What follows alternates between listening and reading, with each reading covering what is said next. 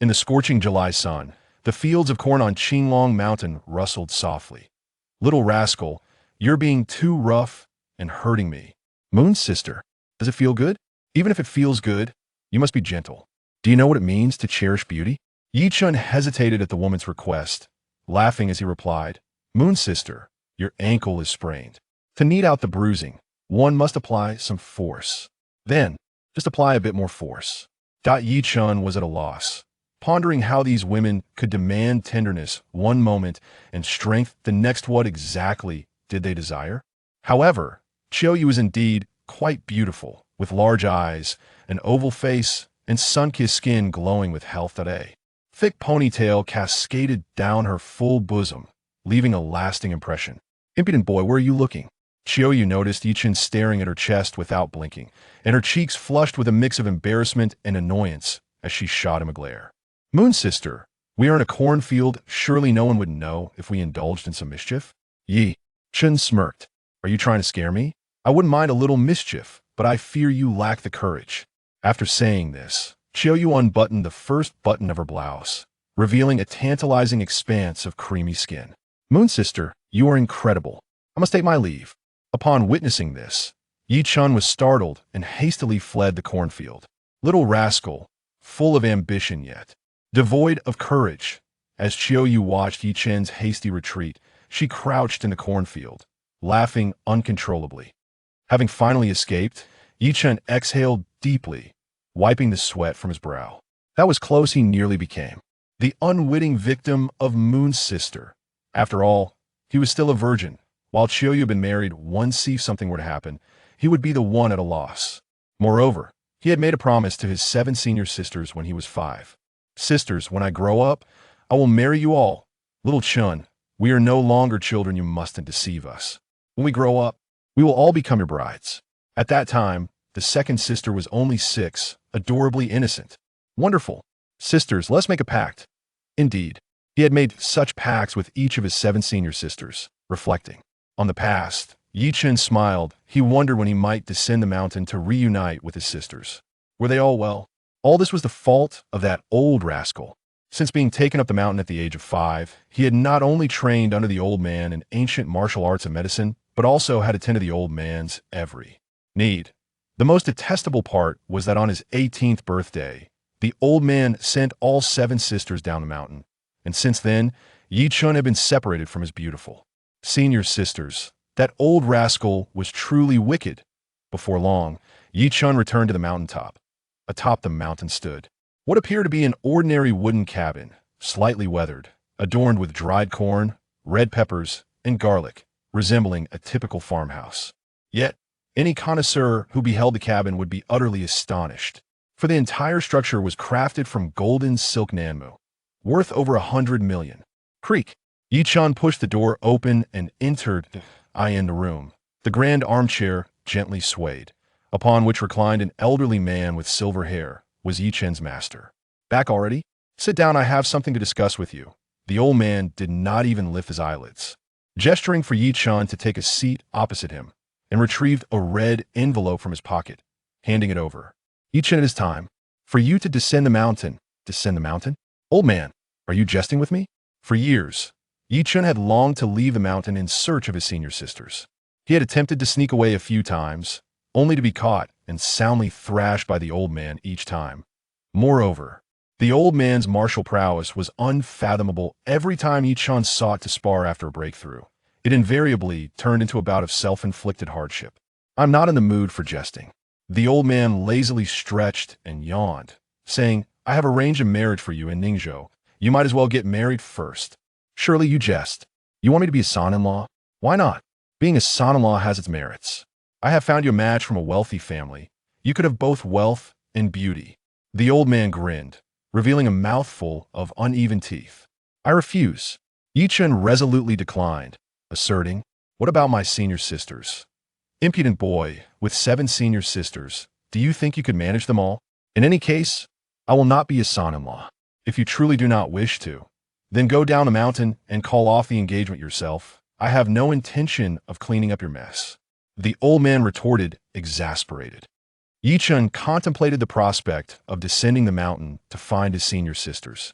And his heart soared with joy. He hastily returned to his room to pack a few changes of clothes before bidding farewell to the old man and leaving. "Old man, I will miss you." Before departing, Yichen looked at him with red-rimmed eyes, reluctant to part. "Ah, what a good child." A mist of emotion clouded the old man's aged eyes. It seemed this boy held genuine affection for him. "At last, I am liberated. Senior sisters, wait for me. I shall soon come to marry you." Yichen's tone shifted, and without another word, he dashed down the mountain. Impudent boy. Watching Yichen's receding figure, the old man's expression suddenly grew serious, muttering, "The golden-scaled fish is no mere creature of the pond. Once it encounters the wind and clouds, it transforms into a dragon. It is time for this dragon to soar." At Ningzhou train station, Yichen donned a pair of faded jeans and a white shirt, carrying a military travel bag, resembling a newly arrived migrant worker in the city. Observing the bustling scene before him, Yichen pulled out the letter and sighed. "Su Shui. I am truly sorry, but for the happiness of my 7 senior sisters, I must call off the engagement. As the saying goes, beautiful women do not often marry into wealthy families." The old man claimed it was a wealthy household, most likely arranging for him to wed a Zhu Beiji. If he did not call off the engagement, would he be waiting to be trampled by a pig? The thought sent a shiver down Yichen's spine, and he quickly stowed the marriage certificate, hailing a taxi and instructing the driver to hurry him to the address. "Are you serious, buddy?" The driver turned back, a look of skepticism on his face. "Do we know each other well enough? For jokes, you're heading to the affluent district of Ningzhou. Is that so?" It appears the old man was not deceiving me. He has indeed found me a wealthy lady. Yichen grinned widely. Upon hearing this, the driver nearly spat blood. The audacity of today's youth is truly remarkable. They unabashedly thrive on the fortunes of others. Before long, Yichen arrived at the Su family's villa. It was a splendid European-style residence, its opulent decor a testament to the affluence of its owners. "Stop! What do you think you're doing?" As Yichen approached the entrance, he was halted by a bodyguard from the Su family. "I am here to see Miss Su Shui." "Looking for Miss Su?" The bodyguard assessed Yichen from head to toe, sneering. "Who do you think you are?" "I am her fiancé." Yichen contemplated for a moment before speaking. "What?" The bodyguard was taken aback at first, then burst into hearty laughter. "My friend, you truly have a remarkable talent for boasting. To claim you are Miss Su's fiancé, if you are indeed a son-in-law of the Su family, then I must be the President of the United States. I genuinely am her fiancé. However, I have come to annul our engagement," Yichen stated earnestly. After laughing enough, the bodyguard initially thought to dismiss Yichen, suspecting him to be a lunatic. Yet, as he approached, he caught a whiff of a subtle herbal fragrance emanating from Yichen. "You must be here to treat the young lady, correct?" "Treating her?" "Indeed." The patriarch declared that whoever can cure the young lady's ailment shall have her hand in marriage. Numerous doctors have visited in recent days, yet none have been able to alleviate her condition. "Do you, a mere barefoot doctor, wish to tempt fate as well?" The bodyguard regarded Yichen as an unqualified practitioner. "Yes, I am indeed here to treat her." Yichen thought for a moment before responding. "Then you may enter." The patriarch instructed that any doctor is permitted within, "though I am quite certain you shall not succeed." The bodyguard was resolute in his belief. "You truly are astute." Yichen smiled slightly and strode confidently inside. At the Su family villa, the atmosphere was bustling. Several doctors, having analyzed Su Shui's condition, expressed their helplessness. "I'm afraid, Old Master Su, we cannot cure Miss Su." "Old Master Sun, it is now up to you." Old Master Sun undoubtedly possesses a solution. He is indeed the divine physician of Ningzhou. The crowd's attention shifted towards an elderly man clad in a long gown, his hair and beard white as snow. "Old Sun, I implore you to save my granddaughter." Su Lianshan, dressed in a fitting tang suit, despite his advanced age, exuded vitality. As the head of the Su family, his dearest descendant was Su Shui. "I shall do my utmost." Old Sun Chanxing nodded, personally examining Su Shui, preparing for acupuncture. Initially, his needlework was swift and precise. But as he prepared to insert the final needle, he hesitated. The onlookers exchanged puzzled glances. Why had the divine physician paused? At that moment, a cold voice pierced through the air. "Should that needle be inserted, the patient will not survive the night."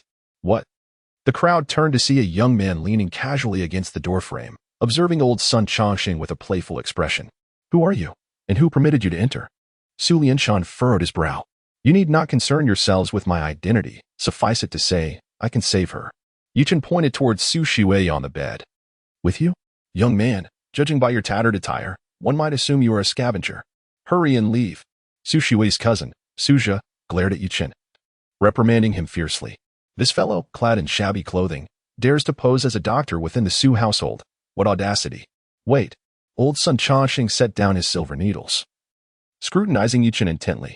Young friend, did you just assert that should I insert that needle, Miss Su shall not see the morrow? Is it not so? Yichen shrugged and remarked, why did you hesitate just now? It would have been better to proceed directly with the needle. Sun Changxing's face flushed with embarrassment as Yichen's words struck true. He too feared that once the final needle was inserted, there would be no turning back. Preposterous. Do you realize that Sun is a divine doctor of Ningzhou? How dare a country bumpkin like you pass judgment here? Suja retorted angrily. You would do well not to insult me, lest you provoke my wrath. Yichen shot a cold glare at Suja, a sharp glint of menace flashing in his eyes. Suja was taken aback. Yichen's gaze resembled that of a predator fixating on its prey, exuding an aura of death. You just employed the 9 needles of golden fire, did you not? Yichen asked indifferently, noticing that Suja had fallen silent. Why you know of the 9 needles of golden fire? Sun Changxing exclaimed in astonishment. This ancient technique had long been lost, and he had painstakingly obtained a fragment of it from the folk traditions, which had enabled him to attain the title of divine doctor in Ningzhou. How could this young man, dressed like a laborer, recognize it at a glance? The 9 needles of golden fire target 9 acupoints and open 9 orifices. Your first 4 needles were correct, but the last 5 were entirely incorrect. Moreover, it is essential that the technique is wielded with one's qi. You do not appear to be someone who comprehends the path of medicine, do you? Yichen stated bluntly. The so-called path of medicine refers to the understanding of martial arts through the lens of medicine. An ordinary physician would never fathom its intricacies in a lifetime. My young friend, you are indeed an extraordinary individual. Please forgive my earlier lack of discernment. Sun Changxing said, his anger dissipating, replaced by fervent excitement. You can wield the 9 needles of golden fire? Is it truly so difficult, this mere 9 needles of golden fire? Yichen scoffed, disdain evident on his lips. The old man possesses a house filled with ancient medical texts, countless lost techniques of traditional Chinese medicine. The 9 needles of golden fire is but one among many. Sun Changxing felt a pang of shame, as the technique he had struggled to comprehend throughout his life seemed trivial when spoken of by Yichen. Su Lao. This young man's acupuncture skills surpass my own. I am willing to guarantee my reputation. Let him treat Miss Su. Sun Changxing declared without further hesitation, turning to Su Lianshan. Su Lianshan frowned slightly at the suggestion. Father, please don't act impulsively. This young man could very well be a fraud. Father, we cannot gamble with Shuwei's life. The onlookers urged caution. Silence. Those mediocre doctors outside all claim to be experts, but who has healed my granddaughter? In recent days, many doctors have come to the Su family for handouts, yet none have succeeded in reviving Su Shuwei. Su Lianshan had long since lost faith in these charlatans. All present fell silent, acutely aware that angering the elder would lead to dire consequences. My young friend, I implore you to treat my granddaughter. If you succeed, I promise you a handsome reward. Su Lianshan resolved, resigning himself to a desperate gamble. A reward is unnecessary. All I require is your agreement to annul the engagement. Yichen muttered. What? Nothing. I shall first examine the patient. As Yichen entered the bedroom, he was momentarily entranced upon gazing at Su Shuwei's visage. Although she lay on the bed with her beautiful eyes closed, her exquisite features, porcelain skin, and the faint, ethereal fragrance of innocence emanating from her captivated him utterly. The old man certainly had a discerning eye. He truly found me a stunning beauty as a wife, Yichen mused with quiet delight. Should I still consider this marriage? Master, may we commence? Sun Changxing kindly prompted, noticing Yichen's statue-like stillness. Oh, Miss Su's ailment is trivial. A few needles will suffice. Upon hearing this, the crowd cast scornful glances in his direction. So many doctors had failed to remedy her condition, yet this young man claimed it was merely a trifling matter. As if he were the legendary Hua Tuo himself. Yichen, disinterested in explanations, swiftly produced a leather box from his pocket and extracted 9 gold needles of varying lengths. With hands as swift as the wind, he deftly inserted the needles into Su Shuwei's 9 acupoints, each topped with a gentle twist before flicking them. A humming sound emanated as the needles began to quiver lightly. Good heavens! He is utilizing qi to manipulate the needles. Sun Changxing, witnessing this extraordinary scene, was overwhelmed with excitement. This was indeed the pinnacle of acupuncture, as foretold in legends. At that moment, Suja's phone rang. He glanced at it anxiously and informed Su Lianshan, "Grandfather, young Master Bai has invited Professor Yin Qing, and he is already at our doorstep." "Is it Professor Yin from the Provincial Chinese Medicine Association?" "Indeed. Not long ago, Professor Yin treated a head of state from a certain country." Suja's lips curled into a smirk as he provocatively called out to Yichen, "I believe Professor Yan's medical expertise far surpasses that of certain barefoot doctors. Wouldn't you agree? Let us not delay his arrival." Swiftly, Su Lianshan ushered people out to greet the esteemed professor. It was a rare privilege to summon a master like Yin Qing, given the Su family's limited influence. In the room, only Sun Chongqing remained. His eyes fixed intently on Yichen's movements, akin to a schoolboy afraid of missing any detail. Soon, footsteps grew nearer. "Professor Yin, Xuei is my dear friend. I hope you will take great care of her." The speaker was Bai Yichen, the only son of the prominent real estate tycoon, Bai. He was a notable figure in Ningzhou. To secure Professor Yan's assistance, he had exerted considerable effort. "Grandfather, look how well young Master Bai treats my sister." Suja seized the opportunity to remark, "Men like young Master Bai, who cherish women, are indeed rare." Bai Yichen had promised that if Suja aided him in courting Su Xuei, he would gift him a Ferrari worth 6 million.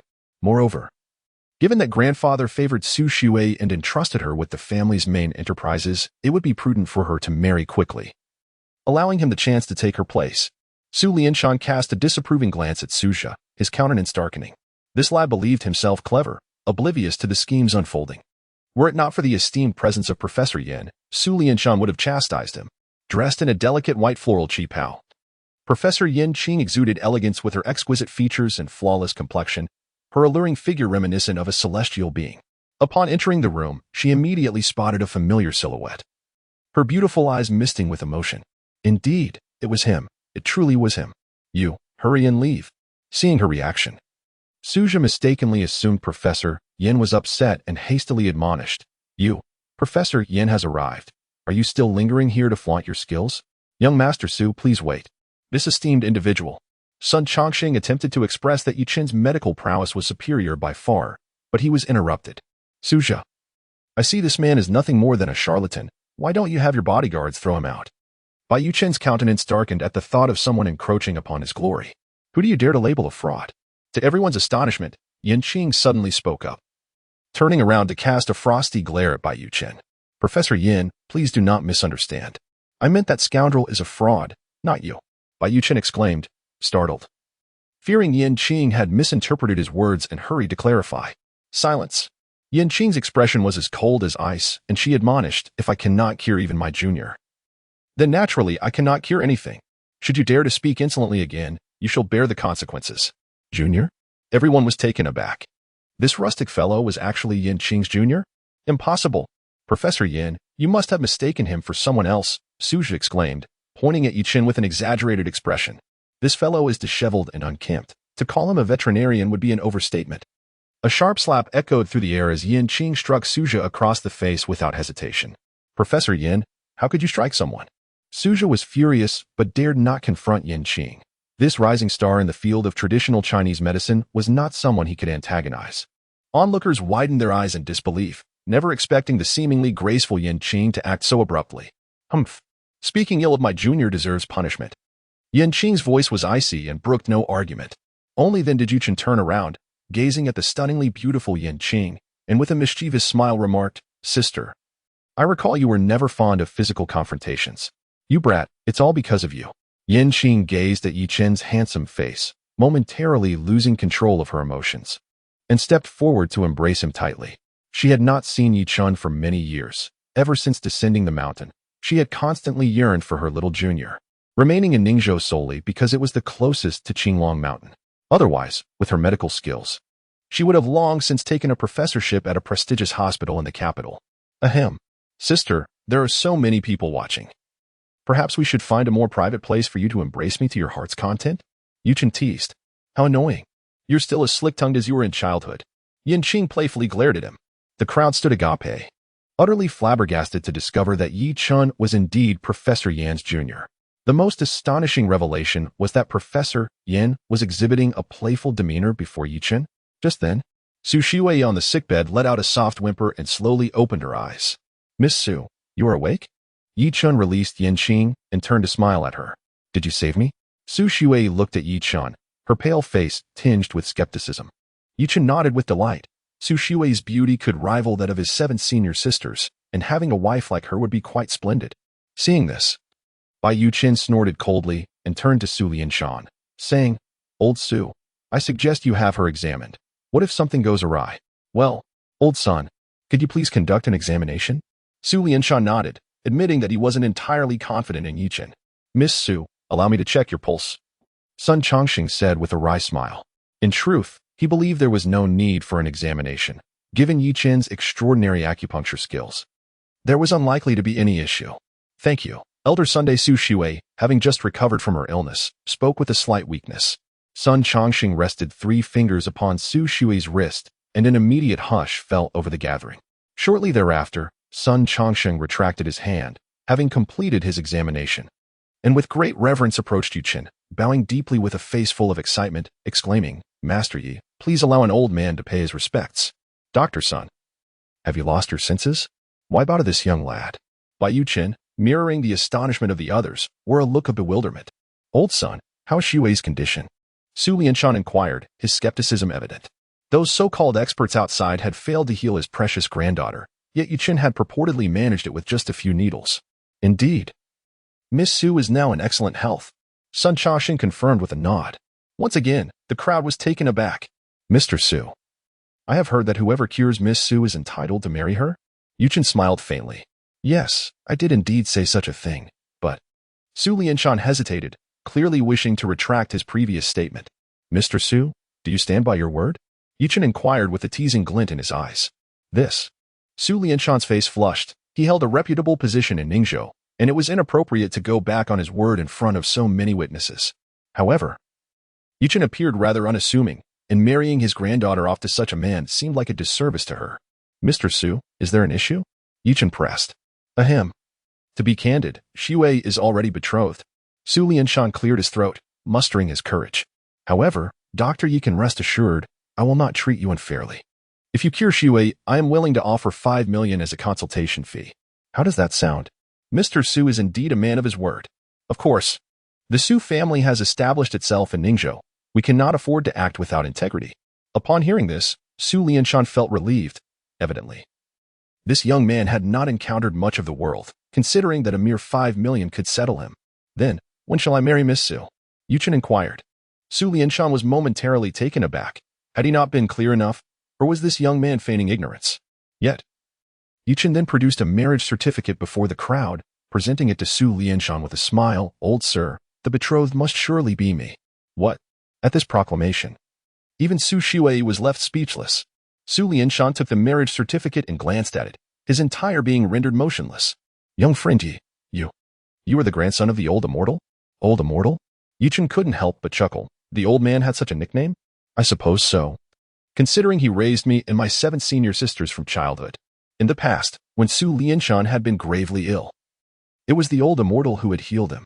To express his gratitude, he had proactively proposed this childhood betrothal. It now appeared that he had acted too rashly. "Grandfather, is the marriage certificate genuine?" Susha, who had just received a slap from Yin Qing, was secretly amused. If Su Shui were to wed a pauper like Yichen, it would surely become a source of ridicule for the family, and that would be quite entertaining. Su Lianshan was rendered speechless. Just moments ago, he had emphasized the importance of integrity, yet if he were to deny Yichen now, it would be tantamount to slapping his own face. Bai Yuchen, sensing the precarious situation, hastily interjected, "Old Su, this man is unworthy of Shui. You must not marry her off to him." Silence. Yin Qing glared fiercely at Bai Yuchen and reprimanded, "This is not your place to meddle. I declare that from this day forth, the Bai family is blacklisted. No traditional Chinese medicine practitioner in the province shall treat any member of the Bai family." What? Bai Yuchen was utterly bewildered. In his embarrassment and fury, he could only glare at Yichen and bark, "Kid, I'll offer you another 5 million. Leave the Su family at once." "Fool, can my wife be bought with money?" Yichen retorted. Bai Yuchen was incensed, and had it not been for Yin Qing's presence, he would have slapped Yichen for his arrogance. The atmosphere in the room grew increasingly tense, and at that moment, Su Shui spoke up. "Grandfather, I have a betrothal with Mr. Yi, and he has saved me, so I am willing to honor our marriage contract. My dear granddaughter, you must think this through." "Yes, I am willing to marry him," Su Shui replied, her face flushing with shyness as she lowered her gaze. She thought to herself that although this man was dressed simply, his medical skills were exceptional, and he undoubtedly had a promising future. Besides, marrying a doctor was not a bad idea at all. Yichen felt an inexplicable warmth. Touched by Su Shui's understanding of protecting her own, such a woman was indeed commendable. Su Lianshan sighed helplessly, but before he could voice his thoughts, a woman's furious voice suddenly echoed through the room. I object. Everyone turned to see a fashionable woman with glamorous, voluminous curls storming into the room. Mom? Su Shui exclaimed upon recognizing her. You still remember that I am your mother? Li Xiangqin retorted angrily, if I had arrived a moment later, you would have been marrying this poor boy. Madam, you should choose your words carefully. My junior is not just any poor boy. Yin Qing warned, frowning. Humph. Li Xiangqin glanced disdainfully at Yin Qing before sizing up Yichen with derision. Young man, if you wish to marry my daughter, the bride price is 10 million. Can you afford it? The room fell silent in shock. No one had anticipated Li Xiangqin's audacious demand for a bride price of 10 million. Rest assured, young masterby, this brat certainly cannot come up with 10 million. If he does, I shall eat my words live. Suzhou whispered with a chuckle in Bai Yuchen's ear. Don't worry. Once I marry your sister, you shall not be shortchanged. Bai Yuchen replied with a smug smile. 10 million was beyond Yuchen's means. Yet it was a mere trifle to him. Wow, is the bride price in Ningzhou really this high? Yichen scratched his head. On Qinglong Mountain, the most one would need for a bride is a pig and a few dozen pounds of corn. You insolent brat, are you implying my daughter is a pig? Li Xiangqin's face turned green with anger. It's just 10 million, isn't it? Yin Qing let out a cold snort and, after speaking, took out a check and swiftly wrote one for 10 million, handing it to Li Xiangqin. Li Xiangqin took the check and examined it, sarcastically remarking, oh, you can just write a check for 10 million. How do I know if it's genuine? If you're worried it's fake, you can call the bank to verify right now. Yin Qing replied nonchalantly. Just as Li Xiangqin was about to place the call, a middle-aged man approached and whispered a few words in her ear. Oh, it's Professor Yin. Then I need to verify. Li Xiangqin was astonished but maintained an expression of indifference. Now that you've accepted the money, my junior can marry your daughter, correct? Absolutely not. Unexpectedly. After receiving the money, Li Xiangqin had a change of heart. What do you want then? During my daughter's illness, many of Su's business deals have been snatched by other companies. If you can reclaim them all within a week, I will allow you to marry my daughter. Mom, aren't you being unreasonable? Su Shui could no longer remain silent, observing Yi Chen's attire, which suggested he had just arrived in the city. How could he possibly reclaim those businesses? Regardless, I've laid out the conditions. Boy, I advise you to retreat while you can. Li Xiangqin looked at Yi Chen triumphantly, presenting him with a formidable challenge. Not a problem, it's a trivial matter. Surprisingly, Yichen smiled and agreed, leaving everyone astonished. Did you not hear what I said? Li Xiangqin's eyes widened. I heard perfectly well. It's merely about reclaiming Su's business, Yichen shrugged. Well, you're boasting without fear. What gives you the right? Bai Yuchen could no longer contain himself, even if he were to intervene. Reclaiming Su's business was no easy feat. Moreover, Yichen was merely a newcomer, likely unable to even enter their company's doors. I have 7 senior sisters. Do you have a house? My senior sister does. Do you have a car? My senior sister does. Hearing Yuchen's words, it appeared he intended to rely on women for support. Shameless. Bai Yuchen was infuriated, never expecting to be rendered speechless by a man who lived off women. Madam, can I now marry your daughter? Yichen smiled at Li Xiangqin. Humph. If you don't reclaim the business within a week, I will not refund this 10 million. And you will never think of pursuing my daughter. Li Xiangqin said with a glint in her eye, leaving no room for negotiation. Ultimately, she had no intention of returning the money. Those who heard Li Xiangqin's words couldn't help but gasp in disbelief. Anyone with such a greedy mother-in-law would surely be cursed with misfortune. Mom, that is too much. I am your daughter, not a tool for you to profit from. Su Shui felt a surge of humiliation upon witnessing the expressions of those around her. Silly girl, mother is doing this for your own good. Li Xiangqin, like many parents, believed that a mere phrase for your own good could grant her the liberty to act without restraint. Yichen, come with me. Su Shui, with a determined bite of her silver teeth, leaped from the bed and, disregarding the crowd's attempts to intervene, seized Yuchen's hand and dashed out of the bedroom. Was this girl in such a hurry to consummate their union? Nevertheless, Su Shui's delicate and smooth hand felt quite pleasant to hold, and Yichen allowed himself to be led along, following her eagerly. It is indeed fortunate for Su Shui to marry my junior, Yin Qing remarked before turning to leave. Old Su, do not miss such a splendid son-in-law. Sun Chaoxing sighed lightly, hastily exiting the room as he had urgent matters to discuss with Yichen. Humph! How dare Su Shui engage in such brazen behavior with a stranger, bringing shame to our Su family? Li Xiangqin cried out, her anger palpable. What kind of education have you imparted to your daughter? Indeed, someone like her is unworthy of managing the Su family's affairs. Grandfather, I propose we find a replacement immediately. Suja seized the opportunity to further his own agenda. Among all the younger generation of the Su family, grandfather favored Su Shui, while grandmother preferred him. Unfortunately, the old lady was overseas, and to secure his claim to the Su family's assets, he needed to tarnish Su Shui's reputation severely. Su Lianshan's expression darkened as he silently regarded Li Xiangqin and her husband. Su Shui's father, Su Wanda, was introverted and reticent. In contrast, Li Xiangqin, upon hearing the criticism of her parenting, furiously declared, "As long as I draw breath, that boy shall never marry Shui. By shall. You cannot allow yourself to be bested by that country bumpkin." Suja whispered, seeking to incite Bai Yichen. Humph, a toad desiring to consume swan meat. Bai Yichen gritted his teeth and coldly replied, "Rest assured, I will not permit Shui to marry such a rustic fool. What is your plan to deal with that boy?" Suja harbored a deep-seated animosity towards Yichen, believing that if not for him, he would not have faced Yanqing's wrath. Just wait and see. He relies on Professor Yan's support, but I am confident I will find a moment when that boy is alone. Bai Yichen scoffed. Bai Shao, you are formidable. Suja grinned wickedly, knowing that the Bai family had risen through the underworld, making it all too simple to deal with an outsider. At the entrance of the villa, the bodyguards were conversing about the earlier events. Sigh, today's youth are merely chasing dreams. One colleague sighed deeply in response, lamenting that while soft living may seem appealing, not everyone is suited for it. Indeed, that boy is not even as handsome as I am. Just as the bodyguard was about to boast, he caught sight of Su Shui emerging from the villa, hand in hand with a man. What the? Is this a ghost? The bodyguard's eyes widened in disbelief as he witnessed Su Shui pulling Yichen into a Maserati parked outside. That boy. What boy? The one who was just pulled into the car by Miss Su. He's the very person I was referring to. The bodyguard explained with a face full of despair. Then you're finished. How dare you offend the future son-in-law? His colleague laughed mischievously.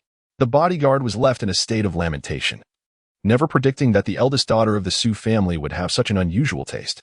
Yichen was drawn into the car by Su Shui, and a delicate fragrance of women's perfume wafted towards him. How delightful.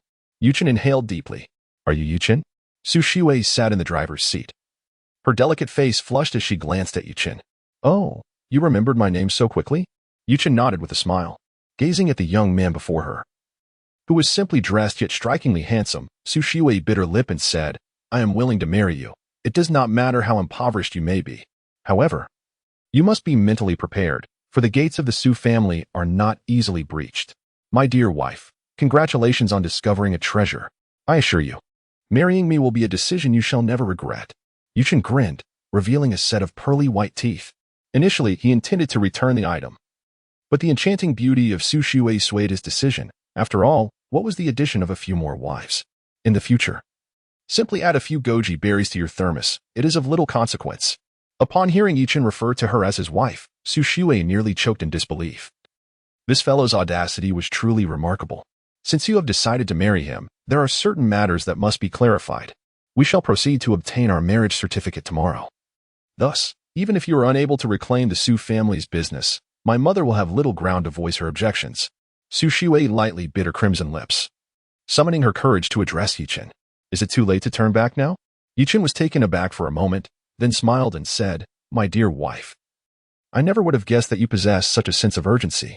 Who would rush to turn raw rice into cooked meals with you? Su Shui's delicate face flushed with embarrassment, and unable to restrain herself, she cast a sidelong glance at Yichen and sighed softly. Never mind, just wait for my call. As for the business with the Chow Group, I shall handle it myself. The Chow Group? Yichen was taken aback, pondering to himself. Is this not the organization of my esteemed senior sister? Joanna is 3 years older than Yichen, the female president of the Chow Group in Ningzhou, whose fortune amounts to several hundred billion, exists like a queen in Ningzhou. My dear, is it the Chow Group in Ningzhou? Ah, you are aware of it too? In fact, the CEO of the Chow Group is also my senior sister, Yichen candidly admitted. The CEO Chiao is your senior sister? Upon hearing this, Su Shui's beautiful eyes sparkled momentarily, but soon dimmed again. She then spoke earnestly. Yichen, Being poor is not frightening, but one must never resort to dishonesty. Do you understand? Outside the car, Yichen leaned down and gently tapped on Yichen's side of the window. Senior sister, would you like to come in and sit for a while? Yichen rolled down the car window, leaned out, and cheerfully exclaimed, sit in your big-headed ghost. Yichen discovered Yichen and Su Shui seated in the car, her tone tinged with a hint of jealousy as she remarked, Yichen, now that you have a wife, I fear you may forget about me, your elder sister in the craft. How could that possibly be? I may have forgotten my own surname, but I shall never forget the name of my second senior sister. Yichen exclaimed his grievances. At least you still possess a conscience. Upon hearing this, Yichen chuckled lightly, I am not joking with you anymore. I must attend to a patient. Please provide me with your mobile number. Yichen did not dare to be negligent and promptly recited his phone number. I will find time to visit the senior sister. And in the evening, I shall treat you to dinner. Yichen, after speaking, flashed a gentle smile at Su Shui before departing from the villa. Yichen, your relationship with Professor Yin seems quite amicable. Are you feeling jealous? Su Shui almost spat blood upon hearing this. Yichen's arrogance was simply too much. You have just arrived in Ningzhou and have yet to find a place to settle down, am I right? With a wry smile, Yichen contemplated that he had initially intended to annul the marriage and seek accommodation in a hotel. However, circumstances took an unexpected turn. Come home with me, he proposed. But I must establish 3 stipulations first. Su Shui looked at Yichen earnestly and said, shall we establish some ground rules? You may stay with me, but you are not permitted to share the bed. You must sleep on the floor. Can you agree to this? Sleep on the floor? Yichen pondered for a moment before acquiescing. Very well. After all, there will inevitably come a day when you will change your mind. Su Shui's delicate face instantly flushed with a rosy hue. Upon witnessing her bashful demeanor, Yichen could not help but smile broadly. What are you laughing at? My wife appears rather adorable when she's shy, Yichen said with a brazen demeanor. Who is your wife? We haven't even obtained our marriage certificate yet. Su Shui felt both embarrassed and angry. However, Yichen maintained an attitude of indifference, as if he were an unflinching pig in boiling water. Leaving her utterly at a loss. Wife, I must first visit my senior sister. Shall I return home with you afterwards? As you wish. Then I shall take my leave. As Yichen opened the car door and stepped out, he was immediately called to a halt by Sun Changxing. Esteemed Yi, please stay a moment. Sun Changxing hurriedly approached. And before Yichen could speak, he abruptly knelt before him with a thud. What are you doing? Quickly rise. Yichen was taken aback. This old man dared to stage a scam in broad daylight? Su Shui, seated in the car, was utterly petrified upon witnessing this scene. Master Sun is a renowned divine physician in Ningzhou, and even the distinguished nobles typically show him a modicum of respect. Yet now, they have knelt before Yichen? Esteemed Master Yi, please take me as your disciple. Sun Changxing gazed earnestly at Yichen. I never intended to take on a disciple. Moreover, considering your age, it would be quite inappropriate for you to be my apprentice. Yichen found himself in a state of bemusement. This old man truly had the audacity to kneel before a younger generation. Coincidentally, the members of the Su family emerged at that moment, and upon witnessing this scene, they were all left utterly astounded. What has transpired that the esteemed doctor's son kneels before Yichen, regardless of the peculiar glances cast by the onlookers?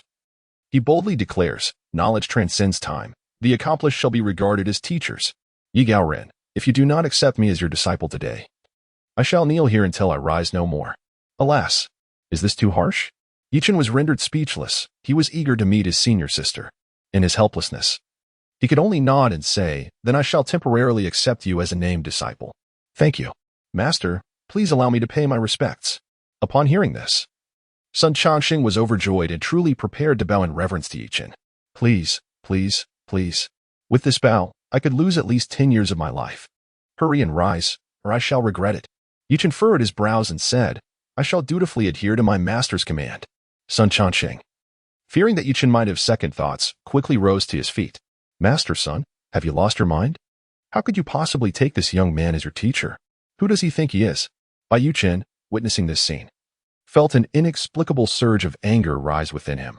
He rushed forward and exclaimed furiously, how dare you be so disrespectful to my master? I hereby announce that, henceforth, the Bai family is prohibited from seeking medical treatment at my establishment. Sun Changxing's voice resonated firmly in the face of Bai Yuchen's unreasonable antics. Upon hearing this, Bai Yuchen was taken aback. Did he not consult the almanac before stepping out today? How could a mere traditional Chinese medicine practitioner blacklist him? Never mind. I have other matters to attend to. You all carry on. Master, where are you headed? Allow me to arrange transportation for you, Sun Chongqing offered, eager to please. No need. Yichen replied curtly before turning to leave the villa.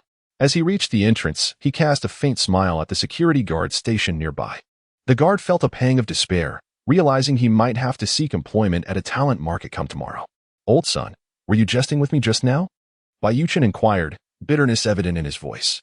Who has the time to joke with you? The Bai family ought to reflect upon its actions. With that, Sun Chongqing strode away, leaving Bai Yichen seething with indignation. In Ningzhou, at the Qiao Corporation building, Yichen alighted from his vehicle and gazed up at this iconic structure, feeling a surge of admiration. My senior sister is truly capable. Whoever marries her will undoubtedly find happiness. After this reflection, Yichen entered the office building and made his way directly to the reception desk. Sir, whom are you seeking? The receptionist, a meticulously dressed young woman, surveyed Yichen's rustic appearance and immediately displayed a look of disdain. I am looking for your president, Qiao Joanna. Yichen grinned. Pardon? The receptionist's eyes widened in disbelief. And she scoffed, Sir, have you mistaken yourself? You think you can meet our president Qiao? I am Yichen, her junior. Please call her down to meet me. Yichen's tone turned icy as he sensed her contempt. Are you joking? The receptionist frowned, her impatience palpable. Please leave. We do not welcome country bumpkins here. If you do not depart immediately, I will summon security. Why would my senior sister employ such a prejudiced receptionist? Yichen frowned deeply. How dare you insult me? The receptionist's face flushed with anger as she shouted, Security! Security! Come quickly and remove this troublemaker. Several burly security guards rushed to the scene, encircling Yichen. Kid, you better leave quietly. Do you want to provoke trouble here? The lead guard glared at Yichen menacingly. Which of your eyes perceived me causing trouble? Yichen shot back, his gaze dismissive. If not for his senior sister's reputation, he would have already dealt with this guard. How dare you retort? You clearly crave punishment. The security chief's anger flared, and he brandished a rubber baton in preparation to act. At that moment, a man's voice resonated from behind the crowd. What is going on here? Are we resorting to violence? Yichen turned around and saw a young man adorned in designer attire, radiating arrogance, striding towards him. Young Master Jin, you have arrived, exclaimed the head of security, immediately bowing with utmost respect. Young Master Jin, you are here to see General Manager Qiao, correct? I shall notify her at once. The receptionist accompanied her words with a flattering smile, her face brimming with servility. The man before them was none other than the eldest son of the Jin family, the largest partner of the Qiao group. It was common knowledge throughout the company that young Master Jin was pursuing General Manager Qiao. And there were whispers that the Qiao group might even change its surname to Jin in the future. No need. I shall personally surprise Anna, Jin Yu declared, casting a glance at Yichen and frowning.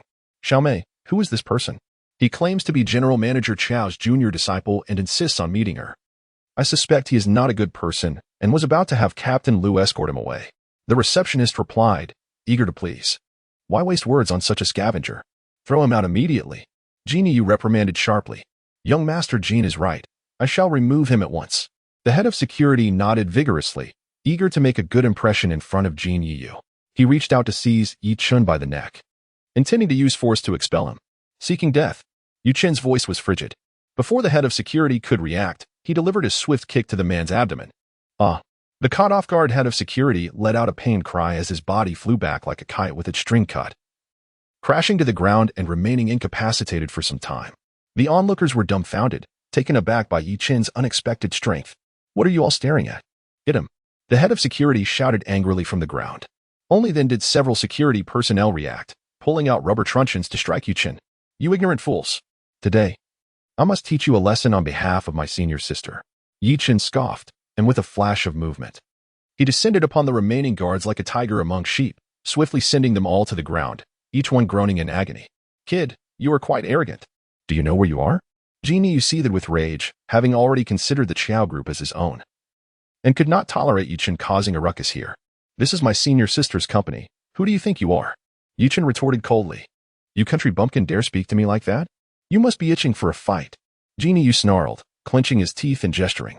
A middle-aged man wearing sunglasses swiftly approached, his movements light and his gaze sharp, his triangular physique indicating a seasoned fighter.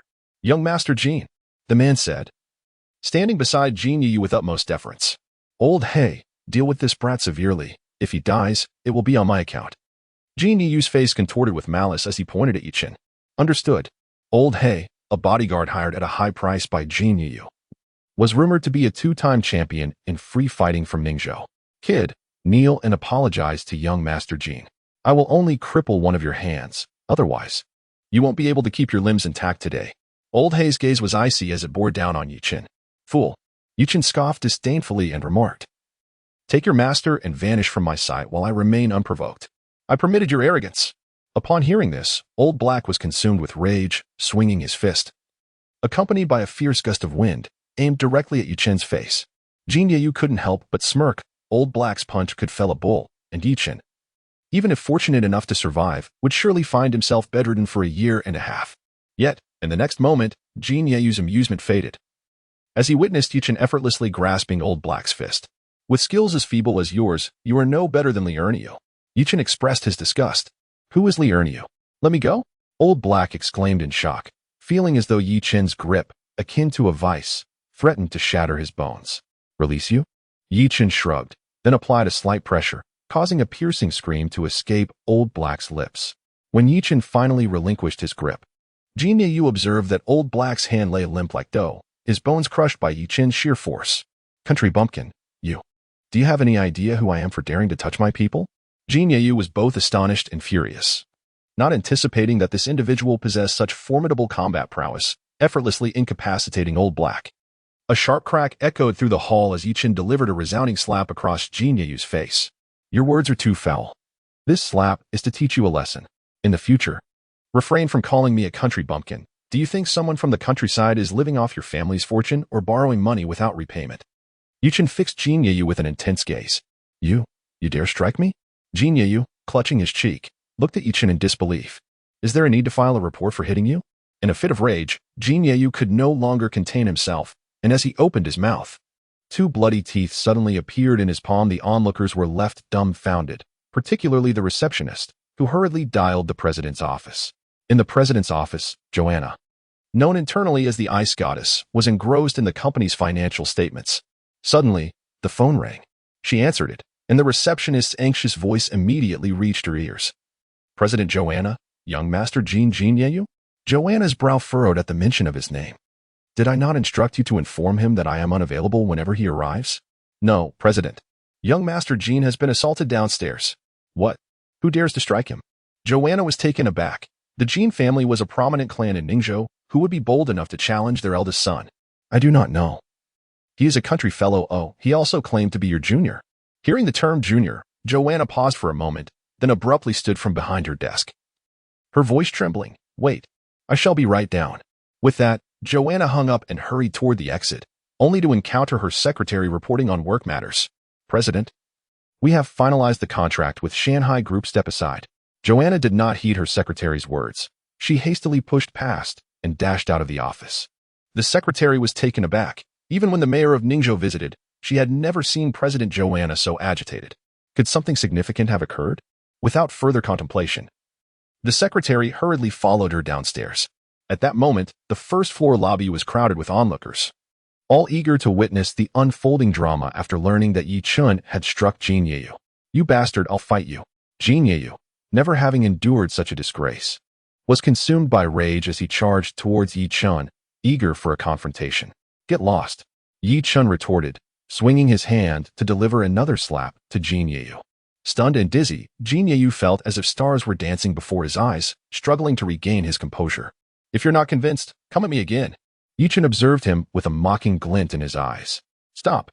A melodic voice rang out from the lobby. Yichen turned to see Joanna, a smile instantly lighting up his face. Senior sister, little junior brother, is that truly you? Joanna initially froze upon seeing Yichen, but her beautiful eyes soon glistened with unshed tears. Memories of their playful days atop Qinglong Mountain flooded her mind. Anna, you arrived just in time. This guy struck me, and I want him dead. Jin Yu seethed, his teeth clenched as he pointed viciously at Yichen. Joanna snapped back to reality, casting a cold glance at Jin Yu. You must have provoked my junior brother. You deserve to be punished. What did you say, Joanna? Jin Yu's fury reached a boiling point. Don't forget that my Jin family is your Qiao Group's largest partner. Very well. I hereby declare that the Qiao Group will sever all business ties with the Jin family from this moment forth. Joanna's declaration was shocking. Are you out of your mind? Jin Yu stared at Joanna in disbelief. In Ningzhou, the Jin family wielded immense power. Was this woman intent on ruining her own future? Junior brother, let us go upstairs. Don't mind him. Joanna, uninterested in further explanation, took Yichen's arm and turned to leave. Joanna, I warn you. If I don't receive an explanation today, you will regret it. Jin Yeyu's jealousy boiled over as he howled in rage at the sight. Daring to threaten my senior sister? You must have a death wish. Yichen's voice was icy. Forget it, junior brother, let it be. With that, Joanna pulled Yichen into the elevator and departed with an air of finality. Bastards, you two dog lovers, just wait. Jin Yeyu trembled with rage as he watched them enter the elevator. Mr. Jin, please calm down. May I fetch you a cup of tea? The receptionist said, attempting to appease him. Tea, my foot. Get the hell away from me. Jin Yeyu barked as he stormed out of the office building, accompanied by Lao He. The receptionist was taken aback. She hadn't anticipated that her flattery would backfire. Yichen followed Joanna to the president's office. You little rascal. What brings you down from the mountain so suddenly, without a word of warning? Upon entering, Joanna locked the door behind her and stood before Yichen. The distance between them less than a meter, each able to perceive the other's scent. Sister, you've misunderstood me, Yichen remarked with a wry smile. The old man gave me a marriage certificate. In truth, I intended to annul the engagement when I descended the mountain. Yet, upon seeing how beautiful you are, I found myself reluctant to proceed with the annulment, correct? Joanna gazed at Yichen with a look of lingering sorrow. Sister, you truly understand me. Humph, you little rascal. Have you forgotten the promise we made in our childhood? Of course not. Yichen quickly replied, Sister, do you not recall our pact? At this, Joanna's face flushed with embarrassment as she playfully chided, as long as you remember. Hee, for the happiness of my sisters, I would willingly offer an entire kidney. Yichen grinned mischievously. How bothersome. Joanna said, and without restraint, she leaped into Yichen's embrace, shedding the aloof demeanor typical of a female CEO. Xiaochen, I've missed you so much. Do you miss me as well? Joanna murmured. Of course, but that old man let me come down from the mountain. Yichen gently stroked Joanna's silky hair, a delightful fragrance wafting toward him. After years apart, his senior sister had indeed matured significantly. The soft curves pressed against his chest stirred something within him. Perhaps sensing a shift in Yichen's demeanor, Joanna hastily pushed him away, her cheeks aflame. You little rascal. Come to my house tonight. Well, sister, are you so eager? Yichen's eyes widened. What are you thinking? I merely meant to invite the second junior sister to join us for a meal. Joanna could not help but roll her eyes at Yichen. Oh, well then, he replied, a hint of disappointment evident on his face. With a soft chuckle, Joanna noted how Yichen's emotions were still as transparent as ever. By the way, sister, who was that fool I struck earlier? Yichen inquired. His name is Jin Yeyu, the eldest son of the Jin family in Ningzhou. A frivolous playboy who constantly bothers me. It's infuriating. Joanna frowned. Sister, if that guy dares to harass you again, I'll slap him into oblivion. Well, do as you see fit. However, do not underestimate Jin Yeyu. His family does possess some influence, Joanna advised. That's of no concern to me. Anyone who dares to covet my woman is simply asking for trouble. Yichen's voice turned icy, a glint of fierce resolve flashing in his eyes.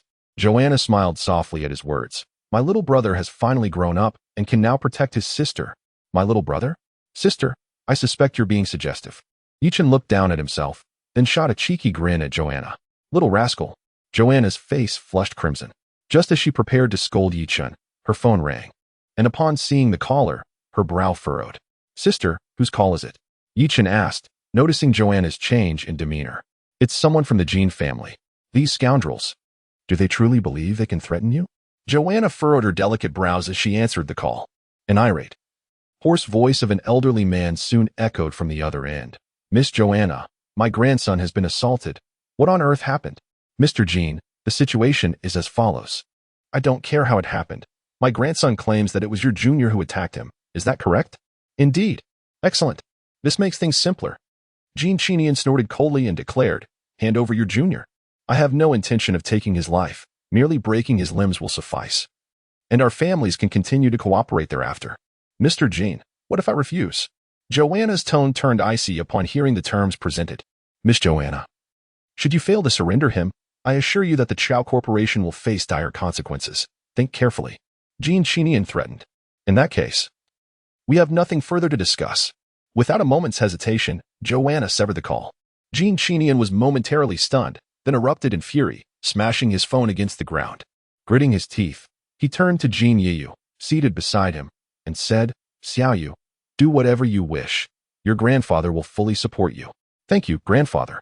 I will ensure that scoundrel sinks to the depths of despair, and that Xiao woman shall not escape retribution either. We shall see. Jin Yeyu's face twisted with malice as a sinister plan of revenge began to take shape in his mind. After ending the call, Joanna's lovely visage betrayed her displeasure. Sister, the Jin family dares to threaten you. Should I pay them a visit? Yichen inquired, his brow furrowed. Forget it. You've just arrived in Ningzhou. Let us celebrate properly instead. I'll call Xiaoqing. Joanna composed herself and dialed Yanqing's number. Senior sister. Has the junior disciple come to find you? Yanqing laughed on the other end. Yes, he confronted Jin Yeyu upon arrival, giggling. Upon hearing this, Yanqing burst into a fit of laughter, teasing, I envy you, senior sister. You have a protector now. You little rascal. Who insisted on marrying Yichen when we were young? Joanna retorted. That was not me. Yanqing's face flushed as she realized her senior sister was referring to her. Come to my house for dinner tonight. I'm taking Yichen to buy a few outfits. Remember to arrive early. All right, I understand. After their conversation concluded, Yichen shrugged and remarked, Senior sister, let's skip the shopping. After all, dinner isn't for a while. I'll head back to my fiancé's house to discuss a few things. Oh, you're already calling her your fiancée before the wedding?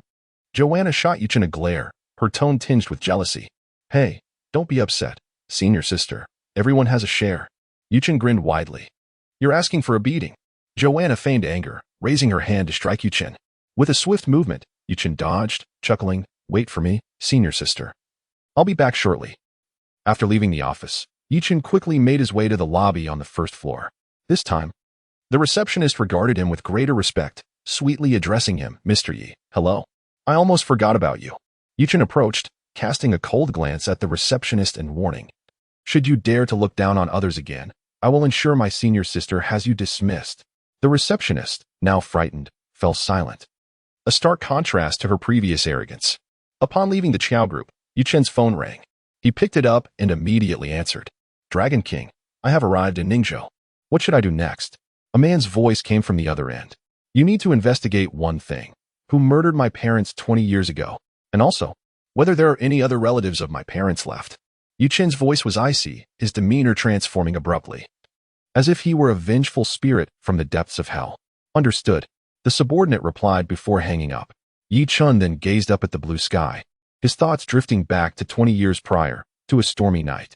At that time, he was merely 5 years old when a group of men in black barged into his home, coldly executing his parents without a word. Terrified, the young Yichen trembled and curled up behind the door, but was soon discovered by the intruders. Just in the nick of time, an elderly man arrived, swiftly dispatching the assailants before taking Yichen to Qinglong Mountain. No matter who you are, I will not let you escape. Yichen gritted his teeth, acknowledging that his purpose for coming to Ningzhou was not only to marry but, more importantly, to uncover the mastermind behind that fateful night. The individual he had just spoken to was the top assassin of the Dragon King Hall, known as Shadow, with his assistants. The identity of the murderer would soon be revealed. The Dragon King Hall is a renowned assassin organization, founded by the elderly man, with its headquarters in Europe. Besides accepting assassination contracts, they also assist the nation in dealing with traitors who have fled to Europe. After turning 20, Yichen became the new Hall Master, leading the Dragon King Hall to instill fear throughout Europe, earning the title of the true King of Assassins. After calming his thoughts, Yichen prepared to hail a vehicle to the Su family, but his phone rang again, this time from an unfamiliar number. Hello, who is this? Yichen. Where are you? Wife? How do you have my number?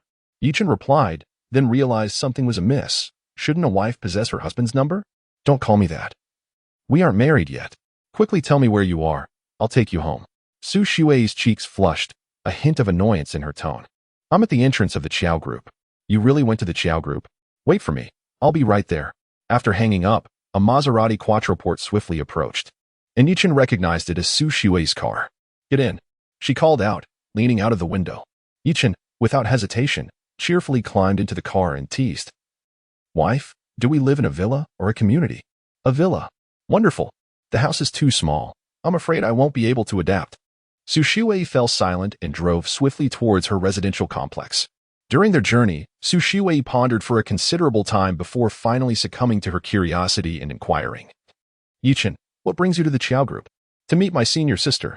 Yichen replied, scratching his head with an apologetic expression.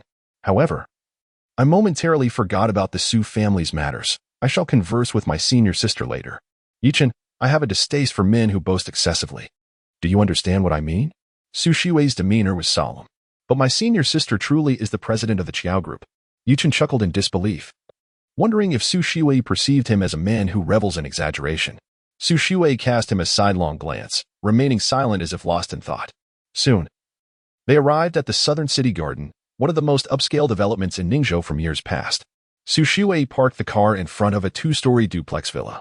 Get out, we've arrived home, she announced, unbuckling her seatbelt. Turning to Yichen, she cautioned, when you meet my parents, please refrain from mentioning your senior sister. They have little tolerance for deceit. Yichen nodded helplessly.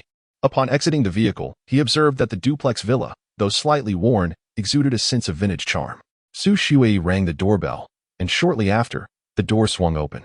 Li Xiangqin emerged, promptly positioning herself in the doorway, and admonished sternly, Daughter, who permitted you to bring this country bumpkin home? He cannot enter. Mom, I have already agreed to marry Yichen. We shall be family from now on. Su Shiwei explained patiently. Bah, I have no intention of becoming family with this impoverished fellow. Li Xiangqin spat, declaring, if he wishes to be a son-in-law of the Su family, let him prove himself by reclaiming our business. Otherwise, he shall not cross my threshold. The Su family does not support idlers. Mom, your words are too harsh. Su Shiwei retorted, her anger evident. Do not call me Mom. If you choose a useless husband, we shall sever our mother-daughter bond. With that, Li Xiangqin seized Su Shiwei's arm and forcefully dragged her into the villa, slamming the door behind them, leaving Yichen standing alone outside. Yichen furrowed his brow, contemplating how exceedingly materialistic this woman was. Soon, the sounds of a heated argument between mother and daughter echoed from within the villa. Shiwei, perhaps I should take my leave, Yichen stated, turning to depart. Wait. Su Shiwei's voice emerged from the villa, followed by the door opening. With tears glistening in her eyes, she gazed at Yichen and asked, Where will you go? Having nowhere to stay? My senior sister has a house. Yichen responded, Humph. Daughter, did you hear that? This fellow is merely a freeloader. How shall you live after marrying him? Li Xiangqin exclaimed angrily. Madam, it would be prudent for you to temper your words. Yichen frowned, issuing a warning. For Shiwei's sake, I shall not hold this against you, but I hope you will conduct yourself appropriately. How dare you, country boy, threaten me? Dream on if you think you can marry my daughter. Li Xiangqin's face flushed with rage as she pointed her finger at Yichen. I am leaving.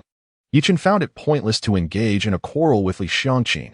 A woman of such superficiality was hardly worth his time. Where are you going? I shall escort you. As soon as Su Shiwei spoke, Li Xiangqin seized her arm tightly, glaring at her with fury.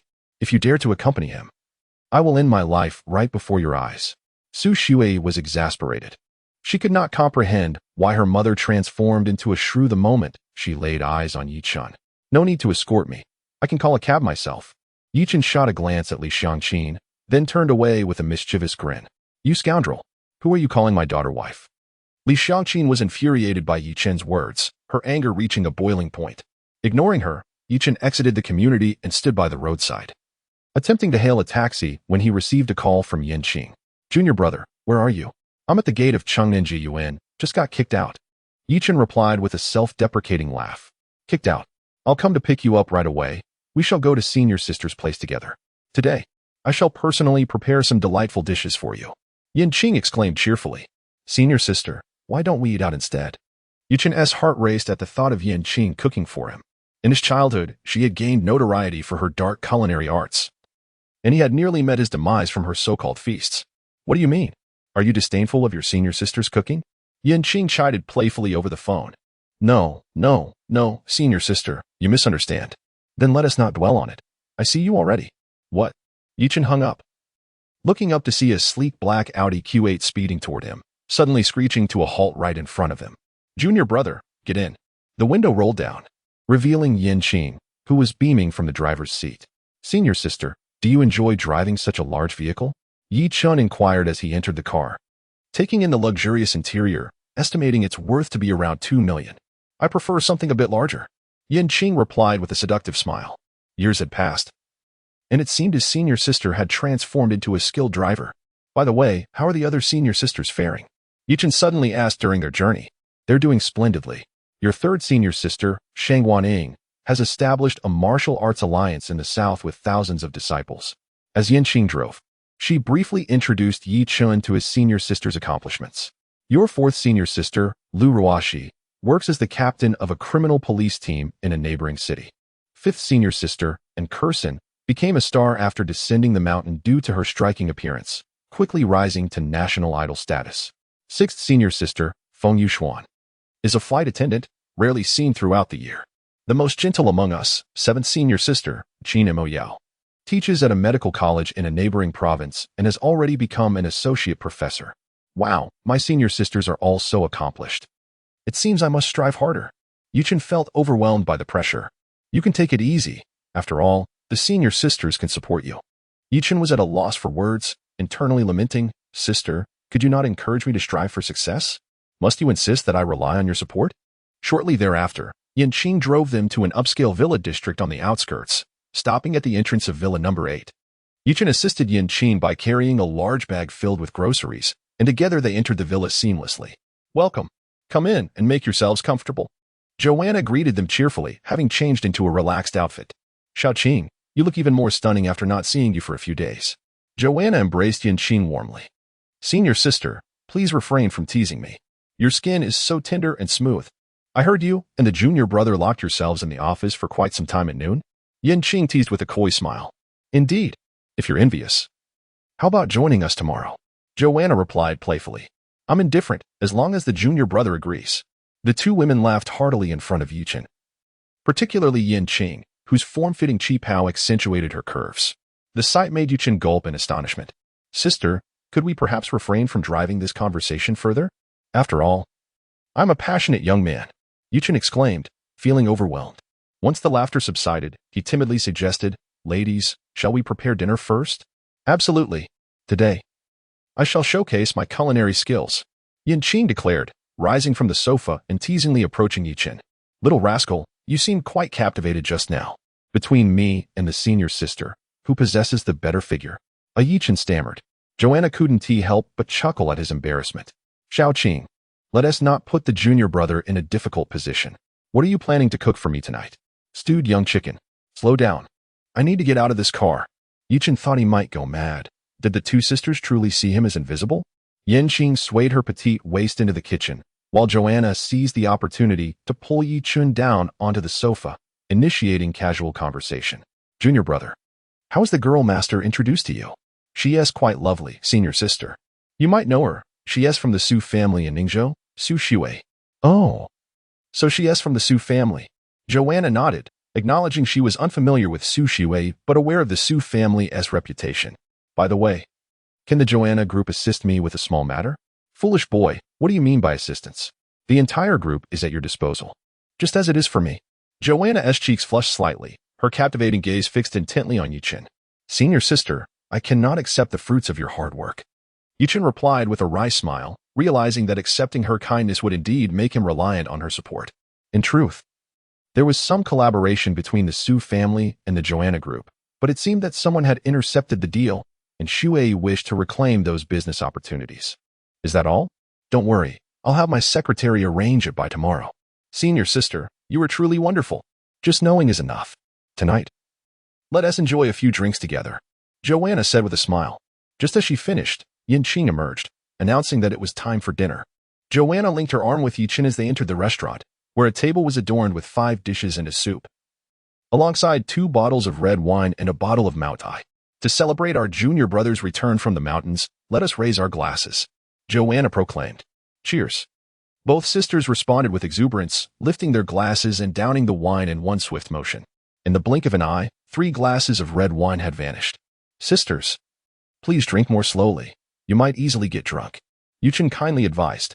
If we get drunk, we will have you to take care of us, Yichen replied. Her cheeks flushed, her sparkling eyes gazing affectionately at Yichen. Indeed, are you worried that he might take advantage of us? Joanna teased with a charming smile. Are you sure our junior brother can handle it? Of course. Yichen is quite vigorous. How do you know he is vigorous, senior sister? Have you already? The two women exchanged playful banter, their laughter filling the air. Yichen, sitting quietly, felt his face darken. Did they consider him merely a sweet treat to be sampled at will? By the way, Yichen, you mentioned being pushed out. What exactly happened? Yanqing inquired, setting down her glass. Oh, don't mention it. Yichen sighed, offering a wry smile as he recounted the incident of being turned away from Su Shiwei's home that afternoon. How outrageous. The Su family dares to treat you this way? Fear not, junior brother. If necessary, you can stay with me. It's quite dull living alone. Senior sister, I want to move in too. You wish to join as well? Are you afraid I might monopolize our junior brother? Joanna quipped. Not at all. I merely worry that you might not be able to handle him. Yanqing replied, casting a playful glance at Yichen. Sisters, please, if you drive yourselves, don't test my patience, all right? It's so hot. Junior sister, shall we take a shower? Joanna suggested, rising and stretching, her curvaceous figure instantly revealed. Yichen's heart raced at the sight, silently acknowledging that Joanna's figure was truly remarkable, far surpassing that of Sister Qiuyue from Qinglong Mountain. Junior brother, would you like to join us for a wash? Yanqing turned, smiling brightly at Yichen. I think I'll pass. You go ahead. Yichen responded, feeling a wave of embarrassment at the unexpected invitation for a couple's bath. Before long, the sounds of splashing water and giggles echoed from the bathroom. Yichen sat in the living room, continuously sipping cold water, feeling a tumult of heat within him as vivid images of the sisters bathing flickered through his mind. Suddenly, he heard Joanna's voice call from the bathroom. Yichen, I forgot to bring a towel. Could you please fetch one from my wardrobe? Make sure to bring an extra one. Yanqing chimed in, followed by more laughter. What a predicament. Yichen, resigned, stood up and retrieved 2 towels from the master bedroom, then approached the bathroom door, slipping the towels through the crack. Here are your towels, sisters. Come on in. What are you afraid of? We used to bathe together as children. Joanna chuckled. I remember our little apprentice had a birthmark shaped like an ace of spades on his behind. Yanqing added with a mischievous grin. Upon hearing this, Yichen nearly choked on his own disbelief. Indeed, it was the elder sisters who had assisted him with his baths during his childhood. But how did his birthmark become an ace of spades? Was this a game of cards? A few minutes later, Yichen remained in the living room, reflecting on the earlier exchange. He realized he should have just gone with the flow. After all, offering a towel was nothing to be embarrassed about. Just as he was lamenting his missed opportunity, Joanna and Yanqing entered the room, laughing and chatting. Yichen's eyes widened in astonishment at the sight before him. The 2 elder sisters were adorned in pristine white robes, their damp hair cascading languidly over their fragrant shoulders. Against their exquisite faces, they resembled blooming water lotuses. Enticing and irresistible, the slightly loose robes revealed a tantalizing glimpse of alluring whiteness, captured entirely by Yichen's gaze. The scene was reminiscent of a noblewoman emerging from her bath, enveloped in a haze of mist, her delicate figure partially concealed by translucent fabric. Have you seen enough, little rascal? Joanna playfully scolded, casting a teasing glance at Yichen. That's quite enough. Yichen stammered, his face flushed with embarrassment as he quickly averted his gaze. Awkwardly chuckling, sisters, it's primarily because you are both so stunning that I couldn't help but steal a few glances. Yanqing couldn't contain her laughter. Your words are quite sweet. Now tell me, who is more beautiful, us or your fiancé? At this, Joanna fixed her gaze on Yichen, awaiting his response. Of course, you 2 sisters are the more beautiful ones. Yichen replied earnestly, not anticipating that the second sister would pose such a life-threatening question. With Su Shiwei absent, he decided to prioritize his own safety. You certainly have good taste. Joanna beamed at his compliment, intentionally accentuating her curves. Stop it, sister. If you keep this up, I want to hold back. Yichen resolved inwardly. However, when night fell, he found himself unable to join the elder sisters, who ended up sleeping together without him. The following morning, Yichen awoke and made his way to the living room, discovering that the 2 sisters were already up, and breakfast was prepared with milk and bread. Good morning, esteemed sisters. Yichen greeted cheerfully as he took a seat at the dining table. Sister apprentice, what are your plans for today? Joanna inquired, handing him a glass of milk. Yichen accepted the glass and casually remarked. Su Shiwei said she would take me to the Civil Affairs Bureau to get our marriage certificate this morning. That quickly? Joanna and Yanqing's eyes widened in surprise. Yanqing's tone turned slightly sour as she cautioned, little apprentice, don't let yourself be deceived. Nowadays, unscrupulous women tend to prey on innocent boys like you. Surely not. To them, I'm just a rustic bumpkin. What could they possibly gain from deceiving me? Yichen replied, taking a sip from his milk. They might be after your body. Joanna teased. Ah. Yichen sputtered, spraying milk everywhere, grateful that the two sisters were seated beside him. Had anyone been opposite, they would have been unfortunate. Senior sister, you shouldn't say such things early in the morning. Do you think I'm Tangsing? Yichen wiped his mouth and chuckled bitterly. If you were Tangsong, we 7 sisters would have devoured you by now. Yanqing teased Yichen. 7 sisters? Tangsing? Yichen swallowed hard, pondering whether his second senior sister had truly lost her mind. At that moment, his phone rang, revealing a call from Su Shui. Wife, what can I do for you? Yichen answered the call with a grin, only to be met with eye rolls from Xiao Anna and Yin Qing, who thought it was ridiculous for him to gloat just because he had a girlfriend. Yichen, where are you? Have you forgotten we need to register at the Civil Affairs Bureau? Su Shui asked softly. I'm at senior sister's place. Why don't you go ahead to the bureau, and I'll join you shortly? Yichen replied with a broad smile. All right then, hurry. After a brief exchange, Yichen hung up, only to notice his 2 senior sisters staring at him with forlorn expressions. Come on, it's the day I get my certificate. You don't have to look at me like that, Yichen said, feeling a bit awkward. You wretched boy. You've truly forgotten your senior sisters now that you have a wife. Yin Qing shot Yichen a disapproving glare. That's not fair. Yichen lamented, second senior sister. How about we go get our certificates together? Xiao Anna couldn't help but chuckle. Junior brother, do you wish to commit bigamy? Go on. Don't keep the girl waiting. At least the eldest sister cares for me. Yichen smiled broadly. How dare you? Am I not concerned for you? Yanqing playfully pinched Yichen's ear. Second senior sister loves me most. It's killing me. Seeing Yichen grimace in pain, Yanqing found it amusing and released him. After breakfast, Xiao Anna headed to the office, while Yanqing drove Yichen to the Civil Affairs Bureau. As the sun rose, its golden rays bathed the lawn in front of the bureau, with glistening dew clinging to the blades of grass, resembling dazzling diamonds. An Audi Q8 sped towards them, halting right at the entrance of the bureau. Senior sister, I'm off to register with my wife. Yichen grinned, spotting Su Shui outside the window. Go ahead. Yanqing sighed softly, reminding him, if third senior sister finds out you've registered, she will definitely come after you. Really? That can't be. Yichen was taken aback. Third senior sister, Sheng Waning, was the most formidable among the 7 sisters, known for her fiery temperament and striking figure. Although she was referred to as a senior sister, she was actually a year younger than Yichen. In their childhood, Sheng Waning often bullied him. Once, in a fit of frustration, young Yichen had hugged her and kissed her cheek, proclaiming, Third senior sister, if I kiss you, that makes me your husband. If you dare hit your husband, I'll tell master. Wow.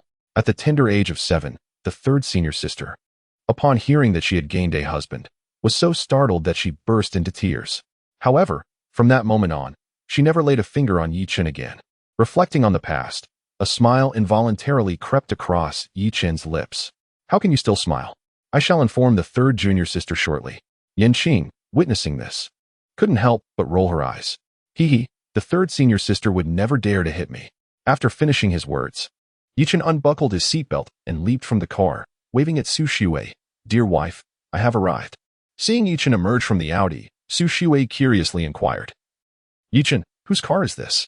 It belongs to my second senior sister. No sooner had he spoken than Yanqing honked the horn a few times and drove away, without even bidding farewell. Is the second senior sister angry? In the midst of his daze, he heard Su Shui softly whisper in his ear, Did you bring the documents? Let's head inside. Of course. Yichen grinned, realizing that from this day forth, he was a married man. 20 minutes later, Yichen emerged from the Civil Affairs Bureau, holding a small red booklet that bore 3 golden characters, marriage certificate. Wife, look, we are married now. How about we find a hotel to celebrate? Yichen suggested with a smile. What nonsense are you saying? Su Shui immediately blushed, playfully chiding, You must come home with me first. After all, from now on, you are my lawful husband, and my parents need to know. All right, I shall obey you. Yichen shrugged, merely having proposed a celebratory meal at a hotel. Puzzled by Su Shui's sudden blush. Dear wife, how about I drive from now on? I can be your chauffeur. Yichen suggested from the passenger seat. Can you drive? Su Shui looked at Yichen with a hint of skepticism. Of course. I can operate planes and tanks, let alone a sedan. Yichen nodded, having learned to master such vehicles during some high-profile missions in Europe. Never mind, I'll drive, Su Shui sighed. Yichen was indeed handsome and skilled in medicine, but alas, he had a penchant for boasting. Before long, they returned to the villa. After exiting the car, Su Shuai mustered her courage and took Yichen's hand. Yichen, taken aback for a moment, soon displayed a broad grin. His wife's hand was tender and smooth, a delight to hold. Yichen, come inside with me. The door was ajar, and with their hands intertwined, Su Shuai confidently strode into the villa. Li Xiangqin and her husband were in the living room watching television. Upon hearing footsteps from outside, Li Xiangqin turned and smiled. Our daughter is back. I've made your favorite braised. Before she could finish the word sea cucumber, her expression changed.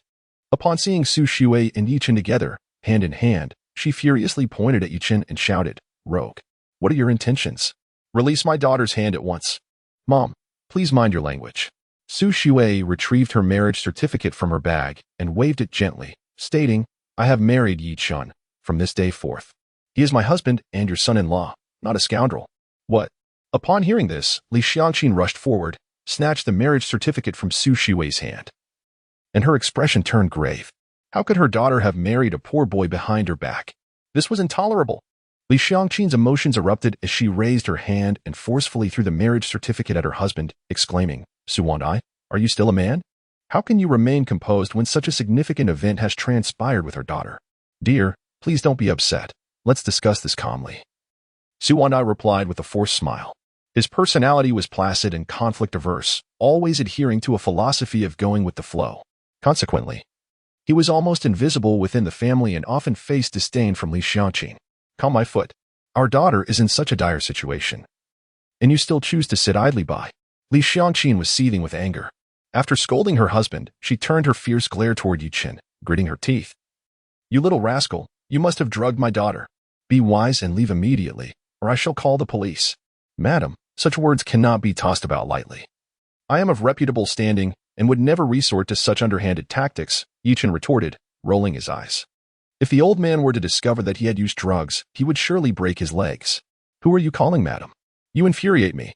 Li Xiangqin fumed, her teeth grinding in rage. She was on the verge of calling the police when Su Shuai decisively took Yichen's hand and led him into her room. Stop right there. Li Xiangqin attempted to intercept them, but her blood pressure suddenly soared. As she shifted her feet, the world spun around her. Had it not been for Su Wandai's quick reflexes in catching her, she would have surely fallen. Bang! The door to Su Shuai's room slammed shut, completely disregarding Li Xiangqin's presence. This is outrageous. You wretched girl, open the door. Do you hear me? Li Xiangqin shouted in exasperation, kicking the door fiercely. Yet it remained unyielding. Dear, please be careful not to harm yourself in your anger, Su Wandai kindly advised from the side. Be quiet. Li Xiangqin shot him a menacing glare and retorted, Do you wish to witness our daughter marry this pauper? Honestly, I think Yichen is quite a decent young man. He has a good appearance and medical knowledge, far superior to many wealthy rascals. Su Wandai mustered the courage to voice his thoughts. You know nothing. That boy is broke and has nothing. Have you lost your senses? Li Xiangqin scolded her husband mercilessly. Mom, stop berating Dad. It was my decision to marry Yichen, and no one can stop me. Su Shuai's voice echoed from within the room. In any case, Yichen is my husband, and he will be living with us from now on. You. Upon hearing Su Shuai's declaration, Li Xiangqin nearly exploded with rage. However, the daughter understood her temperament quite well. Once she had slightly regained her composure, Li Xiangqin coldly remarked, Yichen, do not forget our agreement. You have yet to help the Su family reclaim their business. Do you still have the audacity to be with my daughter? Wife, your mother speaks with reason. We had an agreement prior. In the room, Yichen nodded while admiring Su Shuai's boudoir. Do not be foolish. Su Shuai replied sternly, allow me to handle this matter. I shall visit the Chow group shortly in hopes of meeting President Chiao. Rest assured, my dear. Senior sister mentioned yesterday that she would have her secretary manage the Su family's affairs. Yichen smiled. Yichen, I warn you for the last time. I detest liars. Su Shuai declared earnestly. Knock, knock, knock. You wretched girl, what are you doing in there? Open the door at once. Outside, Li Xiangqin, seeing the room had remained silent for too long, was nearly frantic as she pounded on the door. Who knows what that young man is up to inside? What if he were to ruin the precious daughter I have nurtured for over 20 years? The door creaked open. Su Shuai emerged. And upon seeing both of them properly dressed, Li Xiangqin breathed a sigh of relief. Yet, she glared at Yichen, saying, Until you assist the Su family in reclaiming their business, should you dare step into my home again, you shall bear the consequences. Auntie, it is merely a few business dealings. If I cannot retrieve them within the stipulated time, I shall promptly divorce Xue. Surely, that is acceptable? Yichen replied nonchalantly. Really? Li Xiangqin's eyes brightened at his words, and she stated seriously, Young man, you said this yourself. I did not compel you. Indeed, a man of honor keeps his word. I shall do as I say. Yichen, do not be reckless. Su Shui exclaimed in alarm, quickly addressing Li Xiangqin. Mom, Yichen is new to Ningzhou. You cannot be so difficult with him. Am I being difficult? It is he who claimed he would divorce you if he fails. Li Xiangqin laughed triumphantly. Yes, I did say that. Yichen nodded. You will drive me to madness. Su Shui was exasperated, having tried every means to keep Yichen, only to find him utterly ungrateful. Li Xiangqin, secretly pleased, thought to herself that with competitors lurking like wolves, she could not believe Yichen would manage to reclaim the Su family's business. My dear, let us head to the Chow group now. Yichen glanced at the time, unwilling to wait for senior sister's secretary to contact him, and decided to go directly to the Chow group. Su Shui felt immense pressure. She never anticipated that although Yichen appeared astute, he was still ensnared by her mother-esque trickery. At the Chow group, Secretary Zhao Min respectfully presented a list. President Xiao. These are the key development projects for the second half of the year, along with the list of collaborators. Xiao Anna glanced at the documents, set them down, and remarked indifferently, hasn't the group always collaborated with the Su family's advertising company? And the urban greening project as well, which is also with the Su family. Why the change? A fleeting expression of panic crossed Zhao Min's face, but she quickly regained her composure and explained, the head of their company has fallen ill. So President Yang has decided to change partners. There is no need for a change. We should continue collaborating with the Su family. Joanna's charming visage grew frosty as she coldly regarded Zhao Min. Yes, I will arrange that immediately. Zhao Min, startled, hastily exited the president's office. However, upon leaving, she did not reach out to the Su family. Instead, she hurried to the office of Vice President Yang Wei. What did you say? That woman Joanna refuses to change partners? Yang Wei, reclining with his legs crossed at his desk, erupted in fury upon hearing Zhao Min's words. He had accepted payment from the other party.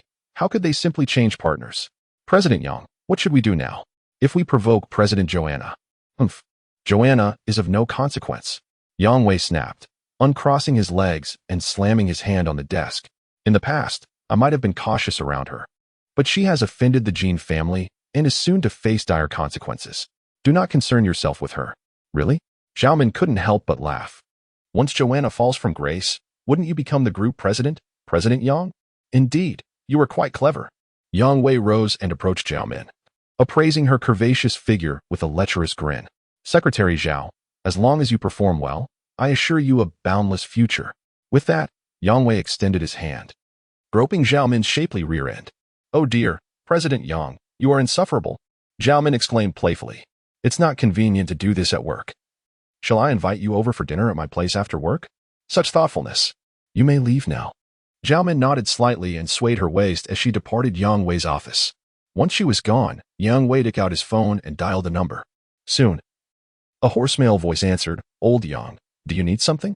Young Master Jean, just as you predicted, Joanna intends to hand the previous project over to the Su family. Yang Wei replied respectfully. Understood.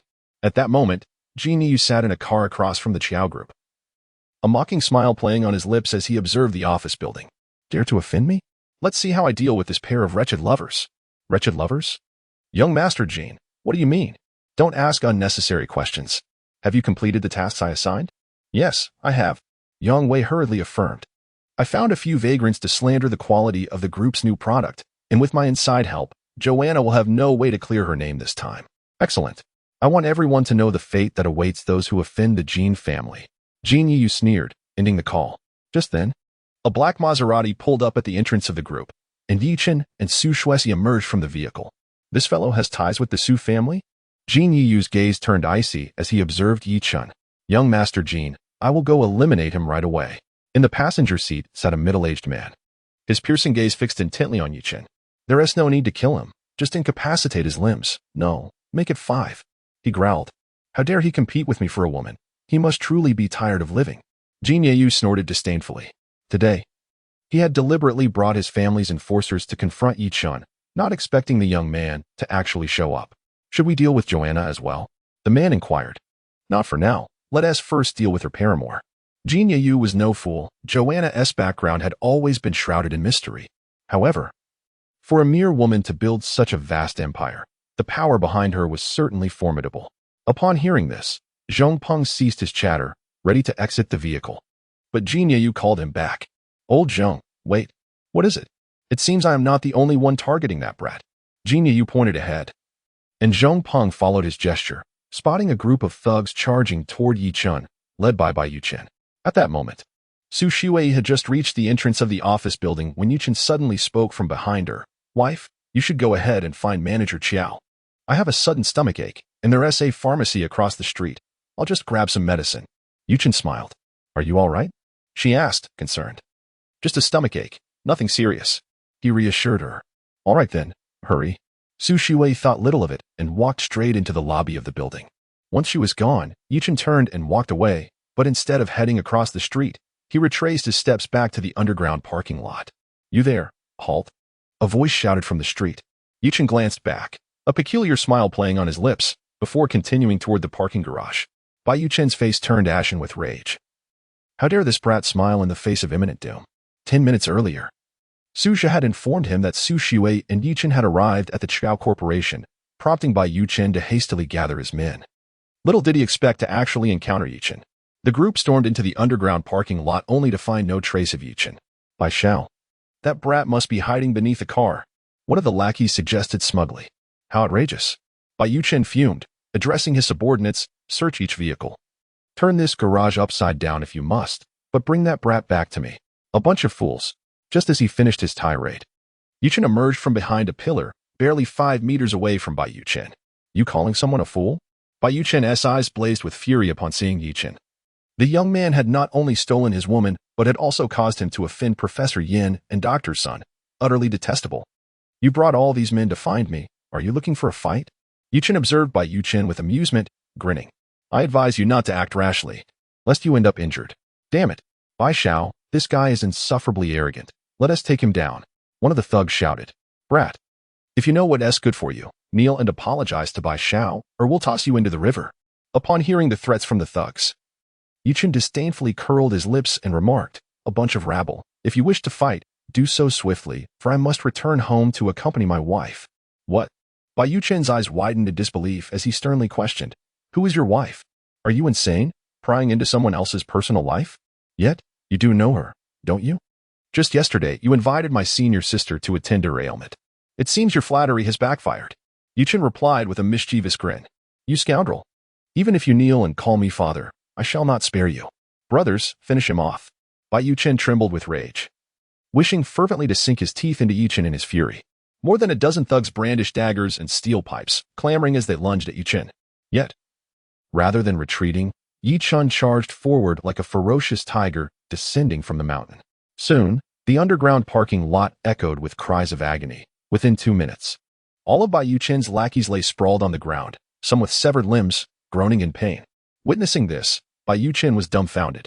Initially, he had envisioned Yichen begging for mercy. How could his men be incapacitated in the blink of an eye? I told you they were a ragtag bunch. Now it is your turn. Yichen observed Yuchen with a playful glint in his eyes, advancing step by step. Why you? Do not approach. Do you know who my father is? If you dare lay a finger on me, my father will not let you go. Yuchen stammered, his legs trembling as he retreated, his voice a facade of bravado. Rest assured, soon your father shall no longer recognize you. Yichen shrugged, clenching his fists, which produced a series of ominous cracking sounds. Terrified, Yuchen's face drained of color as Yichen suddenly appeared before him. Why Yichen, can we not discuss this rationally? Yuchen stuttered, swallowing hard. However, before he could fully comprehend the situation, Yichen struck swiftly, kicking him squarely in both kneecaps. With a thud, Yichen collapsed. Kneeling before Yichen. Did you not wish for me to kneel and call you father? Who is it kneeling now? Yichen sneered. Yichen, do not take it too far. Yichen felt a deep sense of humiliation as he struggled to rise, only to find his legs utterly unresponsive. Worry not. I shall not take your life this time. Consider this a minor lesson. However, should you dare to harass my wife again, I assure you, you shall meet a most dreadful fate. Yichen's voice was icy as he extended 2 fingers, lightly pressing them against Yuchen's waist. Yichen felt a sudden sharp pain in his side, which quickly subsided. Little by, Enjoy your life as a eunuch, Yichen concluded, placing his hands behind his back and quietly departing. Yichen remained in a daze, kneeling in place, pondering what a eunuch's life entailed. Young Master Bai, why are you still kneeling? Get up. At that moment, one of the thugs, who had been feigning death on the ground, scrambled up, looking at Yichen with curiosity. You wretched fool. Lousy. Do I need your incessant chatter when I can stand on my own? Hurry, assist me to the hospital, and inform my father that I have been assaulted. Yichen seethed with frustration. Yichen was not mistaken in his assessment. This gang of lackeys were nothing but a bunch of incompetent buffoons. Jin Yu, cigar clenched between his teeth, sat in the car, his gaze unwaveringly fixed on the exit of the underground parking garage. Why hasn't Yichen dealt with that brat yet? Jin Yu furrowed his brow. Young Master Jin, Bai's men are notoriously ruthless. They wouldn't have killed that kid. Would they? Zhang Ping inquired skeptically.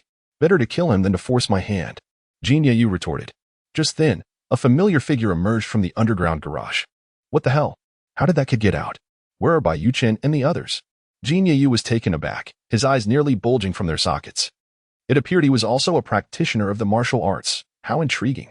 Zhang Ping narrowed his eyes, a glint of cold light flashing within, and remarked, Young Master Jin. Should I take care of him now? Forget it. Jin Yu shook his head, a sinister smile creeping across his face. I wish to witness this kid and Yichen tearing into each other like dogs. Wouldn't it be delightful for us to be mere spectators? But aren't you and Bai Xiao friends? Zhong Peng questioned, puzzled. Humph. A mere petty thug does not qualify as my friend. Understood. Let us proceed. The show is about to begin. Jin Yu lowered the car window, flicking his fingers to send the cigar flying, tracing an arc through the air before landing in the center of the road. The Mercedes slowly rolled away, soon vanishing from the street. As Yichen exited the parking lot, he intended to seek out Su Shui in the office building, only to find her emerging from within. Wife. Weren't you supposed to meet with President Qiao? Have you resolved everything so quickly? Yichen asked, curiosity piqued.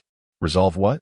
I didn't even get to see President Qiao. The receptionist said an appointment is necessary. Su Shui sighed softly, feeling disheartened after being turned away so early in the day. Do not fret. I shall call the senior sister.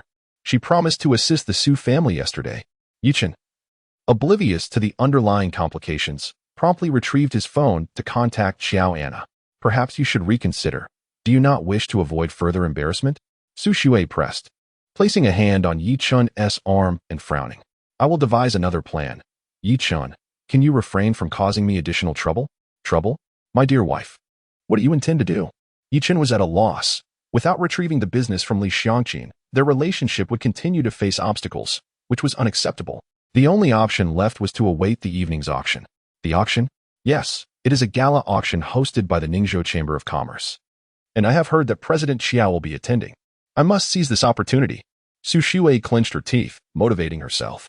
Rest assured, my dear wife, everything will be just fine. Yichen grinned, knowing that if he could meet the senior sister that evening, solutions would fall into place. Su Shui, now devoid of the mood for conversation, walked towards the garage with a sullen expression.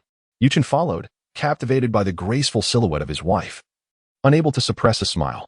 With such a beautiful partner by his side, what more could a man desire? As the two individuals reached the exit of the underground parking garage, they witnessed Yichen being assisted out by a group of ruffians. Yichen, what happened to you? Su Shui exclaimed, taken aback by Yichen's disheveled appearance and the bruised thugs surrounding him. Upon seeing Su Shui, Yichen's face flushed with embarrassment. How humiliating it was to be seen in such a pitiful state by the woman he adored. Do we even need to ask? Surely. Lord Bai must have carelessly fallen into a ditch. Yichen remarked with a mischievous grin directed at Yichen. Yichen gritted his teeth and shot a fierce glare at Yichen. Without even greeting Su Shui, he hurriedly left with his entourage. Young Master Bai, be careful. There's another ditch ahead. Don't fall in again. Yichen shouted after him. Upon hearing this, Yichen nearly spat blood in anger. How could this rascal mock him after having beaten him? If he did not avenge this grievance, how could he ever hold his ground in Ningzhou? Yichen, you mustn't provoke Yichen. His family is not to be trifled with. Su Shui kindly cautioned. Thank you for your concern, my wife. Yichen replied playfully. Stop being so glib. I'll go fetch the car. Please wait for me. Su Shui retorted with a faint pout. The way he casually referred to her as wife was becoming increasingly natural. It might lead outsiders to believe they were an old married couple. Less than a minute after standing at the parking lot entrance, Yichen's phone rang. Junior brother, where are you? Second sister? I'm downstairs at the Chow Group building. Have you missed me? Yichen replied with a grin. Miss you? Not in the slightest. Yanqing huffed from the other end of the line. I have a particularly troublesome patient. Come and assist your elder sister. What ailment could it be that even you cannot treat, sister? Yichen asked, slightly astonished. Yanqing's medical skills, while not superior to his, were competent enough to resolve most ailments, which was why she held such a prominent reputation in the field of traditional Chinese medicine. Send me the address. I'll come right away. Yichen agreed after a moment's contemplation. All right, hurry up. Yanqing, being rather impatient, hung up the phone, and in the next instant, Yichen received a GPS location. At that moment, Su Shui drove out of the parking lot. Yichen, my mother just called, urging me to return home quickly. You should get in the car. My dear, I'm afraid I can't accompany you home. I have some matters to attend to. Yichen replied apologetically. You have matters to attend to? Su Shui scrutinized Yichen for a moment, then hesitantly suggested, how about I invest in starting a clinic for you? A man without his own career may be looked down upon. Thank you for your concern, dear wife, but you should head back first. Yichen chuckled, finding her suggestion amusing. Did she want him to live off her? Do you need me to drive you somewhere? No need. I'll call you later. All right then. Su Shui did not press further, and after closing the car window, her Maserati roared away. This girl drives quite fiercely. Yichen chuckled to himself, then hailed a taxi on the street and headed directly to Ningzhou City Hospital. Ningzhou Hospital, Special Care Ward. On a hospital bed lay an elderly man with white hair. His eyes tightly shut and his complexion darkened, presenting an alarming sight. Beside him stood a well-dressed middle-aged couple, accompanied by their son. Professor Yin, could you enlighten me on my father's ailment? Feng Jiangwo inquired, his face etched with anxiety as he gazed at Yanqing. Mr. Feng, the old gentleman's condition is exceedingly complex. I find myself at a loss, Yanqing replied, shaking her head. Despite her numerous attempts, she could not ameliorate Feng Songsong's condition, which prompted her to call Yichen. What kind of professor are you? Feng Jiangwo's wife erupted in anger. I have always said that traditional Chinese medicine is a hoax. Those so-called experts are nothing but charlatans. Madam, I implore you to tread carefully with your words. Yanqing's expression darkened as she issued a stern warning. You may question my medical skills, but you shall not disparage traditional Chinese medicine. Husband, let us proceed with the transfer to another hospital immediately. We cannot afford to let this quack jeopardize my father-in-law's health. The woman shot a glare at Yanqing, seething with indignation. My junior will arrive shortly. I urge you to wait a moment longer. Despite the family's hostility, Yanqing, with a compassionate heart, wished not to witness the extinguishing of a life, especially that of a valiant hero who once fought for his country. Yanqing, do not attempt to deceive me. Feng Ziluan sprang from the sofa. His gaze fierce as he confronted her. Do you know who my grandfather is? If anything were to happen to him, you will regret it. What audacity! Suddenly, a chilling voice resonated within the ward. The onlookers turned to see Yichen standing at the door, his expression filled with fury directed at Feng Ziluan. Junior, you've arrived. Yanqing hurriedly approached, introducing him to the others. This is my junior, Yichen. His medical prowess is remarkable, and he will surely save Mr. Feng. Professor Yin. Are you jesting? Feng Jiangwo's eyes widened in disbelief. This young man seemed freshly graduated. What could possibly qualify him to treat the elderly gentleman? Husband, did I not warn you? Liken interjected sarcastically. I told you traditional Chinese medicine is a fraud. You didn't believe me, did you? Senior sister, let us depart. Yichen remarked, casting a glance at the patient. He scoffed coldly. The old man on the bed will not survive another 3 days. Why should we subject ourselves to their disdain? He then grasped Yanqing's hand, intending to leave. Stop right there. Feng Ziluan strode forward, blocking Yichen's path as he demanded angrily, Are you wishing death upon my grandfather? If you do not clarify your words, do not expect my courtesy. You are out of your mind. Yichen, exasperated, frowned. However, upon scrutinizing Feng Ziluan's features, a peculiar smile crept across his face. Boy, what are you laughing at? Feng Ziluan seethed with rage. In Ningzhou, who would dare mock the esteemed Feng family? At that moment, Feng Jiangwo approached, and Yichen cast a fleeting glance at him, remarking coolly, It seems your family has offended someone. Otherwise, why would they wish for your entire family to perish? You scoundrel, what did you say? Feng Ziluan exclaimed, his anger flaring as he rolled up his sleeves, ready to confront Yichen. My dear, this brat dares to speak nonsense. Why don't you teach him a lesson? Li Can fanned the flames from the sidelines. Professor Yin, what does your disciple mean? Does he truly believe the Feng family would not dare to act against him? Feng Jiangwo's expression darkened. Even with his composure, hearing such words about his family's demise was unsettling. Disciple, what is the meaning of this? Old Master Feng, a soldier who had dedicated his life to the nation, could not tolerate such jesting. Yichen was intrigued. After all, Yichen had no enmity with the Feng family and should not be cursing their demise. A soldier? Yichen's countenance grew grave upon hearing this, and he candidly stated, "For the sake of the old master, let me be frank with you. He is not unwell. Rather, he has been poisoned." Poisoned? Impossible. The old master rarely ventures out. Who could have poisoned him? Feng Jiangwo shook his head in disbelief. Kid, are you just trying to frighten us because you're afraid of getting beaten? Feng Ziluan gritted his teeth. Do you not believe me? Yichen regarded Feng Ziluan with a playful expression and continued, not just the old master, but you and your father have been poisoned as well. If you do not believe me, press lightly just below your navel. Press? Very well, I shall not be intimidated.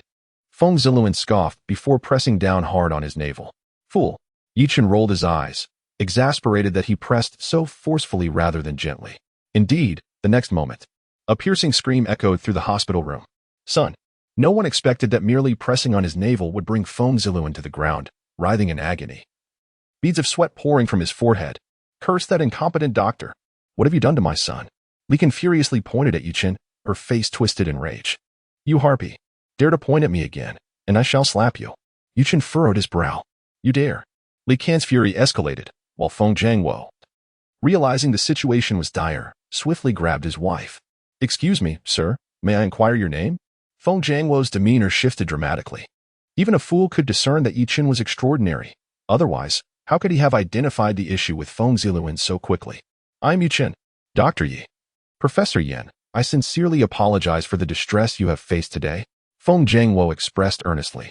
Brother Yi, my younger brother was blind to your greatness. Please, I beg you to save our family. Feng Ziluan, despite the excruciating pain, struggled to rise and looked at Yichen with reverence. Senior sister, it is up to you to decide whether we stay or leave. Yichen, disinterested in the Feng father and son, turned to Yichen. Professor Yen, you cannot turn a blind eye to this. I implore you. Feng Ziluan was genuinely terrified. That recent encounter nearly cost him his life. And now he wouldn't dare to act arrogantly even if his life depended on it. Junior brother, let us prioritize saving the person. Yichen, with her esteemed medical ethics, despite having been insulted by Feng's family in the past, chose not to dwell on those grievances. Very well, I shall heed my senior sister's advice. Yichen nodded, approaching the bedside to examine Feng Tsongtsong's eyes, which were veined with blood, resembling a horrifying spider's web. Bring me paper and pen, and fetch a basin of warm water. Yichen commanded, not bothering to look back. I will arrange it immediately. Feng Jiangwo swiftly exited the ward, returning moments later with all the necessary items. Yichen took the paper and pen, swiftly inscribing 3 prescriptions, which he handed to Feng Jiangwo, instructing, these 3 prescriptions must be brewed into 3 bowls of medicine. Understood. Feng Jiangwo, now wholly compliant with Yichen, nodded vigorously like a chick pecking at rice. Father, allow me to go. Feng Ziluan, dissatisfied with his father's slow pace, snatched the prescriptions and dashed out of the ward. A short while later, a commotion of hurried footsteps echoed outside the ward, followed by Feng Ziluan bursting through the door, clutching a plastic bag containing 3 jars of prepared medicine. However, 2 men in white coats trailed behind him. Director Luo, Director Lu, what brings you here? Yichen exclaimed, taken aback upon seeing the newcomers. Professor Yin, we heard you prescribed a remedy for old Master Feng, so we came to investigate. Director Luo Liang stated in a grave tone. Is there a problem? Cough cough, Professor Yin. My medical skills may not rival yours, but your prescription indeed raises concerns.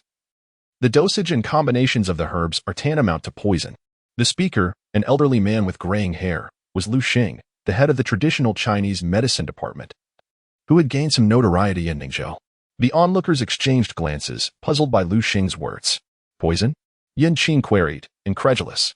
Look for yourself, especially this ingredient, aconite. At a dosage of 50 grams. This is not a remedy. Frankly speaking, it is more toxic than agricultural pesticides. Wouldn't the patient perish immediately after consumption? Lu Xing asserted candidly. My junior brother's medical expertise surpasses mine. There must be a rationale behind his prescription. Yichen, well aware of the implications of a 50-gram dosage of aconite, remained more inclined to trust Yichen. Your junior brother? Luo Liang frowned, instinctively glancing at Yichen. The prescription is mine. Yichen replied with a gentle smile, unabashedly stating, ordinary doctors may indeed struggle to comprehend this. I bear no resentment towards you. Consider this an opportunity for further learning. How infuriating. This young man, despite his age, feigned superiority with such finesse. Lu Xing's indignation flared, his beard bristling with irritation. Interpreting Yichen's words as a suggestion that he was merely an ordinary physician, or worse, a quack. This is preposterous. Luo Liang could not contain himself. Furrowing his brow as he remarked, Professor Yin, as a guest professor at this hospital, how can you act so recklessly? Old Master Feng is no ordinary patient, who will take responsibility if something goes awry. Rest assured, Director, should anything happen, I will take full responsibility. Yin Qing replied resolutely, without hesitation. Luo Liang found himself at a loss for words. Despite his position as the director, he could not afford to offend Yin Qing, who held considerable prestige in the realm of traditional Chinese medicine. Helplessly, Luo Liang turned to Feng Jiangwo and said, Mr. Feng, you must consider this carefully. You all heard Director Lu's words, did you not? Yes, we heard. Feng Jiangwo nodded, contemplating before he candidly remarked. But the hospital has yet to ascertain the nature of my father's illness. If we continue to wait, my father will surely meet a grim fate. Rest assured, Mr. Feng. We have convened all the experts in the hospital to study the elder's condition. I believe we will have results soon, Lu Xing interjected from the side. Soon? Feng Ziluan could not suppress a sardonic laugh. Director Lu, do you truly believe my father and I are ill? Well, of course, everyone does fall ill at times. However, I observe your complexions are quite vibrant, suggesting your health is certainly superior to that of the average individual.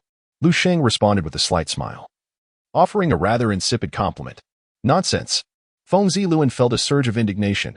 Just recently, he had been on the brink of death from pain.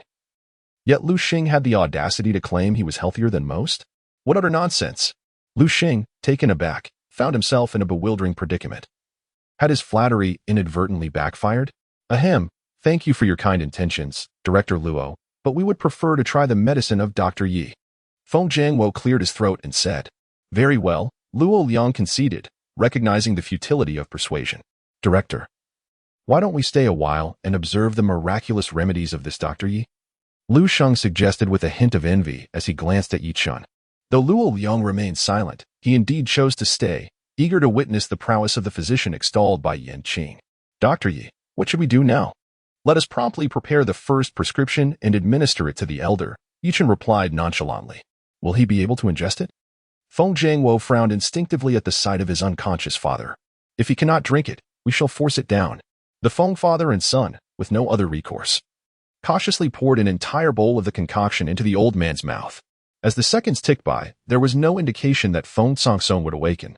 Feng Jiangwo, unable to contain his anxiety, inquired, Dr. Yi, why has my father not yet regained consciousness? Do not fret. He will awaken shortly. Please bring the basin over. It shall serve a significant purpose in due time, Yichen said with a hint of a smile. No sooner had he spoken than Feng Sangsong abruptly opened his eyes and sat upright in bed, as if resurrected from the dead. Father, grandfather, the Feng family, overjoyed, rushed to the bedside. I feel nauseous. I need to vomit. Feng Sangsong pointed to his throat and, without further ado, leaned over the edge of the bed to retch. Li Can, eager to please her father-in-law, hurriedly brought a basin closer, cheerfully saying, Father, please feel free to vomit. Your daughter-in-law is here to assist. With no hesitation, Feng Sangsong opened his mouth and expelled a large mass of thick, dark liquid. A foul odor suddenly permeated the ward, causing everyone to instinctively pinch their noses. Li Can, unfortunately, found herself closest to the old man, holding a basin of water in her hands, and could only hold her breath in resignation. After retching several times, Feng Sangsong finally exhaled a sigh of relief, reclining comfortably back onto his bed. Noticing this, Li Can hastily set down the basin and dashed out of the ward at a sprint, soon followed by the sound of her dry heaving from outside. Father, are you all right? Feng Jiangwo asked, observing the color returning to his father's face, feeling a sense of relief in his heart. Much more comfortable. Feng Sangsong nodded slightly. Spotting Director Luo standing in the ward, he inquired, Director Luo, you must be the one who saved this old man, correct? Grandfather. It was Dr. Yi who saved you. Feng Ziluan, who had long admired Yichen, quickly recounted the entire incident. Feng Sangsong glanced at Yichen, his face filled with gratitude. As the saying goes, Heroes emerge from the youth. Thank you, Dr. Yi. It's nothing much. Most of the poison from your body has been expelled. With some herbal treatment, you will recover fully, Yichen replied with a gentle smile. Poison? Everyone was taken aback, and Director Luo exclaimed, That's impossible. We conducted a thorough examination and found no signs of poisoning. Look at that basin of water. What do you see? Yichen pointed casually at the basin. Upon hearing Yichen's words, Feng Jiangwo and his son, along with Director Luo, leaned in for a closer look, only to be left dumbfounded. In the murky water, countless tiny white worms writhed frantically, their bodies as thin as hair, yet astonishingly numerous. How could this be? Feng Jiangwo fought back the nausea, staring at Yichen in shock. Feng Sangsong struggled to sit up and peered into the water, equally astonished and speechless. I told you. The three of you have been poisoned. Someone wants your entire family dead. Do you believe it now? In a few days, these worms will grow and devour the old man's organs, and even divine intervention won't save him. Yichen stated calmly. This is outrageous. Are they trying to wipe out the Feng family? Feng Sangsong trembled with rage, declaring, Jiangwo, you must investigate immediately who wishes to bring our family to ruin. Understood, father. Feng Jiangwo gritted his teeth in anger. Dr. Yi, what should my father and I do? Feng Ziluan asked urgently, not wishing to become a meal for the worms. Aren't there 2 bowls of medicine? You must drink them. Yichen replied. As soon as he finished speaking, Feng Ziluan dashed forward, seizing a bowl of dark herbal medicine and gulping it down. Seeing his son drink, Feng Jiangwo quickly followed suit, downing a bowl of the concoction in one go. Upon finishing, the father and son both sighed in relief, with Feng Ziluan smacking his lips and exclaiming, This is delicious. I've never found herbal medicine so palatable before. As Luo Liang stood by, both amused and exasperated, he thought to himself, Isn't this potion your life-saving elixir? How could it taste anything but delightful? At that moment, Yichen returned after expelling the contents of his stomach, and upon learning that the Feng family had all consumed the medicine, he became quite frantic, hastily imploring Yichen. Little divine doctor, you must write me a prescription as well, or I shall surely meet my demise. You are not even poisoned. What prescription do you need? Yichen was taken aback, wondering if the people of Ningzhou had such an affinity for traditional Chinese medicine. Upon hearing that he was not afflicted, Yichen finally breathed a sigh of relief. Dr. Yi, I am profoundly grateful for saving my family. How much is your consultation fee? I shall write you a check at once. Feng Jiangwo expressed his heartfelt gratitude towards Yichen. You may settle the fee with my senior sister. I have matters to attend to and must take my leave. Where are you heading, junior brother? Yanqing inquired. Home, of course. My wife is waiting for me. Yichen smiled broadly. You are quite vain, aren't you? Do be careful not to get kicked out again. Yanqing rolled her eyes, unable to contain herself, as her junior brother had been incessantly declaring wife ever since he met Su Shuwei. Sister, I am off. Will you be joining us for dinner at the elder sister's house tonight? I have learned a new recipe for braised mushrooms that I wish to prepare for you. Thank you, but no. Upon hearing Yanqing's offer to cook for him, Yichen hastily exited the hospital room. With thoughts inexplicably swirling in his mind, he found himself recalling a catchy nursery rhyme. Red umbrellas, white poles, after feasting. We all lie down, sleep in coffins. Then together we are buried beneath the mountains. Meanwhile, in the ward, Feng Sangsong expressed his deep gratitude to Yanqing, saying, We owe our fortune to Professor Yin and young friend Yi. Otherwise, our family would have faced calamity. Elder Feng, you speak too highly. It is the duty of a healer to treat the ill. Feng Jiangwo interjected. Father, please write a check to Professor Yin. We must show our appreciation. Certainly, father. Feng Jiangwo swiftly penned a check for 10 million and handed it to Yanqing with a smile. Professor Yin, this is a modest consultation fee. Please do accept it. Lu Shang, catching sight of the sum on the check, was instantly taken aback. In his entire medical career, he had never earned such a fortune very well. I shall accept it on behalf of my junior brother. Yanqing acknowledged the check with a nod. Everyone, I have matters to attend to and must take my leave. Professor Yin, wait a moment. Luo Liang hurriedly pursued her as she made her exit. Director Luo, is there something else? Yanqing turned, regarding Luo Liang with curiosity. Cough. Cough. I did not realize that your junior brother was so prodigious. May I inquire at which esteemed hospital he is currently employed? Luo Liang inquired with a smile. He has just arrived in Ningzhou and has yet to find employment. How splendid. Luo Liang's eyes lit up. Would you be able to convince Dr. Yi to work at our hospital? Rest assured, I will agree to any terms he proposes. In a display of sincerity, Luo Liang was prepared to invest significantly, for a talent capable of curing ailments that stumped all experts with merely a bowl of medicinal broth would be a tremendous loss to overlook. With a contemplative expression, Yichen remarked that she would inquire with him later, as the decision rested solely with him. After saying this, she turned and exited the hospital room, followed closely by Luo Liang, leaving the Feng family alone in the ward. Jiangua, how much did you just give Professor Yin? Feng Songsong inquired once the others had departed. 10 million, came the response. That's rather meager. For someone as exceptional as young Master Yi, we must cultivate a solid relationship.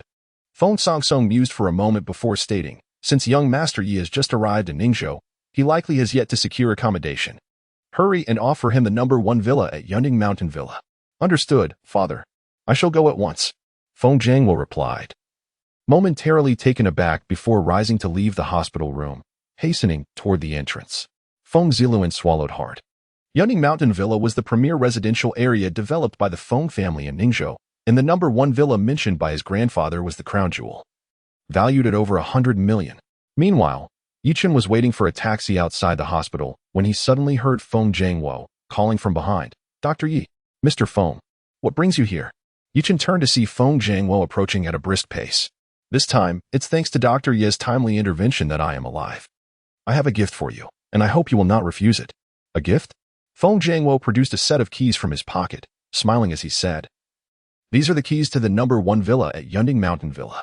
From now on, you are the owner of the villa, Mr. Yi. Isn't this a bit excessive?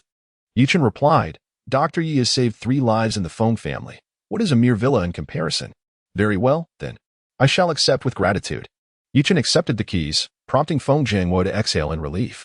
After exchanging a few pleasantries, he returned to the hospital room. The Feng family is quite affluent. Yichen mused with a smile as he examined the keys in his hand. Just then, a taxi arrived, and he waved it down, stepping inside. Before long, Yichen arrived at the Su family residence. He rang the doorbell, and upon opening the door, Li Xiangqin's expression darkened the moment she recognized him, blocking the entrance. She angrily declared, You insolent boy, how dare you come back? You're not allowed inside. I've come to see my wife, not you. Why won't you let me in? Yichen retorted, irritated by Li Xiangqin. Had it not been for Su Shui, he would have seriously considered striking her. Who is your wife? She scoffed. A toad wishing to eat swan's meat. I'll tell you frankly, I've introduced Shui to a promising young man. He'll be arriving shortly, so you better leave. With that, she attempted to close the door. Mom, what are you doing? At that moment, Su Shui appeared, pulling Yichen inside, her voice filled with indignation. Yichen and I are legally married now. Please stop this nonsense. Nonsense? Li Xiangqin was momentarily taken aback, then exploded with rage. Look at this boy. What makes him worthy of you? The young man I introduced is a Ritterni, wealthy and educated, surely far superior to this one. A Ritterni? Yichen grinned and said, Wife, I never knew your mother had a penchant for seafood. How about I treat you both to a feast sometime? We can indulge in plenty of sea turtles and crabs. Upon hearing Yichen's words, Su Shui, who was initially angry, couldn't help but chuckle. In contrast, Li Xiangqin's face turned a shade of green with rage. Was this lad deliberately provoking her? What did he mean by sea turtle crab, as if they were in a seafood market? Darling, since our daughter has already obtained her marriage certificate, why not let it go? Su Wandai stepped forward, earnestly advising, if the neighbors catch wind of this, it would be quite embarrassing for our family. Su Wandai, do you even care about our family's reputation? Li Xiangqin suddenly exploded, pointing a finger at Su Wandai's nose and admonishing, you are the most unambitious man in the Su family. Who among your peers is not faring better than you? Our family is still living in this old house. If you truly cared about face, why not buy a grand villa at Yunding Mountain Resort? Su Wandai could only smile bitterly. He held a mere 10% stake in the family business. While his life was relatively comfortable compared to the average person, purchasing a villa at Yunding Mountain Resort was out of the question, as one needed both wealth and status to reside there. You have nothing to say now? Do you? I must have been blind to have married you. Li Xiangqin pressed on fiercely, showing no mercy to her husband. Mom, how can you say such things? As long as our family is safe and healthy, why must we live in a grand villa? I don't care about that. Su Shui defended her father. Yichen scratched his head, awkwardly chuckling. Wife, you don't like living in a grand villa? Then how about I gift your mother the house I have at Yunding Mountain Resort? Li Xiangqin was both amused and infuriated upon hearing this. She looked at Yichen with contempt and retorted, You young man, you certainly have a way with words. If you truly own a house at Yunding Mountain Resort, I will immediately let Shui marry you, and you can be the one in charge at home. I would even call you sir. Yichen, don't speak nonsense. Su Shui frowned slightly. If you lie again, I will ignore you. Wife, I am telling the truth. Yichen helplessly produced a key and explained, earlier. I saved the old master of the Feng family, and this is the key they personally gave me, claiming it's for Villa number 1. Young man, even in jest. You should know when to stop. One mistake should not lead to another. Su Wandai could no longer tolerate it. I am not joking. All right, young man, you said it. Li Xiangqin's eyes sparkled with intent as she turned to Su Shui, saying seriously, daughter, tomorrow we shall head to Yunding Mountain Resort. If this lad is lying, you must divorce him immediately. Mom, this time, I will not yield. The Su family has strict morals. We cannot tolerate a liar among us. Li Xiangqin declared resolutely. Indeed, daughter, this time I support your mother. Su Wandai's expression turned serious. Yichen, come with me. Su Shui bit her lip, taking Yichen's hand as they headed straight back to her room. This time, Li Xiangqin did not intervene, for she could not believe that Yichen could own a villa at Yunding Mountain Resort. Inside the room, Su Shui's eyes widened in indignation as she glared at Yichen. Wife, why are you looking at me like that? Yichen let out a bitter smile, pondering how he had offended this girl. Yichen, why can't you rid yourself of the habit of boasting? Su Shui remarked with a hint of disappointment.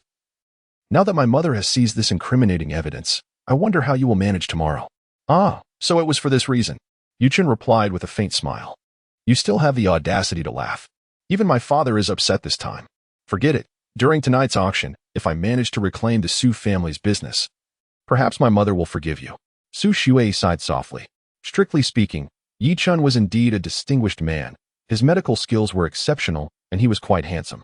Yet, why did he have a penchant for lying? His tendency to repeat such behavior was truly exasperating. Yichen shrugged and remained silent. Su Shui glanced at him and said, Come, I will take you to buy a decent outfit. Isn't my clothing acceptable? Yichen was taken aback. Tonight's auction will be attended by the elite of Ningzhou.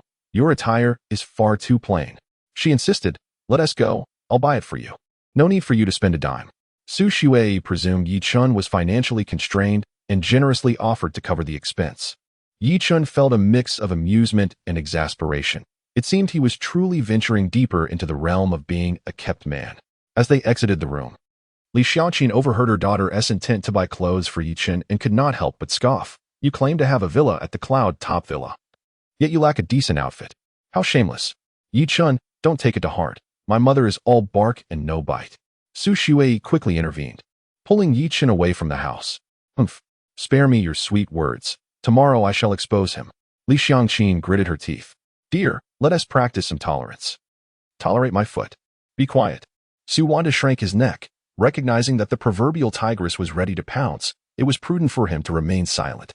At the Emerald Lake Shopping Center, Yichen stepped out of the car and followed Su Shui into the mall, where they located a specialty men's clothing store.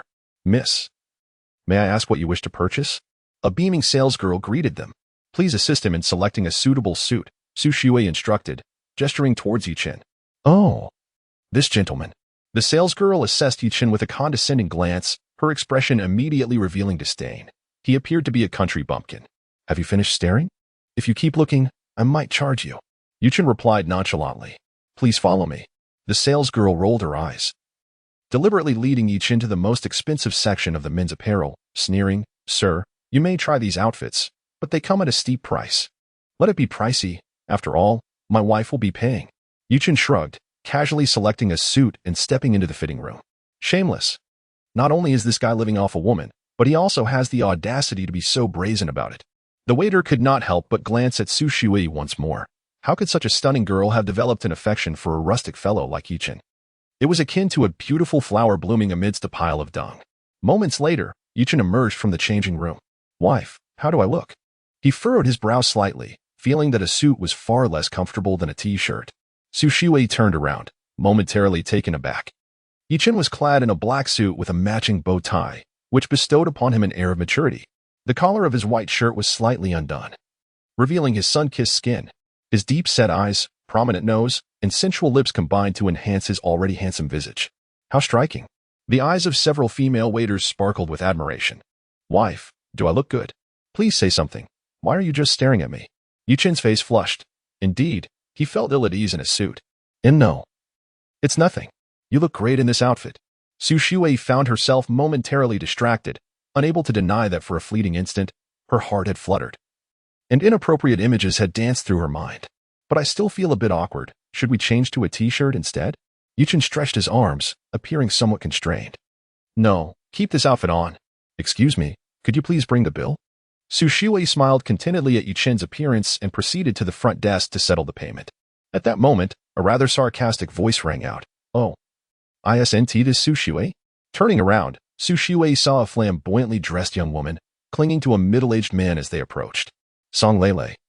Are you here to shop for clothes too? Of course. This mall isn't your private property. Just because you're here doesn't mean I can't be. Song Lele's words dripped with sarcasm. Having been high school classmates, both were renowned beauties, yet Su Shui consistently overshadowed Song Lele, leaving her feeling quite disgruntled. Lele. Is this your friend? The middle-aged man, sporting a Mediterranean hairstyle, was instantly captivated by Su Shui's beauty, envisioning her in a more intimate setting. Yes, she is my high school classmate. Su Shui. Hello, Miss Su. I am Huang Ji, the manager of the Emerald Lake Mall. A pleasure to meet you. He extended his hand, but to his surprise, Su Shui chose to ignore it. Huang Ji awkwardly chuckled. Unfazed, he appreciated women with character, as conquering them was far more rewarding. However, Song Lele felt a pang of jealousy. Casting a glance at Yichen, she deliberately raised her voice. Shui, have you found a new boyfriend? He looks so young. He must be struggling. Yichen is a doctor. He's not as poor as you think. Su Shui retorted, her brows furrowing. A doctor? Upon hearing this, Song Lele's expression darkened, her face contorting as if she had swallowed a fly. Why did Su Shui get to date a young and handsome doctor while she was left with a greasy middle-aged man? Even if he is a doctor, what does it matter? He is merely a wage earner attending to the ailments of others. Song Lele huffed, wrapping her arm around the middle-aged man's. Feigning intimacy as she declared, my husband, Lao Huang, is the true embodiment of a successful man, managing such a vast shopping center, far superior to any mere doctor. You. Su Shui, infuriated, found herself at a loss for words. My dear, let us not engage in conversation with fools, lest they diminish your intellect and their experience outmatch you. Yichen shrugged and remarked nonchalantly. In any case, I've already purchased my clothes. Shall we take our leave? What nonsense are you spouting? The already irritable Song Lele exploded at Yichen's words, pointing at him in indignation. Dare you insult me? I swear I will deal with you. Mind your own affairs first, Yichen scoffed. If you're suffering from gynecological issues, why create a scene here? You. What utter nonsense? Song Lele's face paled at his words, and she swiftly turned to Huang Ji, exclaiming, Lao Huang, this brat is insulting me. Why don't you teach him a lesson? Huang Ji shot a glance at Su Shui and coldly stated, Kid, considering the beauty of this young lady, I suggest you apologize to my girlfriend, or I will have you expelled from this mall. This mall belongs to you? Yichen frowned. It dawned on him that they were mere country bumpkins. Upon hearing this, Song Lele immediately mocked. You're unaware that Emerald Lake is under the auspices of the Chow Group? Shui, your judgment is indeed deteriorating. Su Shui's cheeks flushed. Emerald Lake was indeed a landmark shopping center in Ningzhou, renowned and recognized by all. Oh, so it is the property of the senior sister. Yichen realized, glancing at Huang Ji with suspicion. Then aren't you just another employee?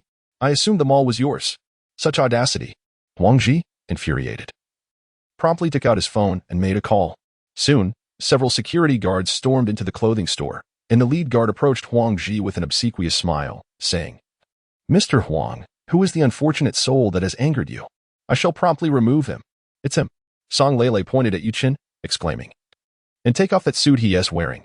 What right does this country bumpkin have to don such attire? The guard, seeing Song Lele clinging to Huang Ji, said nothing further. With a scowl, he approached Yichen, sneering, Buddy, you'd best come with me to the security office, or don't blame me for being rude. What do you intend to do? This is a society governed by law. Su Shui interjected, sensing the situation was turning dire. Beautiful lady, you are quite naive. Here, I am the law. My word is final. Huang Ji leered at Su Shui, grinning wickedly. If you wish for this lad to escape unscathed, how about joining me for dinner tonight? Disgusting. Dream on. Su Shui spat. Huang Ge, look at that. She doesn't even regard you with respect. Why do you bother being so kind to her? Song Lele, filled with jealousy, interjected. Then do not blame me. Huang Shi gritted his teeth. Captain Zhang. This kid is ungrateful. Teach him a harsh lesson. Should you dare to act recklessly, I shall notify the authorities. Su Shui exclaimed. A mixture of urgency and anger as she positioned herself protectively in front of Yichen. My dear wife, there is no need for such apprehension. I shall make a call, Yichen replied with a wry smile, bemused by Su Shui's small stature and her attempts to shield him from harm. Yet, her fierce protectiveness was endearing. She truly was a wonderful woman. How pretentious. A country bumpkin seeking reinforcements? Song Lele scoffed coldly. Listen, kid. You have 1 minute to call someone. Trying to intimidate me? Not a chance. Huang Ji sneered disdainfully. Let us see if you can maintain that bravado shortly. Yichen retorted, a mischievous smirk gracing his lips as he promptly dialed Joanna's number. Junior disciple, I was just about to call you. Joanna's melodious voice quickly resonated from the other end. You were going to call me? Yichen was momentarily taken aback. Yes, there's an auction tonight. Would you accompany your senior sister? Senior sister, I must accompany my wife. She will also be attending the auction. Such a scoundrel. Have a wife and forsake your senior sister? Joanna's tone carried a hint of melancholy. Yichen found himself at a loss, sensing the faint undertone of jealousy in Joanna's voice. Speak up, what do you need? Senior sister, I am at the Emerald Lake Mall purchasing garments. And a fellow named Huang Ji has threatened to deal with me. Yichen replied with a carefree grin. How outrageous. That Huang fellow must be seeking trouble. Hand me the phone. Certainly, Yichen said, passing the phone to Huang Ji, a playful smile on his face. Huang Ji, Joanna demands you take the call. Joanna? Huang Ji's brow furrowed at the mention, his initial confidence wavering as he sensed Yichen was not jesting. Could it be that this fellow truly knew Joanna? Upon receiving the phone, Huang Ji placed it to his ear, only to be met with Joanna's furious voice. Huang Ji. Do you wish to forfeit your position for troubling my junior disciple? Joanna, enough of your excuses. Apologize to my junior disciple immediately. Or prepare to pack your belongings by tomorrow.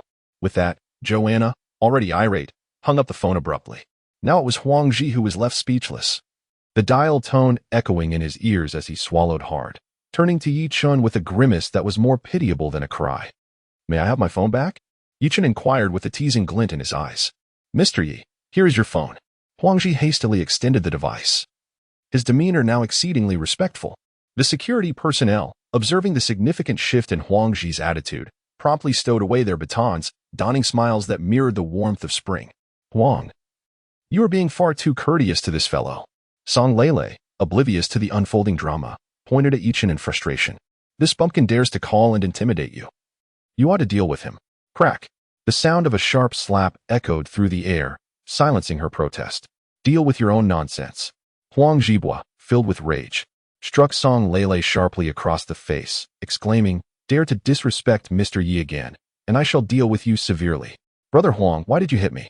Song Lele clutched his face, looking at Huang in terror. Shut your mouth. Song Lele, daunted into silence, observed Huang Jibua's sudden shift to ingratiation as he addressed Yichen, saying, Mr. Yi, this foul scoundrel dared to insult you. And I have taken it upon myself to teach him a harsh lesson. Should I still escort you to the security room? Yichen replied with a cold smirk. And no. Huang Jibua, frightened, waved his hands in desperation, pleading, I was blind to your stature, Mr. Yi. Please, let this transgression slide. Consider me as insignificant as a fleeting thought. The crowd gasped at Huang Jibua's words, particularly Su Shui, who looked at Yichen in bewilderment.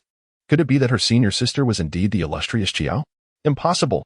Su Shui quickly dismissed her thoughts, recognizing the vast disparity between Yichen and Qiao Anna's statuses.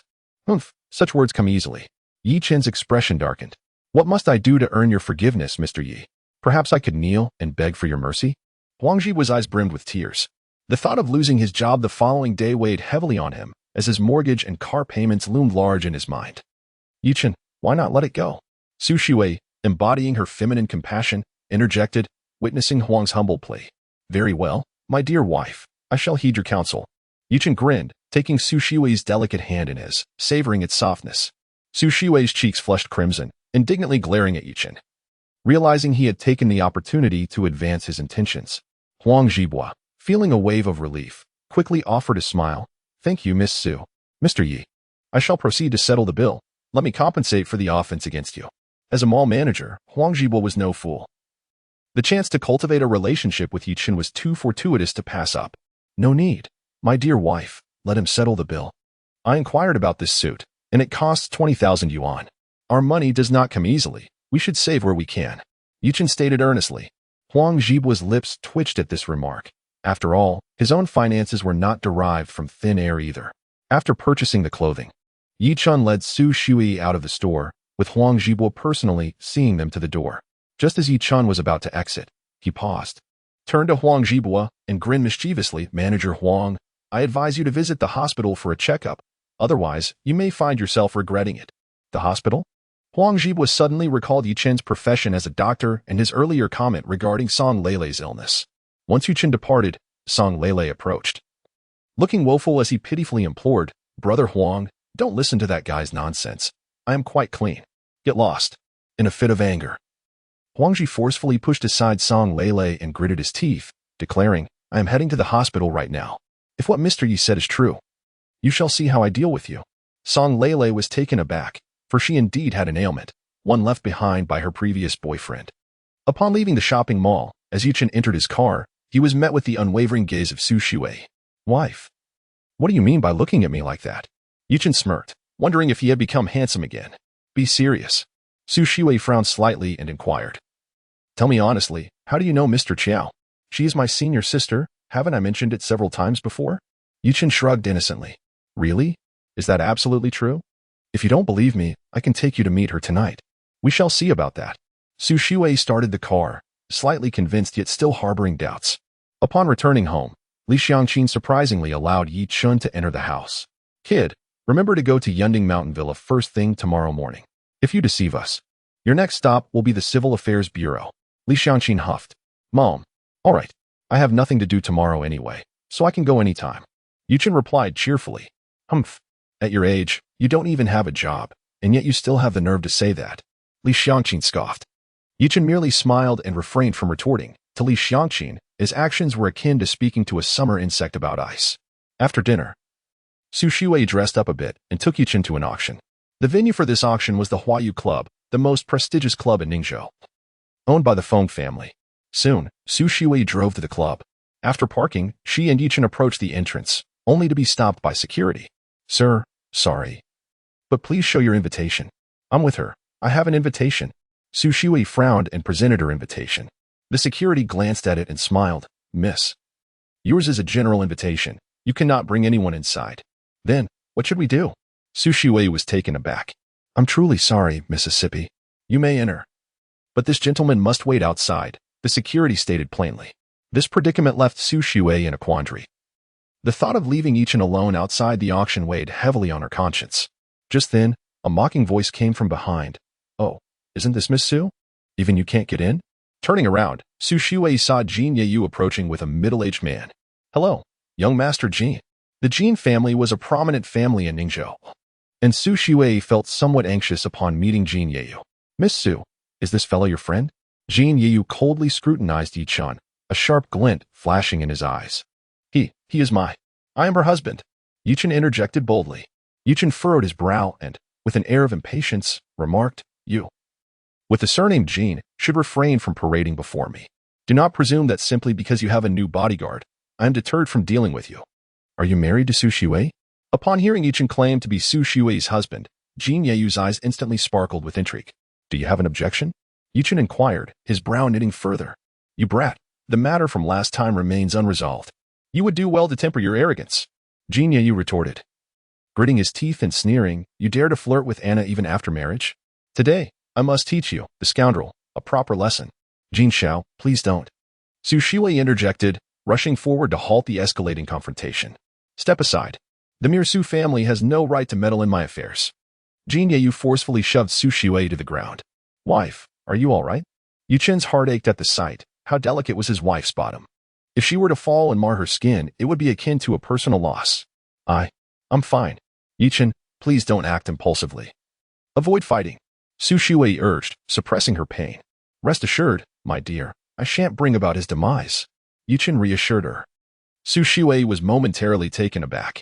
Had she failed to articulate herself clearly? Yet, in a fit of rage, Yichen could no longer contain himself.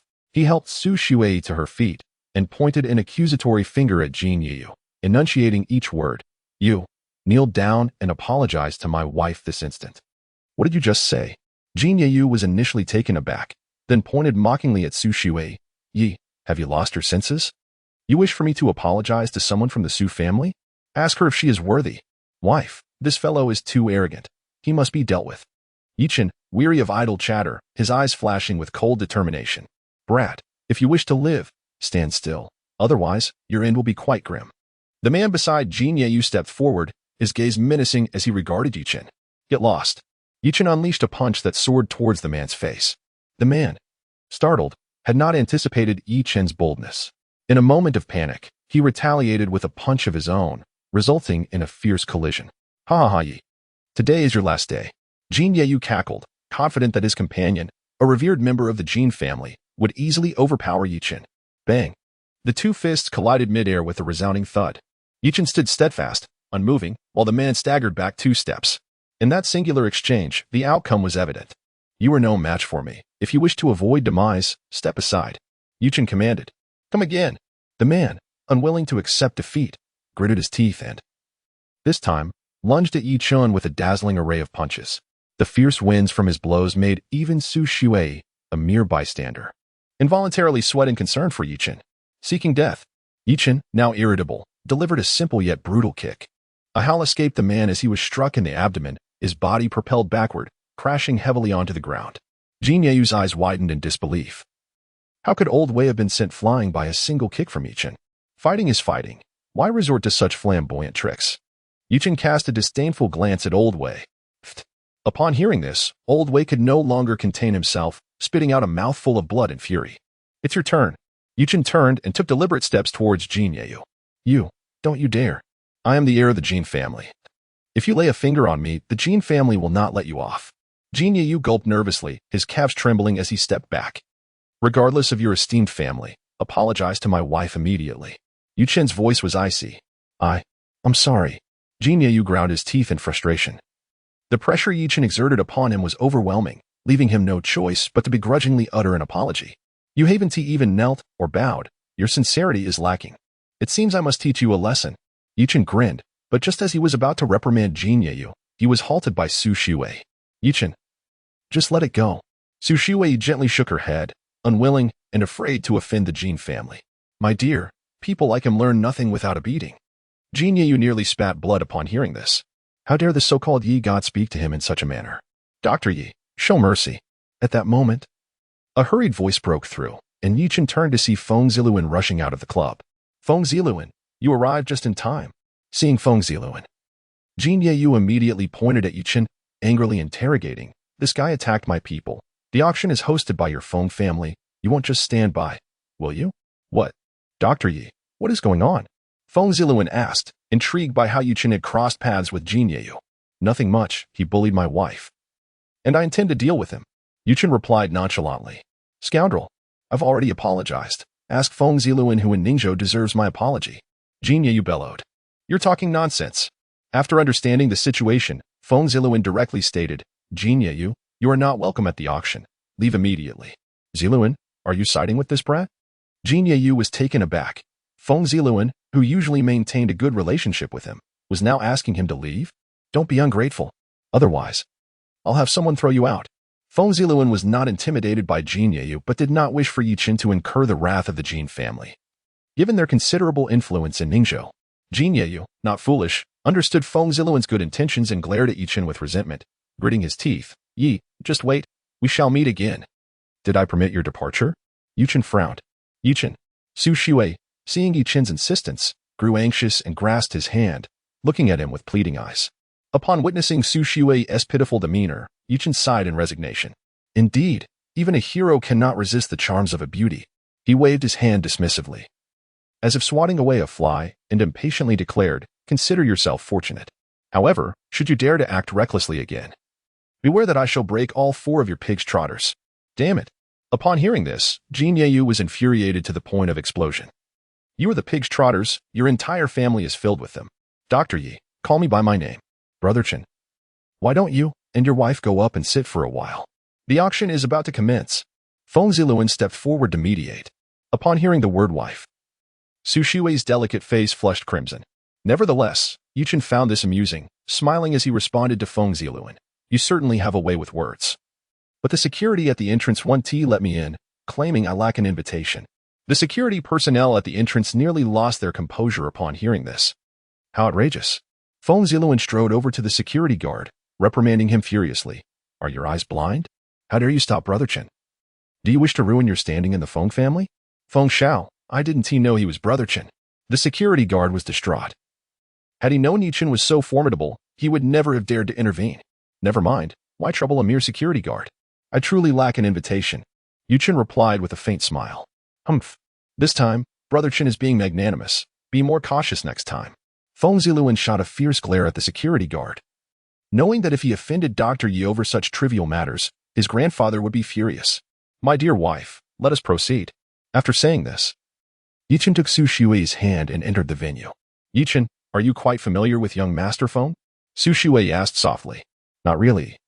This is merely our second meeting. Su Shui couldn't help but roll her eyes. Earlier, Feng Ziluan had been exceedingly cordial. Did Yichen think her blind? However, she refrained from probing further, her mind preoccupied with how to approach Xiao Anna later. Soon, they arrived at the auction venue. Many prominent figures from Ningzhou had already gathered, mingling in small groups, engaged in cheerful conversations. Brother Chen, please take a seat. I will attend to the guests, Feng Ziluan said with a smile. Yes, don't mind me. Go about your business. Yichen was indifferent. The auction venue was filled with an array of delicious pastries, and since he had eaten enough for dinner, he decided to satisfy his hunger first. I'm going to find General Qiao. Yichen, please wait a moment. MHM. Yichen stuffed a piece of cake into his mouth, nodding vaguely in response. I'm truly famished. The meal at Li Xiangqin's house was utterly unappetizing. Had it been the picky old man, he would have surely flipped the table. Meanwhile, Jin Yeyu returned to his car, the muscles in his face twitching with fury. Young Master Jin, do not be angry. Tomorrow, I shall invite the senior brother to help you deal with him. The man gritted his teeth. Humph. This grievance is simply unbearable. Jin Yeyu slammed his fist into the leather seat. If news of tonight's incident spread, his reputation would be utterly tarnished. Young Master Jin, should we call home and ask the old man what to do? No, I cannot bother grandfather over such trivial matters. It would only display my incompetence. Jin Yeyu gritted his teeth, pondering for a moment before extracting his phone to make a call. The call was swiftly connected, and suppressing his rage, he forced a smile as he spoke. Lao Bai, are you attending the Feng family's auction tonight? Of course. I've heard there's a remarkable piece of porcelain. I plan to bid on it as a birthday gift for my father, as his birthday is just around the corner. Came by Yuchen's voice from the other end. Do you seek revenge? Revenge? That lad Yichen will also be present tonight. I've heard you two have had some past grievances, correct? A smirk crept onto Jin Yeyu's lips. He relished the notion of using another's blade to kill, especially with someone like Bai Yichen, who was undoubtedly an excellent weapon. Indeed. Upon hearing that Yichen would also attend the auction, Bai Yichen was instantly consumed by fury. That bastard. I've been looking for him.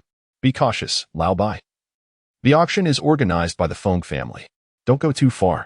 Jin Yeyu cautioned, concerned that any slip-up might provoke trouble from the Feng family. Rest assured. Jin Xiao, I know precisely what to do. Very well, I'm feeling a bit unwell and must leave early. I want to be able to witness your grand display tonight. With that, Jin Yeyu hung up the phone. Within moments, two bullet-shaped business vehicles screeched to a halt at the entrance of the club, and Bai Yichen, brimming with murderous intent, leapt from the car. Wait here. If that lad dares to flee, ensure he is thoroughly beaten. Bai Yichen's face twisted with rage as he mimicked the action of firing a gun. Understood, Bai Xiao. His followers chorused in unison. With me around, there is no need for such theatrics. You are merely embarrassing the Bai family. A solemn elder in green attire beside Bai Yichen admonished. Uncle, that lad is formidable.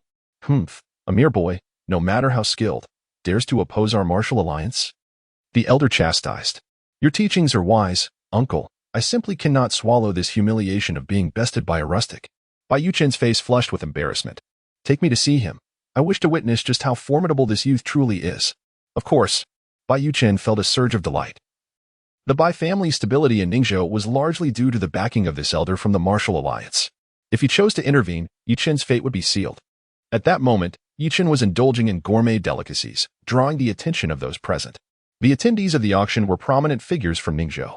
Who among them would feast so unabashedly? Who is that? His manner of eating is utterly disgraceful. It seems he arrived with the Su family. He must be a mere chauffeur. This is absurd. How could such lowly servants be allowed in? This is a prestigious auction. These self-proclaimed elites cast disdainful glances at Yichen. Yet, he paid them no mind, tossing a cherry tomato into his mouth and, after savoring it, frowned as he murmured, "The fruits from the mountains are far superior, fresh and natural." "Yichen, are you still eating?" At that moment, Su Shiwei returned, noticing Yichen's gluttony. "Didn't you have dinner earlier?" "Ah, my dear wife, to be honest, your culinary creations do not quite suit my palate." Yichen felt a tinge of embarrassment. He had assumed that his second senior sister's culinary skills were sufficiently dark, yet he was unprepared for Li Xiangqin, the true dark queen of the culinary realm. "Stop eating. So many eyes are upon you." Su Shiwei's delicate face flushed crimson. Yichen surveyed the surroundings, setting down the cake in his hand with a smile. "Very well. I am quite full anyway. Have you seen my master, sister?" "No," Su Shiwei replied. "Perhaps CEO Qiao has yet to arrive." And she hesitated. "What is it?" "I have spotted several formidable competitors. I fear this visit may be in vain." Su Shiwei sighed softly. "I thought it was a significant matter. Fear not, with me here. None shall usurp the business of the Su family." Yichen smiled gently, revealing a set of pristine white teeth. "Ah, let us discuss this later." Su Shiwei's spirits dampened. For those competitors indeed possessed greater strength than the Su family. Just then, a furious shout echoed through the hall. "Yi, where are you? Get out here." The crowd gasped in astonishment. Who dared to be so brazen at an auction presided over by the Feng family? However, upon seeing Bai Yichen, they felt a sense of relief, for the Bai family was notorious in Ningzhou as a mafia dynasty, and Bai Yichen, as the crown prince, was expected to exhibit such arrogance. Feng Ziluan, who was entertaining guests, stormed over, glaring fiercely at Bai Yichen. "Bai, do you not realize this auction is hosted by my Feng family? What are you shouting about? I only entered because I was giving your Feng family face. Otherwise, do you think this young master has no one by his side?" Bai Yichen, emboldened by the presence of his uncle, completely disregarded Feng Ziluan. "Your uncle?" Feng Ziluan then noticed the elderly figure clad in green beside Bai Yichen, immediately gasping in shock. This man, known as Bai Yuan, nicknamed White Ape, was the leader of the Ningzhou Martial Alliance. Even Feng Jianguo, his father, would regard him with trepidation. Has Chengu offended Bai Yuan?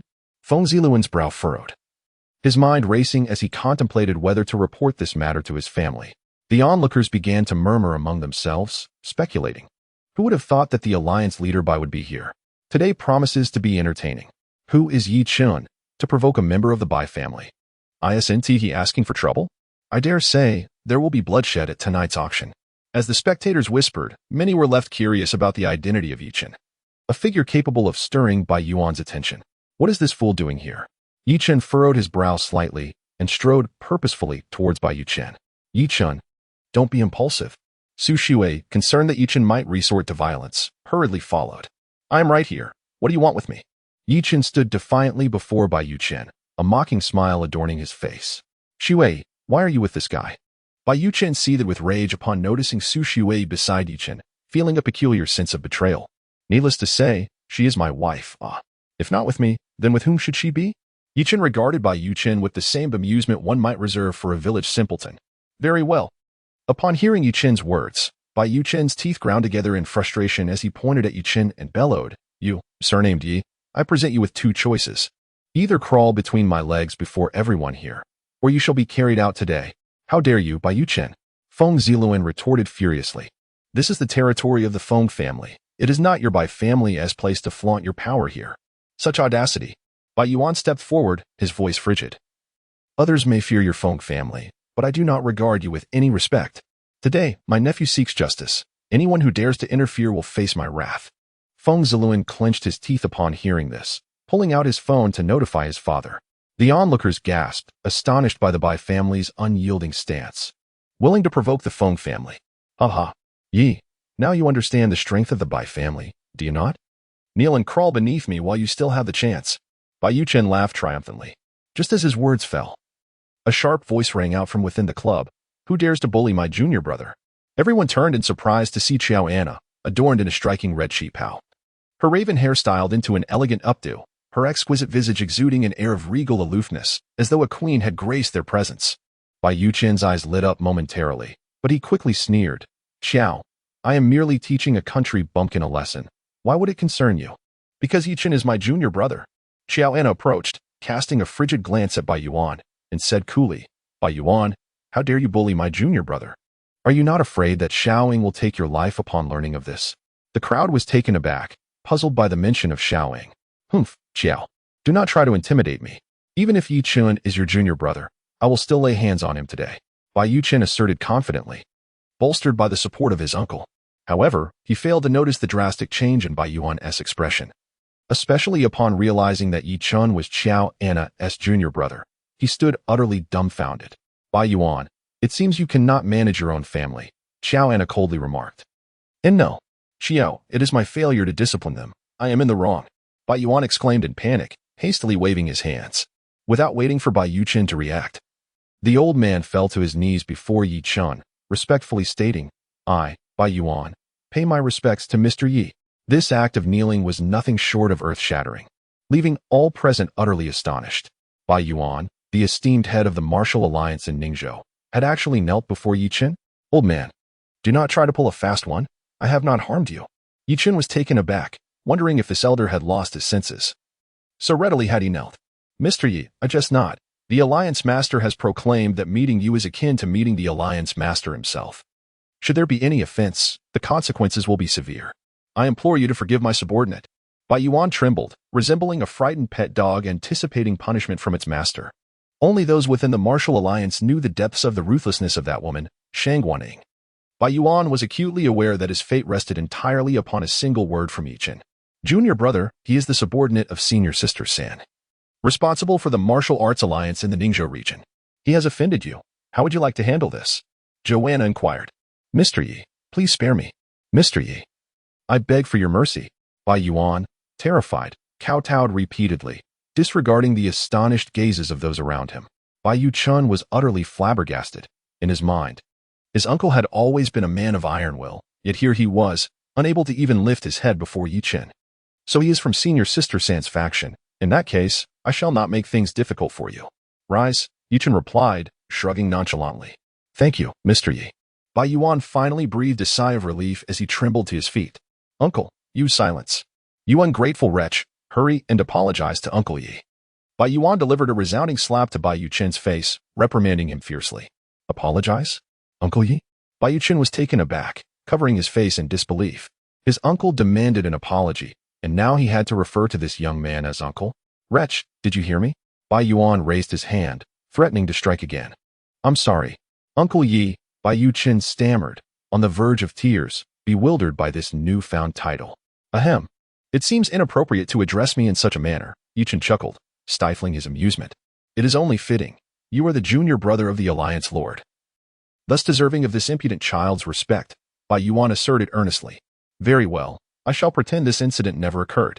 Yichen, disinclined to pursue the matter further. Nevertheless cautioned Bai Yuchen, should you dare to harass my wife again, do not blame me for what follows. Bai Yuchen bit his lip, only to receive another slap from Bai Yuan to the back of his head. Rest assured, Mr. Yi. If this ungrateful scoundrel dares to offend Miss Su again, I shall certainly break his limbs. No, all 5 of them. Bai Yuan vowed fervently. What? Can we not even be relatives? Bai Yuchen felt a surge of blood rise in his throat. Breaking limbs was one thing. But did that also include that particular appendage? All right, I must attend the auction. Do you have any further business here? Yichen inquired. Mr. Yi. We shall take our leave immediately. Bai Yuan, recognizing the cue, hurriedly ushered Bai Yuchen away from the auction. Once they departed, all eyes once again turned to Yichen, and from that day forth, the name Yichen began to circulate within the upper echelons of Ningzhou society. Upon leaving the Flower Language Club, Bai Yuchen's anger simmered. Once in the car, he could no longer contain himself and turned to Bai Yuan, asking, Uncle, isn't Yichen merely senior Miss Shangguan's junior brother? Why are you so afraid of him? You know nothing. Bai Yuan, infuriated, delivered a sharp rap to Bai Yuchen's head, exclaiming, Do you understand why Alliance Master Shangguan established the Martial Arts Alliance? What? It is solely for Mr. Yi, to provide him with unwavering support whenever he may require it in the future. Bai Yuchen listened in a state of bewilderment, pondering the true identity of Yichen. A young man with such immense influence. I warn you, if you dare to provoke Mr. Yi again, I shall not hesitate to break your legs. Bai Yuan admonished sternly. So, when I encounter Yichen in the future, I am truly expected to address him as Uncle Yi? You may call him whatever you wish, even Grandmaster.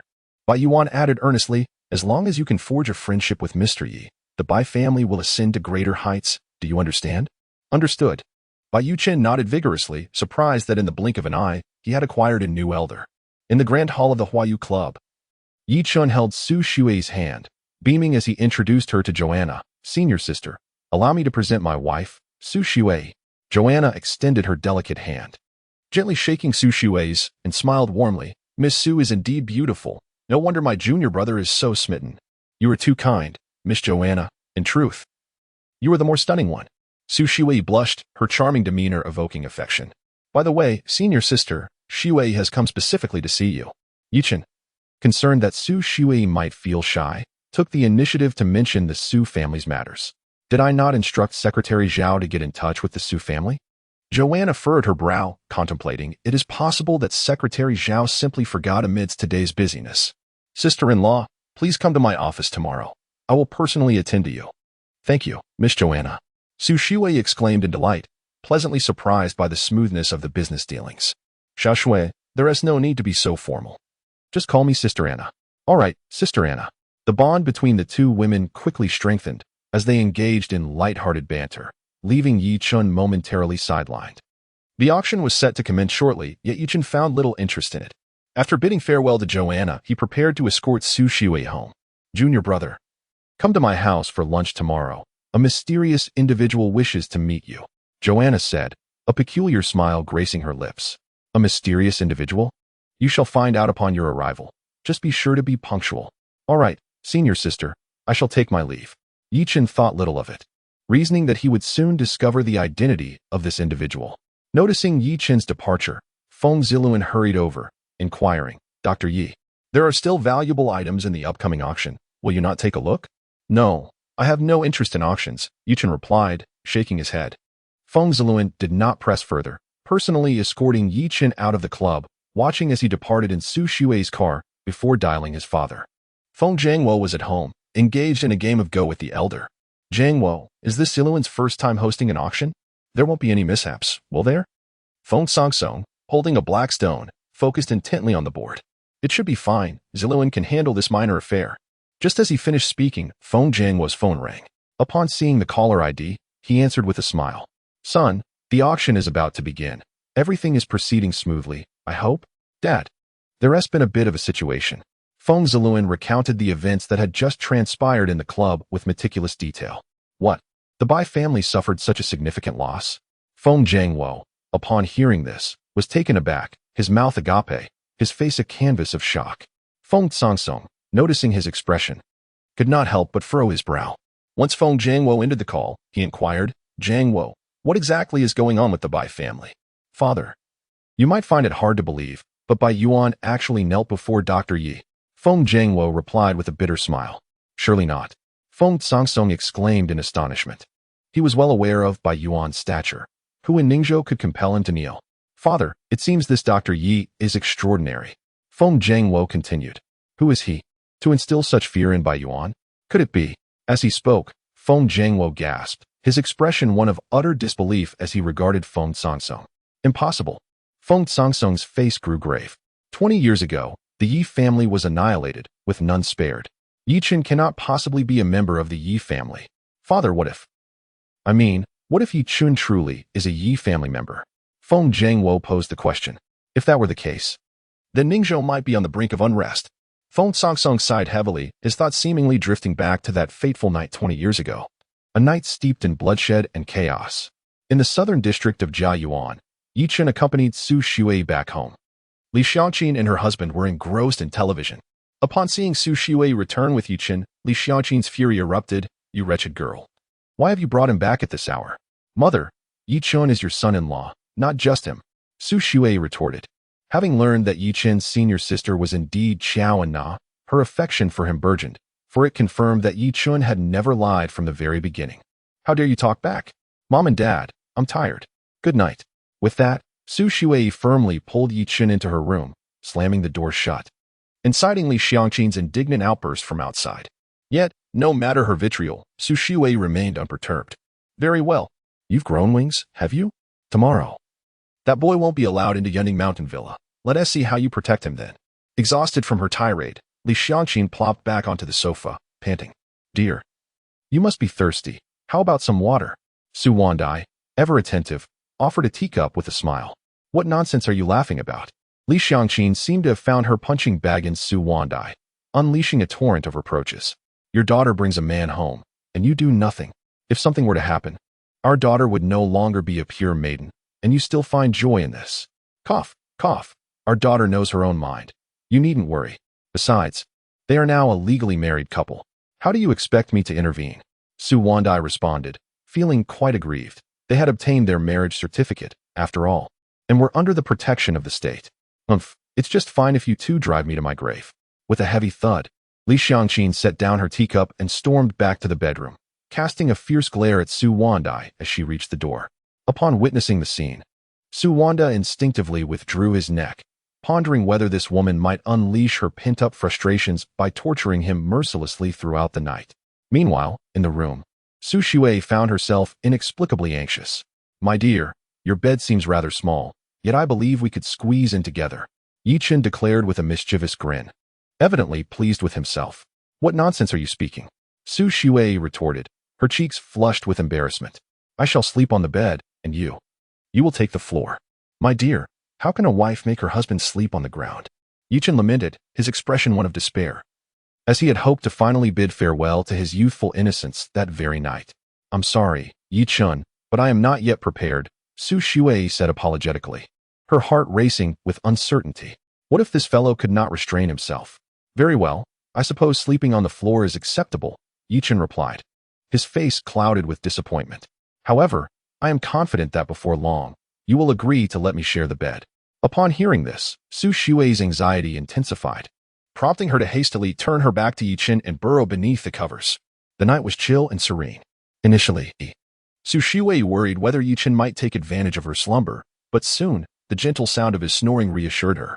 Yet, a thought crossed her mind. Was it possible that he had fallen asleep first because she lacked allure? With such mixed emotions, Su Shui tossed and turned until slumber finally claimed her in the deep of night. The following morning, golden sunlight streamed through the sheer white curtains, casting a soft glow upon Su Shui's delicate face. Yichen, already awake, rested his chin on the headboard, gazing at the peacefully sleeping Su Shui, a broad smile gracing his features. What a beautiful wife. Simply watching her each day brings joy to my heart. Suddenly, Su Shui's long eyelashes fluttered, and she gradually opened her eyes. Ah, she gasped, startled to find a man beside her bed, nearly causing her heart to leap from her chest. My dear, what is the matter? Yichen inquired, bewildered by her reaction. Had she seen a ghost at such an early hour? Yichen? Su Shui blinked away the remnants of sleep, piecing together the events of the previous night. My dear, did you have a nightmare? Yichen asked with genuine concern. And no. Su Shui stammered, her face aflame with embarrassment. It wasn't a nightmare. I was merely startled by you. At that moment, a series of loud knocks echoed from outside, followed by the thunderous voice of Li Xiangqin. You little rascal, what have you done to my daughter? Open this door immediately. Bang, bang, bang. As soon as she finished speaking, 3 more resounding knocks sounded at the door. Mother, I'm fine, Su Shui called out. Hurry, open the door. We're going to Unbeknownst Villa after breakfast. Li Xiangqin replied with exasperation, determined to expose this young man's intentions. After a brief interval, Su Shui and Yichen emerged from the room, only to find Li Xiangqin and her husband enjoying breakfast in the dining area. Yichen approached the table and discovered that only a single portion of milk and bread had been set aside, evidently not intended for him. Mother, why is there no breakfast for me? Su Shui inquired with a frown. My home is not a charity. Why should I share what is mine? Li Xiangqin retorted, casting a disdainful glance at Yichen. Yichen, go ahead and eat. I will prepare another portion in the kitchen. My wife is truly kind to me. Yichen grinned widely, sitting down and sipping the milk without any hesitation as if he were one of the family. You little brat, just give me a heart attack, Li Xiangqin exclaimed, putting down the bread and glaring at Su Shui. Sit down. I will make breakfast for you. Thank you, Mom. Su Shui smiled brightly, well aware that her mother, despite her sharp tongue, had a tender heart and was quite indulgent towards her. Yichen, while the situation hasn't escalated, you should quickly apologize to Auntie, Su Wandai urged in a low voice. Apologize? Why should I apologize? Yichen was taken aback. This child is quite stubborn. If you have a home at Yunding Villa, your uncle will address you as Big Brother from now on. Su Wandai was somewhat irritated. He had hoped to provide Yichen an opportunity to save face, yet this young man seemed ungrateful. Uncle, since you are Shuei's father, I cannot accept being called Big Brother. Yichen replied earnestly. Su Wandai nearly spat out his milk in disbelief. Was this lad truly lacking in comprehension? Yichen, perhaps you should heed my father's advice. Su Shuei encouraged, noting that even if Qiao Anna was Yichen's senior, Qiao herself did not reside at Yunding Villa. Wife, do you trust me? All right, I understand you don't, but let us finish breakfast and then head to Yunding Villa before visiting Qiao's group. Yichen suggested thoughtfully. As soon as he finished speaking, Li Xiangqin emerged from the kitchen with a plate of bread and a glass of milk. Her voice cold as she remarked, Daughter, remember to take the household registration book after eating. You still need to go to the Civil Affairs Bureau to handle the divorce. Mother, stop with your nonsense. Hurry and eat, and then we'll head to Yunding Villa. Li Xiangqin was unconcerned, having already prepared herself for her daughter's second marriage. As soon as they finished their meal, she eagerly urged them to proceed to Yunding Villa. Just then, Yichen's phone rang. Upon seeing the caller ID, he furrowed his brow and stepped aside to answer. Shadow speak. Dragon King, I have indeed uncovered some matters, but speak freely. There is no need for hesitation. Yes. Shadow hesitated briefly before solemnly stating, in truth, the individuals who were killed years ago were not your biological parents. They were merely entrusted with your upbringing. What? Upon hearing this news, Yichen felt as if struck by lightning. Had it not been for the shadow revealing such words, he would never have believed that the parents who had accompanied him throughout his childhood were not his biological ones. But what of his true parents? Dragon King, I have exhausted all avenues and could find no information regarding your biological parents. They remain shrouded in mystery. The shadow seemed to sense Yichen's thoughts and continued, However, your adoptive father has a young niece who miraculously survived. A niece? Her name is Yiwaner. She is precisely 20 years old and currently a sophomore at Ningzhou University. The shadow explained. Understood. Have you uncovered the identity of those who murdered my parents? Yichen's brow furrowed deeply. Although it was his adoptive parents who were slain 20 years ago, in Yichen's heart, they were no different from his biological ones. This blood feud must be avenged. There are some leads. The Jin family of Ningzhou is the prime suspect. Very well, continue your investigation. Yes, Dragon King. Yichen ended the call, his emotions tumultuous, as haunting memories of his parents' tragic demise resurfaced in his mind. You little rascal, are you done with your call? Hurry and get in the car. Li Xiaoqin's sharp voice shattered Yichen's reverie. He turned to see Su Shuei's family waiting for him in the vehicle. Yichen secured his phone and took a moment to compose himself before retracing his steps, sliding into the passenger seat.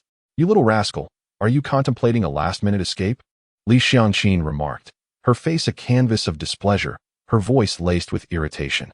If that's the case, perhaps we should forego our visit to the Yunding Villa and head straight to the Civil Affairs Bureau instead. Yichen, are you all right? Su Shuei inquired softly, noticing the pallor on his face. I'm fine, let's be on our way. Yichen managed a strained smile. He did not wish to burden Su Shuei with his own troubles, sparing her from unnecessary concern. Are we truly heading to the Yunding Villa? Su Shuei paused, taken aback. Indeed, trust me. Then, very well. Su Shuei sighed lightly. She had already contemplated the situation the previous night, realizing that Yichen likely had no residence at the Yunding Villa. However, if they could secure the business from the Qiao group today, it might balance the scales of fortune and misfortune. Yunding Villa, the only hillside villa district in Ningzhou, boasted stunning scenery and fresh air, equipped with comprehensive amenities.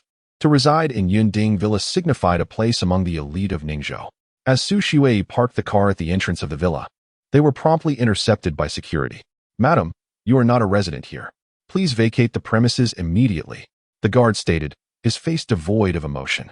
We're here to view the property. Li Xiangqin stammered, an inexplicable anxiety creeping into her voice as she gazed at the villa district. Apologies, but I have not received any notification. You cannot enter. What should we do, Yichen? Su Shuei turned to him, concern etched on her face. My friend, I am the owner of Villa Number 1. Is it not permissible for me to inspect my own property? Yichen replied with a nonchalant demeanor. What? The guard faltered for a moment before sneering. Villa Number 1 belongs to our esteemed boss. Are you attempting to pull a fast one? Faced with the guard's scornful mockery, Li Xiangqin felt a rush of embarrassment wash over her, her cheeks flushed with indignation as she shouted, "Daughter, we are leaving. This scoundrel named Yi is nothing but a fraud. You must divorce him immediately." "Mom, stop defending him. Aren't you ashamed enough already?" Li Xiangqin fumed. As her words fell, Yichen produced a key from his pocket, waving it in front of the guard. "This is the key to Villa number 1, I assure you. I am not deceiving you. The key? Let me see it." The guard's expression was one of disdain. The key to Villa number 1 bore the number 1, adorned with diamonds, a detail known only to insiders. The notion that this young man could simply conjure a key to dupe him was absurd. However, in the next moment, the guard stood frozen as the diamonds on the key sparkled brilliantly in the sunlight, confirming that it was indeed the key to Villa number 1. "Could you return it to me now?" Yichen asked, his impatience surfacing as he frowned. "Are we allowed to enter, or should I call Feng Ziluan? May I have the pleasure of knowing your name, sir?" The guard now felt increasingly convinced of the key's authenticity. Otherwise, how could this individual know Feng's full name? "Yi. Mr. Yi, you are welcome to enter the Villa district at any time." The security guard displayed a warm smile as he returned the keys to Yichen. The Su family stood in astonishment. Was the security at the Yunding Villa so easily deceived that a mere key would grant them passage? "Dear, let us depart," Yichen said with a faint smile. It was only then that Su Shui snapped back to reality, pressing the accelerator as the car slowly entered the Villa district. Once Yichen and his companions had left, the security guard hurried back to the duty room to report the incident to the manager. Upon hearing the news, the manager quickly contacted Feng Jiangwo. "Mr. Feng, a young man named Yi has taken the key to Villa number 1 to view it. Should we report this and have him apprehended for theft?" The manager's vigilance was commendable. "Do not act recklessly." Feng Jiangwo immediately recognized it was Yichen and exclaimed angrily, "From now on, Mr. Yi is the owner of Villa number 1. You are to serve him properly. Do you understand?"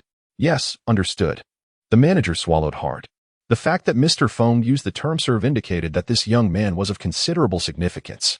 After hanging up, the manager pondered for a moment, retrieved a box of tea leaves he had been reluctant to indulge in, and hurried towards Villa number 1. Meanwhile, the Su family had exited their vehicle and stood before an elegant villa. The entire structure exuded European charm, appearing both grand and luxurious. Flanking the entrance were a pair of imposing golden lions, and the grassy parking area was vast, comparable to 2 or 3 basketball courts. Indeed, this is the pinnacle of Ningzhou's villas, truly exceptional. Su and I could not help but express his admiration. If I could reside in such a place, my life would be complete.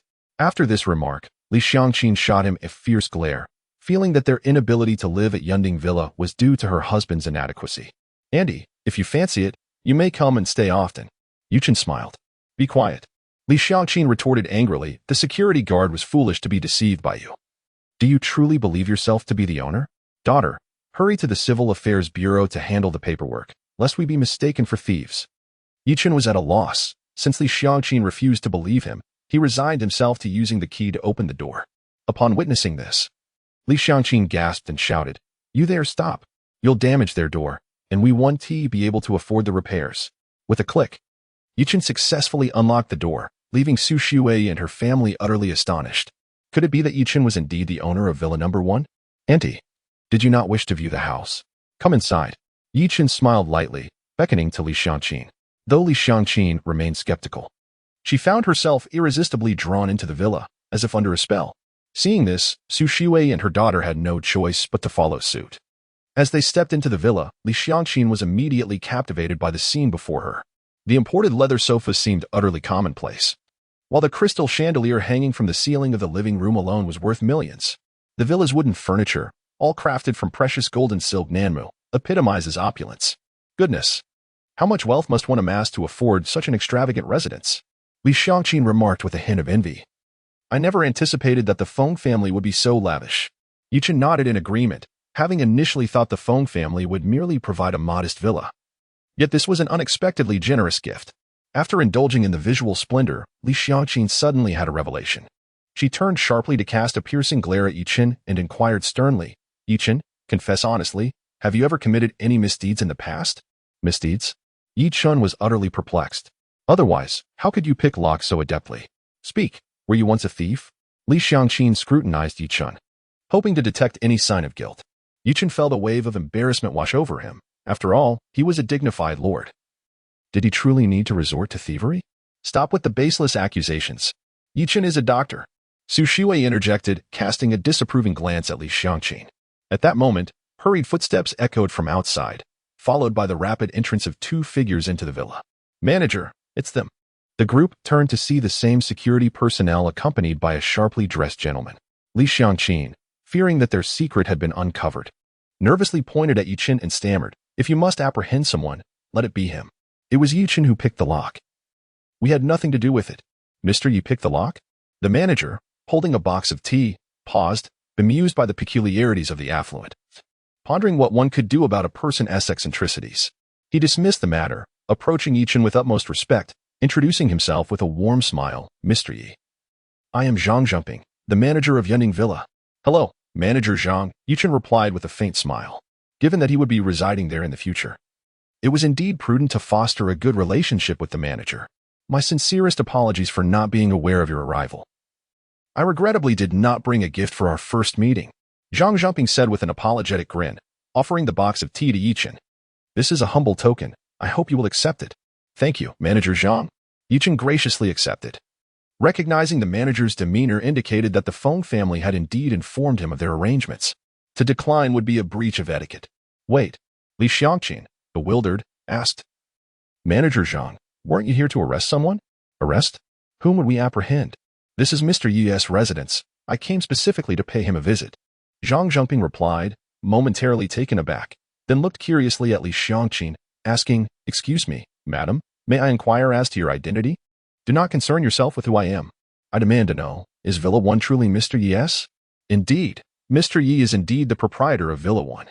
A golden son-in-law. This is the epitome of a true golden son-in-law." Li Xiangqin was overjoyed. While Su Shui and her daughter stood in astonishment, Yichen was indeed the owner of Villa No. 1. "I am Li Xiangqin. You may call me Sister Li," she exclaimed. "No wonder I felt such an affinity upon meeting you. It turns out you are a relative of Mr. Yi."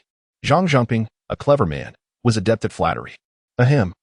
Actually, Yichen is my son-in-law. This child is concerned that my living conditions are inadequate and specially brought me here to view houses." Li Xiangqin beamed with joy, her words laced with a touch of pride. "Now I understand. Please feel free to tell me if there are any improvements we could make to the villa." Zhang Jumping said with a smile. "It's quite lovely. I truly adore this place." Li Xiangqin replied cheerfully. "Mom, this is Yichen's house. Don't get confused." Su Shui could no longer contain herself. What was her mother implying? Was she preparing to move in?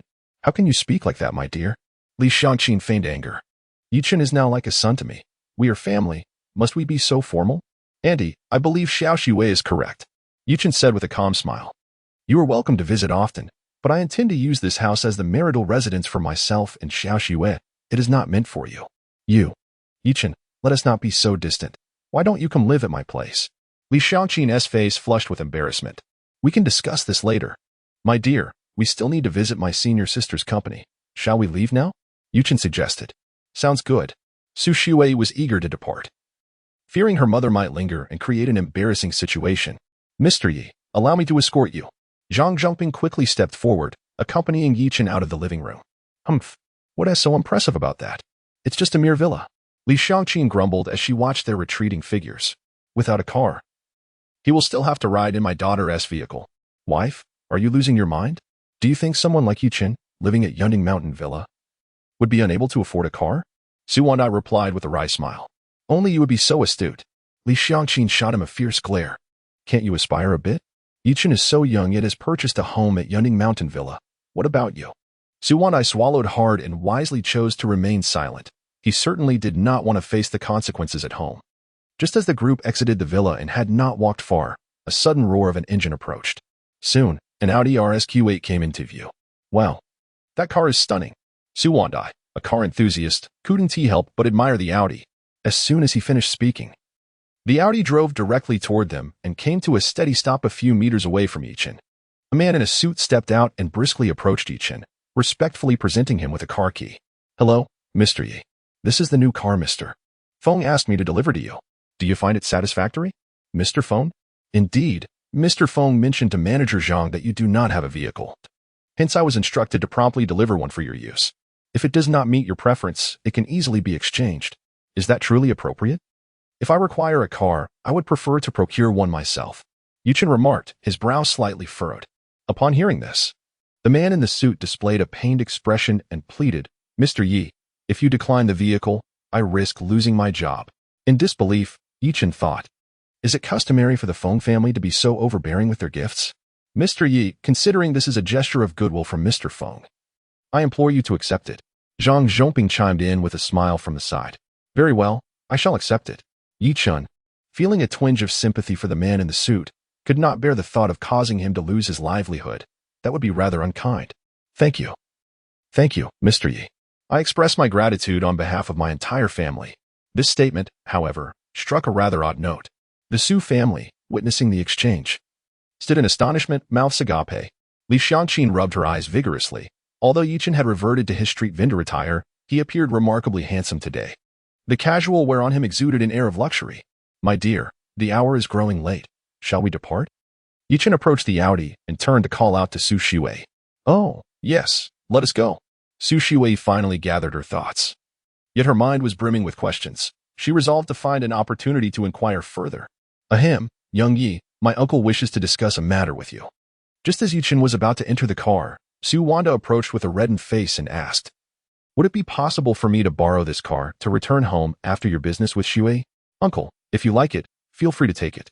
Yichen grinned widely and casually handed the car keys to Su Wanda. Thank you. Su Wanda was elated. He had longed to drive the Audi RSQ8, and today his wish was finally fulfilled.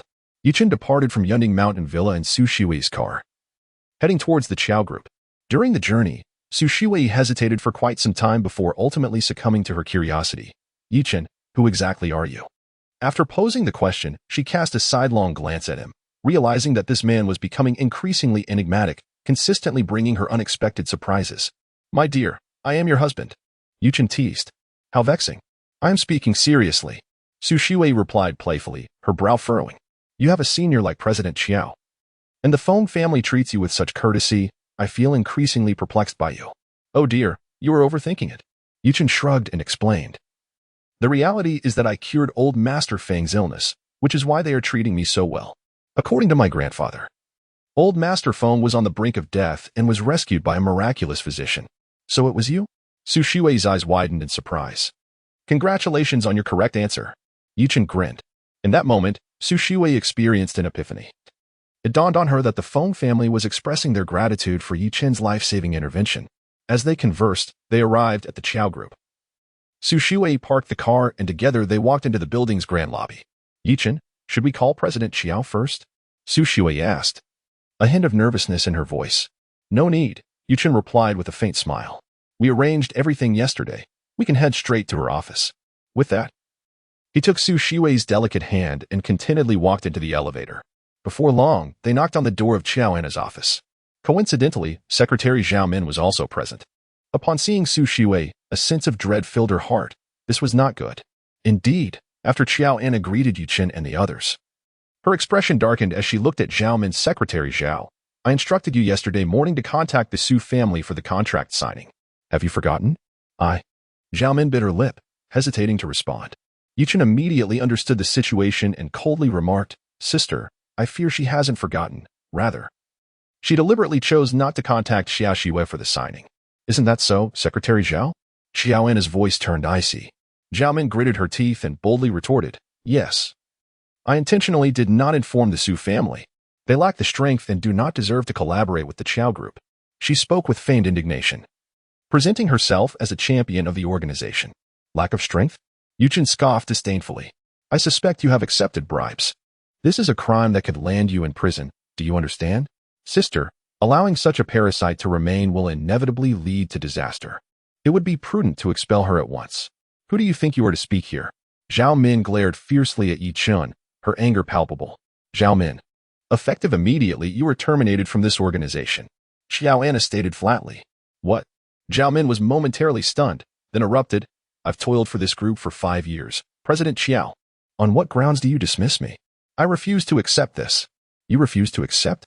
Xiao Anna fixed her with a cold stare and said, in that case, I shall call the police. You can explain your grievances to them. Zhao Min fell silent, fully aware that with Qiao Anna's capabilities, she would undoubtedly follow through. Still not leaving? Should I really call the police? Qiao Anna, do not rejoice too soon. We shall see. With that, Zhao Min stormed out of the office in a huff. Sister, be cautious. That woman might be harboring ill intentions, Yichen said, his brow furrowed, instinctively sensing trouble. President Xiao, I never anticipated it would escalate like this. I sincerely apologize. Su Shuai looked at Xiao Anna with a face full of regret. Family matters should not involve outsiders. Let us sign the contract first.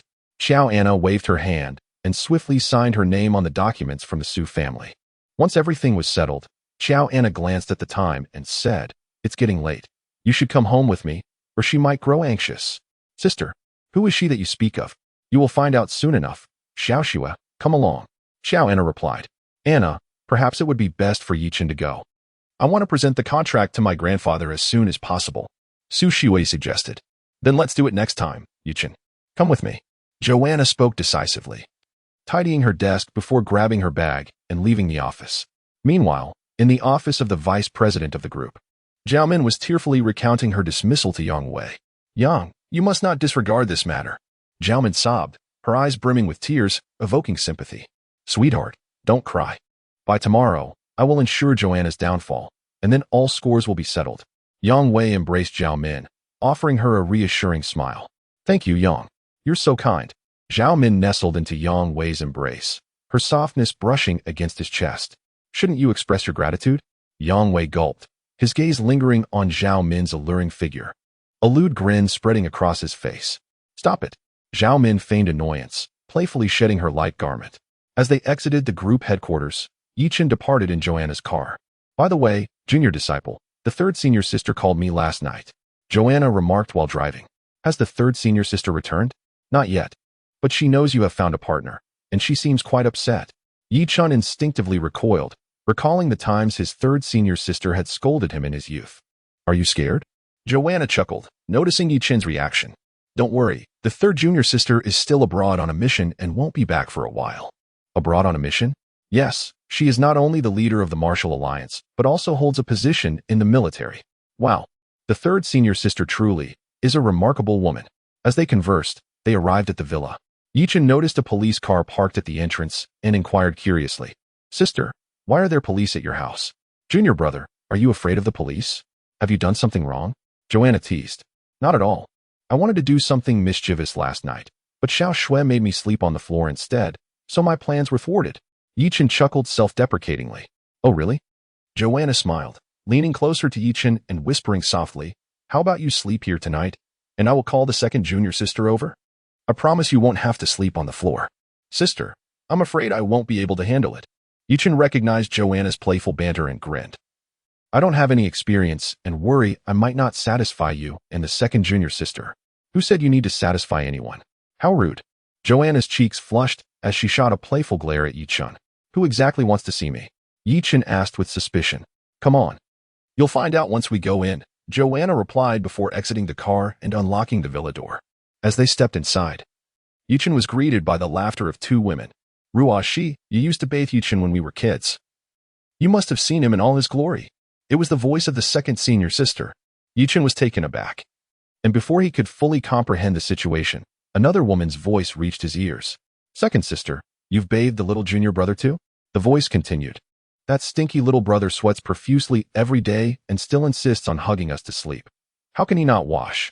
Stinky little brother? Yichen swallowed hard. Only fourth sister called him that. Could today's mysterious person be fourth sister? As he entered the living room, he saw a second sister and a woman with her back to him, chatting and laughing merrily. Oh, Yichen, you're here? Yanqing exclaimed, her face breaking into a strange smile. Stinky little brother. Before Yichen could respond, the woman quickly turned around, revealing an exquisite visage. Fourth sister? Upon seeing her, Yichen felt a rush of joy mingled with astonishment. The woman sported a refreshing shoulder-length bob, her clear and bright eyes shimmering, long eyelashes fluttering gently, and her sun-kissed skin radiating health. Her delicate lips resembled rose petals, tender and glistening. Clad in a black police uniform, Lu Ruashi exuded a striking elegance, a beauty that stood in stark contrast to ordinary women. You finally come down from the mountain. Lu Ruashi's eyes glistened with moisture as she sprang into Yichen's embrace, murmuring, Stinky little brother, do you know how much I've missed you all these years? Ahem, sister, could we perhaps use a different term? Stinky little brother sounds rather odd. One might think I'm unhygienic. Yichen chuckled wryly. You're asking for it. Daring to tease your elder sister. Lu Ruashi's cheeks flushed crimson at his words, playfully punching his chest with her delicate fist. All right. Who will help me cook in the kitchen? Xiaoana chimed in, setting down her bag with a smile. I'll go. Let Ruashi and the little junior brother chat a bit more. Yanqing offered. Upon hearing Yanqing's intent to head to the kitchen, Yichen felt a wave of dread wash over him. Humph. You should be grateful for what you have to eat. Stop being so picky.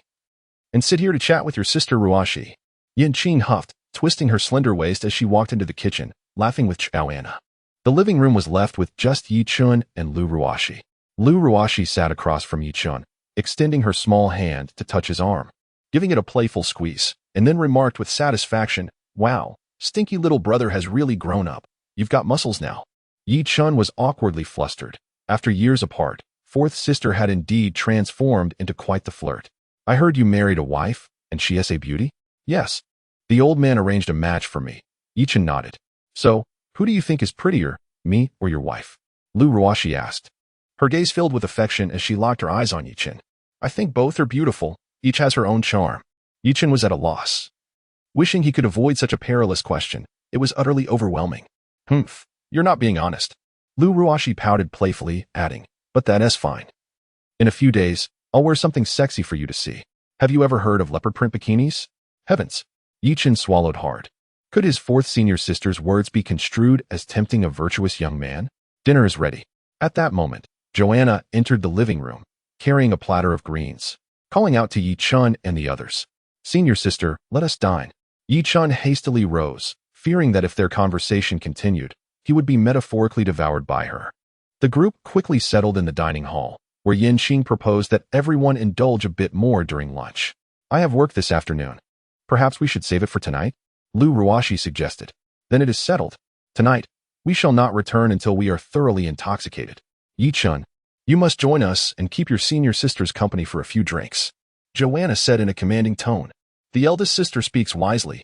If we all become inebriated. Dear younger brother, you stand to gain immensely. Lu Ruashi smiled sweetly. Junior brother, if the three of us were to become intoxicated simultaneously, which one of us would you assist to rest? Yanqing asked with keen interest, gazing at Yichen. I suppose I would have to escort all three of you to your rooms, Yichen pondered, realizing he could not afford to offend any of his senior sisters. This answer seemed the safest. However, before he could finish, Joanna looked at him with playful amusement and remarked, Oh, junior brother, I did not realize you were so wicked. You wish to have all three of us. Are you not concerned about your stamina? What a trap. Yichen felt a wave of despair. Senior sisters, please have mercy. The pitfalls you have laid are beyond my defenses. This mapo tofu is truly delicious. Who prepared it? Yichen hastily shifted the topic, though he was certain it was not the work of the second senior sister. If it's tasty, then eat more. Joanna smiled, scooping a spoonful of tofu into Yichen's bowl and casually inquiring, Yichen, you haven't found a job since coming to Ningzhou, have you? Why not join my group? I know nothing of business. I think I shall pass, Yichen replied, shaking his head, for he detested haggling with others. Senior sister. I too believe Yichen is ill-suited for commerce. Yanqing contemplated before adding, our master has entrusted him with the ancient martial and medical arts of the dragon sect. He should either open a clinic to promote our dragon sect's medical practices. Second senior sister, you echo my wife's sentiments exactly. She too urged me to open a clinic and even offered to invest. Yichen grinned. A mere clinic. Both the eldest and I could invest as well. Yanqing huffed playfully. Senior sisters competing to invest? Yichen could only chuckle in disbelief. This felt like they were forcing him into a life of dependency. Senior sister, regarding your offer to join your group, I believe you ought to be wary of that secretary Zhao, Yichen said earnestly. She has already been dismissed. It can't be that serious, can it? Joanna frowned. No. Yichen insisted with a serious expression. I perceive a treacherous demeanor in her. Should you offend her, she is certain to retaliate. Upon hearing Yichen's words, the group fell into a contemplative silence. The dragon sect possesses an esoteric skill known as the Ziwei Destiny Technique, in addition to its ancient martial arts and medical practices. It is said in the martial world that with a single glance, one can discern wealth and nobility, with a second, foresee the future, and with a third, determine life and death, underscoring its esteemed status. Unfortunately, this arcane art is passed down only to males. leaving Yichen as the sole inheritor of the old master's true teachings. I shall remain vigilant, he resolved. Curious, Lu Ruashi could not help but inquire, what, exactly, is the characteristic of a rebellious bone? It is said that one should avoid individuals with prominent nasal and jaw features. The latter refers to the rebellious bone.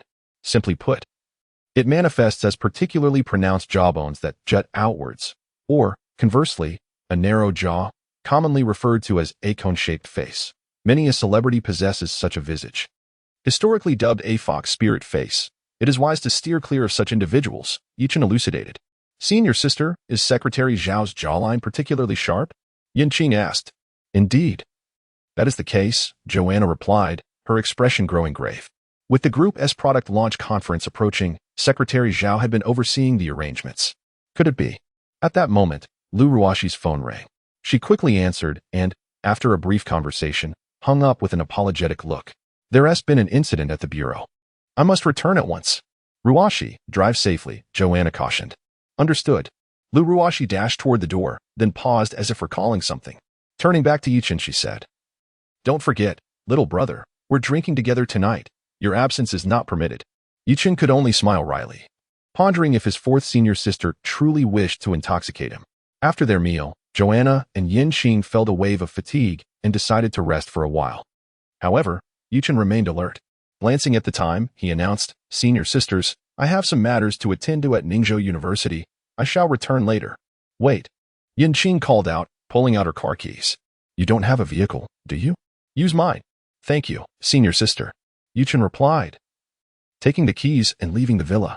Do you think our junior brother truly descended the mountain merely to find a bride? Yichen pondered aloud, watching his retreating figure with concern.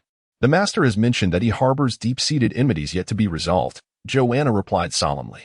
Deep-seated enmities? Regardless, we shall support him wholeheartedly. Yichen asserted.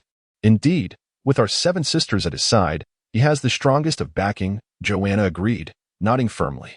At Ningzhou University, youthful students engaged in laughter and playful pursuits, basking in the freedom of their spirited youth under the blazing sun. Yichen parked at the school entrance and sent a text message. 2 minutes later, a man wearing a cap and sunglasses approached the front of his car. Shadow. Yichen greeted him as he exited the vehicle. Master, Yuaner is at the snack street behind the school. Shall we head there now? The figure of the shadow loomed tall, his voice gravelly, yet the brim of his hat was pulled low and obscured by sunglasses, rendering it difficult for anyone to discern his features. Let us proceed. Take me to see her. Yichen nodded, and the two strolled towards the snack street, during which the shadow recounted the circumstances surrounding Yuaner. It turned out that she had been adopted after her parents perished in a bizarre car accident when she was still an infant, scarcely a year old. Who adopted her? Yichen inquired. It was a childless couple working in sanitation, the shadow replied. Upon hearing this, Yichen furrowed his brow. In truth, Yuano had suffered more than he, for he had at least been 5 years old when he lost his parents. As they conversed, they soon arrived at the snack street. It was a narrow lane, less than 5 meters wide, flanked by diminutive shops, with numerous stalls lining the street. Grilled lamb skewers. Only 2 yuan each. Good news. Good news. Customers, our store is having a massive clearance sale at a loss. We have cockroach and rat poison. We are not afraid of many rats, only of having none. The cacophony of various catchy advertisements echoed throughout the snack street, creating a lively atmosphere. While the street may not have exuded elegance, it was filled with the vibrant energy of life, bustling with patrons, many of whom were financially constrained university students. Dragon King. Look at that girl with the ponytail, that S.U. Warner, the shadow exclaimed, pointing, following the direction of his finger. Yichen spotted a small spicy hot pot stall nestled in a corner. A girl with a delicate appearance, slightly tanned skin, and clad in a floral dress was enthusiastically attending to customers. Her deft movements suggested she had been running the stall for quite some time. Thank you for your patronage. That will be 20 yuan. Yuaner cheerfully informed a young couple after counting the skewers. Hey, Yuaner, we were classmates. Can't you give me a discount? The young man teased, a smirk on his face. This. Zhou, yeah, I'm running a small business. I'm truly sorry. Yuaner's cheeks flushed. Come on, just give it to her. A fashionably dressed girl beside him scoffed. It's only 20 yuan. Yuaner, you're so stingy. I want to be coming back again. It's just getting worse as you become purr. I'm sorry. How about you pay 18 yuan? And I'll treat you to ice pops? Yuaner bit her lip, feeling a bit awkward. Forget it. If word gets out, people will think I, Shojia, am short of 20 yuan. With that, the boy checked his WeChat and, with the girl in tow, swaggered away, but not before deliberately stepping on the stool, leaving a large, grimy footprint behind. Yuana remained silent, merely picking up a cloth to crouch down and wipe it clean after they left. Dragon King. Should I teach that boy a lesson? The shadow was unable to contain his indignation. Is this what classmates do? It's plainly bullying. No need. Yichen waved his hand and inquired, Shadow, are you hungry? I am famished, starving to death. Dragon King, shall we go support Yuana? Shadow grinned, revealing a set of pearly white teeth. Indeed, let us go. Yichen strode purposefully towards Yuana's spicy hot pot stall. Just as Yuana finished wiping down the stools, she spotted Yichen and his companions approaching, her face instantly lighting up with a radiant smile. Elder brother, would you like to try my family's spicy hot pot? It's absolutely delicious. Young lady, do you have cold beer? Shadow chuckled. Yes, we do. Upon hearing this, Yuana was overjoyed. She hurriedly turned and retrieved 2 bottles of snowflake beer from a large foam box behind her. Elder brother, if this isn't enough, I have more in the fridge. Yuana's smile was beautiful and bright, yet Yichen caught a glimpse of lingering tears at the corners of her eyes. Shadow, eat more, Yichen urged. Understood. Shadow feasted heartily. Even though he had just finished a meal, he was willing to indulge to support Yuana. Boss, you don't seem too old. Are you a student? Yichen casually struck up a conversation with Yuana. Yes. Then why aren't you in class? Today is a school holiday. I'm here working part-time. Elder brother, how does the hot pot taste? Quite good indeed. Yuana's hot pot was genuinely delightful. And from the moment Yichen laid eyes on her, he felt an inexplicable sense of familiarity, which struck him as peculiar. Through their conversation, Yichen learned that Yuana's stall could earn her around 3,000 yuan a month. She was committed to perfecting the flavors of her offerings, and her business was steadily improving. However, Yichen felt a twinge of concern. Although Yuana was earning money, it came at the cost of her time. Was she neglecting her studies by immersing herself in this endeavor? At that moment, a group of burly thugs adorned with tattoos resembling dragons and tigers approached. Amusingly, these ruffians, clearly lowlifes, sported red armbands emblazoned with the words market management. As Yuana noticed them advancing towards her stall, a flicker of terror crossed her delicate features. All of this did not escape Yichen's keen observation. Beauty. It's time to pay the sanitation fee. The leader of the thugs, clad in a black tank top, displaying a tattoo of a dragon across his shoulder, leered at Yuana. Brother Gue, I paid 1,000 just a few days ago. It has even been a month. Yuana bit her lip nervously, glancing timidly at the thug. Who told you that it was for this month? Can't I collect for next month in advance? Exactly. Brother Gue said to collect. Why aren't you paying up? Beauty, I advise you to be sensible. Otherwise, you might as well close this shabby stall. The other thugs chimed in, brandishing their menacing demeanor, while nearby vendors who disapproved dared not voice their anger. Brother Gue, I genuinely have no money left. I only have 2,000 yuan. But that is meant for my mother's medicine, Yuana pleaded desperately, her heart racing with anxiety. Hiki, if you don't wish to cooperate, that's fine.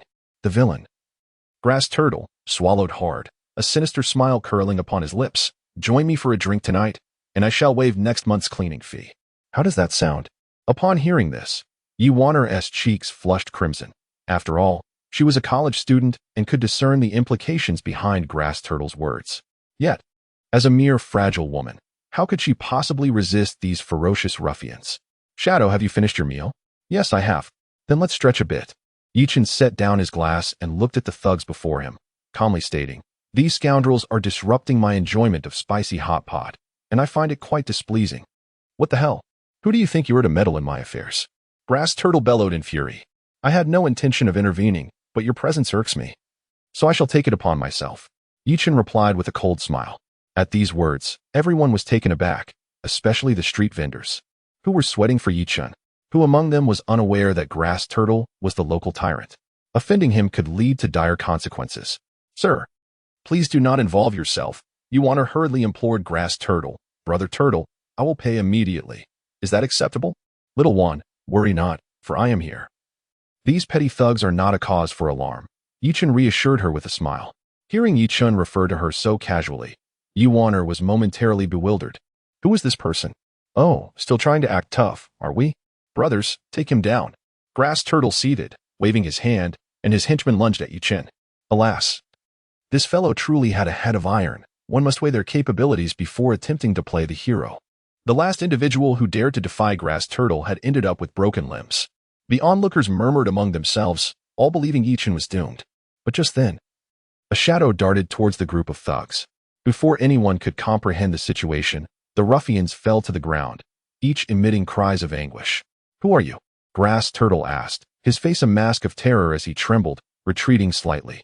"I warn you, I am under the protection of Boss Bai. Do you know the consequences of crossing me?" Upon hearing the name Boss Bai, many present gasped in shock. Everyone knew that Boss Bai was a notorious figure in Ningzhou. And there was a local saying, better to offend the king of hell than to provoke Boss Bai, unless one has a death wish. Regardless of your affiliations, you shall perish. The shadow, true to its name, moved with blinding speed, grasping Grass Turtle by the throat and lifting him effortlessly off the ground. People from the Bai family? Yichen furrowed his brow upon hearing this. He glanced at Grass Turtle, who was now rolling his eyes.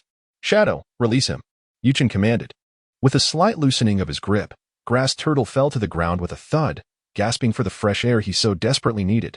"Grass Turtle, please make a call to the Bai family and inform them that I, Yichen, am here waiting for them. If they do not arrive within 10 minutes, they shall bear all consequences." Yichen's voice was frigid. After speaking, he casually picked up a skewer of quail eggs and savored them. For Yuaner's spicy hot pot was indeed delectable. "Who exactly are you?" Grass Turtle, having finally risen from the ground, was taken aback by Yichen's words. Such audacity. To demand the Bai family as presence within 10 minutes and threaten them with consequences if they fail to comply? Just make the call without all this nonsense. The shadow's eyes widened, instilling fear in Grass Turtle, who hurriedly took out his phone and dialed Bai Yichen's number. In the Bai family's courtyard. Although they were involved in the underworld, they resided in a courtyard, a true anomaly within the dark realm. Bai Yichen, his father, and Bai Yuan were conversing in the ancestral hall.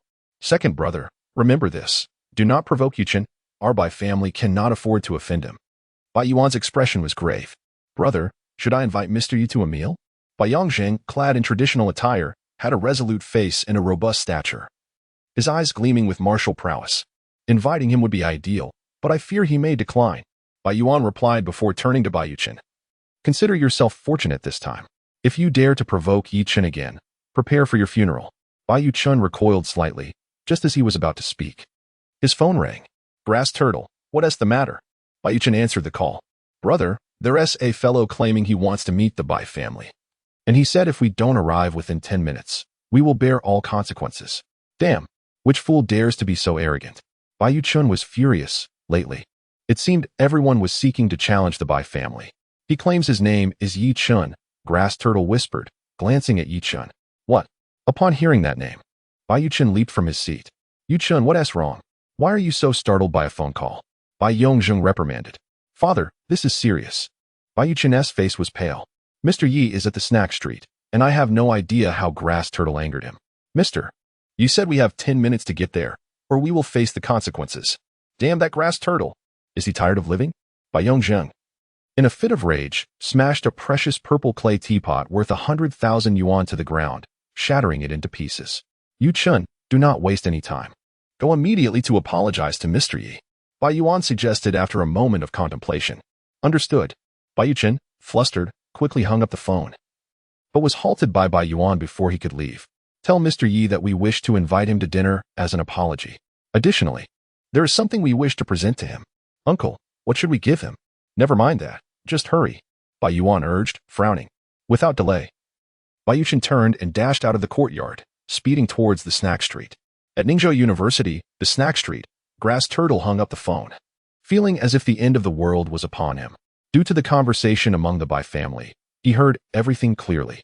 They actually referred to the young man before them as Sir, indicating that he was no ordinary person. "Elder brother, did Bai Shao bring people with him?" A younger brother climbed up from the ground, glaring at Yichen with resentment and gritting his teeth. "You brat, just wait to die. Die, you idiot." Upon hearing this, Chao Gui was so frightened that his soul nearly left his body. He turned around and delivered a heavy kick to the younger brother's abdomen, scolding. "How dare you speak to Mr. Yi like that? Have you lost your senses?" "Elder brother, The younger brother looked bewildered. Why was Brother Gui acting so irrationally, actually helping that kid against his own people? The onlookers were equally dumbfounded. This was not how the plot was supposed to unfold. Could it be that this young man was a fierce dragon crossing the river, daring to provoke even the Bai family? Mr. Yi, I apologize. Chao Gui, disregarding the need to reprimand the younger brother, hurriedly stepped forward to offer a box of cigarettes, only to be declined by Yichen. When did the Bai family arrive? Yichen smiled coldly. Rest assured, Bai Xiao will be here shortly. Chao Gui smiled nervously, fearful of further offending Yichen. Just as he finished speaking, hurried footsteps could be heard, and soon Bai Yichen appeared, drenched in sweat, accompanied by 2 bodyguards. Bai Xiao, you finally arrived.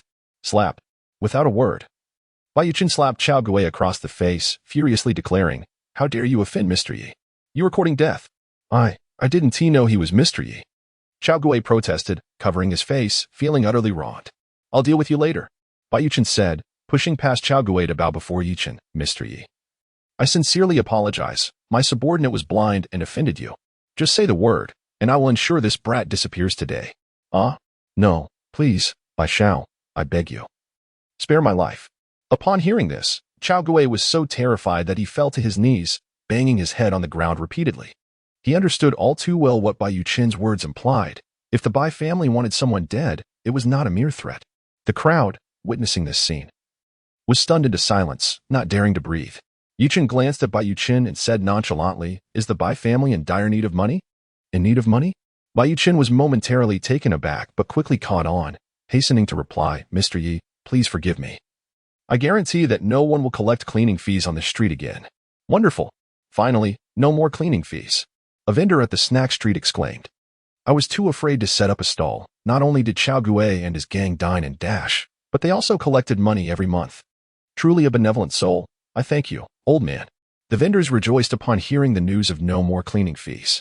An elderly man selling sweet potatoes trembled as he pulled out the 2 largest sweet potatoes from his furnace, insisting that Yichen accept them, refusing to take any payment, claiming that accepting money would be disrespectful to his age. Bai Yichen, look at the sins committed by the Bai family. Yichen furrowed his brow, furious. I don't care how much you collected. Return all the money to the merchants here. If you dare to return even a penny less, you might as well stay in the hospital. Mr. Yi, rest assured, I will promptly arrange for a refund. Bai Yichen felt a surge of despair. He had been collecting protection fees on this street for several years, and the total sum to be returned amounted to several million. Yet, he dared not refuse. Soon, the Bai family dispatched someone to deliver the funds. First, refund my sister's money. Yichen stated. Your sister? Xiaoyi, come here. With a gentle smile. Yichen cast a warm gaze at Yuaner. Yuaner was momentarily stunned, bewildered at how she had suddenly acquired such a formidable brother. As she approached Yichen, she felt utterly dazed. Xiaoyi, do not be afraid. I truly am your brother. I will explain everything to you later. Yichen had already recognized Yuaner's diligence and kindness, having resolved in his heart to accept her as his sister. Nearby, Brother Turtle was taken aback. Unable to stand steady, this beautiful lady selling spicy skewers was actually Mr. Ye's sister? This was disastrous. He was certain he would meet a grim fate. Overwhelmed by this realization, Brother Turtle began to wail uncontrollably. Enough of your nonsense. Bai Yichen shot a fierce glare at Brother Turtle, then swiftly pulled out his checkbook and wrote a check for 1 million, presenting it to Yuaner. Miss, this is the protection fee collected from you by Chao Gui. Please do accept it. Yuaner gasped upon seeing the check and hurriedly attempted to return it. Sir, this amount is excessive. Surely you must be mistaken? The excess is for emotional distress. Please, beautiful, you must accept it.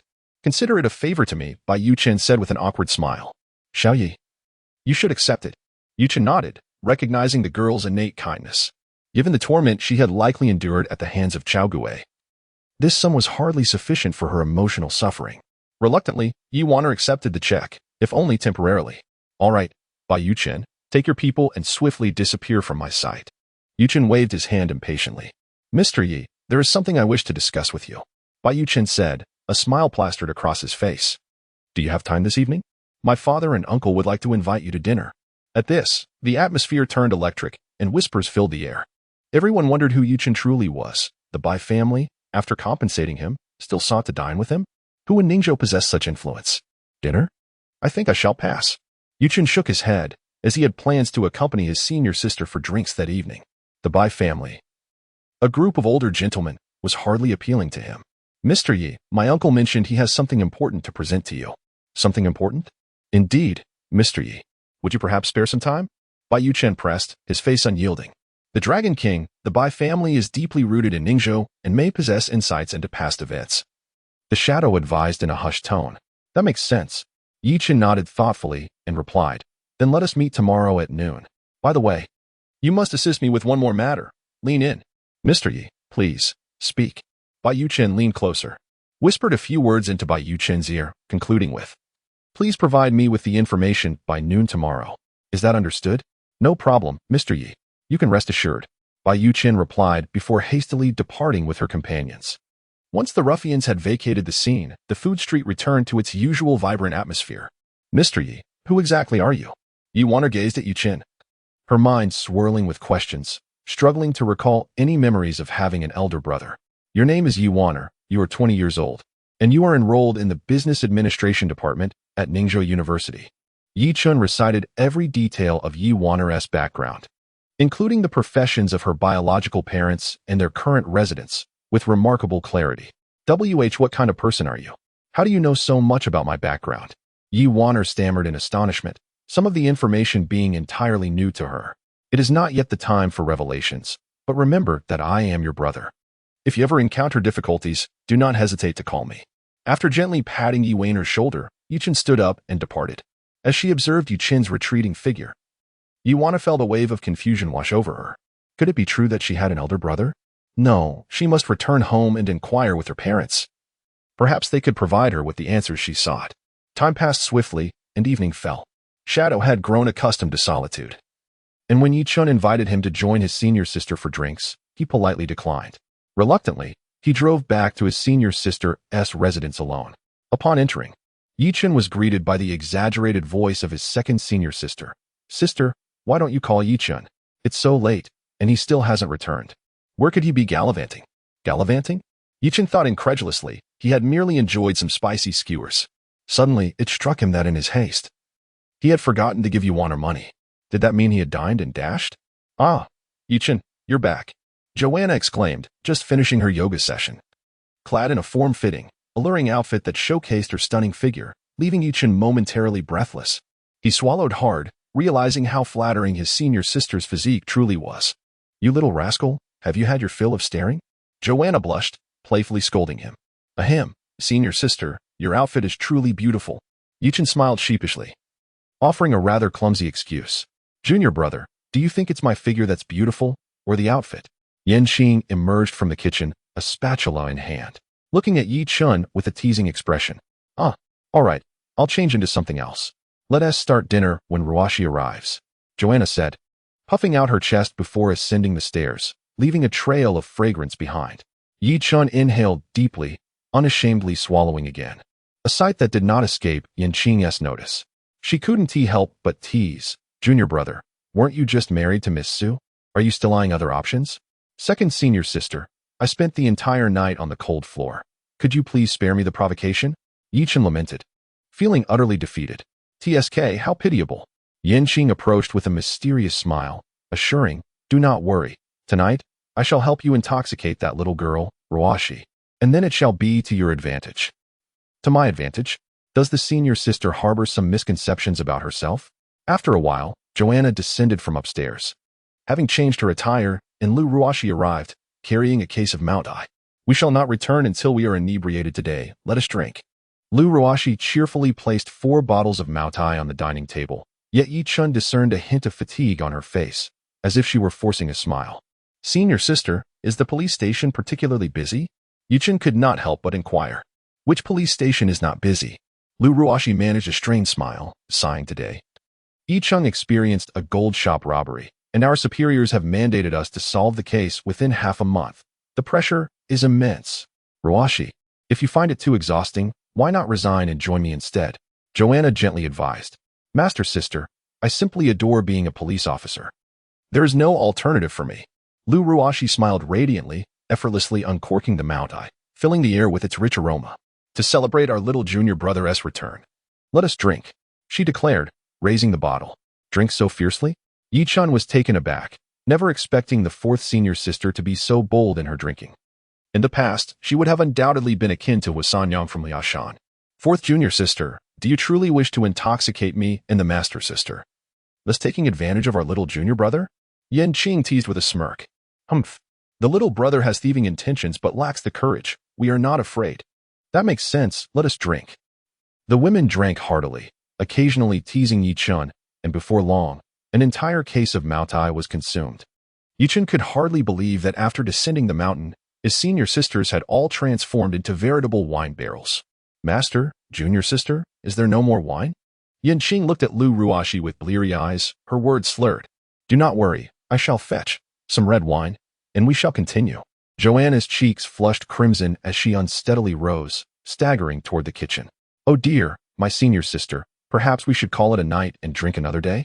Yichen, witnessing the scene, felt overwhelmed and quickly stepped forward to support Joanna. Second senior sister, fourth senior sister, please wait, I shall assist you to rest. Rest? Little junior brother. Do you intend to consume me and Yichen? Lu Ruashi, now tipsy, gazed at Yichen with a silly grin. Consume what? You are also inebriated. I would not have the heart to. Yichen assisted each of them to their respective rooms to lie down. Thankfully, the master sister's villa had ample rooms. Otherwise, it would truly be troublesome. Little junior brother, I am thirsty. I want water. Yichen, I want a hug.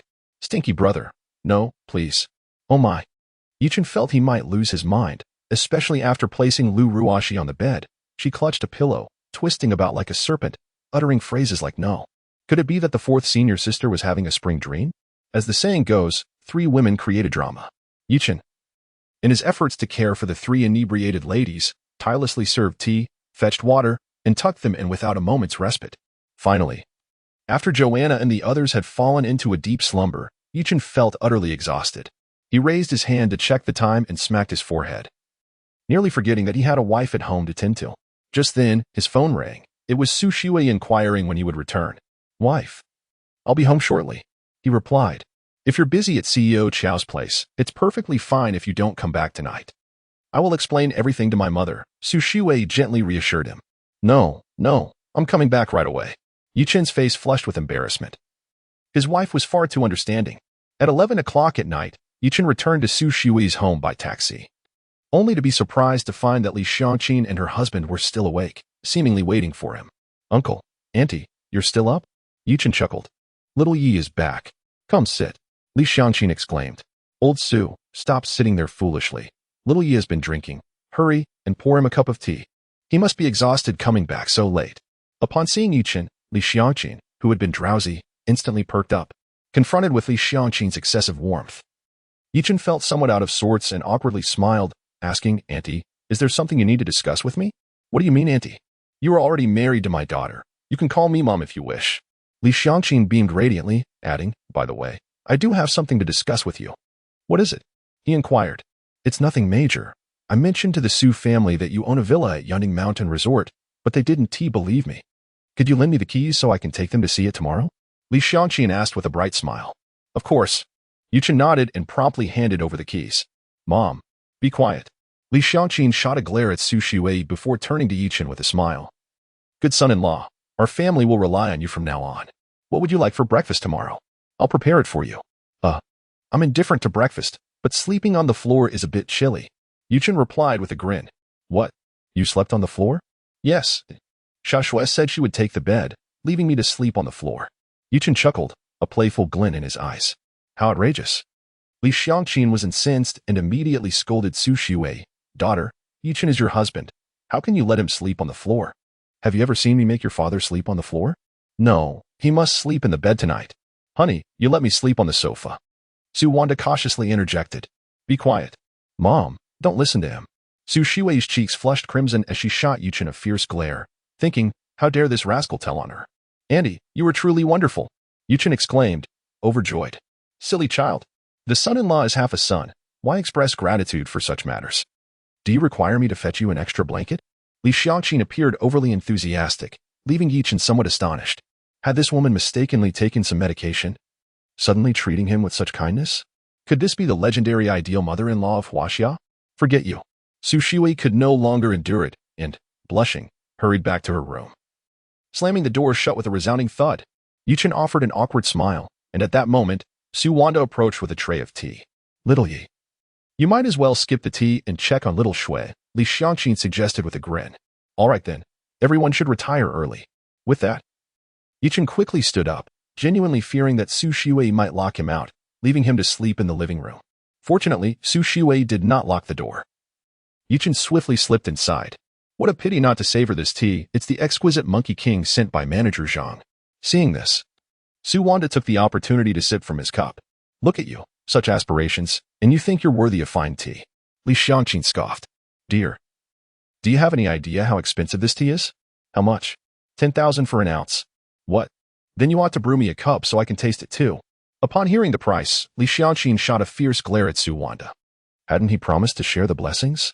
Meanwhile, Su Shiwei sat at the edge of her bed, her heart racing like a wild deer. The moment Yichen entered and locked the door, she felt as if her heart might leap from her chest. Could it be that, under her mother's encouragement, he might truly take advantage of her? Shui, it's getting late. Shall we sleep? Yichen approached her with a warm smile. You go ahead. I'm not sleepy. Su Shiwei stammered, but despite her efforts, she couldn't suppress a yawn. Don't worry, if you don't let me into bed, I'll just sleep on the floor. Really? Why would I lie to you? Yichen expertly laid out a sleeping mat and promptly lay down. Su Shiwei was momentarily taken aback. He didn't get into bed. Did he not wish to engage in anything with her? What girl doesn't harbor romantic feelings? Yichen's actions touched Su Shiwei. At least he respected her. Should she offer him a chance? For reasons unknown, amidst her anxiety, she felt a flicker of anticipation. Yet, just as she was caught in her thoughts, a soft snoring sound reached her ears. Turning to glance, she found Yichen had already fallen asleep. You pig. Su Shiwei sighed, a mix of relief and a tinge of disappointment washing over her. If he had stayed awake a little longer, perhaps she would have invited him to bed. The following morning, upon rising, Yichen discovered that Su Shiwei was also awake. Little Shui, did you not sleep well last night? He inquired, noticing the bags under her eyes. Yes, I had insomnia, Su Shiwei replied, casting a somewhat forlorn look at Yichen. Since a man had taken up residence in her room, her sleep had been restless these past few days. Do not rush. Later, I shall offer you a soothing massage to ensure you will never suffer from insomnia again. One can only hope. The two arose and made their way to the dining room, where Su Shiwei was greeted by a table laden with breakfast. There was milk and bread, fried dough sticks with soy milk, and even soup dumplings. Mother, why have you prepared such a grand spread? Su Shiwei exclaimed, for typically, her mother would dismiss her request for fried dough sticks.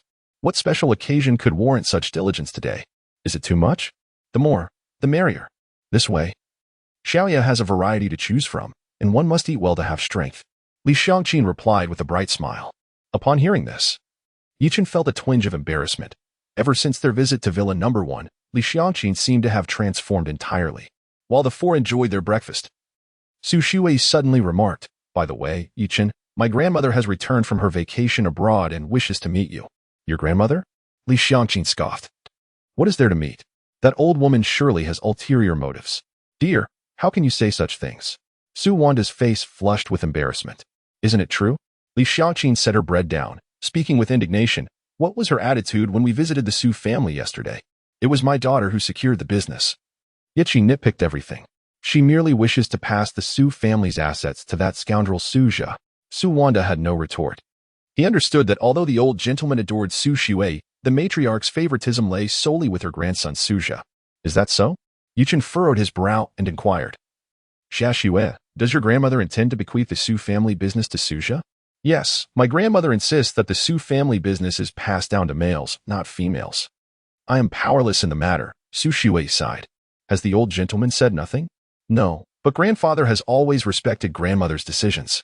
Upon further questioning, Yichen learned that Su Shiwei's grandmother wielded significant influence. The Su family had prospered due to her family's power, making her voice in the family more authoritative than that of the old gentleman. Very well, I shall accompany you to meet your grandmother this evening. Yichen pondered before nodding in agreement. After breakfast, he drove Su Shiwei to her company, eager to see what it looked like. Yichen, have you given thought to what I mentioned previously? Su Shiwei inquired mid-journey. What did you say? About opening a clinic. Otherwise, you will grow bored if you have nothing to do, despite having wealth, won't you? I am contemplating this matter. Please allow me a few more days, Yichen responded. All right, let me know once you have made up your mind. Soon, under Su Shiwei's guidance, Yichen parked before an upscale office building named Guomao. Xia Shiwei, is this the Su family's office building? Yichen inquired, gazing up at the impressive structure, which rivaled the grandeur of the Chiao family building owned by his senior sister. Not quite. Our family merely rents 2 floors here. Ah, I see. The Su family primarily engaged in urban advertising, alongside a few infrastructure and landscaping projects, boasting an annual revenue exceeding 100 million. 2 individuals alighted from the vehicle and entered the office building, swiftly ascending to their company via the elevator. Good morning. General Manager Su. Upon entering, the employees greeted Su Shui, their curiosity piqued by the presence of Yichen beside her. Have you heard? General Manager Su is married, and apparently her spouse hails from the countryside. I wonder what she was thinking. You don't understand a thing. This is what they call the infatuated man rides the gallant steed. The clever wife oft accompanies the clumsy husband to sleep. Is this the fellow? He is rather handsome. Isn't he? The employees chattered amongst themselves, their whispers concealed from Su Shui but distinctly audible to Yichen, who possessed exceptional hearing. Infatuated man? Clumsy husband? You imbeciles! Yichen was nearly incited to violence. He was, after all, a dashing gentleman, and it seemed these people had been afflicted with poor eyesight. At that moment, a beautiful woman clad in office attire approached, her expression somewhat anxious as she addressed Su Shui. General Manager, young Master Su has arrived, and he is in your office. What does he want? Upon hearing this, Su Shui's brows furrowed slightly. Understood. You may return to your duties. Shui, what is the matter? Susha is here. He seldom visits the office. Ever since Grandma returned, he showed up, but I have no idea what he intends. Su Shui sighed softly. Yichen instantly grasped the situation. It was highly likely that this young man was attempting to seize power. Let us go. If he has something to say, we shall soon find out. Yichen replied with a calm smile. Su Shui nodded and proceeded to the president's office, pushing the door open. Upon entering, the sight that greeted Su Shui nearly caused her to choke with rage. There sat Su Zhe in the president's chair, his feet propped up on the desk, blissfully savoring a cigar, oblivious to the acrid smoke that enveloped the office. Susha, remove your feet from the desk. Su Shui seethed, unable to contain her indignation. Ah. You finally decided to show up. Susha turned, his face a mask of disdain. Su Shui, as the company's president. Is it really appropriate for you to arrive so late every day? I demand you lower your feet and extinguish that cigar. Do you hear me? Why are you being so fierce? Just lower them. Reluctantly, Suja lowered his feet, yet continued to puff on the cigar. This is my office. You should leave if you have no business here. Why should I leave? Don't forget, I hold shares in this company as well. Suja sneered, pointing dismissively at Yichen behind Su Shui. Why should a country bumpkin like him be allowed in your office? What gives you the right to tell me to leave? Yu Yichen is my husband. It is not your place to speak. Su Shui replied, her anger palpable. Suja had always coveted the position of president. But such an audacious provocation was indeed a first for him. Wife, do not be upset. I can tell he is merely here to stir trouble. Let him speak. Yichen remarked coldly. Country bumpkin, you have no say here. Before Suja could finish his sentence, he felt a sudden blur before him, followed by a resounding slap to his face. Smack. A sharp crack reverberated throughout the office as Suja received a resounding slap from Yichen. Stars dancing before his eyes. You scoundrel. How dare you strike me? After a moment of stunned silence, Suja, clutching his reddened cheek, glared incredulously at Yichen, his voice laced with fury. Su Shui was momentarily taken aback. She had not anticipated Yichen would resort to violence against Suja, although it was somewhat satisfying. It also meant trouble for him. Humph. What of it? You deserved it, Yichen replied, a playful glint in his eyes. I warned you in the Su household to choose your words carefully. If you refuse to heed my warnings, whose fault is that? Su Shui, you witnessed this. Are you going to stand by while that scoundrel strikes me? Suja screamed, his voice rising in desperation. Well, it's wrong for Yichen to hit you. You brought this upon yourself by repeatedly calling him a country bumpkin. Su Shui unexpectedly defended Yichen, upon hearing that it was his own doing. Suja felt an explosion of rage within him. He slammed his cigar onto the floor, pointing a finger at Su Shui, he retorted. I will go tell Grandma that you hit me, and let us see how you manage to keep your position as president. And you, Yichen, Suja snarled. Teeth clenched. Last time in the underground parking lot, you escaped. I shall eventually deal with you. Escaped? Yichen paused, taken aback. Why Yichen had the audacity to claim that he had fled? No, I must confront him the next time we meet. I cannot allow such a reputation to linger. He mused silently. Just wait and see. With that, Suja stormed out of the office in a fit of anger. Yichen, you shouldn't have hit him. Su Shui sighed softly. Grandma favors Suja the most. If she learns that you struck him, she surely will not let it slide. That insolent brat deserved the beating. Yichen responded just as Su Shui's phone rang, her expression shifting dramatically upon seeing the caller ID. Wife, what is wrong? It's a call from Grandma. Suja must have reported me. Su Shui's face was clouded with worry. Answer it. Put it on speaker so I can hear what she has to say. Yichen suggested with a smile. All right. Su Shui steadied herself and answered the call. Grandma, you were looking for me? You wretched girl. You still remember I am your grandmother. A raspy voice thundered through the phone. Suja has informed me that your husband struck him. Is this true? Yes, but Grandma. Please let me explain. Save your explanations. I'm not interested. You are no longer fit to be the president of the Su family. Bring the one who hit him to the family meeting tonight. The caller's tone was exceedingly authoritative. Understood, Su Shui bit her lip, realizing that her grandmother was leveraging this incident to pressure her into relinquishing her position. How outrageous. The line went dead abruptly, leaving Su Shui in a state of shock. Her mind swirling. Wife, do not overthink it. I will accompany you to the Su family tonight, Yichen reassured her. Yichen, you should not have struck Suja. Now that they have seized upon your vulnerabilities, your grandmother will undoubtedly put you in a difficult position. And I fear I may also have to relinquish my position as CEO. Su Shui furrowed her delicate brows. If the old lady refuses to reason, then she should not blame me. Yichen sneered. Please do not act recklessly. Su Shui exclaimed, startled. My grandmother holds absolute authority within the family. No one dares to challenge her supremacy. Rest assured, I will not provoke her. Su Shui sighed softly, casting a deep glance at Yichen, hoping there would be no conflict between him and her grandmother that evening.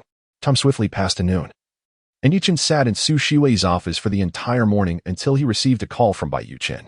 Mr. Yi, where are you? What can I assist you with? Have you forgotten that my father has invited you to lunch today?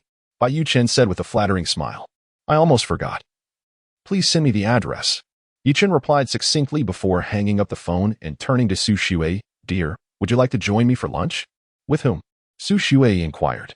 Bai Yichen. Never mind. I'll just grab a takeout.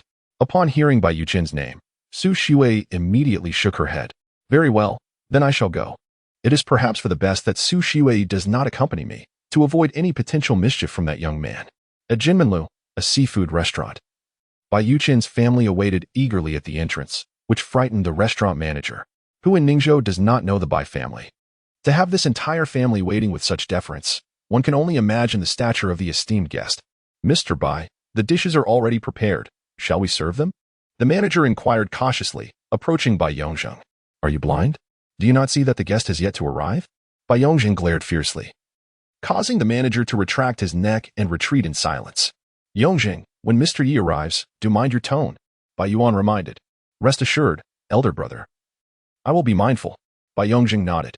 Just then, an Audi RSQ8 sped towards them, screeching to a halt before the Bai family.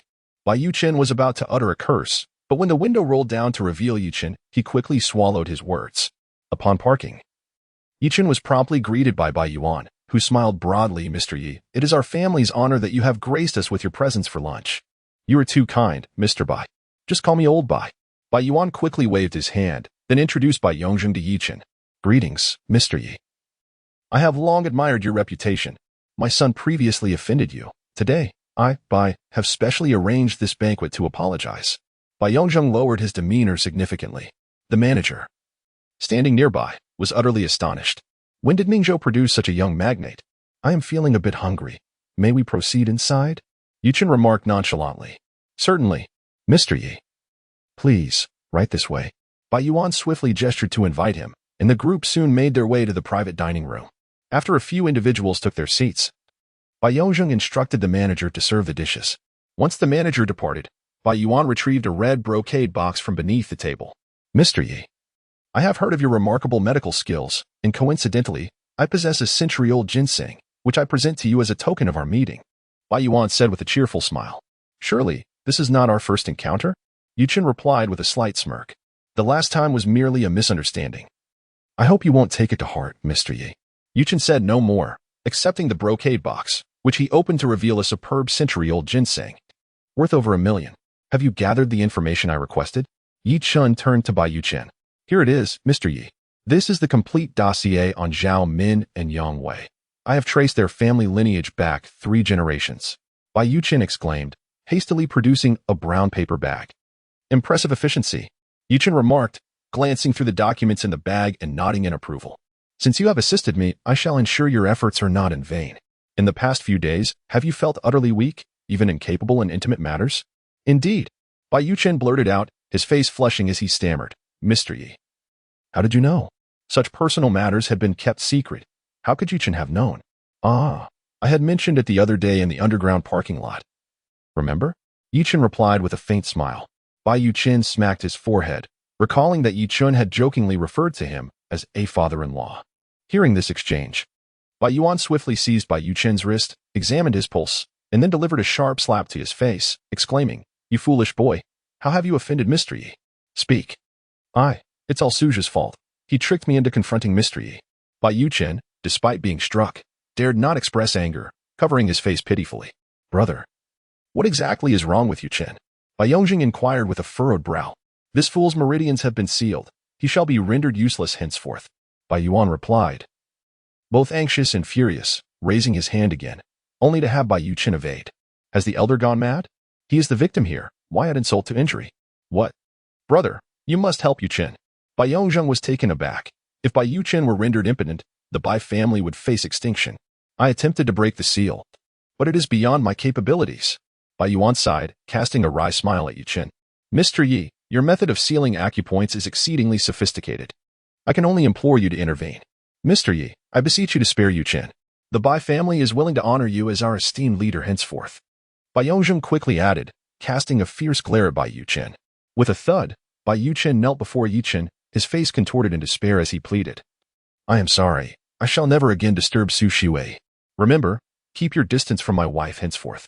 Yichen concluded, snapping his fingers, sending a surge of energy into Bai Yichen's waist. External energy release?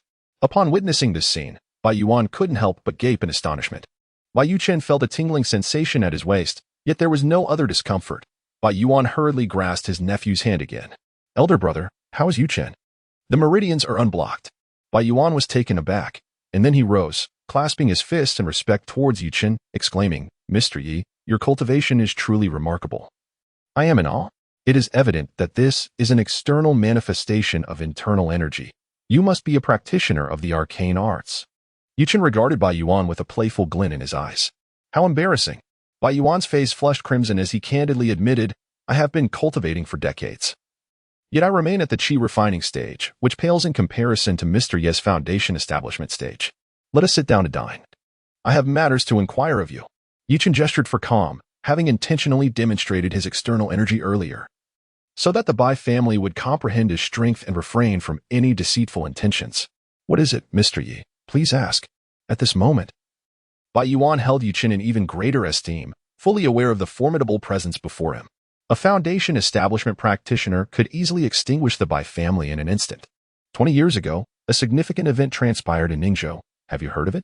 Yichen inquired, sweeping his gaze over the group. 20 years ago? The Bai family members frowned at the mention, and while Bai Yichen had been just a child, Bai Yuan's brothers were equally perplexed. Mr. Yi, could you elaborate? Bai Yuan queried cautiously. Let me be frank. 20 years ago, the Yi family of Ningzhou was tragically annihilated. Are you aware of this matter? Yi family. Bai Yongjing murmured. Suddenly his expression shifted drastically. He stared wide-eyed at Yichen, murmuring, could it be that you are a descendant of the Yi family? It was said that a child had escaped the calamity. Could he be Mr. Yi? Bai Yuan was equally taken aback, his expression one of astonishment. You know who from the Yi family escaped? Does the Bai family have a hand in this matter? Yichen's voice turned icy, and an intangible aura of menace emanated from him, causing the Bai family to feel an overwhelming pressure, with Bai Yichen trembling uncontrollably. And no.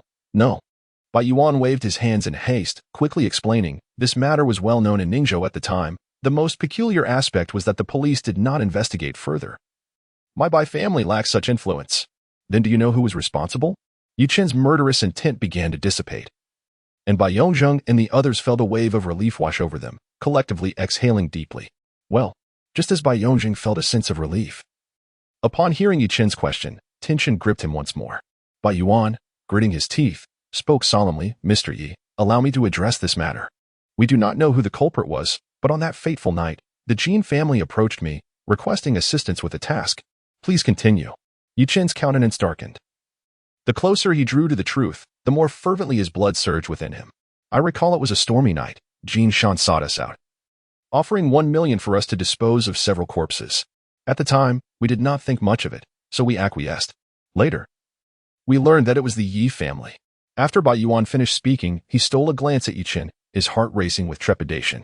If he were to provoke Yichen, the Bai family would surely face ruin. Mr. Yi, we truly had no idea that you were related to them. Otherwise, even with 100 lives, we would not have dared. As he observed Yichen's gradually freezing gaze, Bai Yongzheng was horrified, beads of sweat cascading down his forehead. As a seasoned rogue, he could naturally discern that Yichen harbored murderous intent. Yichen remained silent, merely casting a cold stare at the family. The temperature in the room plummeted abruptly. Despite the sweltering summer heat, the Bai family felt chilled to the bone, goosebumps prickling their skin. Where have you buried the body? Yichen demanded in a frigid tone. Duduan Mountain, Bai Yongzheng stammered, wiping the sweat from his brow. Take me there now. Very well, we will heed Mr. Yi's command. Bai Yongzheng exchanged a nervous glance with Bai Yuan, and both rose uneasily to follow Yichen. Dad, what exactly happened 20 years ago? Bai Yuchen asked anxiously. Duduan Mountain was a desolate hill in Ningzhou. If Yichen were to suddenly decide to take a life, the Bai family would be utterly doomed. Be silent.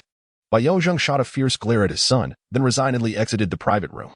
Upon leaving the restaurant, Yichen, guided by the Bai family, swiftly arrived at Duduan Mountain. After disembarking from the vehicle, he surveyed his surroundings, feeling a flicker of recognition. Compared to 20 years ago, the area around Duduan Mountain had sprouted numerous small shops, as young people frequently visited the mountain for leisure, allowing vendors to sell fruits and pastries for a modest profit. Leading the way, Bai Yuan had Yichen and the others closely follow, ultimately stopping at a weedy hollow halfway up the mountain. Mr. Yi, we buried the body right here, Bai Yuan said, swallowing hard as he pointed to the hollow. Are you certain? Absolutely. As Yichen gazed upon the bleak scene before him, he could not contain his rage and shouted toward the heavens, then unleashed a powerful strike. Boom. A pine tree, as thick as a bowl, several meters away, was snapped in two by his blow. Bai Yongzheng and his son were left in astonishment, their eyes nearly popping out. Such a scene, reminiscent of something from a martial arts television drama, was unexpectedly witnessed firsthand today. Bai Yuchen gulped hard, silently grateful that Yichen had shown him mercy in the underground garage that day. I wish to pay my respects to my kin, Yichen declared, rooted in place.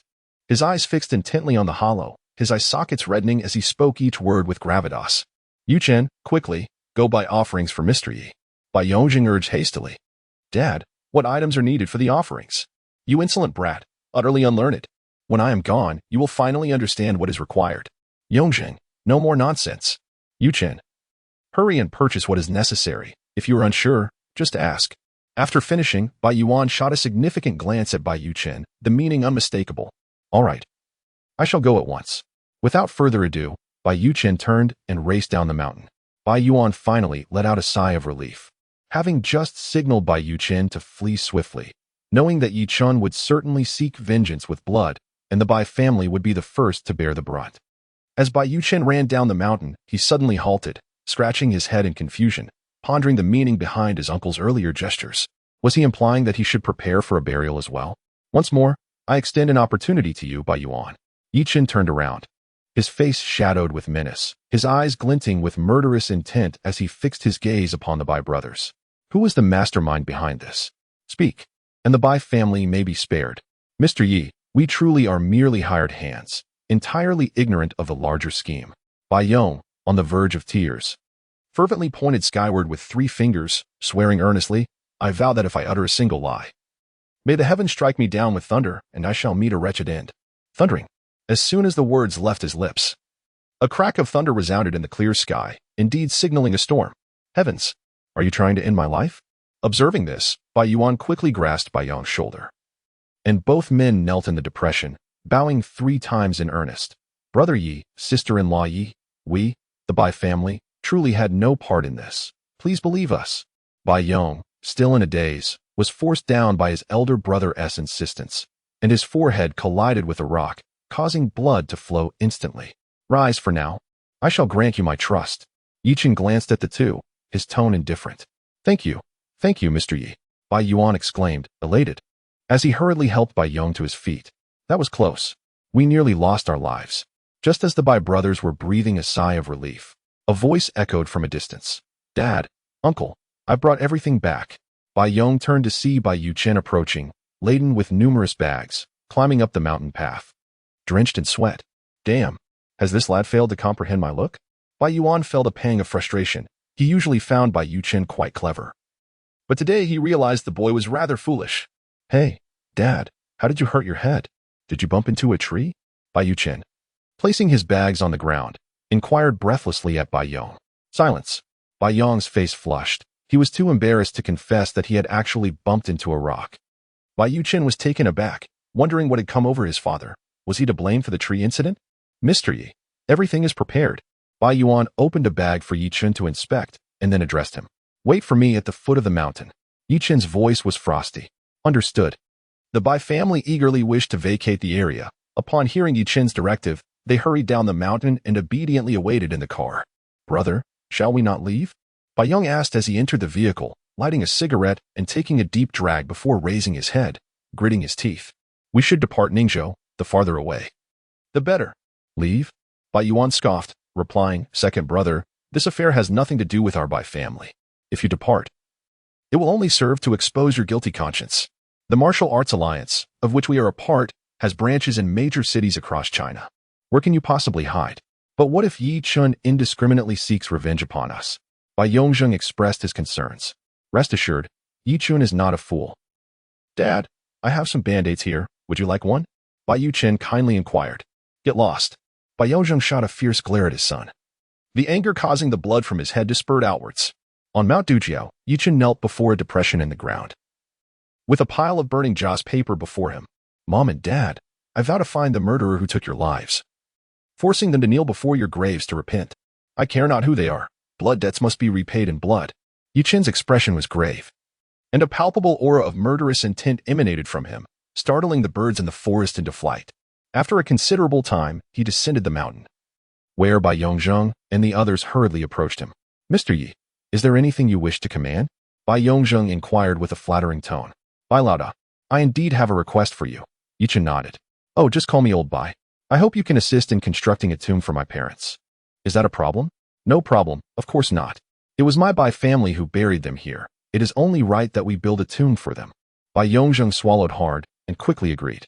Moreover, I need you to discreetly investigate who else, besides the Jin family, was involved in the murder of my parents.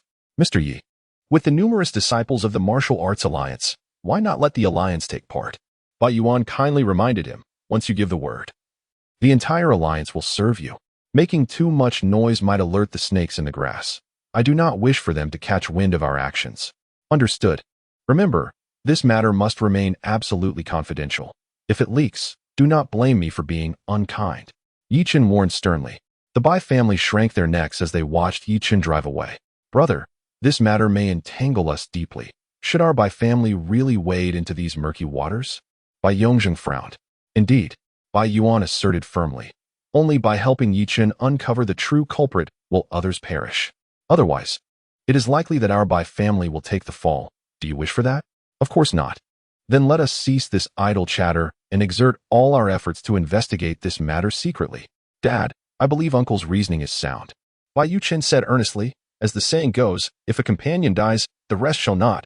Let the Jin family perish, once they are gone. Our Bai family could also share in their spoils. You rascal, that does make a certain sense. Bai Yongzheng nodded in appreciation and immediately decided to mobilize all of the Bai family's resources to investigate this matter. Yichen swiftly returned to the city, receiving a call from Su Shui while in the car. Darling, did you miss me so soon? Yichen smiled lightly. How annoying.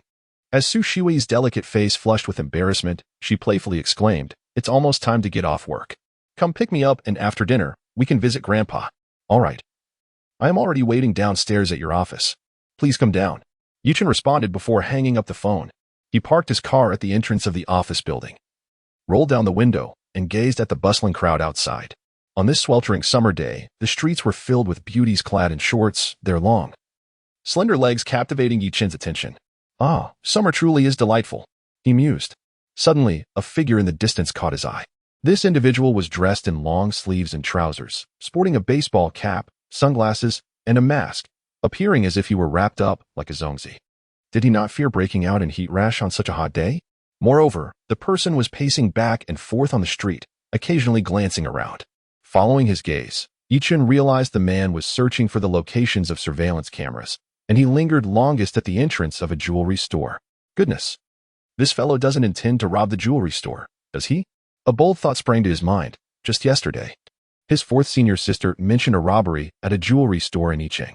Could it be that the thief had made his way to Ningzhou? Yichen, what are you staring at? Just then, Su Shuai approached, noticing his unwavering gaze out the window, and curiously inquired. My wife has arrived. Yichen chuckled awkwardly. Su Shuai, sensing his unusual demeanor, peered in the same direction and coincidentally caught sight of two tall, provocatively dressed women passing by. You were such a lecher. Spying on girls? Su Shuai glared at Yichen, an inexplicable surge of jealousy swelling within her. You scoundrel! Do you find me unappealing that you must gaze at other women? Ahem, my dear wife, I believe you are misunderstanding. I wasn't looking at any girls. Yichen swallowed nervously, his confidence wavering. Humph. The books are right. All men are just big bores. Big bores? Yichen was speechless, wondering who would be so frivolous as to include men in a culinary context. Would you like to eat pig trotters, my dear? Braised or stewed? Eat your own nonsense. Drive. Su Shuai climbed into the car, casting Yichen an indignant look. This man had barely been married for a few days and was already misbehaving. It seemed she would have to impose some strict discipline. Yichen shrugged. He had long heard that a woman's heart was as inscrutable as the depths of the sea. And his wife was no exception. What was there to be upset about not having pig trotters? Soon, Yichen drove back to the villa. Su Shuai appeared to still be sulking. Upon exiting the car, she stormed into the villa, visibly dejected. Darling, you're back? Where's Yichen? Li Xiangqin inquired with a smile upon seeing her daughter return. He's behind me. Su Shuai replied as she dashed into her room and slammed the door. Li Xiangqin and her husband exchanged puzzled glances. Who had upset their precious daughter? Just then, Yichen entered, and Li Xiangqin hurriedly approached him, frowning. Son-in-law, did you have a quarrel with Xiao Xue? Quarrel? No, not at all. Yichen shook his head and smiled wryly. Perhaps she is simply tired and hungry after a long day. She just mentioned wanting to eat braised pig trotters. Braised pig trotters? Li Xiangqin was taken aback. Her daughter had always been averse to greasy foods. How could her palate change so drastically after marriage? Hurry and let the children eat, Su Wanda interjected. We still need to head over to the old man's place after dinner. Humph, I have no desire to go. Well, that is of no consequence. I have a wonderful son-in-law. Li Xiangqin suddenly chuckled, her pride evident. If the old lady dares to bully my daughter tonight, I assure you they will regret it. Su Wanda sighed. He could only hope that this tigress at home would eventually settle down. Auntie, weren't you taking the Su family to the villa today? Yichen inquired. No, that is my trump card. Let us discuss it after tonight. Li Xiangqin replied, her expression enigmatic, clearly having devised an elaborate plan. In the dining room, Li Xiangqin had prepared an extravagant spread, leaving Yichen momentarily astonished. It must be said that despite her fierce demeanor, she possessed considerable skill. After all, not every woman could prepare such an impressive feast. Daughter, hurry up and eat. Li Xiangqin called out, her voice echoing through the dining area. I'm coming. Finally, a response emerged from the room, and moments later, Su Shuai appeared in the dining area, having changed her attire. Yichen turned and was instantly captivated. Unable to suppress a gulp, Su Shuai had donned a black off-shoulder dress that accentuated her slender figure, with her delicate arms and elegantly smooth legs. Her ethereal beauty radiated like jade, truly a sight to behold. Daughter, why have you changed into this? Li Xiangqin furrowed her brow. I'm simply changing for Grandpa's house. Is that so strange? Su Shuai retorted, casting a glance at Yichen, who was staring at her intently. A hint of satisfaction escaped her lips. Wildflowers cannot compare to homegrown blooms. She had chosen this outfit to convey a particular message to Yichen. Be cautious. The old lady may seize the opportunity to make a fuss. Li Xiangqin was not overly concerned, however. Auntie, I think Shui's outfit is quite lovely, elegant, beautiful, and alluring. It's perfect, Yichen remarked with a smile. Since you say so, then she shall wear it. After the family finished their meal, Yichen drove Su Shuai and her family directly to the Su family villa. Meanwhile, in the Su family's grand hall, Su Songsong and his wife Zhang Shou occupied the head seats, flanked by two couples, Su's father, Su Zhonghai, and his wife, along with Su Yamei and her husband. At the far end sat Suja and Su Yamei's daughter, Su Na. What is Su Wanda up to? We agreed to hold a family meeting tonight. And yet it is this late, and he still hasn't arrived. Su Zhonghai's tone was unkind. As the second son of the Su family and merely the vice president of the company, he resented being subordinate to his own niece, a situation he had long found unsatisfactory. After all, she wielded considerable power. Dressed in an eye-catching manner, Su Yame spoke with a hint of sarcasm, in my opinion. Big Brother has long ceased to regard this family with any seriousness. Humph, holding a feather as if it were a command. Whether that wretched girl can become the president is something I alone can determine. Zhang Shou forcefully struck her cane against the ground, clearly agitated. Grandmother. Today Su Shui allowed that country bumpkin to strike me. You must stand up for me. Seizing the opportunity, Suja added fuel to the fire. If he dares to strike me, who knows what he might do to you and grandfather tomorrow. Silence. Little Shui would never allow Yichen to harm you. It must be that you provoked her. Su Songsong, fully aware of Suja's nature, would not tolerate his wanton slander. Old man, stop stirring up trouble. I trust Xiaoxia. Zhang Shou coldly huffed, contemplating, anyway, since the Chao Group's business has been retrieved, I think Xiaoxia should replace that wretched girl. How can that be? Suja knows nothing of management. Under his oversight, the company would surely face disaster. Su Songsong opposed. What of it? It would be a perfect opportunity to train my obedient grandson.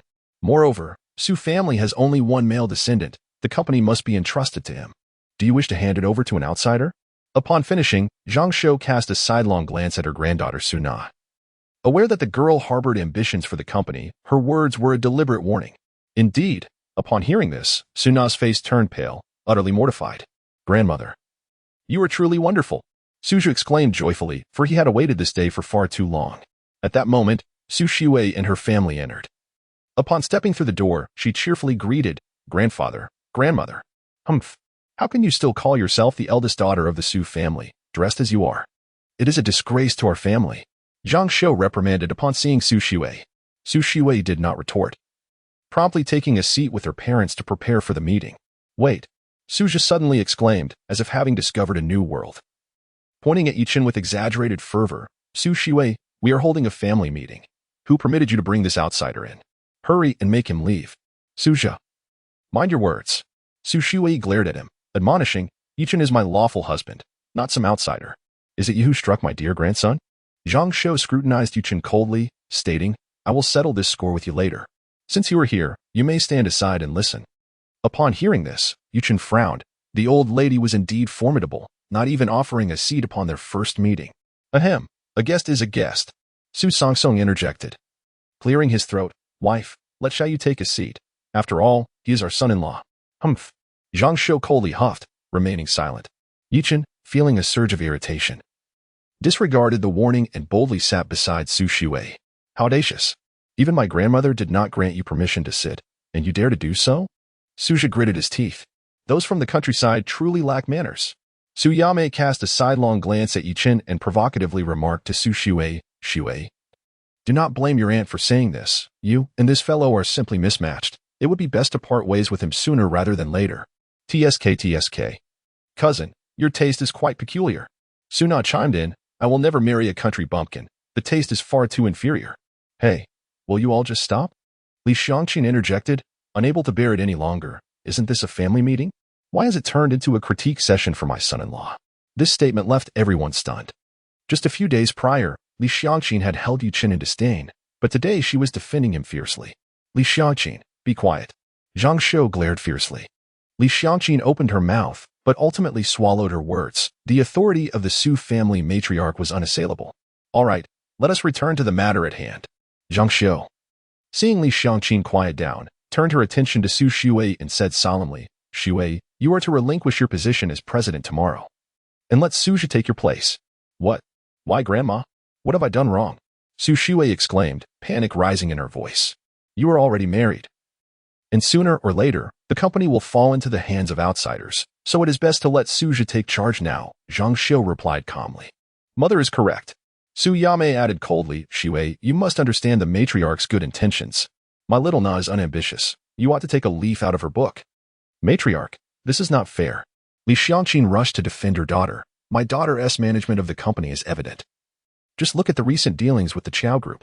If it weren't for her efforts, could Suja have handled it? Li Xiangqin, you're mistaken. Su Zhonghai immediately retorted, the business has always belonged to the Su family.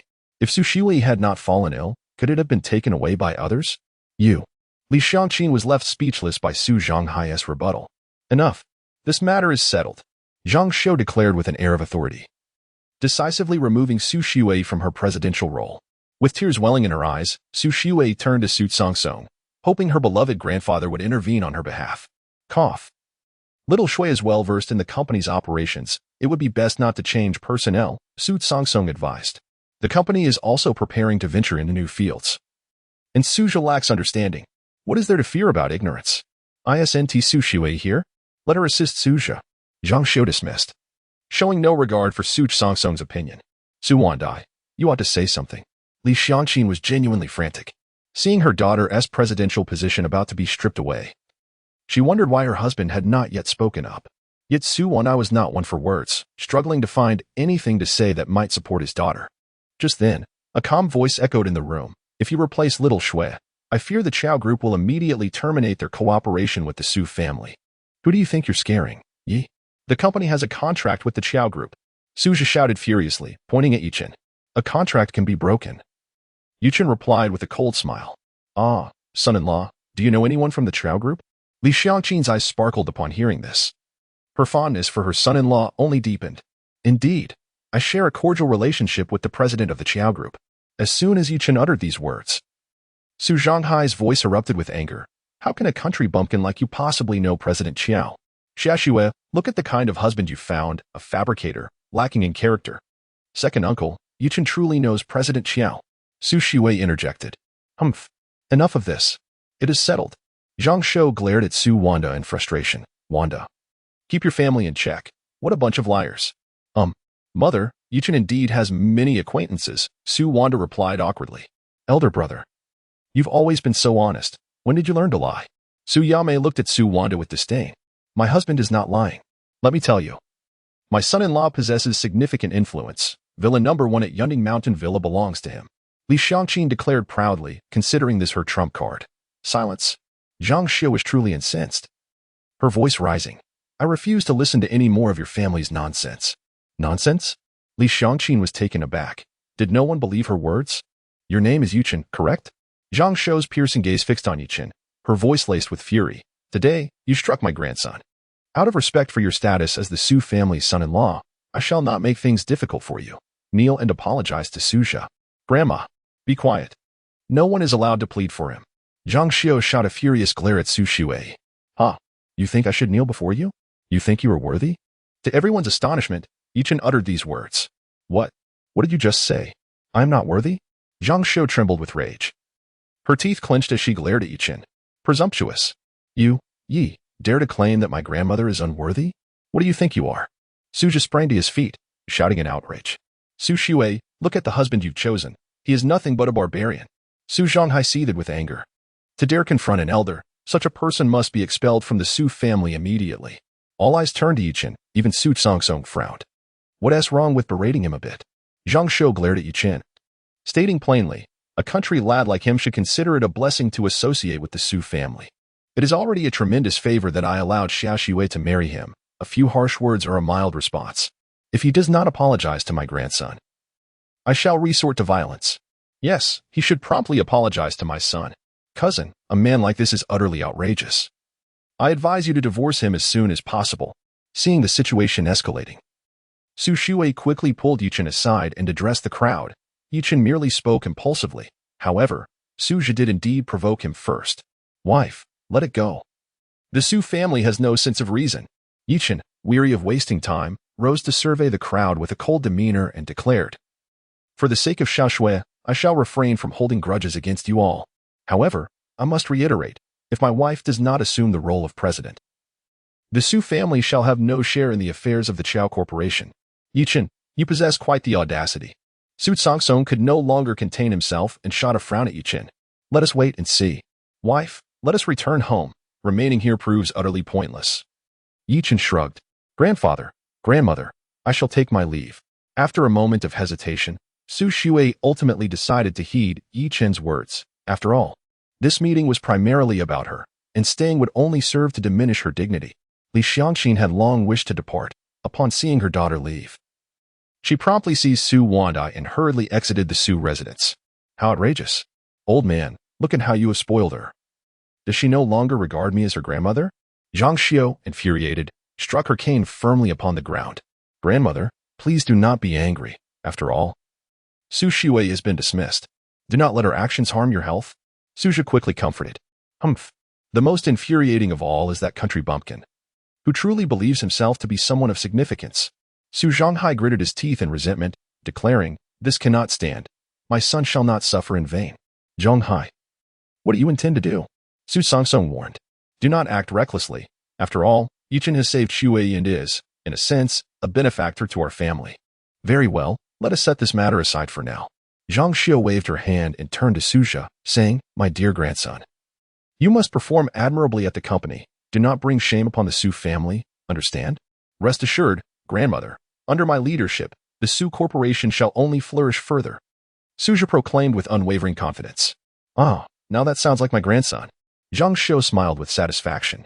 Earlier, Li Xiangqin had mentioned that Yichen possessed a villa at Yunding Mountain Villa, which seemed utterly ludicrous. Su Zhanghai, still not satisfied, continued to mock Li Xiangqin's earlier claims. Second brother, exposing her lies is simple enough. We can have Li Xiangqin take us there another day to see for ourselves, Su Yame suggested with a sly grin. Indeed. We shall witness where she places her face then. Meanwhile, Su Sangsong sighed, beginning to regret the engagement arranged in years past. On the other side, Li Xiangqin returned home in a huff. It infuriates me to no end. The Su family conspiring together to bully us is utterly shameful. She vented. Mother, please refrain from speaking. Su Shui, feeling more troubled than anyone, reflected on the years she devoted to the company, only to see its success ultimately benefit Suja. Wife, do not fret. The Su family will soon come to seek your favor. Yichen smiled gently. Son-in-law, do you truly know President Xiao? Li Xiangqin inquired eagerly. Indeed, President Xiao is my senior sister. Haha, heaven spares no one. The Su family dreams if they think they can cast aside my daughter. At that moment, Yichen's phone rang, revealing a call from his senior sister, Joanna. Senior sister. Yichen answered the call. Yichen, tomorrow I will be attending a new product launch at Xiao's group. Remember to show your support. Joanna said with a gentle smile. No problem. Yichen pondered for a moment and inquired, Senior sister, is there a deputy general manager named Yang Wei in your company? Oh, do you know him? Joanna replied. You need to be cautious. He and your secretary Zhao Min may pose a threat to you. Is that so? Joanna's voice turned serious as she added, I understand. Thank you for the warning. After exchanging a few more words on the phone, Yichen finally hung up. Is that President Xiao? Su Shiwei looked at Yichen and asked. Yes, tomorrow is the new product launch of the Senior Sisters Group, but I sense there might be an issue. Surely not. It's just a launch event. What could possibly go wrong? I hope I am just overthinking. I'll make a phone call. Yichen replied with a faint smile, rising to enter the dining room to dial by Yongjing's number. Daughter, did you let Yichen sleep on the floor last night? Li Xiangqin inquired with concern as soon as Yichen left. Mom, what are you talking about?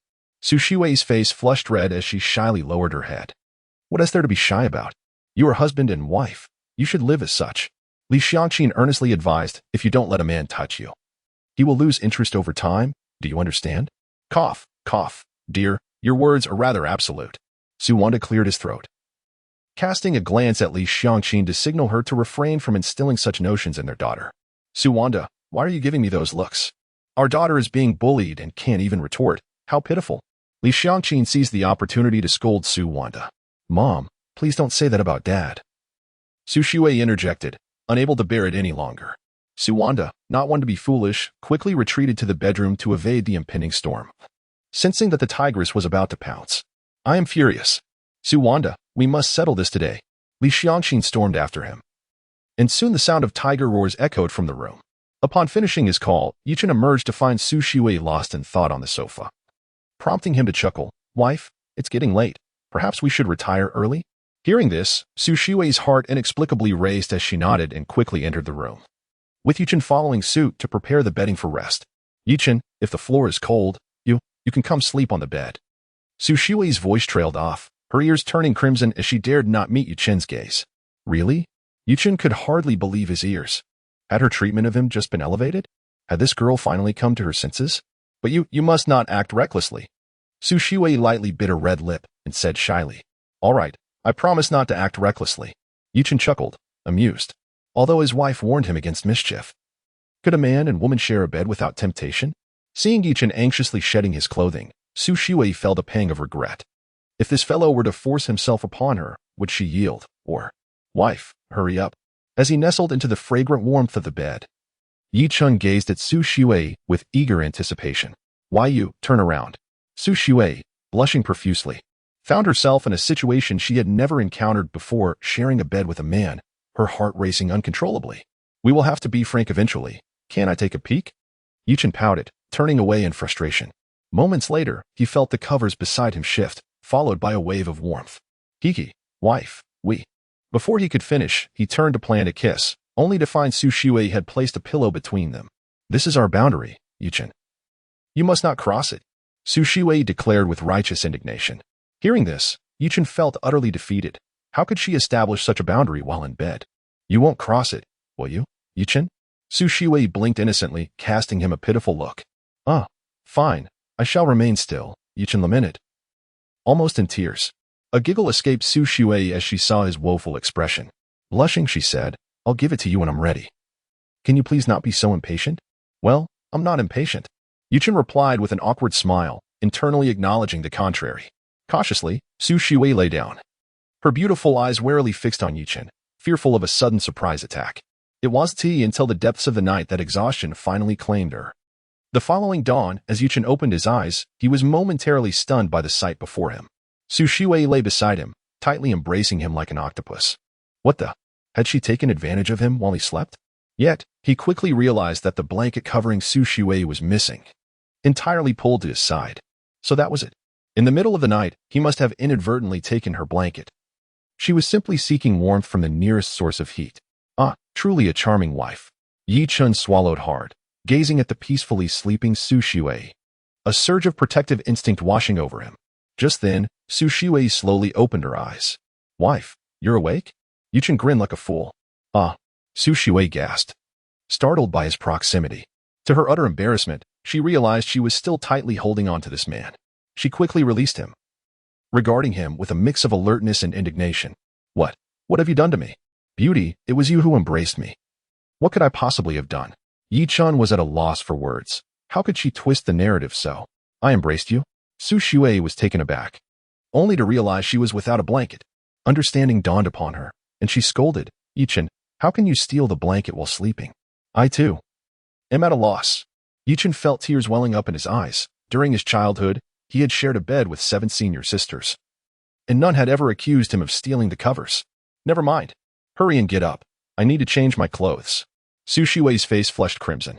Fortunately, this fellow's body was quite warm, sparing her from the chill of the night, and there was something about Yichen's masculine charm that seemed to captivate her.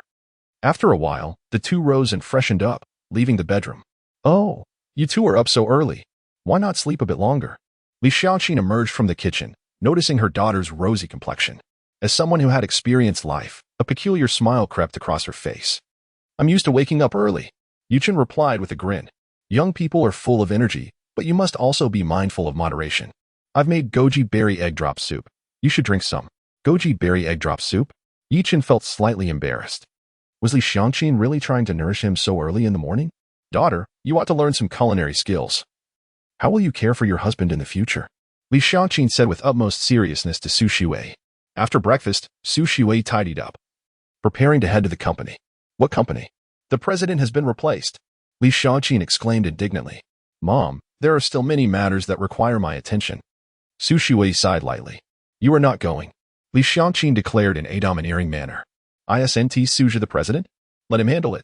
Wife, you should stay at home. I believe the Su family will soon be seeking your assistance. Yichen shrugged. The Su family's sense of superiority was too pronounced. It was essential to temper their arrogance lest they truly believe Su Shui was easy to bully. Behave, and later accompany your mother to get your hair done. Su Shui hesitated for a moment but ultimately agreed to skip work. In truth, she was harboring a sense of indignation. Wife, I will be heading to Chow Group. I might not return for lunch. All right, call me if you need anything. Su Shui nodded. Yichen left the villa and soon arrived at Chow Group. The company had invested heavily in developing a traditional Chinese medicine named Black Jade ointment for treating injuries. According to Chow Anna, this product was on par with Yan'an by Yaoan, was sure to be a bestseller once launched. Consequently, Xiao Group was placing great importance on this new product launch. When Yichen found Xiao Anna, she was backstage rehearsing her speech. "Junior brother, you're here," Xiao Anna exclaimed, her initial nervousness dissipating upon seeing him. "Senior sister, who is attending today's launch?" Yichen inquired curiously. "Mainly reporters and some distributors. Why do you ask? What about Yang Wei and Zhao Min?" "Yang Wei is preparing to speak at the front desk. Why do you suddenly ask about him?" Xiao Anna questioned suspiciously. "Senior sister, you should be wary of Yang Wei. He might try to sabotage you today," Yichen candidly warned. "That shouldn't be the case. He has shares in the group himself." "I hope I am mistaken." Yichen smiled faintly. Indeed, he had encountered Yang Wei at the press conference. The fellow appeared just as he did in photographs, with a shifty demeanor. It was perplexing how the senior sister would appoint him as vice president. Enough of that. Once the conference concludes, let us invite the second junior sister to my house for a drink, Joanna said with a charming smile. "All right, I shall heed your arrangements, senior sister." Yichen grinned and turned to return to the guest seating area. As time passed, reporters entered the venue, accompanied by some clients and distributors of the Qiao Group, marking the official commencement of the press conference. First to stride onto the stage was Yang Wei, exuding confidence as he cleared his throat and declared, "Dear friends, we warmly welcome you to the launch of the Black Jade Ointment."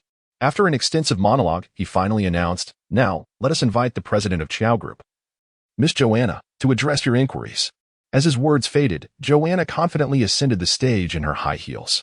Her exquisite makeup, graceful figure, and regal demeanor stirred a commotion among the audience upon her arrival. Rumors had circulated that the head of Qiao Group was a stunning beauty. Yet her allure surpassed all expectations. "President Qiao is undoubtedly the most beautiful female leader I have ever encountered. How lovely. If I possessed President Qiao's looks, I would resign and find a man to support me." Not only the men present were in awe of Joanna's beauty, many women also harbored feelings of envy. With a smile that captivated all, Joanna took to the stage, causing the eyes of the men in the audience to widen in admiration. "President Qiao, with such beauty. Do you have a boyfriend? President Qiao, what do you foresee for the prospects of the Black Jade Ointment? Could you elaborate?" In response to the journalists' inquiries, Joanna appeared remarkably composed, exuding the confidence of a powerful woman in every gesture, leaving many men present feeling inadequate. As time ticked away, neither Yang Wei nor Zhao Min disrupted the press conference. Yichen, seated in the guest area, furrowed his brow, pondering whether he had truly overthought the matter. At that moment, a female reporter seated beside him posed a pointed question. "President Qiao, you speak of the Black Jade Ointment in glowing terms. Yet I have received internal information indicating that this product has not undergone clinical trials. Is that correct?" Her remark sent a wave of shock through the audience. The reporter's inquiry was quite incisive. If a drug were to be launched without clinical trials, the company would not only face fines but also the responsible parties could face criminal charges. Joanna, confronted with the reporter's sharp question, merely replied, "I am unaware of where this reporter obtained such rumors. Spreading falsehoods is indeed unlawful." Yichen turned to glance at the female reporter. Noting her thin lips and sharp features, immediately sensing she was a cunning individual with a penchant for sharp words. "Humph. Am I the one spreading rumors?" The reporter seemed prepared for this moment. Upon hearing Joanna's response, she promptly retrieved a voice recorder from her bag, standing up to proclaim loudly, "Ladies and gentlemen, I possess evidence proving that President Qiao is lying." After concluding her remarks, the female journalist pressed the play button on her recording device. And soon the air was filled with the dialogue between two women. "Miss Zhao, is it true that the Black Jade Ointment from the Qiao Group is as wonderful as they claim?" "No, it is nothing but a scam," the other woman retorted. "So, according to your statement, the Black Jade Ointment has not undergone clinical trials?" the journalist inquired. "Not at all. Chairman Qiao instructed me to randomly select a few homeless individuals from the street, treating them as a makeshift clinical trial." Upon hearing this, the journalist switched off her recording device, a triumphant smile illuminating her face. Did everyone hear that? Joanna Qiao is nothing but a profit-driven capitalist. My goodness. It's hard to believe that such a beautiful woman harbors such a dark heart. I was considering securing the agency for the Black Jade Ointment. Thank goodness I didn't pay, or I would have been severely duped. This woman is utterly malevolent, resorting to using the homeless as guinea pigs. As the crowd absorbed the recording, a wave of outrage erupted, with everyone directing their ire toward Joanna Qiao. The homeless, being a vulnerable segment of society, easily elicited sympathy from the public. Joanna's expression darkened. Realizing that with Zhao Min dismissed, confronting her was no longer an option. Just then, the head of the security team rushed in, panic etched across his face. Chairman Chiao. It's bad. A large group of people is coming, claiming they want to confront you. What sort of people? Joanna asked, her voice steady. I'm not sure. But they appear to be a group of unemployed individuals. The security chief responded. No sooner had he finished speaking than the door to the conference room was kicked open with a resounding bang, and a dozen men stormed into the venue. The journalists on site quickly raised their cameras, capturing the unfolding scene. You must be the female president of the Chiao Group, the leader of the intruders shouted, pointing at Joanna with a face full of indignation. My brother used your black jade ointment, and now his entire leg is ruined. What do you intend to do about it? Sir, I am unaware of what you are referring to, Joanna replied calmly, her composure unwavering in the face of the unexpected turmoil. Please leave immediately, or I will be forced to call the police. Oh, go ahead, call the police. You think you can sell counterfeit medicine and still have the gall to deny it? Everyone, look at my brother. This is the result of using the black jade ointment. When the police arrive, I urge you to speak the truth on our behalf. As he spoke, a pale young man was pushed forward into the spotlight. The crowd gasped collectively as they beheld him. His right calf was grotesquely swollen, resembling a pig's trotter, with a purplish hue, and a wound beside the bone was festering and oozing pus. My brother's condition is a direct consequence of using the black jade ointment. Shouldn't the Chiao Group provide an explanation? The man proclaimed, anger radiating from him. This is outrageous. I can't believe the Chiao Group is indeed peddling counterfeit medicine. Joanna Chiao is a true femme fatale. Such actions invoke the wrath of the heavens and must be exposed. In attendance, whether journalists or distributors, were all indignant on behalf of the man. You. Joanna was quite furious, while Yang Wei beside her merely crossed his arms, watching the unfolding drama with a mocking expression. Sister, there's no need to be upset. Just as Joanna felt utterly helpless, a figure suddenly appeared by her side. Yichen gently placed his hand on Joanna's shoulder and smiled lightly, saying, Those who slander you today will not escape unscathed. They will face the consequences. Preposterous. Who are you to ascend the podium? Get down at once. Yang Wei, upon seeing Yichen approach, was instantly enraged and pointed at him, reprimanding him without hesitation. I believe the one who should leave is you, Yichen replied coldly, gazing at him with a serious demeanor. Yang, I have no interest in your disgraceful affairs with Zhao Min, but if you intend to harm my sister, I can no longer remain indifferent. What do you mean by that? Yang Wei gritted his teeth. You will find out soon enough. After stating this, Yichen took out his phone and dialed the number, simply saying, Old bye. Let your people in. Understood. Upon hanging up, everyone was taken aback, uncertain of Yichen's intentions. At that moment, a group of burly men in black entered, and leading them was none other than the ruffian known as Grass Tortoise, whom Yichen had dealt with at the snack street. Hello, Brother Chen. I've brought the people. Grass Tortoise, upon spotting Yichen at the podium, hurried over with a flattering smile. Thank you, Brother Tortoise. Let her speak for herself, Yichen replied with a smile. Brother Chen is too polite. Just call me Little Tortoise. Grass Tortoise grinned and then gestured to his subordinates.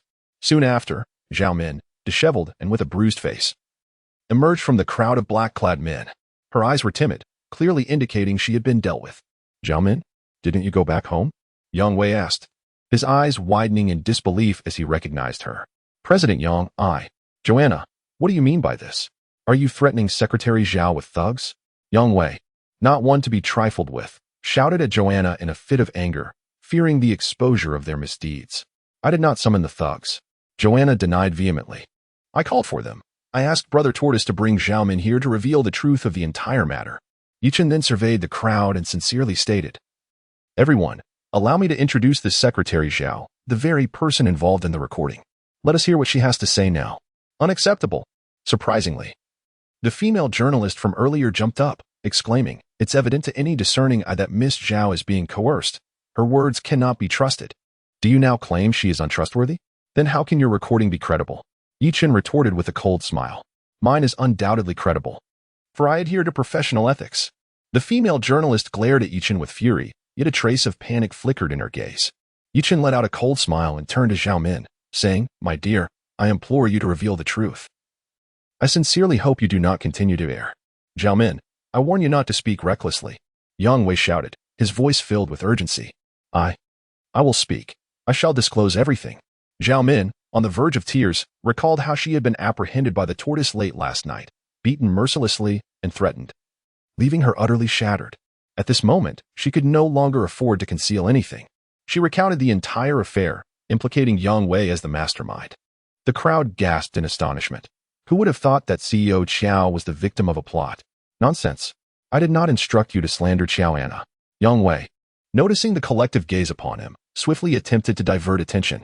Ladies and gentlemen, do not heed this woman's fabrications. She is merely delusional. I am not delusional. Every word I utter is the truth. Zhao Min retorted indignantly at Yang Wei's accusation. Yang Wei's claim of her mental instability incited her further, prompting her to declare, Yang, you gave me 100,000, and you even enlisted a female journalist to have me spout falsehoods. She accepted payment too. Female journalist? Only then did the crowd regain their composure and turn to search for the aforementioned journalist, only to discover she had already slipped towards the exit, attempting to flee. Yet, just as she reached the door, she was intercepted. Attempting to frame my senior sister, and you think to escape? Yan Qing's voice was icy. In a flash, she struck the journalist at her chest, rendering her body paralyzed, before swiftly pulling her back. Is that not Professor Yan? Why is she here? Who is Professor Yan? Is she formidable? Indeed. She is a rising star in traditional Chinese medicine. Having treated numerous prominent figures, she is a source of pride for Ningzhou. Many present recognized Yan Qing, and the journalists eagerly captured the moment with their cameras. Junior sister, you have arrived. Yichen beamed with a grin. You summoned me.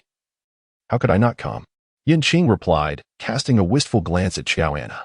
Senior sister, you did not invite me to the press conference. How inconsiderate. You were so busy. How could I dare to extend an invitation? Qiao Anna, quick-witted, realized that Yan Qing's presence was orchestrated by her junior brother, who had anticipated Yang Wei's underhanded tactics, though regrettably, she had not given it due attention. Release me at once, or I shall accuse you of unlawful detention. The journalist, sensing the dire situation, threatened through clenched teeth. Do you know who I am? Yan Qing inquired, gazing intently at the journalist. Yan Qing, if you dare to detain me, I assure you I will eviscerate your reputation on social media. You are aware of the power of keyboard warriors, are you not? The journalist shouted defiantly. Very well. You may leave, but there is something I must convey to you. Yan Qing leaned in and whispered a statement into the journalist's ear. Upon hearing it, the journalist appeared as though struck by lightning, and after 2 seconds of stunned silence, she burst into tears, exclaiming, Professor Yan, I was wrong. I received money from Yang to slander CEO Qiao. Please, show mercy and let me go. As the crowd listened in astonishment, the previously arrogant female journalist suddenly transformed, leaving everyone wondering what Yan Qing had said to her. You vile woman, don't speak recklessly. Otherwise, I shall make you pay dearly. Yang Wei, in a fit of rage, could no longer contain himself and uttered threats towards the journalist. I swear, everything I've said is the truth, she retorted, pulling out her phone. I have preserved the recording of my conversation with President Yang. Furious, Yang Wei felt as if his very lungs might burst. How could this wretched woman be so psychologically disturbed as to record every conversation? Without hesitation, the journalist publicly played the recording of her discussion with Yang Wei. And the outcome was unmistakable. This is outrageous. To use such despicable tactics against President Qiao is utterly insane. I have always said that President Qiao, with her beauty and kind heart, could never commit such an act. Yang's character is in question, and we must expose him, ensuring he can no longer thrive in this industry. Initially, those who had previously criticized Qiao Anna now turned their ire towards Yang Wei. Yang Wei, do you have any explanation? Qiao Anna inquired coldly, fixing him with a steely gaze. Humph, these are all your traps. I have no need to explain. Yang Wei stubbornly maintained his defiance. Tomorrow, I expect you to voluntarily resign. Perhaps then I might consider not reporting you. You've got guts, Qiao Anna. Upon hearing Qiao Anna's intention to report him, Yang Wei felt a surge of anxiety and gritted his teeth, declaring, We'll see about that. I want to let you have it easy. Dare you threaten my senior sister? Yichen interjected with a cold smile, producing a stack of photographs from his pocket and tossing them onto the table. Take a good look. I never imagined you and Zhao Min would engage in such antics. What? Yang Wei's face turned ashen as he examined the photographs, which depicted him and Zhao Min in compromising situations. Where had this brat obtained such incriminating evidence? Yet, in front of so many witnesses, Yang Wei could not bring himself to confront Yichen directly, settling instead for a menacing glare. Brat, I'll remember you. Wait and see. With that, he snatched up the photographs and left the product launch in disgrace. Chen Ge, it seems Yang is not willing to back down. Should we have the brothers teach him a lesson? Xiao Gui inquired eagerly. No need. We are law-abiding citizens. Yichen replied. a smirk playing on his lips as he gestured towards the troublemakers. If it's not too much trouble, could you kindly escort these individuals away? Of course. Chao Gui turned with a fierce glint in his eyes, leading a group of intimidating subordinates toward the ruckus. The leading man, terrified, realized that he lived near the snack street and knew very well who Chao Gui was. Please spare us, Brother Gui. We were merely incited by President Yang. We lost our minds for a moment. I beg you, let us go. He pleaded with a face full of anguish. Wait, you know me? Chao Gui was taken aback. Of course.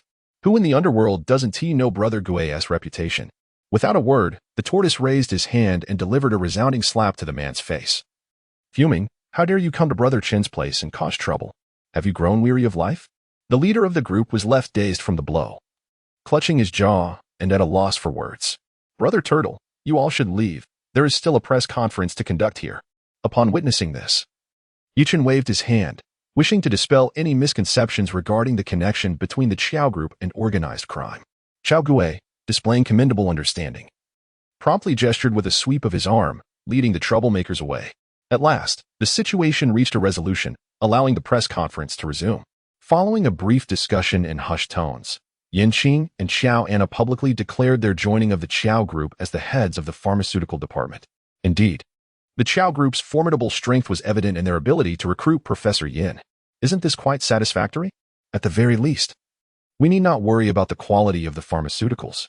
This news has stirred quite a commotion at the scene. The name Yichen is one that resonates throughout the realm of traditional Chinese medicine in recent years. Sister, are you no longer practicing medicine in Ningzhou? Yichen felt a profound astonishment. Alas, who compelled you to vie for my position? My medical skills are inferior to yours. I can only implore the senior sister to take me in. Yichen jestingly teased, leaving Yichen at a loss for words, as his second senior sister playfully provoked him once again. The press conference unfolded smoothly, the Qiao group faced no repercussions, and the major journalist lauded Xiao Anna, hailing her as the most beautiful female president of Ningzhou. As noon approached, the press conference came to a close. Joanna presented small gifts to all the journalists, bringing joy to everyone. Senior sister, the press conference went so smoothly. Let's find a place to celebrate. Yichen suggested. Absolutely. Joanna smiled gently. Thanks to you and my junior disciple today, I shall treat you both to a meal. Junior disciple, would you like to eat? Ahem, esteemed senior sisters, how about we indulge in some spicy hot pot? In Yichen's mind, an image suddenly emerged of Yuan diligently managing her spicy hot pot stall. Spicy hot pot? The two women spoke in unison, their expressions filled with skepticism as they gazed at Yichen. Junior brother, do confess honestly. Is it because the hot and spicy skewers vendor is a beauty that you wish to dine there? Yichen smirked. She is indeed a beauty. Yet I harbor no inappropriate thoughts towards her. Yichen did not conceal anything and revealed to Yichen and Xiao Anna the nature of his relationship with Yuan. To their surprise, the little junior brother had a sister, thus, they felt compelled to pay her a visit. Joanna nodded in agreement. The three of them left the Joanna group, chatting and laughing as they made their way towards Ningzhou University. Meanwhile, Yang Wei arrived at a private room in a bar. Upon entering, Jin Yeyu spotted him and, without uttering a word, seized a wine glass from the table and hurled it at him with great force. Bang! The wine glass lay shattered, crimson liquid splattering upon Yang Wei's leather shoes, yet he dared not utter a single complaint. Useless individual. You have managed to ruin even this trivial matter. If I had known earlier, I would have replaced you with a dog as the vice president. It would have performed better. Jin Yeyu glared at Yang Wei and berated him fiercely. Jin Xiao, I too do not wish to make a mess of things. Yang Wei cautiously entered, standing before Jin Yeyu with the deference of a schoolboy who had erred, his face a portrait of distress as he lamented. Everything was meticulously arranged according to my plan, but unexpectedly, that fellow named Yi suddenly appeared and completely disrupted my scheme. Is it Yichen? Indeed, it is he. That scoundrel, relying on Joanna's support, truly believes that this young master would not dare to take action against him. Upon hearing this, Jin Yeyu felt an overwhelming surge of anger. Furthermore, it seemed that the Bai family was also aiding him. Yang Wei gritted his teeth and exclaimed, Has the Bai family lost their senses? Jin Yeyu exclaimed in anger, Bai Yichen has been reduced to such a state by Yichen. And yet the Bai family still supports him? Jin Xiao, have you heard that at the last auction held by the Feng family, the Bai family knelt before Yichen? Beside him sat a young man of similar age to Jin Yeyu, clad in designer attire. He lounged on the sofa with one leg crossed over the other, a glass of red wine held in his hand, his expression replete with arrogance. epitomizing the image of a debauched scion. This individual was none other than Su Bo, one of the 4 young masters of Ningzhou. Young Master Bo, have you perhaps indulged a bit too much in your libations? Jin Yeyu cast a disdainful glance at the young man and coldly remarked, that lad is merely a country bumpkin. The Bai family would kneel before him? I too have heard it from others. Let us return to the main subject. Su Bo gently shook the wine glass in his hand and remarked, my family has long desired to acquire the Qiao Group. Now that you and Joanna have fallen out, it presents an opportune moment for the Su family to rightfully proceed with the acquisition. In Ningzhou, the Su family wields power that rivals the Jin family and can even stand on equal footing with the Feng family, truly a paramount family within the hierarchy. Su Bo, my family, the Jin family, also holds shares in the Qiao Group. Surely you wouldn't wish to devour my portion as well? Jin Yeyu frowned and remarked, no. Su Bo smiled coldly and remarked, our acquisition of the Qiao Group is primarily driven by our desire for the formula of the black jade ointment. We have no interest in anything else. That's splendid. Let us indulge in the feast of the Qiao Group together. Upon hearing this, Jin Yeyu laughed. Jin Xiao, when you have a moment, please gather all the shareholders of the Qiao Group. I would like to discuss the matter of acquiring their shares. No problem. Seeing Jin Yeyu agree so readily, Su Bo couldn't help but let out a cold smile, thinking to himself that Jin Yeyu was nothing but a fool, utterly oblivious to the value of the black jade ointment. Little did he know that the most promising project of the Qiao Group was indeed the black jade ointment. 2 young gentlemen, what shall we do about that fellow with the surname Yi? Yang Wei whispered as a reminder. What is there to be afraid of? Su Bo scoffed disdainfully. Even if the Bai family dares not touch him, there are countless individuals in Ningzhou who can handle him. Should he dare to meddle in affairs that do not concern him, just wait and see how I will deal with him. Indeed, young Master Bo speaks with conviction. Upon hearing this, Yang Wei eagerly concurred, a true sycophant. In the bustling snack street of Ningzhou University, Yichen strolled alongside his 2 senior sisters, attracting the attention of many passers-by, who whispered and pointed in his direction. That lad flaunts his company of 2 beautiful women while parading around. Indeed, he is not as handsome as I am. TSK, if such a beautiful woman were my wife, I would willingly sacrifice 10 years of my life. Lower your voice. He seems to be the one who dealt with the tortoise last time. Yichen, possessing exceptional hearing, could not help but smile wryly upon overhearing the idle chatter of those around him. Senior sister, I can no longer accompany you on shopping trips. I fear I might get beaten. Upon hearing this, Joanna stifled a laugh, while Yinqing teased, Junior brother, shall I summon the 4th again? No, second senior sister. Please spare me. Yichen responded, exasperated. If Lu Ruashi were to join them, he genuinely feared inciting public outrage. In a land of too many monks and too little porridge, Yichen had already committed a grave error by bringing 2. If he were to bring 3, he would surely be in peril. Before long, Yichen arrived at Yuana's stall. Ah, Mr. Yi, you've come, Yuana exclaimed, instantly recalling her father's words. He is your cousin, but you must not tell anyone. Well, let us have some skewers. Since I didn't pay last time, I shall do so now, Yichen said with an awkward smile. Joanna and Yinqing rolled their eyes. Had the junior brother truly learned to dine and dash? As they settled down, Yuana adeptly brought out bowls and chopsticks, opening a few bottles of beer. Sisters, if the beer runs low, do let me know. My dear. You are still studying, aren't you? Joanna remarked, reflecting on her own early entrepreneurial struggles. Yes, I'm setting up a stall during my free time, Yuana replied, forcing a faint smile. This subtle action did not escape Yichen's notice. He observed that her eyes were slightly red and swollen, as if she had recently been crying. Yuana, you mentioned your mother was ill. Is she doing any better? Yichen inquired. She is fine. Thank you for your concern, Yuana stammered, quickly regaining her composure. Yet Yichen and the others could discern that she was not being truthful. At that moment, Yuana's phone rang. She wiped her hands on her apron and retrieved an old, somewhat battered phone from her pocket. After answering, Yichen soon heard her pleading voice. Doctor, please save my mother. I will bring the medical fees as soon as possible. Please do not remove my mother's oxygen tube. What? Remove the oxygen tube? Yichen's anger surged. What kind of doctor would do such a thing? Typically, only a filial son would engage in such actions. Once Yuana hung up, Yichen demanded, Shaowan, what on earth is happening? Tell me. Woo-woo, the attending physician just said my mother's condition has worsened. And if I don't pay, she will just wait to die. Yuana sobbed softly. What did you say about removing the oxygen tube? What is going on? The doctor said that since my mother is merely waiting to die, It would be a waste of hospital resources. This is outrageous. Before Yichen could explode with fury, Yanqing erupted first, exclaiming, "Young lady, don't cry. Tell me which hospital the doctor is from and his name." "Forget it. Second sister, allow me to handle this matter." Yichen rose from his seat and approached Yuan, offering words of comfort. "Xiaowan, I am, in fact, a physician. Why don't you guide me to see your mother?" Upon hearing this, Yuan looked at Yichen in astonishment, then glanced at the empty bowls before Xiao Anna and the others, her voice choked with emotion. "Cousin, I'm so sorry. You haven't finished eating, have you?" "Just call me Chingu," Yichen replied with a smile, sensing that Yuan was beginning to accept him as her cousin. "Silly child, even at this moment. You're thinking of us." Xiao Anna stood up and addressed Yichen. "Junior brother, please take Xiaowan to the hospital without worrying about us." "All right. We shall take our leave." Yichen, not daring to delay, realized that they needed to rush to the hospital before the oxygen tube was removed. With that, he grasped Yuan's hand and swiftly returned to his car, pressing the accelerator as the Audi surged forth like a wild beast. At the People's Hospital, in the oncology ward. "Ouch, it hurts so much.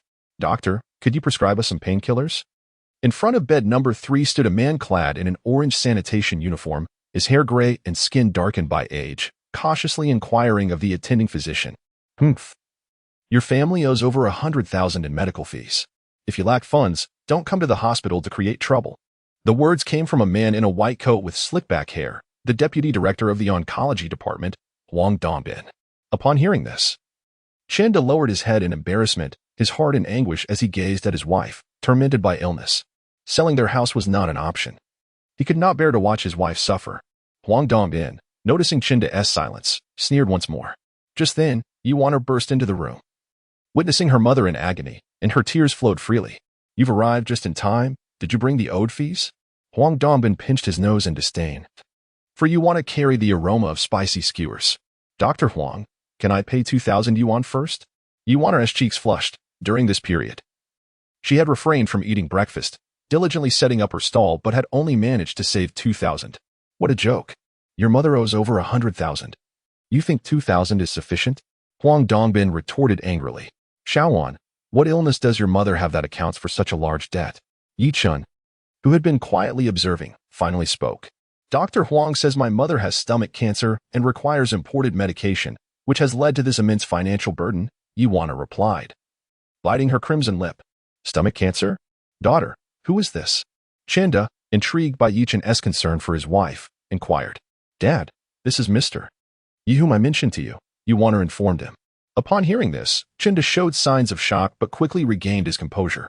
Knowing that the man was Yuan's father, Yichen immediately offered, "Uncle Chen, I am also a doctor. May I examine your wife's condition?" "Well, all right. I appreciate your help, Mr. Yi." Chinda appeared to place considerable trust in Yichen, and after a brief moment of hesitation, he nodded in agreement. "Who are you?" Huang Dongbin shot a hostile glance at Yichen and scolded. "This is my patient, who has authorized you to treat her. Was it not you who suggested removing the patient's oxygen tube just moments ago?" Yichen coldly retorted, turning his gaze towards Huang Dongbin. "This hospital is not a charitable institution. Is it not reasonable to demand payment for services rendered? What a scoundrel. What kind of morality do you lack? What nonsense are you spouting?" Huang Dongbin erupted in fury upon hearing this. Lack of medical ethics. How did a profit-driven wretch like you even infiltrate the ranks of physicians? Yichen, having delivered his retort, chose to ignore Huang Dongbin further and approached the bedside, gazing at Wu Guixiang with a warm smile. "Auntie, I am a doctor. May I help you by taking your pulse?" Wu Guixiang, in immense pain, could scarcely speak, but managed to nod weakly in response. Yichen gently placed 3 fingers on her wrist, intending to feel her pulse. Traditional Chinese medicine? Huang Dongbin, initially taken aback, soon wore a face of disdain. "Very well. I shall witness your folly. She is a cancer patient.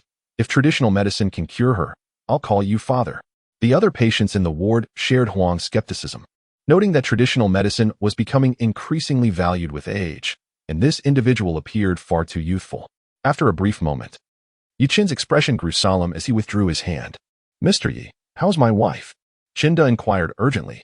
"It is indeed quite serious," Yichen nodded, observing Huang Dongbin's smug demeanor, and continued, "However, Annie does not have stomach cancer. She is merely suffering from severe gastric ulcers."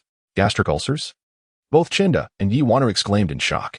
For days now, our mother has been treated with imported medications meant for stomach cancer, none of which are covered by insurance.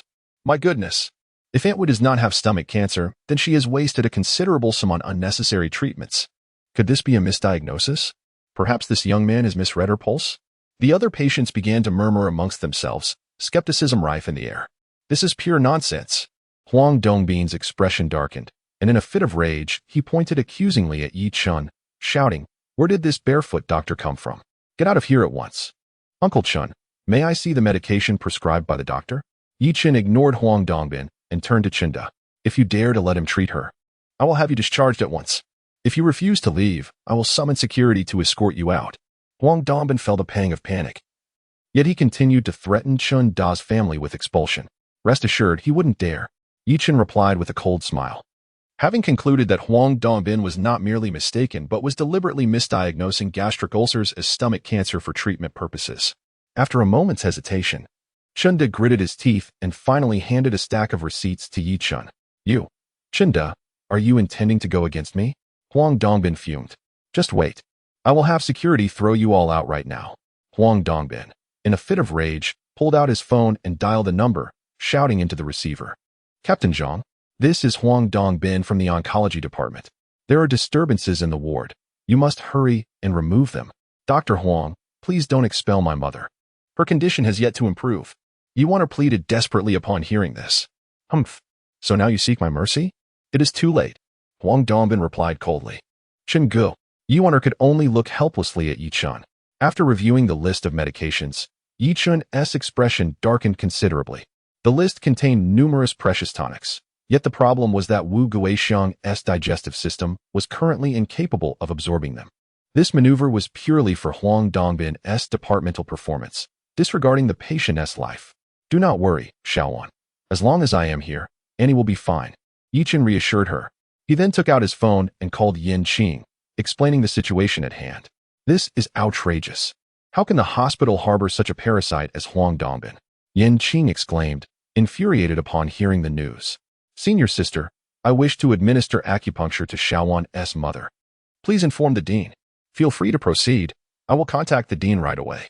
"Excellent." After a brief exchange, as Yichen hung up the phone, he heard Huang Dongbin mockingly say from the side, "Kid, who are you trying to scare? If Dean Lua listens to you, I would gladly kneel and call you father." "Fool." Yichen, uninterested in engaging with Huang Dongbin, pulled out a brown leather box and retrieved several silver needles, addressing Uncle Chun. "If you trust me, I am confident I can cure Auntie right now." "All right, I trust you." To Yichen's surprise, it was the first time Uncle Chen had met him. Yet he was willing to place his faith in him. With that, Yichen ceased his discourse, swiftly inserting the silver needles into the acupuncture points of Zhu Sanli and Liang Qiu on Wu Guixiang's body. A miraculous scene unfolded instantly. The pain that had tormented Wu Guixiang dissipated. "Kid, what are you trying to do? You'll end up in prison if something goes wrong," Huang Dongbin exclaimed in shock. What if the patient were to suffer a fatal injury?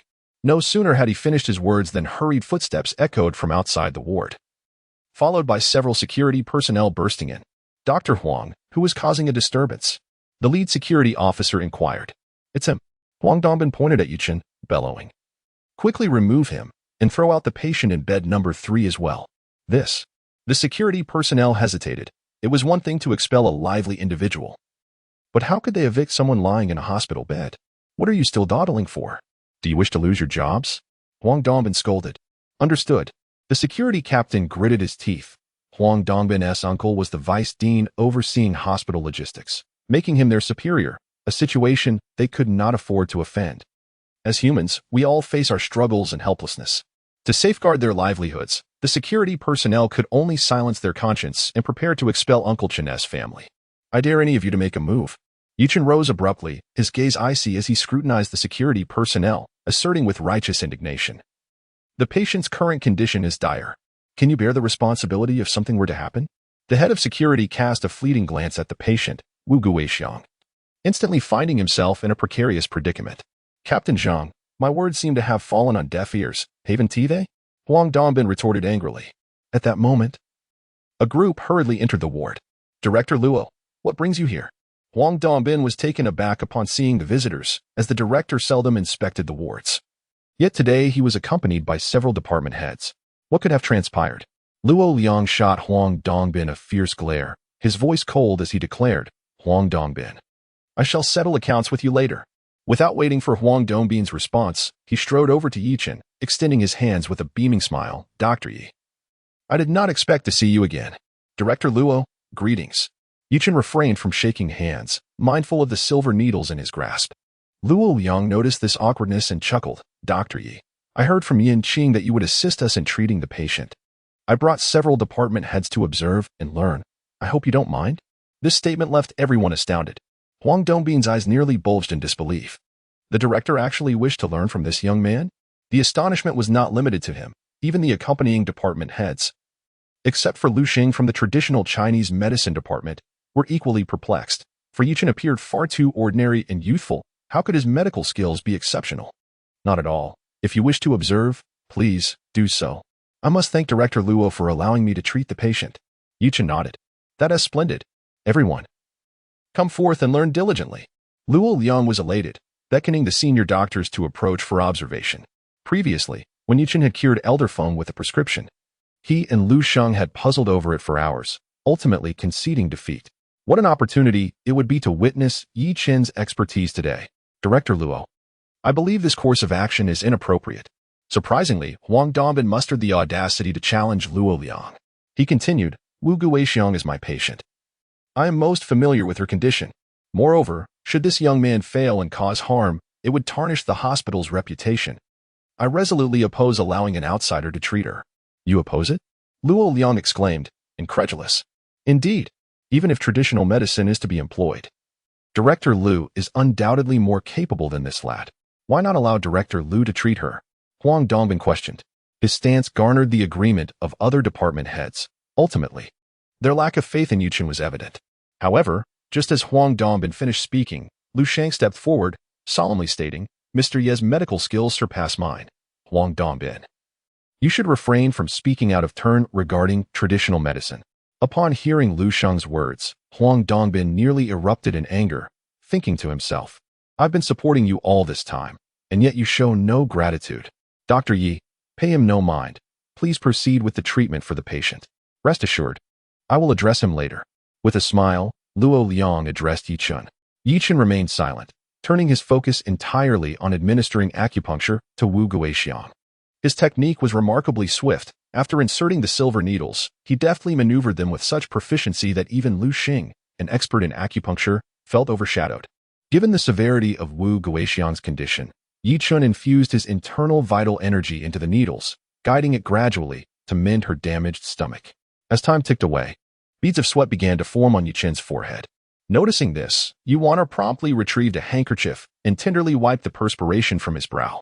Thank you, Xiaowan. Yichen beamed, revealing a set of pearly white teeth. Yuan's cheeks flushed. They say a man looks most handsome when earnest, and at that moment, Yichen appeared utterly captivating to her. After approximately 20 minutes, Yichen withdrew the silver needles from Wu Guixiang one by one and turned to Chinda, looking somewhat fatigued. Uncle Chun, Auntie's condition has improved significantly. I will prescribe her medication later. If taken regularly, it will surely alleviate her ailments. Really? Dr. Yi, thank you. I feel so much better. Wu Guixiang expressed her heartfelt gratitude. Chunda, equally elated, could see the improvement in his wife's complexion, which had gradually regained its color. Humph. Are you putting on a show? Just a few needles and she is better? You must be joking. Huang Dongbin scoffed, unimpressed. If you doubt it, we can arrange for Annie to undergo an examination. Luo Liang eagerly suggested, wanting to know the results. While waiting for the examination, he and several department heads reviewed Wu Guixiang's medical records, including X-ray images. The conclusion was clear: gastric ulcer, with a looming risk of gastric cancer. Unless treated with Western medicine, acupuncture would not suffice. Director Luo, do you believe me now? This fellow is nothing but a fraud. I suggest we call the police and have him arrested. Huang Dongbin proclaimed triumphantly. Arrest your sister. Yichen shot Huang Dongbin an exasperated glance, then handed over Wu Guixiang's medication list to Luo Liang, candidly stating, Director Luo, the patient is suffering from severe gastric ulcers, yet you prescribe her so many tonics. Is this treatment or merely a profit scheme? Let me see. Luo Liang took the list, and his expression darkened instantly. Huang Dongbin, witnessing this, gulped nervously and hastily defended himself. Every individual has a different constitution. Wu Guixiang requires these tonics to recover. Has she improved? Yichen retorted coldly. What nonsense. Just recently, Huang Dongbin was preparing to have the nurse remove the tubes. How could she possibly have improved? Huang Dongbin, you were suspended. Luo Liang's voice was frigid. What? Director Luo, you can't do this. Huang Dongbin exclaimed in alarm. Our oncology department is the highest revenue-generating unit in the hospital, and I have played a significant role in this. Enough. Luo Liang seethed, glaring at Huang Dongbin before turning to the security personnel. Captain Zhang, escort this individual out. I no longer wish to see him. Understood, Director. This time, old Zhang acted without hesitation. He had long been displeased with the arrogant Huang Dongbin. Had it not been for the consideration of Huang's relative holding the position of deputy dean, he would have spat in his face long ago. What a disgraceful character to exploit even the cleaning staff. Huang Dongbin was swiftly dragged away by old Zhang. Just as Wu Guixiang was pushed back in, and the examination results were revealed, Luo Liang and the others hurriedly seized the results, their expressions turning to one of astonishment. How could this be? The patient's gastric perforation had miraculously healed? Good heavens, the patient's bodily indices had restored far too quickly. The attending doctors in the ward gasped in disbelief. They could scarcely fathom the astonishing effects of acupuncture. Upon learning that Yichen had treated Wu Guixiang with just a few needles, the other patients erupted in excitement. Director Luo, we demand a change of doctor. Yes. We want this handsome gentleman to treat us, even if it costs more. That scoundrel Huang prescribed over 100,000 worth of medication. I'd rather have Dr. Yi administer a few needles. Yichen could only shrug helplessly at the situation. He was no bodhisattva. Having already expended a considerable amount of his vital energy in repairing Wu Guixiang's damaged stomach, he was naturally unwilling to acquiesce to the patient's demands. Indeed, Dr. Yu is remarkable. Luo Liang was already in deep admiration, and thus he broached the subject again. Dr. Yi, did Professor Yin mention anything to you last time? If you are willing to work at our hospital, I will do my utmost to meet any conditions you have. What do you say? I appreciate the offer, Director Luo, but I am accustomed to a free-spirited lifestyle and am not suited for a 9-to-5 job. That is perfectly fine, as long as you agree. We can hire you as a visiting Chinese medicine expert. You need not come to work every day, just once a week for guidance will suffice. Well, a monthly salary of 100,000. Dr. Yi, this is the highest salary I can offer, Luo Liang said with a wry smile. All right. Yichen pondered for a moment. The elderly man had indeed encouraged him to promote his medical skills, and having a platform like a hospital seemed quite appealing. Thus, he accepted Luo Liang's invitation. By the way, Director Luo, about the medications Huang Dongbin hastily prescribed. Rest assured, Dr. Yi. I will arrange for someone to handle it immediately. All unreasonable medications will be refunded, Luo Liang assured him. Yichen turned to Yi Waner, saying, Xiaowan, I have matters to attend to and must leave first. I will write a prescription for you shortly. Make sure to get the medicine for Annie on time. Okay. Thank you, Brother Chen. Yi Waner nodded obediently, her gaze towards Yichen glimmering with a hint of admiration. Upon hearing that Yichen was about to write a prescription, Luo Liang hastily summoned paper and pen, and soon, Yichen elegantly scribbled the prescription. Take good care of Andy. I must be off, Yichen said with a gentle smile, handing the prescription to Yi Waner before preparing to leave. Wait. Just as he reached the doorway, Chinda suddenly called out to Yichen. Uncle Chen, do you have something to discuss? Yichen inquired. Yichen, I wish to speak with you privately, Chinda said with a serious expression. All right. Indeed, Yichen found himself intrigued by the inexplicable trust that Chinda seemed to place in him. Despite this being their first encounter, perhaps there lay an untold story behind it. As the two men stepped outside the hospital corridor, Chinda retrieved a cigarette and offered one to Yichen. I do not smoke. Yichen shook his head in refusal. That is for the best. This habit is detrimental to health and drains one's finances. Chinda chuckled self-deprecatingly but proceeded to light a cigarette. Drawing deeply and exhaling 2 plumes of smoke from his nostrils, reminiscent of a chimney. After several puffs, Chinda fell into a contemplative silence. Uncle Chen, you know me, don't you? Yichen, sensing the growing quietude, took the initiative to inquire. Strictly speaking, I am acquainted with you through your father and Xiaowan's father. Chinda sighed, as if steeling himself before continuing. In truth, I was once a government official, a colleague of both your father and Xiaowan's father. Upon hearing Chinda mention his parents, Yichen's expression grew grave. He sensed that what was to follow would undoubtedly pertain to the tragic fate of his parents. As Chunda lit a second cigarette, he finally spoke. Yichen, your parents were, in fact, entrusted to others. They are not your biological parents, you understand? I am aware.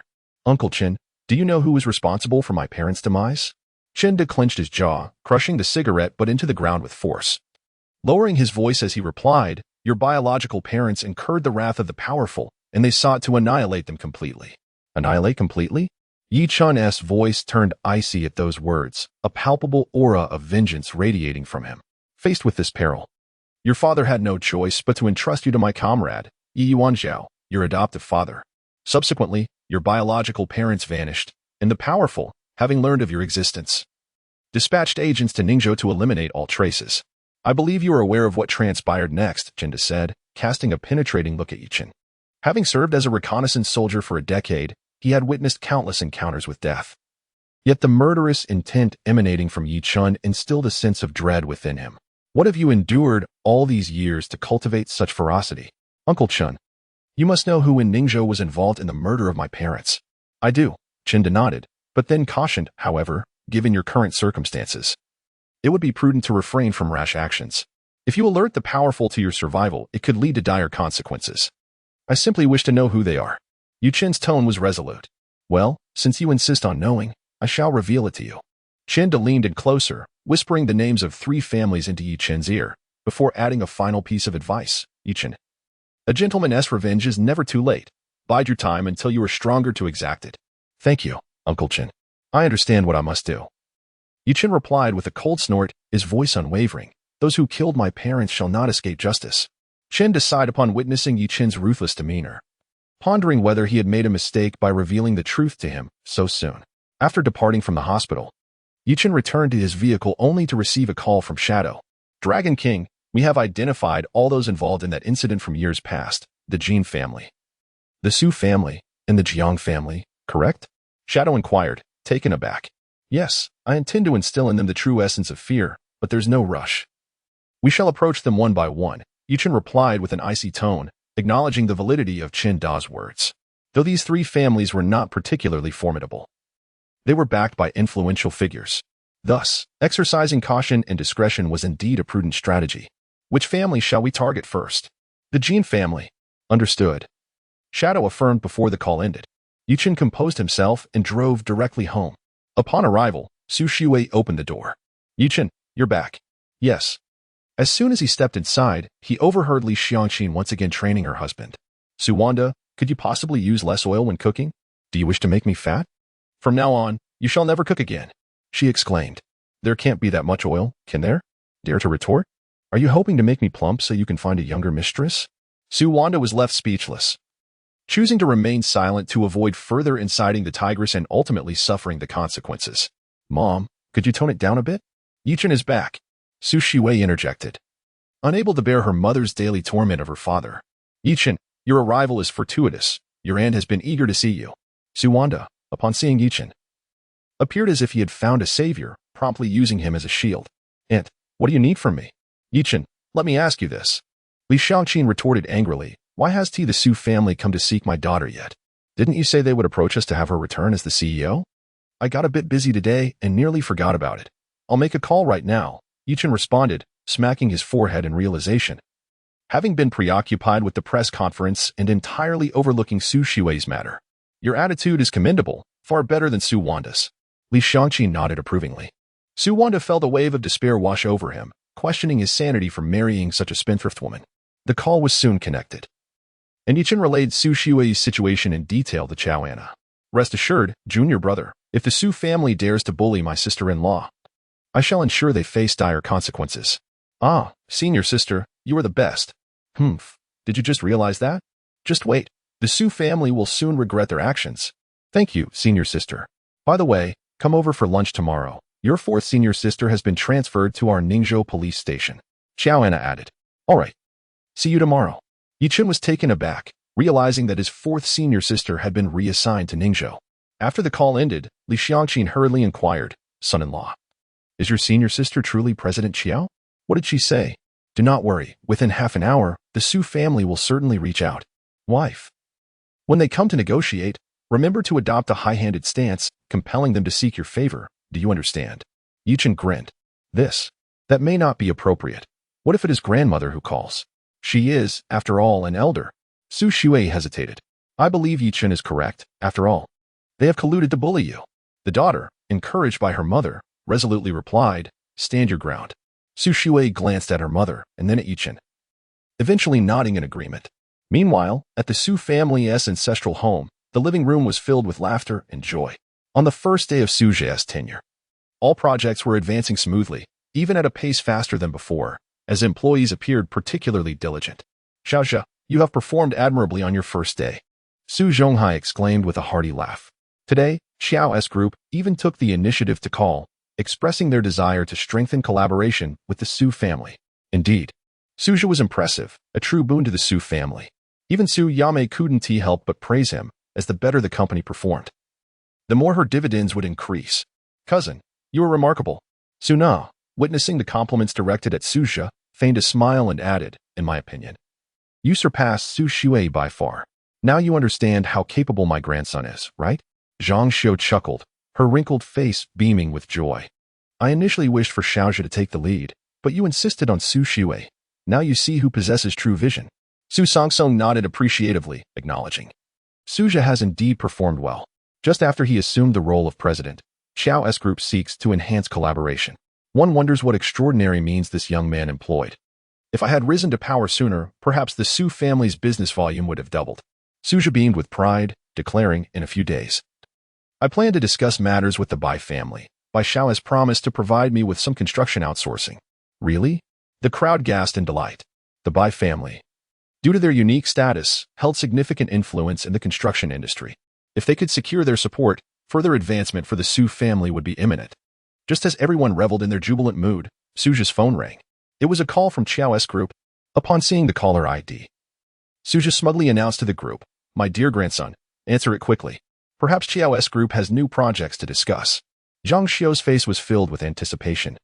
Suzhou deliberately put the call on speakerphone, but before he could extend his greetings, a cold voice echoed from the other end. Mr. Suzhou, I hereby formally inform you on behalf of Xiao's group that all contracts between our two families are hereby nullified. What? The shocking news left everyone utterly speechless. Mr. Zhang, could there be a mistake? We only signed the contract 2 days ago. Suzhou panicked, as Mr. Zhang was the person responsible for signing contracts at Xiao's group.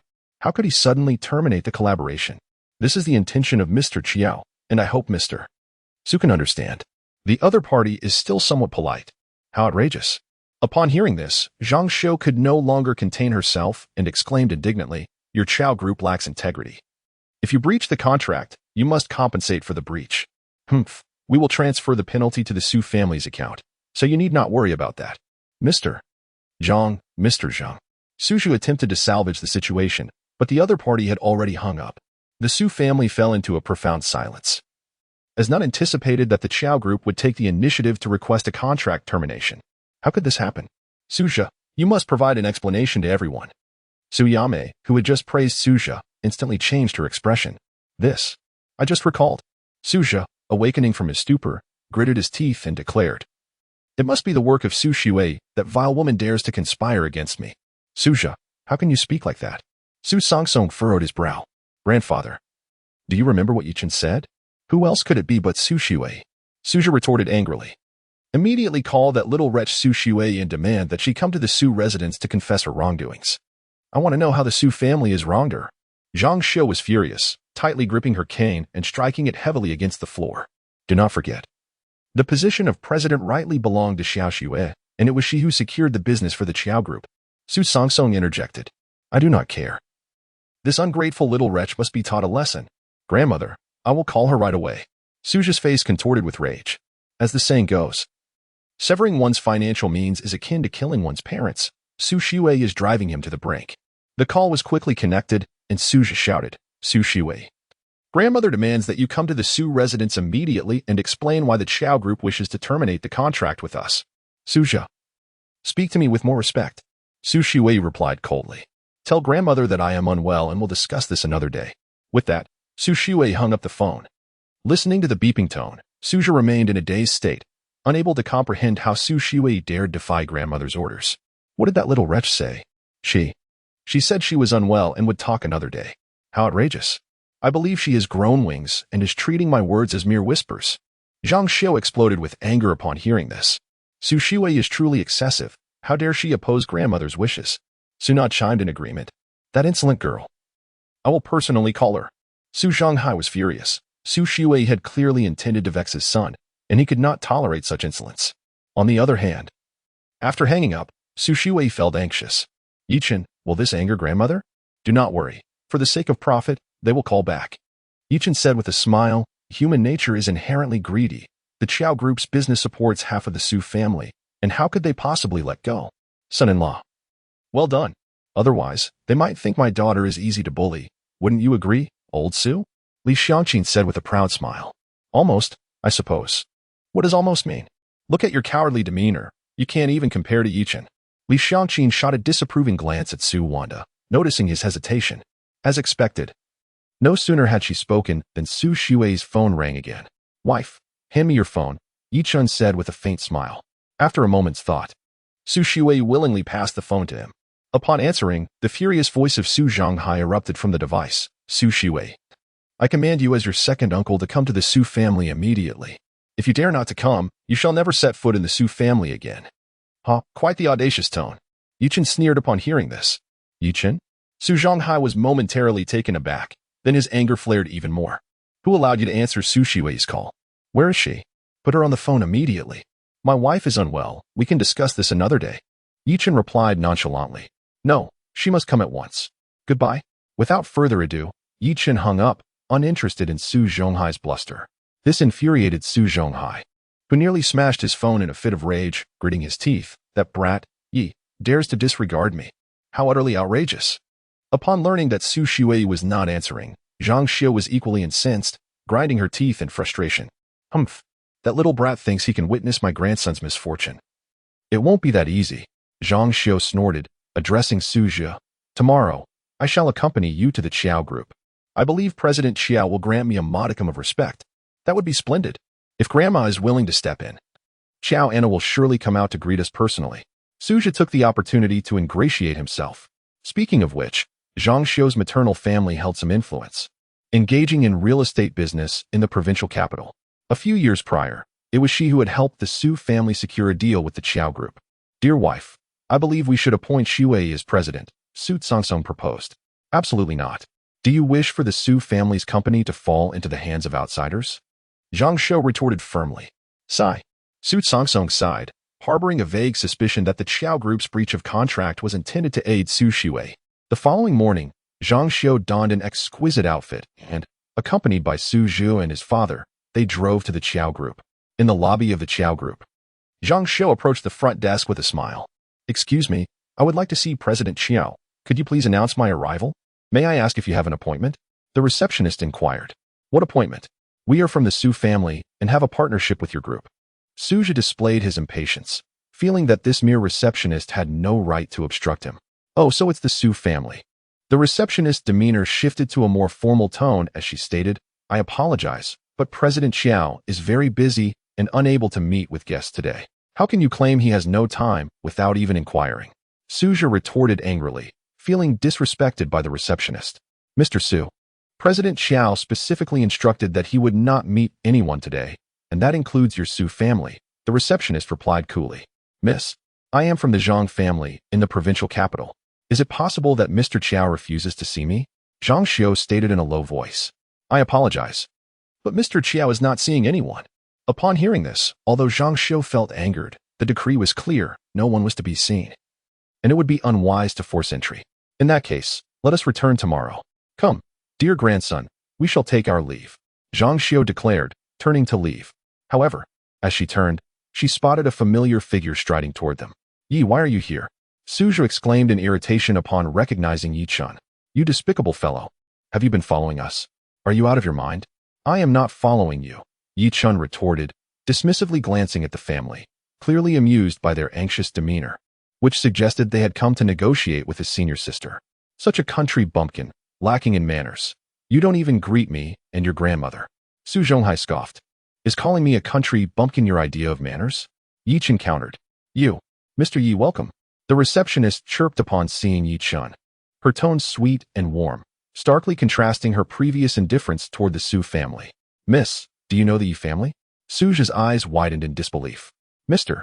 Yi is a good friend of our Mr. Qiao. Of course, I know him. At this revelation, both Suja and Zhang Xiu were left astonished, unable to fathom that this seemingly rustic individual truly had connections with Qiao Joanna. Yichen, uninterested in wasting time, was there to invite his senior sister to lunch. Mr. Qiao is upstairs, correct? Yichen inquired of the receptionist. Indeed, Mr. Yi, please proceed upstairs. She replied with a cheerful smile. What? Did you not just say Mr.? Qiao sees no one. Suja fumed, feeling utterly outraged by what he perceived as preferential treatment. That is true, but it does not apply to Mr. Yi.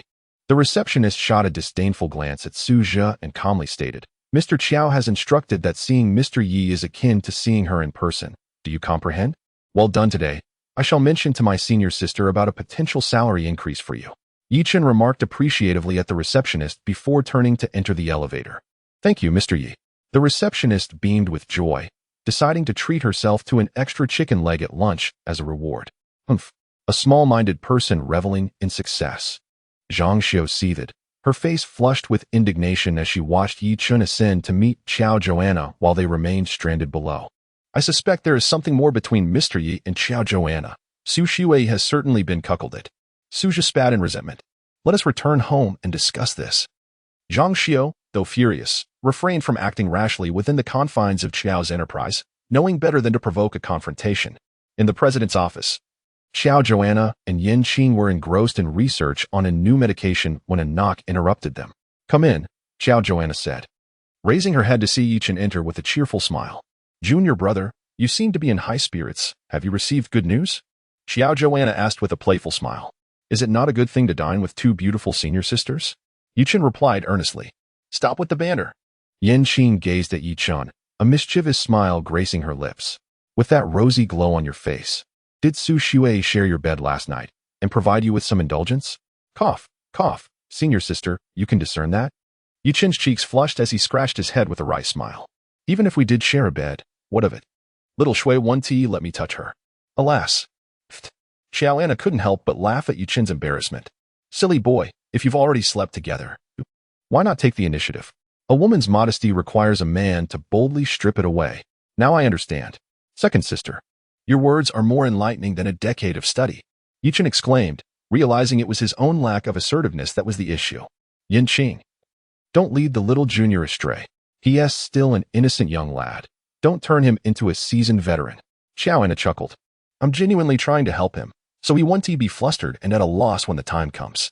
Yichen smiled slyly. Second sister, could you perhaps slow down the pace? Qiao Anna lifted her hand to check the time, her brow furrowing. Why hasn't Ruashi arrived yet? We've surpassed the agreed time. Senior sister, shall we go down and wait for fourth sister? Yichen suggested. That works, better than her coming up here. Qiao Anna nodded, tidying up briefly before they left the office. Soon, the trio emerged from the elevator, chatting and laughing, only to find a crowd of employees gathered in the lobby, pointing and murmuring about something outside. President Qiao. Hello, President Qiao. Upon noticing Qiao Anna's presence, the crowd dispersed in an instant. Xiao Lu, what are so many people discussing? Qiao Anna inquired of one of the employees. President Qiao, you might not be aware, but the jewelry store next door has been robbed. The robbers have taken hostages and are currently in a standoff with the police. The employee reported. Yichen immediately recalled the suspicious individuals he had seen previously. He had sensed something was amiss, and now, merely a day later, the jewelry store was indeed in turmoil. Senior sister, do you think fourth sister? Let us go see. Qiao Anna was filled with anxiety, realizing that the reason Lu Ruashi had not arrived was likely due to this incident. The three hurried out of the office building, only to find the streets filled with police cars, numerous armed officers standing ready, their weapons aimed at the jewelry store. At the entrance of the store stood a plump man, reportedly a negotiation expert, holding a megaphone used for selling cockroach bait, attempting to negotiate with the robbers. Sir, you are surrounded. It would be wise to surrender and seek leniency. Think of your families and children. Do not make a grave mistake. Despite the negotiation expert's earnest plea, the robbers inside appeared unyielding. Frustrated, one of them fired a shot, shattering the megaphone, causing the negotiation expert to collapse in shock. quickly whisked away by police. Comrades, we are friends of Lu Ruashi. Is she here? Xiaoan approached a police officer stationed at the perimeter. Are you friends of Team Leader Lu? The police scrutinized Joanna and her companions, their expressions grave as they pointed towards the jewelry store. Team Leader Lu, prioritizing the safety of the public, had voluntarily agreed to take the place of a hostage and was now under the control of the robbers within the store. This gang consisted of merciless criminals, and one could only hope for Team Leader Lu's safe return. What? Lao Si has become a hostage? Yichen exclaimed, her heart racing. Although they possessed skills superior to the average person, they were far from invulnerable. Moreover, there was bound to be more than one robber. It was truly perilous for Lu Ruashi to be a hostage. Junior brother Joanna turned to seek Yichen's counsel, knowing he possessed the highest cultivation and would certainly have a plan to rescue them. However, upon turning around, she discovered Yichen had vanished. Yichen. Where is Yichen? Yichen? Yichen was momentarily taken aback. He had been right beside her only moments ago. Just then, the crowd erupted in gasps of astonishment. Heavens! Who is that young man? What does he intend to do? Young man, this is a dangerous place. Step back. Joanna turned towards the commotion. And upon recognizing the figure, her eyes widened in disbelief. It was her junior brother. At that moment, Yichen, unarmed, was boldly striding towards the jewelry store. The police dared not intervene, as he had entered the robbers' line of fire, merely shouting for him to return. Yet, Yichen paid no heed to their warnings. How dare these robbers kidnap his senior sister? It was truly reckless. Yichen, be careful. Joanna's heart raced with concern, for no one knew what was transpiring inside. And she feared for his safety. Senior sister, do not fret. With junior brother's prowess, dealing with a few robbers is trivial even if they possess firearms. It is of no consequence. Yichen reassured her, confident in Yichen's terrifying abilities. Stop right there. A robber inside the store bellowed. If you dare take another step, I will shoot. Bro, if you release my senior sister, I want to come in.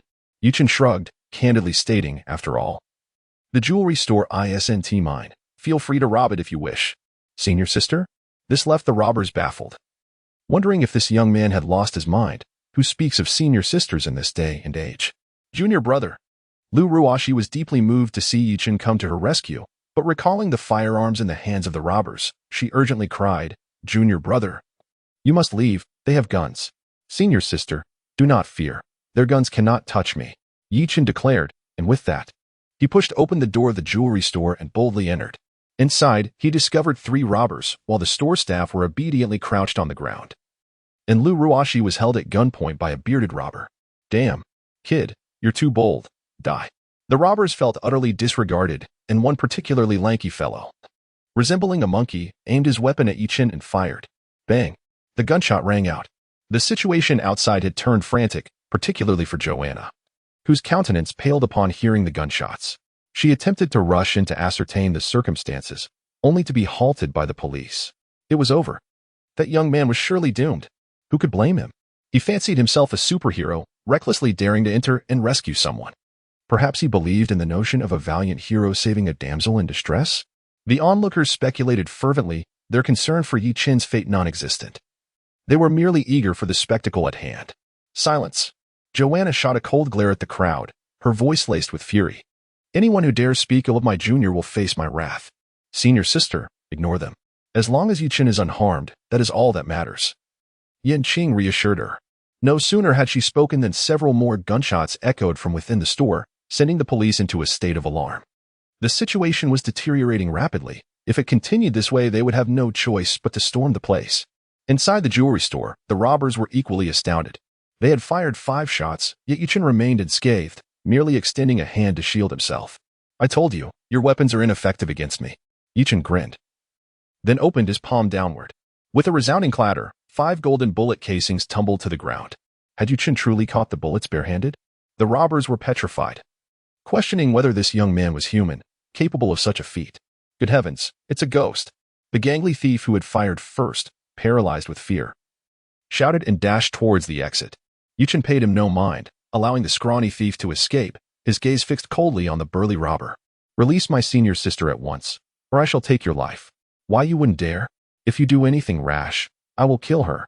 The burly robber, swallowing hard, shouted back, though his voice trembled. Foolish wretch. Yichen had no patience for further dialogue. With a swift motion, he raised his hand. And before the robber could comprehend what was happening, darkness consumed him as he fell lifelessly to the ground. The last remaining robber's eyes nearly bulged from their sockets in abject terror. In a moment of desperation, he aimed his weapon at Lu Ruashi, seeking death, regaining her freedom. Lu Ruashi was not one to be trifled with.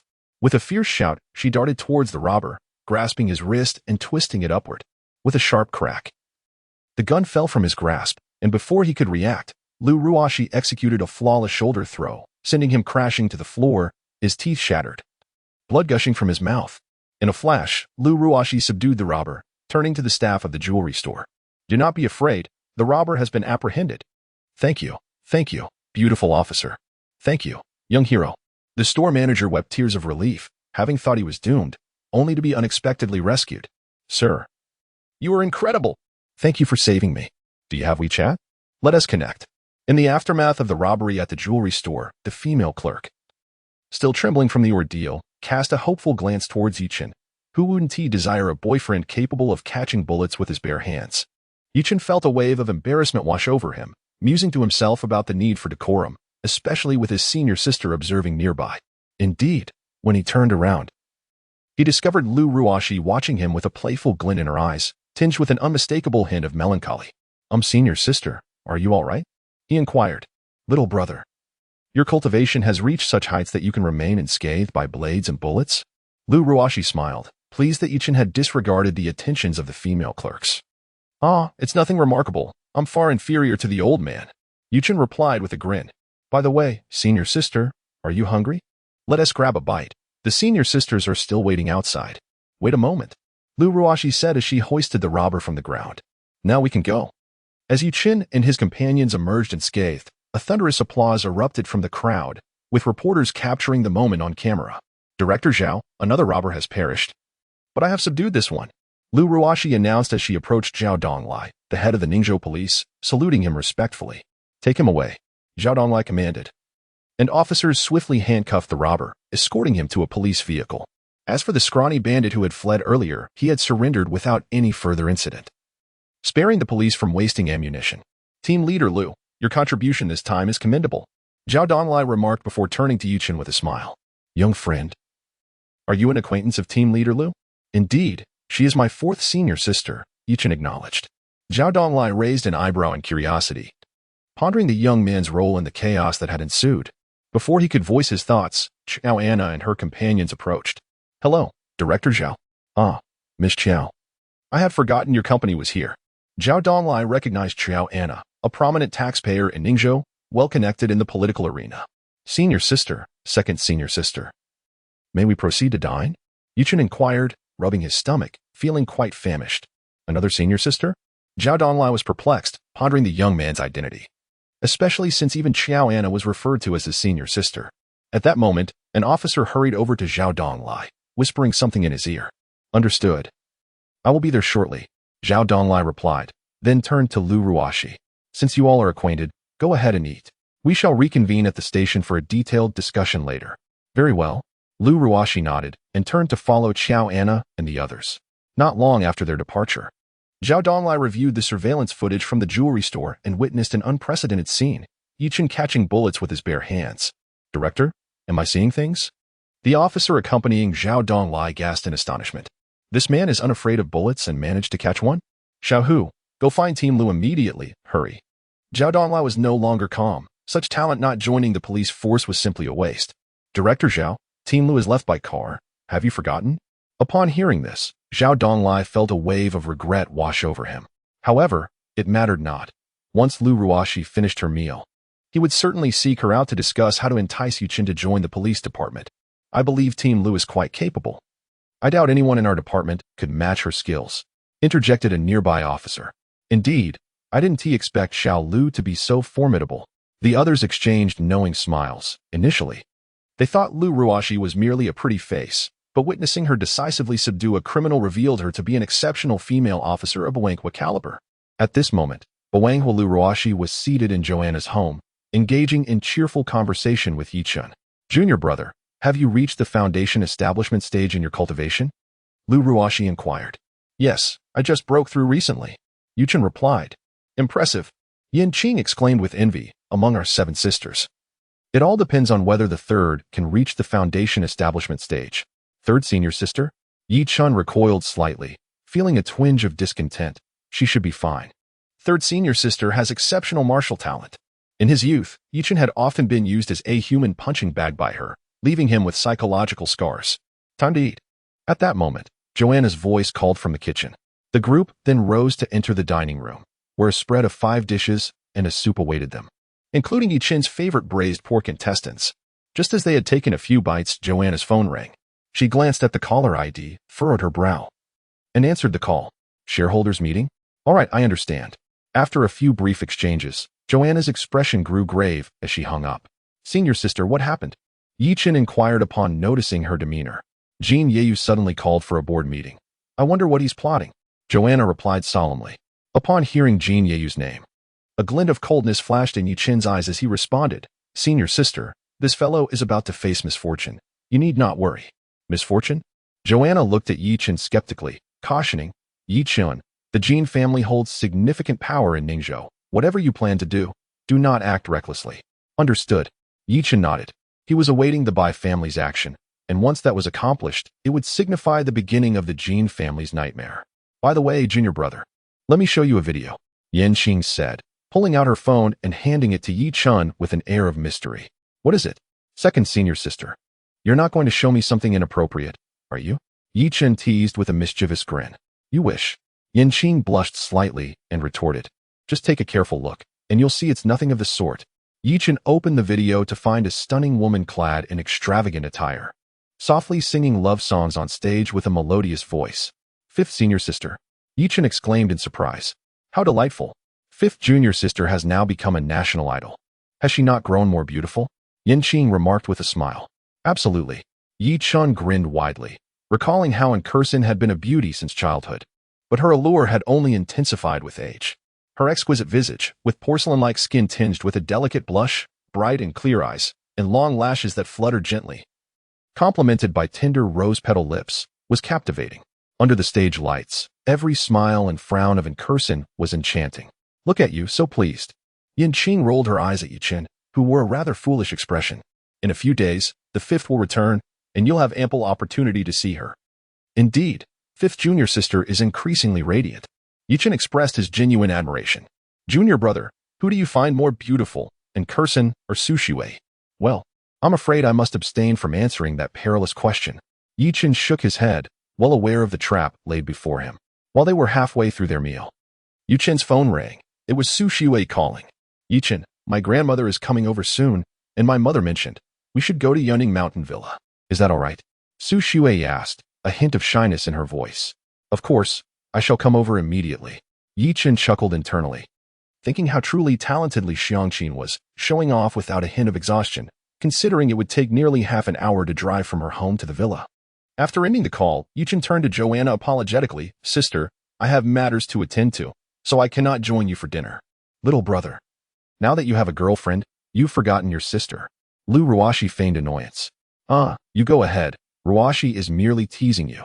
Joanna said with a smile, treat Xiaoshui well. She is quite a remarkable girl. Thank you, sister. Yichen nodded, bidding farewell to the group before departing. Sister, there are still matters at the bureau. I shall leave as well. Lu Ruashi set down her utensils and, with Joanna's consent, hurriedly exited the villa. Sister, when do you intend to inform junior brother about that matter? Yanqing asked earnestly, gazing at Joanna. Sigh, perhaps it is better not to tell him. Joanna sighed lightly, a bitter smile gracing her lips. He has yet to resolve his own affairs. We should not burden him further. That won't do. I must find an opportunity to tell him, Yanqing insisted. Do not forget why junior brother descended from the mountain. Let everything unfold naturally, Joanna said, her brow furrowing in rare concern. Yanqing fell silent at her words, realizing that junior brother still harbored deep-seated grievances, despite his usual jovial demeanor. Who could fathom the immense pressure he bore in private? Meanwhile, outside the villa, as Yichen entered his car, he was called to a halt by Lu Ruashi. Junior brother, please take me to the police station. Lu Ruashi settled into the passenger seat, fastening her seatbelt with practiced ease, her ample bosom drawing attention. Yichen paused, momentarily taken aback. It had been years since they last met, and fourth sister had matured splendidly. You little rascal, have you seen enough?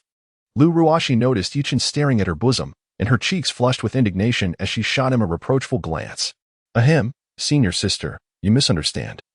I was merely observing whether your seatbelt was fastened properly. Yichen replied with an awkward smile, regretting his prolonged gaze that had caught the attention of the fourth senior sister. Less chatter, drive. Before long, Yichen had escorted Lu Ruoxi to the police station. Captain Lu, Zhao Donglai, preparing to head upstairs, spotted Lu Ruoxi seated in Yichen's car, and his eyes lit up as he approached.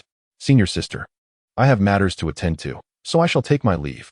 Once Lu Ruoxi exited the vehicle, Yichen promptly pressed the accelerator, and the Audi roared away from the police station. Zhao Donglai barely had time to call out to him. Captain Lu, is that young man your junior? Indeed.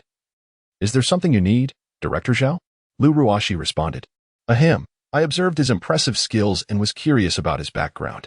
Has he ever considered joining the police force to serve the people? Zhao Donglai inquired with a grin. Yichen is quite exceptional, but he would never become a police officer. He despises being controlled. Lu Ruoxi replied. Well, perhaps if I leave him to your supervision, would that be acceptable? Zhao Donglai suggested, a glint of mischief in his eyes. Director Zhao, I would advise you to seek other options. Lu Ruoxi chuckled bitterly, knowing that even with the addition of her 6 other sisters, they might struggle to manage him. Seeing Lu Ruoxi's reluctance only piqued Zhao Donglai's interest in Yichen further. He resolved to devise a plan to recruit this talent into the police force. After departing the police station, Yichen made his way directly to Yunding Mountain Villa. Just past noon, 2 security guards at the villa finished their lunch and sat comfortably in the security room, enjoying cigarettes and gossiping about women. Old Wang, I heard the wealthy lady from Villa 6 frequently calls you to fix her computer? One guard, Zhang, asked teasingly, lounging with his legs crossed. You rascal. That's merely a rumor, Old Wang hastily retorted. Her husband is often away, and her child is in boarding school. She must feel quite lonely. Look at those 8-pack abs of yours. If I were a woman, I'd be envious. Old Zhang teased. Damn it, Old Wang muttered, feeling a bit guilty. Suddenly, he noticed a car approaching in the distance. Upon recognizing the license plate, he quickly stood up in alarm. What, is her husband back? Old Zhang lazily peered outside, only to be startled enough that his cigarette fell from his mouth as he hurriedly stood and saluted the approaching vehicle. Mr. Yi, you have arrived. Old Wang managed to suppress a laugh and greeted Yichen. You know me? Yichen was taken aback, having no recollection of the man. Of course. We security personnel each have a picture of your car and your photograph. Yichen was left speechless. Undoubtedly, this was the handiwork of the villa manager. However, he shrugged it off and continued driving towards Villa 1. From a distance, he spotted Su Shiwei's Maserati parked at the entrance, indicating that Li Xiangqin and the others had arrived ahead of him. The front door stood ajar as Yichen stepped inside, making his way to the living room, where he discovered the Su family, sweating profusely, indulging in juicy slices of watermelon. Yichen, oh my dear son-in-law has arrived. Come quickly, taste this watermelon. It's quite sweet, Li Xiangqin exclaimed, warmly offering him a generous slice of red fruit. Has the villa lost power? Why isn't the air conditioning on? Yichen inquired with a frown. Isn't that a waste of electricity? Central air conditioning consumes a lot of power. I'm merely trying to save you some money. Li Xiangqin justified with conviction. Let us just turn it on. We're not short of a few coins. Yichen replied, speechless.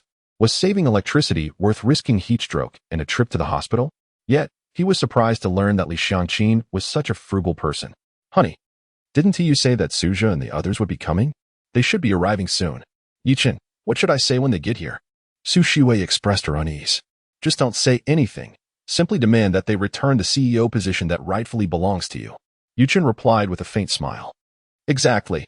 This is our territory. We cannot allow them to bully us. Li Xiangqin added with determination. Meanwhile, the Su family arrived at Yunding Mountain Villa in 2 cars. But as soon as they reached the entrance, they were stopped. Excuse me, we're looking for Li Xiangqin, Su Zhonghai said, stepping out of the car with a smile directed at the security guard. Yunding Mountain Villa was owned by the Feng family, and he dared not show any disrespect here. What kind of nonsense is this? Do you think this is a market? Hurry up and leave. You're just an eyesore. Old Wang frowned. Su Zhonghai was furious. No security guard had ever dared to speak to him in such a manner. Zhang Xiao, sitting in the car, rolled down the window and leaned out. Addressing the guard, this young man, I am from the Zhang family in the provincial city. Could you kindly allow us entry? I don't know any Zhang family from the provincial city. You should leave immediately. The Zhang family guard stepped forward, impatiently waving his baton as if swatting away flies. It would be best for you to speak politely. Our Su family is also a prominent family in Ningzhou. Suja could no longer contain himself, pointing at old Zhang in reprimand.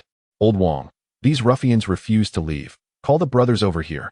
Upon hearing this, the Su family panicked and quickly reversed their car a few dozen meters before pulling over to the side. Damn Li Xiangqin, I knew she was just boasting. Su Yamei exclaimed angrily as she exited the vehicle. Second brother, call Li Xiangqin and her daughter immediately. How dare they deceive me? Zhang Shou gritted his teeth in frustration. At Villa Number 1, Su Shuei was still enjoying her watermelon when her phone rang. Noticing the caller, she hurriedly answered. Second uncle, have you all arrived? Su Shuei asked. Arrived? You and your mother are two peas in a pod, not a single truthful word between you. Su Zhanghai scolded vehemently. What have my mother and I deceived you about? Su Shuei's brows furrowed in confusion. Still have the audacity to be stubborn. Upon hearing this, Su Zhanghai was infuriated and exclaimed, Our family is right at the entrance of Yunning Mountain Villa. The security guard claimed he didn't recognize your mother at all and nearly assaulted us. Su Shuei pondered for a moment and suggested, just mention Yichen's name. The security guard will surely let you in. Are you joking? To invoke the name of that country bumpkin would be nothing short of self-degradation. If you don't believe it, so be it. Su Shuei retorted angrily before abruptly hanging up. She detested the idea of others referring to Yichen as a country bumpkin, and her uncle was no exception. Su Zhanghai, having been hung up on, was livid, his face turning a shade of green. Second brother, what did Li Xiangqin say? Su Yamei inquired with suspicion. I called that wretched girl, and she actually suggested I mention Yichen's name. Can you believe how infuriating that is? Su Zhanghai was bewildered. Humph, just mention it, and if it doesn't work, let's see what she has to say then. Su Yamei scoffed. Son, you should go, Su Zhanghai said, glancing at old Zhang, who was gripping a rubber baton, feeling somewhat intimidated. Dad, how could that country bumpkin possibly own a property at Yunning Mountain Villa? Su Shuei must be deceiving you. Suja frowned. Brother, I'll accompany you. We're merely inquiring. There's no loss in that. Besides, we shouldn't visit without purpose, should we? Suna expressed her interest, eager to glimpse the villa, even if just from the entrance. Alas, let us go. Suja reluctantly agreed and returned to the security office at the villa. You brat, are you itching for trouble? Dare you come back? I'll break your arm. Old Zhang glared menacingly at Suja, brandishing the rubber baton. Wait. We're here to find Yichen.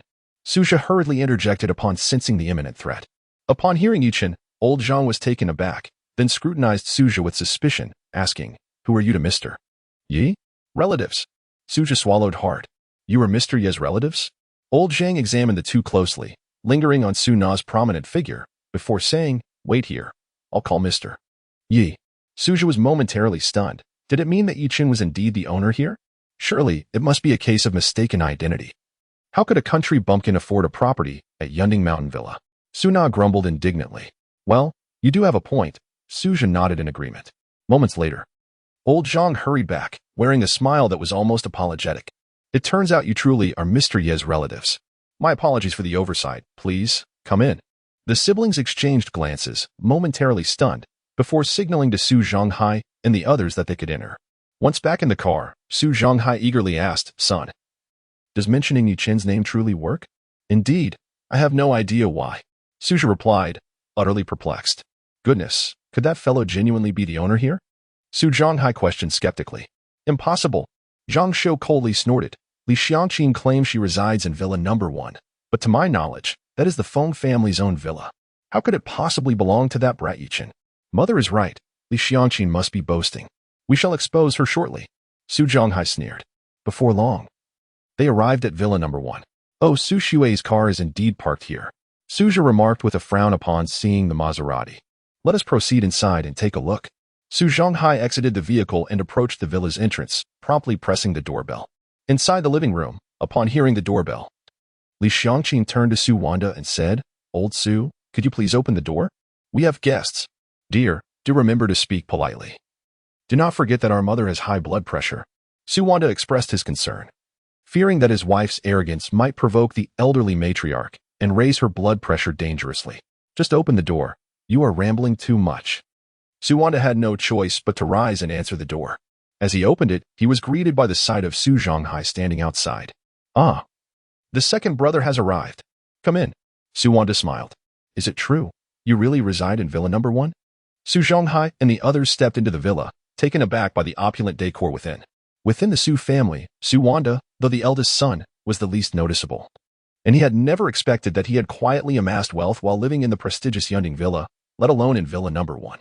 Grandmother, please take a seat, Su Shiwei said, hurrying to greet Zhang Xiu upon her arrival. Li Xiangqin remained seated, unperturbed, as she assessed the situation with a discerning eye. I never imagined you actually reside in a house at Yunding Villa. That is quite impressive, Zhang Xiu remarked. Her tone tinged with a hint of envy as she settled onto the sofa. Shui girl, is this villa truly yours? Su Yamei inquired, surveying the lavish interior with evident admiration. No. I mean, yes, the house indeed belongs to my wife.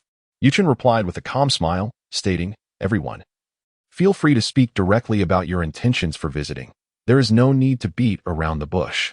Su Shiwei was momentarily taken aback, not expecting Yichen to assert that the house belonged to her. Yichen, this is a matter concerning our Su family. It is not your place to interfere. Suja retorted angrily. Had he not just mentioned Yichen's name to gain entry, he would have been tempted to unleash a tirade against the rustic outsider. Since when is it your place to reprimand my son-in-law? Li Xiangqin quickly interjected, countering, do not forget, this is my home. You. Su Zhonghai was infuriated. Yet a newfound caution restrained his words. After a moment of contemplation, Zhang Xiu shifted her gaze to Su Shiwei and said, Little Shui, you are still a member of the Su family. Why must we create such a tense atmosphere? Grandmother has only 2 requests. If you agree to them, we can remain a family. By your reasoning, does that imply we are no longer members of the Su family? Li Xiangqin retorted. Li Xiangqin, be quiet. I'm speaking with my granddaughter. Zhang Xiu snapped. Li Xiangqin swallowed hard, still somewhat intimidated by the elder. Grandmother, please state your requests, Su Shiwei hastily urged, eager to divert the conversation from conflict. Firstly, regarding the contract with the Qiao group, could you perhaps speak with Mr. Qiao and persuade him to continue entrusting us with the work? Zhang Xiu inquired. Su Shiwei remained silent, turning her gaze towards Yichen. With a smirk playing on his lips, Yichen replied, of course, but Mr. Qiao has made it clear that he will only collaborate with my wife, and no one else. That's absurd. You must have spoken ill of me to Mr. Qiao. It must be so. Suja exclaimed in fury. Then there is nothing more to discuss. Yichen shrugged, a mocking expression on his face as he regarded Suja. Yichen, you are truly insufferable. Zhang Xiu shot him a cold glance before turning back to Su Shiwei. Shui, I ask you one last time, must you insist on making this situation so contentious? Goodness. It's not me who is causing the trouble. I am the president of the company. Why should I be replaced? Su Shiwei summoned her courage to respond. So you are determined to remain president? Zhang Xiu's tone turned icy, her eyes narrowing as she stated, in that case, do not blame me for lacking compassion. You are to vacate this villa immediately. It is now designated for Suja. Furthermore, you are dismissed from the company and are forbidden from returning. We are to move out? Upon hearing this, Li Xiangqin exploded, leaping from the sofa, her voice filled with indignation. Old lady, how can you be so unreasonable? This house belongs to us. On what grounds can you expel us? Belongs to you?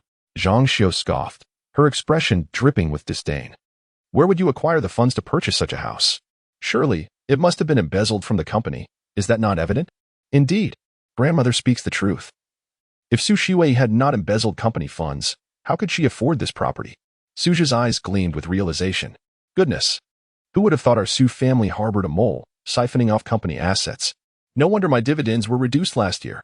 Su Yamei seethed. We ought to contact the authorities. The Su family, each taking their turn, hastily condemned Su Shiwei. Grandmother, I did not embezzle any company funds. This house belongs to Yichen. Su Shiwei urgently clarified. Son-in-law, please tell them whose house it truly is. Su Wanda interjected, eager to diffuse the situation. But you needn't involve the police. There is no need for that. Yet to the ears of the Su family, it sounded as if Su Wanda was merely trying to mask his own trepidation. Very well, I shall grant you one more opportunity. Surrender the villa immediately, and we shall consider the matter closed. Zhang Xiu declared triumphantly. This house was given to me by the Feng family. If you wish for it, go and seek them out. Yichen stated nonchalantly. The Feng family? The room fell silent. The Feng family was a prominent clan in Ningzhou, one that even the Su family could not aspire to associate with. How could a mere country lad like Yichen possibly command such favor as to receive a villa from them? It was utterly ludicrous. Yi, do not spout such nonsense. Suja sneered. By Xiao and Feng Xiao are friends, I shall uncover the truth with a simple inquiry. Do not think to intimidate me with the Feng family. Son, just call Bai Xiao and expose this fellow's deceit. Su Zhonghai suggested. Very well, I shall do that right away. With that, Suja retrieved his phone and dialed Bai Yichen without hesitation. Son-in-law, is everything all right? Li Xiangqin expressed her concerns. And, rest assured, you witnessed how Feng Xiao gifted a car last time. Yichen replied with a smile. Indeed, how could I forget? Li Xiangqin exclaimed, slapping her forehead. Then turned to glare at Su Wanda. Being with you has dulled my wits. Su Wanda felt utterly aggrieved, wondering why he was being dragged into this. Yichen cast a sympathetic glance at Su Wanda, silently wishing that Su Shuai would not inherit certain genes from Li Xiangqin. At Dujin Mountain, Bai Yichen stood under the blazing sun, sternly admonishing a group of individuals. You must perform your tasks meticulously if anything goes amiss with this grave. Beware that I shall break your legs. Yes, Bai Xiao, rest assured, we will be thorough. A middle-aged man responded eagerly. He found it strange. It was merely an abandoned grave. Why was Bai Xiao so tense? It wasn't even his ancestral grave. At that moment, Bai Yuchen's phone rang. Without glancing, he answered, Hello. This is Bai Yichen. Who is this? Bai Xiao, it's me, Xiaoxia. Suja said with a smile. Damn, you still dare to call me? I was just about to look for you. Bai Yuchen's anger flared upon realizing it was Suja, the one who almost got him killed last time. However, recalling that Suja was to become Yichen's brother-in-law, he gritted his teeth and said, Spit it out quickly. Cough, cough, Bai Xiao. There's something I want you to inquire about. Suja's face flushed. Why is Bai Xiao in such a foul mood today? What is it? Do you remember Yichen? He claims that the Feng family gifted him the #1 villa at Yunning Mountain Villa. Is that true? What the hell? The Feng family is that generous?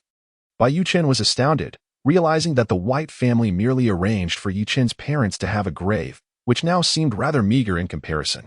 Bai Xiao, you don't think it's possible, right? I knew that Country Bumpkin was just boasting. Suja smirked, glancing at Yichen with arrogance. Country Bumpkin? Bai Yichen paused. Then retorted coldly, Suja, I advise you to be cautious.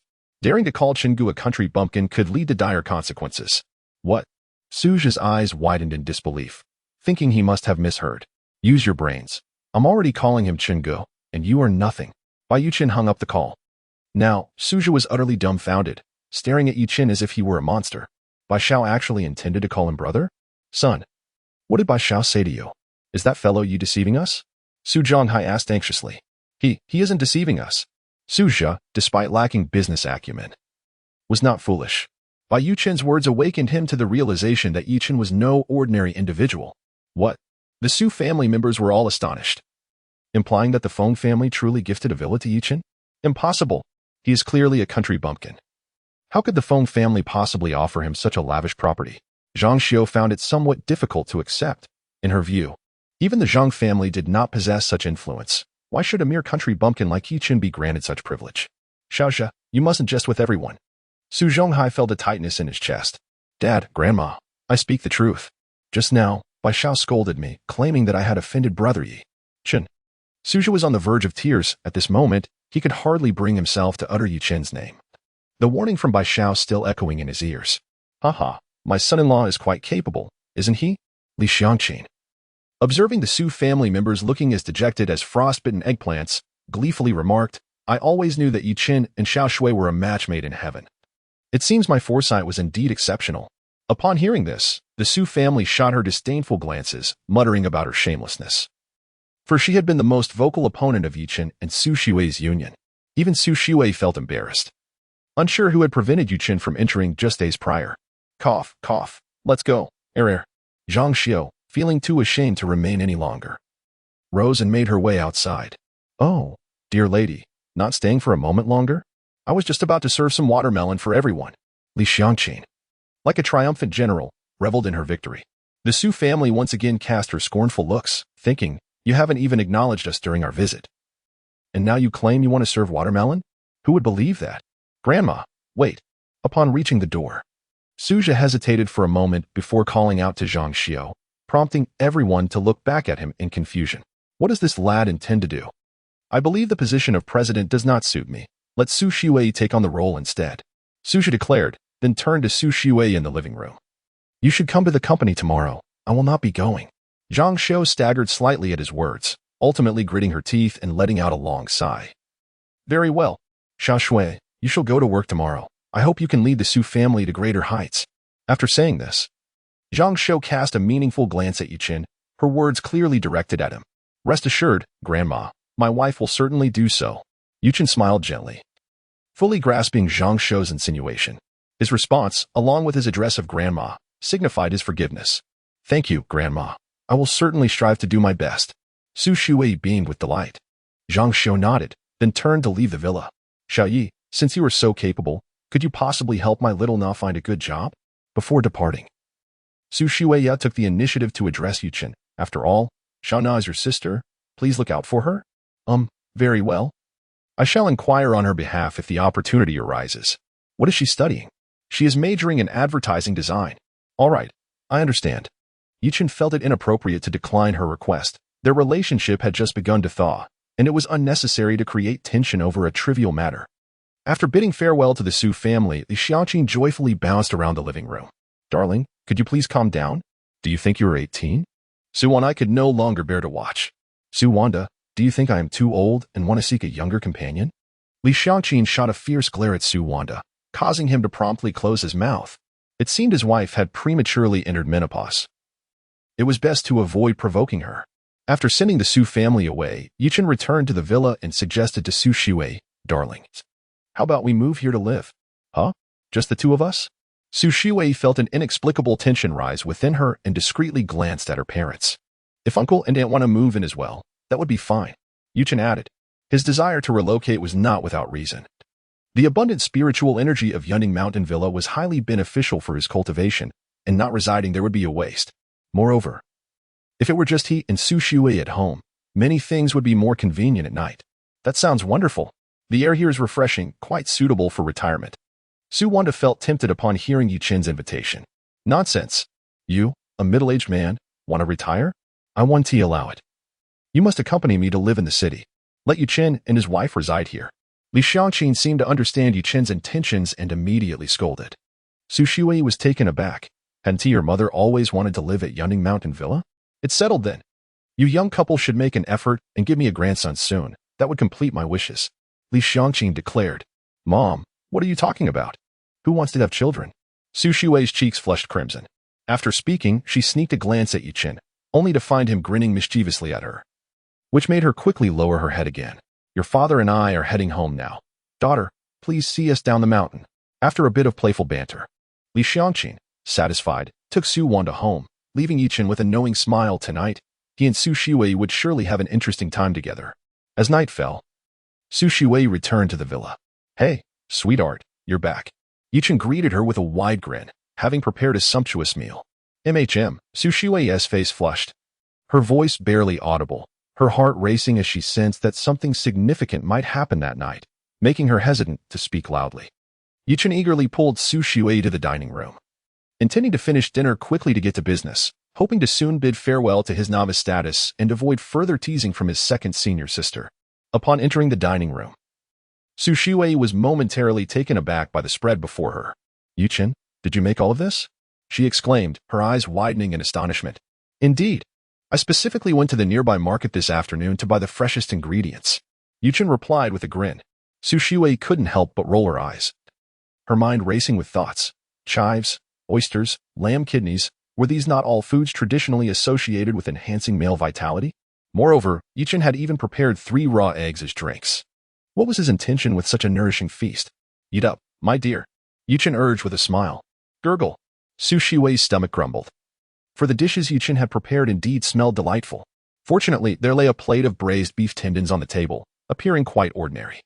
Su Shui picked up her chopsticks and delicately lifted a piece of tendon to her lips. The chewy, elastic tendon had a slight spiciness, gliding smoothly upon her palate. And it was rather delectable. By the end of the meal, she had consumed half of the entire plate, leaving Yichen utterly astonished. Why are you staring at me like that? Su Shui's cheeks flushed crimson. Could it be that the insufferable Yichen had indulged in these dishes too? Dear wife, it turns out you have quite the fondness for beef tendons. I shall procure more tomorrow, Yichen proclaimed with utmost seriousness. What did you just say? Su Shui's eyes widened in disbelief. Beef tendons? Ugh. Upon hearing beef tendons, Su Shiwei was immediately overcome with nausea and swiftly dashed to the restroom, where her retching echoed moments later. What on earth was happening? She had relished it just moments ago. Yichen scratched his head, nonchalantly picking up a piece of tendon and murmuring to himself, "It tastes wonderful. What is going on?" After quite some time, Su Shiwei emerged from the restroom. "My dear wife, are you all right? Do you feel unwell? Shall I check your pulse?" Yichen asked, noticing her pallor with a twinge of concern. "No need." Su Shiwei gritted her teeth and shot him a fierce glare. This scoundrel had the audacity to serve her beef tendons. How utterly revolting. After their meal, they watched some television. And when Yichen noticed Su Shiwei yawning, he chuckled. "Wife, you seem tired. Shall we rest?" "Yichen, were you just waiting for me to feel drowsy? Do not forget the boundary between us." Su Shiwei retorted with a playful huff, swaying her slender waist as she entered the bedroom. "Hee. Tonight I shall unify the realm regardless of your so-called boundary." Yichen mused, watching Su Shiwei's graceful silhouette with a gulp of anticipation. Upon returning to the room, he found her already asleep, yet he noticed she was trembling slightly beneath the covers. Was she cold? In that case, he must offer her warmth. Yichen quickly shed his clothing and slipped under the covers, whispering softly, "Wife, are you cold? Shall I hold you as we sleep?" "You. Then you may only hold me. Nothing else is permitted." Su Shiwei's face flushed deeply. She thought to herself that it was fine to let him embrace her. After all, it was not as if they had never done so before. Huh? Only hold? Yichen found himself speechless. "Then let us sleep apart." Hold. Upon hearing this, Yichen grew anxious. Being allowed to hold her while sleeping was indeed a step forward compared to the absurd boundary. Initially, Su Shiwei felt tense, trembling as Yichen embraced her from behind, as if she had been jolted by electricity. "Wife, you need not be anxious. I promise not to do anything else." Yichen chuckled, trying to reassure her. "Humph, you dare." Su Shiwei's cheeks reddened, but thankfully, Yichen kept his word, allowing her to gradually relax until she drifted into a gentle slumber. Before dawn the next day, Yichen awoke. As Yichen gazed down at the curled-up figure of Su Shiwei in his embrace, reminiscent of a delicate kitten, he could not resist planting a gentle kiss upon her smooth forehead. A subtle, ethereal fragrance wafted from her, intoxicating him. He quietly slipped out of bed and made his way to the backyard to commence his morning practice. The so-called morning exercise was, in truth, a form of meditation. He seated himself cross-legged upon the grass, closing his eyes as the energy within him began to circulate through his body. It was only when the sun began to rise that Yichen slowly opened his eyes and exhaled deeply. The spiritual energy in this place was still too sparse. To accelerate his cultivation, he would have to resort to special methods, such as the enhancement provided by elixirs. Ever since his conversation with Chenda, Yichen had felt a pressing desire to elevate his cultivation level. Only by strengthening his own power could he hope to confront imminent dangers. Upon returning to the villa, Yichen ventured into the kitchen to prepare breakfast.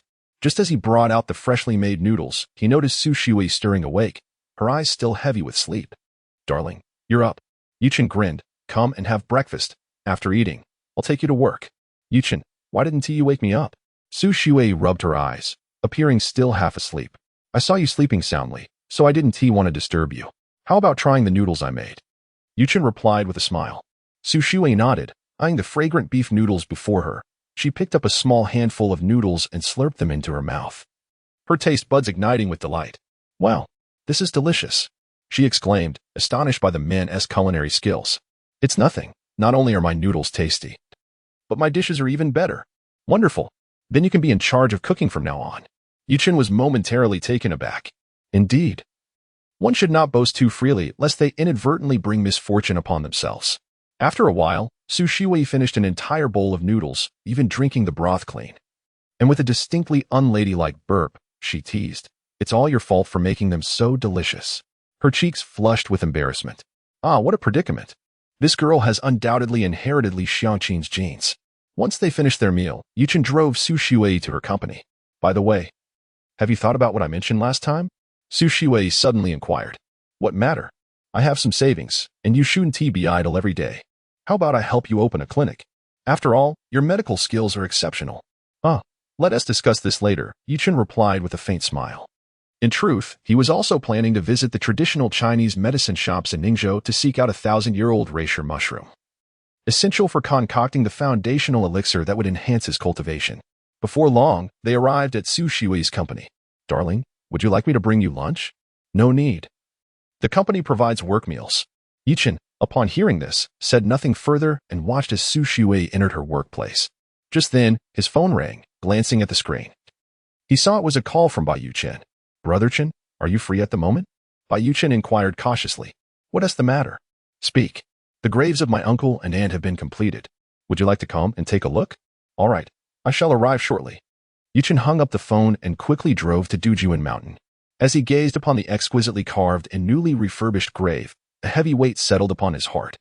Turning to Bai Yichen, he expressed his gratitude. "Thank you, Bai family, for your assistance." "Brother Chen, you are too kind. It is our duty," Bai Yichen replied hastily. Yichen then turned his attention back to the gravestone bearing the names of his adoptive parents, a glimmer of icy resolve flashing in his eyes as he murmured, "It has been 20 years. It is time to settle this score."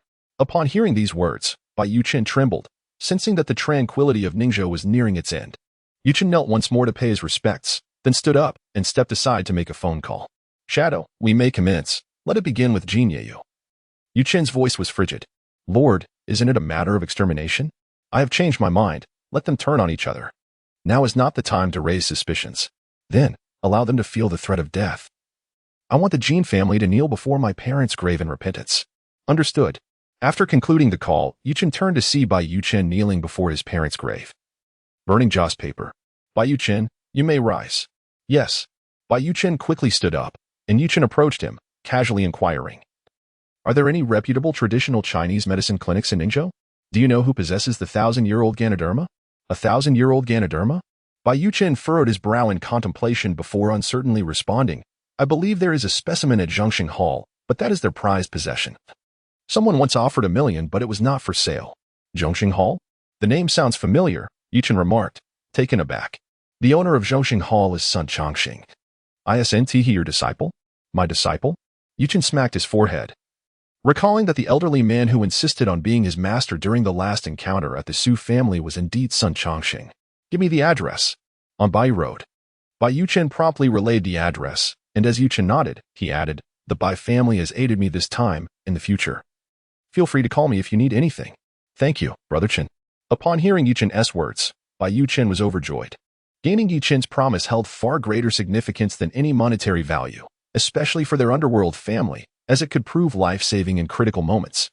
Once Yichen departed Dujuan Mountain, Bai Yichen hurried back to his car and called his father. "Dad, Mr. Yi was very pleased with his parents' grave and mentioned that the Bai family can seek his assistance in the future." "Well done," Bai Yongzheng exclaimed, his excitement palpable. "If Mr. Yi can help us, that rascal Hong Hu will be no threat. I share the same sentiment, once Hong Hu is dealt with. The Bai family can truly unify the underworld of Ningzhou." Bai Yichen laughed heartily. In Ningzhou, aside from Bai Yongzheng's faction, there was also the Wanhu gang. The esteemed leader, Hong Hu, is a master of martial arts, while the territory of the Bai family lies to the south of Ningzhou, with the Wanhu gang situated in the north. These two factions frequently clash, their enmity akin to fire and water. Although Bai Yuansheng possesses the formidable Bai Yuan, Hong Hu is not without his own powerful backing. Thus, the annihilation of the Wanhu gang stands as Bai Yongzheng's foremost desire. At the Zhongxing Hall, patients seeking treatment and medicine come in a steady stream. Yichen quickly drove to the location, and as he stepped out of the car, he was greeted by the refreshing aroma of herbal medicine wafting through the air. If only there were no illnesses in the world, how could the shelves be dusted with neglect? The display of such a couplet signifies that Sun Changsheng is indeed a practitioner of high medical ethics. Yichen gazed at the gilded plaque hanging at the entrance, a faint smile gracing his lips as he entered the clinic. "Sir, are you here for treatment or to purchase medicine?" A lovely girl clad in a white lab coat approached him with a cheerful expression. "I am here to buy medicine," Yichen replied. "Oh, what medicine would you like to purchase? Do you have a doctor's prescription?" "None. I wish to buy a Millennium Ganoderma." Yichen shook his head. The girl's previously bright demeanor instantly darkened as she replied sternly, "Sir, we do not have Millennium Ganoderma in our pharmacy." "That cannot be right. I heard that Zhongxing Hall possesses it, and it's even considered your prized possession." Yichen was taken aback, wondering if Bai Yichen would dare to deceive him. "I said we do not have it. If you're not here for treatment, I must ask you to leave." The girl furrowed her brows and issued an unequivocal dismissal. "Why not summon Sun Changxing? I would like to inquire directly with him." "How dare you? My grandfather's name is not one to be uttered so casually." The girl's eyes widened in indignation as she scolded him. Her fierce glare momentarily reminded Yichen of the large grapes he had tasted in Xinjiang. Just then, A commotion erupted at the entrance of the shop. "Make way, clear the way." No sooner had the words been spoken than several construction workers clad in camouflage and wearing safety helmets burst in, carrying a stretcher drenched in sweat. Yichen turned to observe, and upon closer inspection, he saw a middle-aged man lying on the stretcher, his right ankle bleeding profusely, a segment of white bone grotesquely exposed, resembling a jagged splinter. The sight was enough to make one's skin crawl. Many onlookers, horrified by the scene, averted their gazes, unable to bear a second glance. "Ah, it hurts so much." The man on the stretcher groaned in agony, beads of sweat cascading down his body. "Doctor, please, save him," pleaded a construction worker, his face a mask of urgency as they brought the stretcher before the attending physician. What was he doing? How did he end up like this? The physician at Zhongxing Hall frowned deeply upon seeing the injured man. The patient's knee joint had completely dislocated. The entire right leg barely held together by sinew and flesh, utterly severed. "Doctor, we are all cement workers. He accidentally fell from the third floor and broke his leg. Please, you must help him reattach it," one of the workers frantically explained. "This is not easily fixable," the doctor replied, shaking his head. "I advise you to take him to the hospital immediately. Amputation may be necessary." The man's leg bones were shattered into 3 or 4 pieces. How could traditional Chinese medicine mend such a grave injury? What? Amputation is not an option. Upon hearing this, the injured man's eyes brimmed with tears as he implored the doctor, "My son is about to start university, and he is waiting for my tuition fees. Doctor, I cannot lose my leg. If you do not consent to amputation, the injury will worsen and could prove fatal." The doctor replied, furrowing his brow. "Isn't traditional Chinese medicine renowned for its bone-setting skills? I fear no pain. I beseech you, doctor." The injured man, a grown adult, began to weep openly before the assembled crowd. "I am afraid that even the legendary Hua Tua would be unable to repair such damage," the doctor lamented, shaking his head in resignation. "I will fetch my grandfather." The girl who had quarreled with Yichen earlier felt a pang of compassion upon witnessing the man's distress and hurried to the back courtyard of the clinic. Alas, earning a living is no easy feat nowadays. Indeed, especially for these migrant workers, toiling for a year only to find themselves cheated by unreliable contractors, often receiving not a single penny, murmured the onlookers. "I will assist you." Yichen furrowed his brow, recognizing that the man was merely sustaining himself through sheer willpower, while in reality he had already lost too much blood and risked imminent shock. "Young man, who are you? This is not a matter to be trifled with," the doctor cautioned as Yichen approached, noting the youth's apparent inexperience. "Fear not. I am also a practitioner of traditional Chinese medicine. I can restore this gentleman's leg bones," Yichen declared confidently. "What folly is this?" The doctor, incensed, retorted, "In such a condition, even I cannot help him. You must be a student from some medical academy. Do not meddle." Yichen, disinclined to engage in a futile argument with the doctor, turned to the injured man and said, "Brother, if you trust me, I will mend your leg bones, ensuring they return to their pre-injury state. Is that truly possible?" The man regarded Yichen with skepticism. "Young man, do not deceive us. Old Li's leg is gravely injured. Can you truly restore it?" questioned another worker. "Are you experiencing difficulty breathing or blurred vision?" Yichen inquired of the injured man. "Yes, how did you know?" The man replied, alarmed. "These are signs of impending shock. If you delay any longer, you will surely lose your right leg." Upon hearing this, the man gritted his teeth and resolutely declared to Yichen, "Young man, then I entrust my leg to you. Please ensure it is mended. Rest assured, there will be no issue." Yichen affirmed. "Young man, you must not act recklessly. Any mishap will reflect poorly on my clinic," the doctor warned, irritation evident in his tone. Without further ado, Yichen remained silent, seized some alcohol from nearby, and cleaned his hands. He then gently placed his hands upon the injured man's fractured bone, causing the man to involuntarily gasp in pain. In the next moment, Yichen swiftly pressed his fingers together and, like a flash of lightning, tapped several points along the man's leg, causing his entire right leg to become numb. Following this, he employed a series of specialized techniques to realign the leg bones, ultimately giving a gentle push at the base of the man's foot. With a resounding crack, the sound of bones realigning echoed, and miraculously, the shattered leg was seamlessly restored. This series of actions left everyone in a state of astonishment, even Dr. Liu. The chief physician at the Zhongxing Hall widened his eyes in disbelief. He seemed to have encountered this peculiar bone-setting technique in a book before.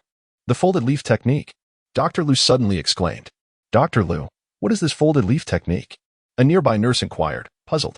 "The folded leaf technique is an ancient Esoteric method of bone setting from Taoism. It is said that before practicing this technique, one must crush leaves and then reconnect the veins of the leaves solely with one's hands. Good heavens, that sounds utterly implausible. The crowd was incredulous. How could crushed leaves be reconnected? Fracture remedy, tonifying bone herbs, acaranthes, eucamia, panax noto ginseng. Yichen casually recited a prescription and turned to the physician beside him, saying, "Please, crush these herbs into a paste, warm it to approximately 20 degrees, and apply it to the injured person." "Oh, certainly, doctor." Lu swallowed hard and hastily instructed the nurse to fetch the herbs. He was already captivated by Yichen's adept bone-setting techniques. This young man was undoubtedly a master of traditional Chinese bone setting. In the courtyard of Zhongshan Hall, where various medicinal herbs flourished, a faint aroma of herbs lingered in the air. At that moment, Sun Changxing was seated in the courtyard, conversing with a middle-aged man. "Old son, you must save my father at all costs." The man, well-dressed and of notable appearance, was clearly not an ordinary individual, yet his face was etched with urgency. "The millennium-old Ganoderma is the treasure of our Zhongshan Hall, but if it is needed to save old Han's life, please take it." The Han family was the largest herbal cultivation business in the provincial capital, and Sun Changsheng had been friends with the Han family patriarch for years. After a moment of contemplation, he acquiesced to the man's request. "Thank you, old son," Han Bin exclaimed, his excitement palpable. "With the expertise from the capital and your millennium-old Ganoderma, my father will surely recover. Actually, I know of a miraculous doctor whose skills are on par with those of the experts in the capital." A figure suddenly emerged in Sun Changsheng's mind. "A miraculous doctor?" Han Bin furrowed his brow. "For you to refer to someone as a miraculous doctor, he must be a recluse of great repute, correct?" "Not exactly. He is quite young." Sun Changsheng chuckled. Seeing the skepticism in Han Bin's eyes, Sun Changsheng chose not to elaborate further. He stood up and quickly returned to his room, soon reappearing with a brocade box. Just as he intended to hand the box to the man, a girl rushed into the courtyard, panting. "Grandfather, you must come out and see." "My dear, what is the matter that has you so flustered?" Sun Changsheng furrowed his brow slightly. The girl was his granddaughter, named Sun Baobao, whom he had raised after her parents passed away. She had just graduated from a traditional Chinese medicine academy this year. "There is a patient outside who is gravely injured, and Dr. Lu and the others are at a loss. Grandfather, please go and take a look," Sun Baobao implored anxiously. "All right, leave me there at once." Upon hearing of the critically injured patient, Sun Changsheng set aside his conversation with Han Bin and promptly strode towards the main hall. As they arrived in the main hall of Zhongshan Hall, they found a gathering of people discussing the patient in hushed tones.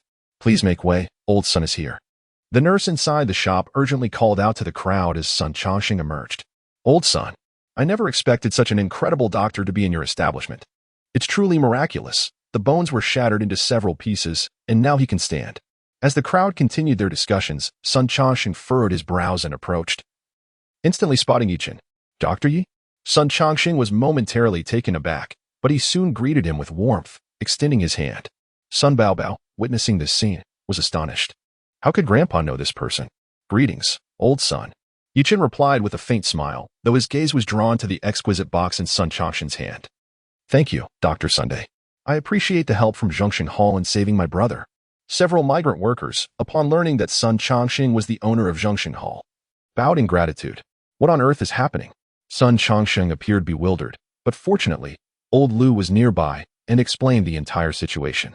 "Old Lu, you couldn't manage to set this worker's leg?" Sun Changsheng expressed his surprise, knowing that Dr. Lu's bone-setting skills were remarkable. "I can't." Old Lu glanced at the injured man who was now able to stand, gesturing towards his lower leg with a wry smile. "The bones are shattered into multiple segments. Only this esteemed individual can perform the leaf-folding technique to mend it." "What? The leaf-folding technique?" Sun Changsheng's eyes widened in astonishment as he looked at Yichen, exclaiming, "Dr. Yi, you actually know the long-lost Taoist technique of leaf-folding for bone setting?" "I practiced it before. It's somewhat rusty since I haven't used it in a while." Yichen shrugged nonchalantly. Sun Changsheng swallowed hard. Despite his youth, Yichen had an impressive demeanor. "Doctor, how much will the medical fees be?" Oldly, the injured man said as he fished out a worn wallet, pulling out a bank card. "Keep some money for your son's education. When he succeeds in the future, he can repay me." Yichen replied.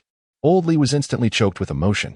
The next moment, he bowed deeply to Yichen, trembling as he said, "Little divine doctor, I will be eternally grateful to you." Yichen smiled gently. and old Liu admired Yichen's medical ethics, thus he chose not to demand much, only charging for the cost of the medicinal materials, which totaled less than 500. Wow, that's incredibly reasonable, 500?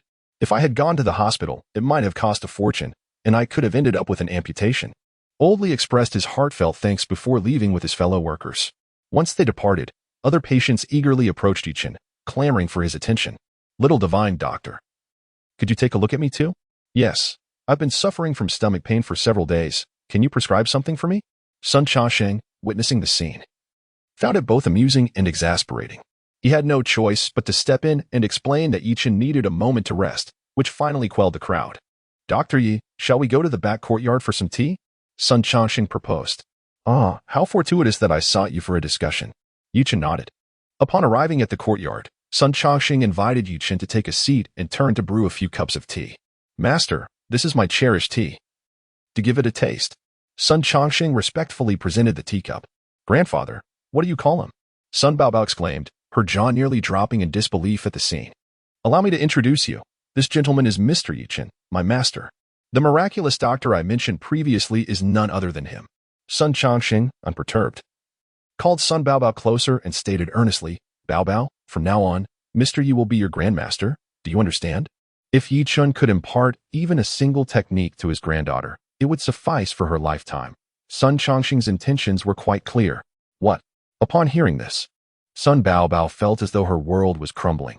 How could she, a peer of Yichen, suddenly be designated as a disciple? Old Sun, is she your granddaughter? Yichen scrutinized Sun Baobao, noting her bun hairstyle, her cherubic face, fair and rosy complexion, and petite but well-proportioned figure, when she pouted in anger. She resembled a porcelain doll. Indeed. Baobao, why don't you greet your grandmaster? Sun Changxing chuckled. I refuse.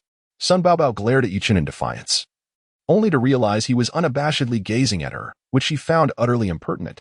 Noticing her audacity, Yichen flashed a grin and playfully remarked, Old Sun, your granddaughter clearly lacks any aptitude for medicine. Perhaps it would be best if she refrained from calling me grandmaster. You scoundrel. Who lacks aptitude? Sun Baobao retorted, her irritation palpable. She had graduated with honors from medical school, after all. Silence.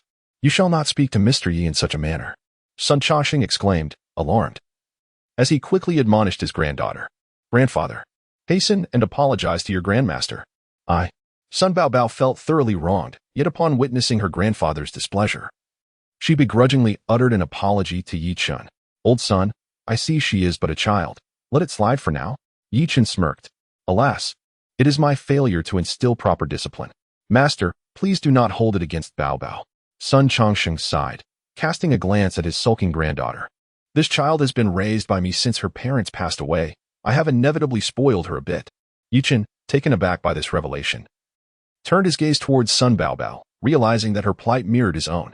Humph, what are you staring at? Have you never seen a beauty before? Yichen smiled faintly. Despite Sun Baobao's adorable appearance, her temperament was certainly fierce, reminiscent of the third apprentice sister. He pondered when she might return. Master, what brings you to seek me? Sun Changxing inquired, noticing Yichen's momentary distraction. I nearly overlooked it.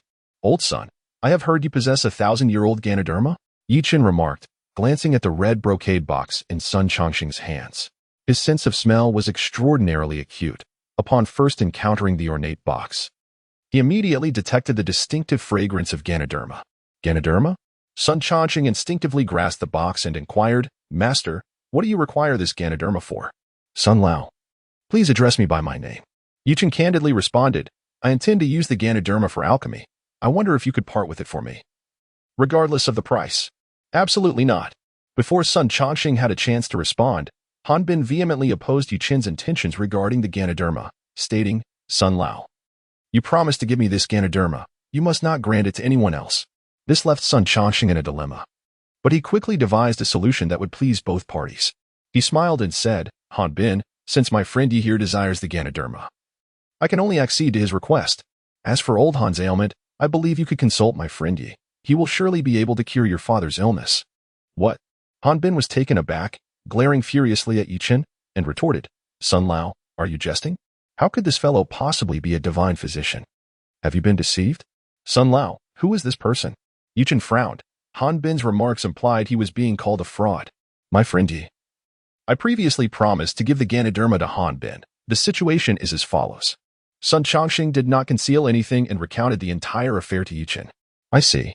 Yichen suddenly understood and turned to Han Bin, scrutinizing him closely before frowning. Sir, you appear outwardly strong yet are internally frail and weak. Do you not exercise moderation in your daily life? You don't speak nonsense. I am not frail. Han Bin, stunned, thought to himself that this man must possess X-ray vision, for he discerned his weakness with a mere glance. As the eldest son of the Han family, Han Bin struggled with his frailty, having been unable to father a child in over a decade of marriage. Hence his father was reluctant to entrust the family business to him, opting instead for his younger brother. Han Bin sought the precious Ganoderma in hopes of winning his father's favor and thereby inheriting the family enterprise. Deny it all you want, but surely you must be visiting the restroom 3 or 4 times a night, and do you not feel lightheaded and dizzy every noon? Yichen observed Han Bin with a teasing grin. Trust me, within 5 years you will be bedridden, believe it or not. At that moment, Han Bin was drenched in sweat, for it was precisely midday. He longed to refute Yichen's claims, yet felt utterly powerless. Little Han, I mentioned your frailty last time. Have you not taken any medicine? Sun Chongqing furrowed his brow. I have taken some. It was ineffective.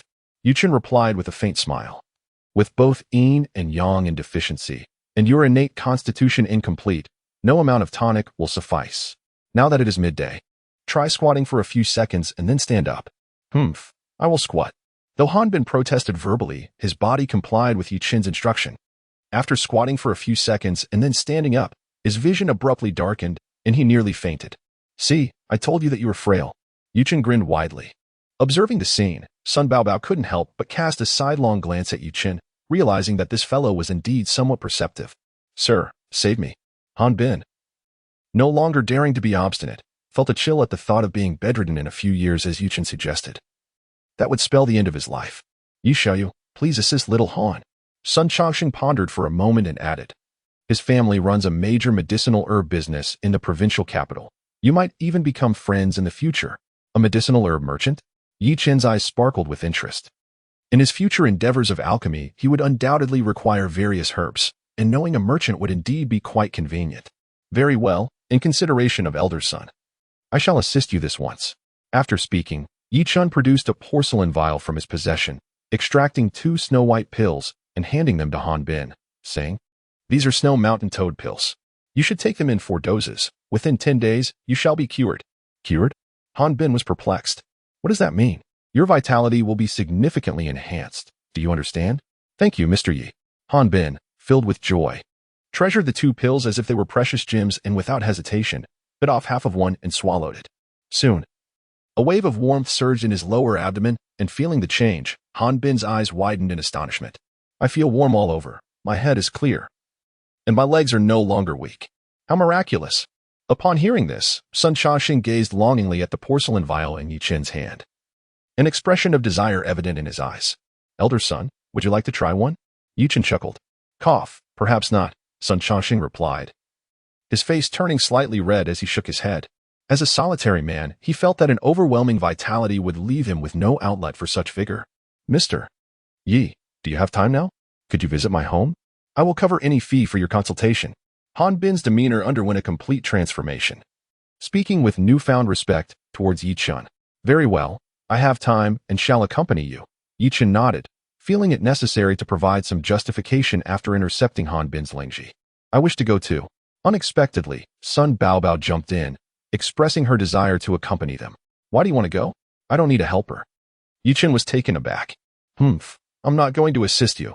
I simply don't believe you can heal old Han. Sun Baobao huffed, doubting whether Yichen could cure a condition that even her grandfather could not. Dear granddaughter, just stay by Yi Xiaoyu's side and learn diligently. Do not cause any trouble. Understand? Sun Chongqing smiled with satisfaction, feeling that his granddaughter and Yichen made a rather suitable pair. Elder son, please let me know how much the Lingji costs. I will transfer the money to you. Yi Xiaoyu, you flatter me. This Lingji is only valuable in your hands. Let us not speak of money. Sun Chongqing laughed heartily. Then I cannot accept it for free. Yichen contemplated for a moment and proposed.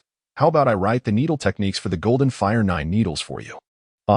Upon hearing the news, Sun Chongqing was filled with excitement. He never anticipated that his Lingji could be exchanged for the long-lost ancient needle technique. This transaction was indeed exceptionally advantageous. He hastily summoned paper and pen, and Yichen swiftly inscribed the needle manual, handing it over to Sun Chongqing. Your handwriting is quite impressive. Sun Baobao glanced at the paper, instantly captivated by the vigorous and fluid calligraphy displayed. What a lack of discernment! Unexpectedly, Yichen showed no appreciation, uttering his farewell to Sun Chongqing before striding out of the courtyard. You are the one lacking in discernment. I have seen much more. Sun Baobao fumed, stamping her feet in frustration. Yet, despite her anger, upon witnessing Yichen's departure, she could only grit her teeth and follow closely behind. Observing his granddaughter's retreating figure, Sun Chongqing chuckled to himself. Exchanging Lingji for the needle manual was a tremendous profit. With that, the old man contentedly returned to his room, wholly engrossed in studying the needle manual. The drive from Ningzhou to the provincial capital took less than an hour. Yichen trailed behind Han Bin's vehicle and soon entered the city limits. Along the way, he received a phone call from Feng Ziluan. Mr. Yi, are you available at the moment? Feng Ziluan inquired. What is the matter, phone? Yichen responded. If you have the time. My grandfather would like to invite you to dinner this evening, if that suits you. Sure, we'll connect later. Yichen thought little of it. After all, the Feng family had already gifted him a house and a car, so there was no reason to decline a dinner invitation. Wonderful. I'll come to pick you up tonight. Feng Ziluan exclaimed joyfully. No need. Just send me the location. Understood. After their conversation concluded, Yichen followed Han Bin's vehicle into a private estate. Impressive wealth, indeed. Yichen noted as he glanced out the car window, where various traditional Chinese herbs were planted along the roadside, creating a vibrant and picturesque landscape. Numerous workers toiled diligently in the medicinal fields, painting a beautiful pastoral scene. Eventually, Han Bin brought Yichen to a villa within the estate and stopped in front of the entrance. Mr. Yi, my father's illness is quite peculiar. Many doctors have been unable to provide a solution. Han Bin murmured before entering. Let me see the patient first, Yichen replied, feeling it unnecessary to inquire further. It was better to assess the situation firsthand. What a charade. Sun Baobao muttered quietly. Shortly thereafter, Han Bin escorted Yichen into the villa's living room. Elder brother, you're back, greeted a man clad in a suit and gold-rimmed glasses, who bore a striking resemblance to Han Bin. This man was Han Senlin, the second son of the Han family. Senlin, how is our father? Han Bin inquired. Father's condition is severe. Without the Millennium Lingji, he may not survive beyond a month. A middle-aged man, appearing to be around 50, with a square face and a pronounced nose, spoke with an air of arrogance. Brother, have you procured the Millennium Lingji? Han Senlin asked anxiously. Do not fret. Allow me to introduce you first to Dr. Yi. Han Bin shook his head, about to explain, but was preempted by the man with a ruddy nose, who exclaimed, How can we treat the old master's illness without the 1,000-year-old Ganoderma? My time is incredibly precious. Are you jesting with me, Manager Han? With a sense of desperation, Han Bin turned to Dr. Yi for assistance. Please, take me to see the patient. Yichen spoke in a calm tone. Brother, are you suggesting this young man treat our father? Han Senlin's eyes widened, pondering whether this youth was merely a medical student from some institution. Indeed, Dr. Yi possesses exceptional medical skills. Even old Sun is his disciple. It took considerable effort to invite him here. Han Bin nodded earnestly. Humph. Utter nonsense. Upon hearing this, the man with the ruddy nose erupted in anger, springing to his feet and retorting, What kind of divine doctor? I say he is nothing but a charlatan. Ma refused to associate with such people. Farewell. Wait. Professor Ma, please don't leave in haste. Han Senlin, growing anxious, stepped forward to placate him. My elder brother is merely desperate and seeking any remedy. I beg you to show leniency. Shall I add another 1,000,000 to the consultation fee? Alas, I have little interest in money. However, I must remain to expose this fraud. The man with the ruddy nose declared, casting a fierce glare at Yichen. Fool. Yichen shot a disdainful glance at him, urging Han Bin to lead him to the patient post-haste. Who are you calling a fool?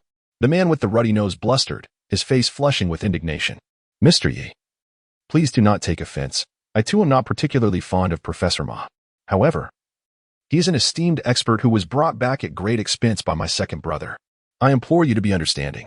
Han Bin whispered, lowering his voice. I do not concern myself with the dying. Han Bin was taken aback, interpreting the implications of that statement. Was Professor Ma on the brink of death?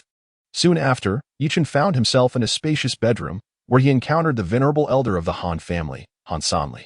Upon entering, Sun Baobao pinched his nose, for the room was infused with the scent of medicinal concoctions mingled with a peculiar, foul odor. On the bed lay an elderly man with white hair. Peculiarly, half of his body covered by a blanket while the other half lay exposed. Moreover, both of his hands were bound to the headboard with ropes, rendering him immobile. Dr. Yi, my father's body is hot on one side and cold on the other. Hence the blanket only covers half of him. On the heated side, he constantly scratches, resulting in his skin being torn, which is why we. Hanbin stepped forward, concerned that Yichen might not grasp the gravity of the situation. Yes, I can see that, Yichen replied as he approached the bedside. Observing Han Sanli's exposed skin, he noted numerous scratch marks, and many areas were already raw and festering, the putrid odor permeating the room emanating from him. It itches. So itchy. Han Sanli's murky old eyes looked towards Yichen with a glimmer of hope, yearning for relief from his torment. Yichen lifted the blanket covering the elder, and an immediate chill enveloped the room, revealing areas that were even tinged with a bluish hue from the cold. Humph. Young man, I am eager to see how you intend to cure the old master. Professor Ma entered at this moment and remarked. I doubt you can even identify the cause of the illness. Dr. Yi, can the old gentleman's ailment be treated? Han Bin, noticing Yichen's prolonged silence, felt a sense of uncertainty creeping in. It's merely a trivial ailment, hardly worth mentioning. Yichen replied with a faint smile, retrieving a leather box from his person and extracting 2 silver needles from within. Anyone can boast. If you can truly cure the patient, I shall kneel and call you master. Professor Ma scoffed derisively. Mr. Ma, could you please be quiet? Sun Baobao, feeling irked, observed as Yichen was about to treat old man Han, while the incessant buzzing from the man named Ma was utterly exasperating. You insolent girl. Do you know who I am? I am. Enough noise. With a swift motion, Yichen sent a flash of silver light akin to lightning towards Professor Ma, and in the next instant, a gleaming silver needle lodged itself in the professor's throat. Sensing something amiss, Professor Ma reached to remove the needle, only to hear Yichen's calm voice. I advise you not to remove it. Otherwise, you shall never speak again in this lifetime. Professor Ma, intimidated, recognized that he dared not disregard the words of someone capable of such extraordinary acupuncture. Professor Ma, are you all right? Han Senlin inquired anxiously upon witnessing the scene. Professor Ma opened his mouth but could utter no sound. Yichen had effectively silenced him, leaving him to shake his head in despair. Well deserved. Sun Baobao stifled a laugh, yet she was soon captivated by Yichen's astonishing acupuncture technique. With remarkable speed, Yichen drove a needle deep into the feverish body of the old man, nearly embedding the entire needle. The Han brothers stood nearby, cold sweat trickling down their brows. Mr. Yi, is everything all right? Han Bin could no longer contain his concern. Shoo. Yichen gestured for silence, then proceeded to gradually extract the needle in 3 stages, delicately twisting it with each lift. He treated 5 acupoints, each manipulation executed with precision, pressing firmly and then lifting sharply. Sun Baobao furrowed her brow at this sight. Her grandfather had mentioned this technique, but she had forgotten its name. At that moment, Yichen lifted the blanket covering Han Sanli and swiftly inserted the needle again. But this time, he did not penetrate deeply, instead gradually deepening the insertion of the silver needle. I remember now. This is the Burning Mountain Fire and Heavenly Coolness technique, Sun Baobao exclaimed.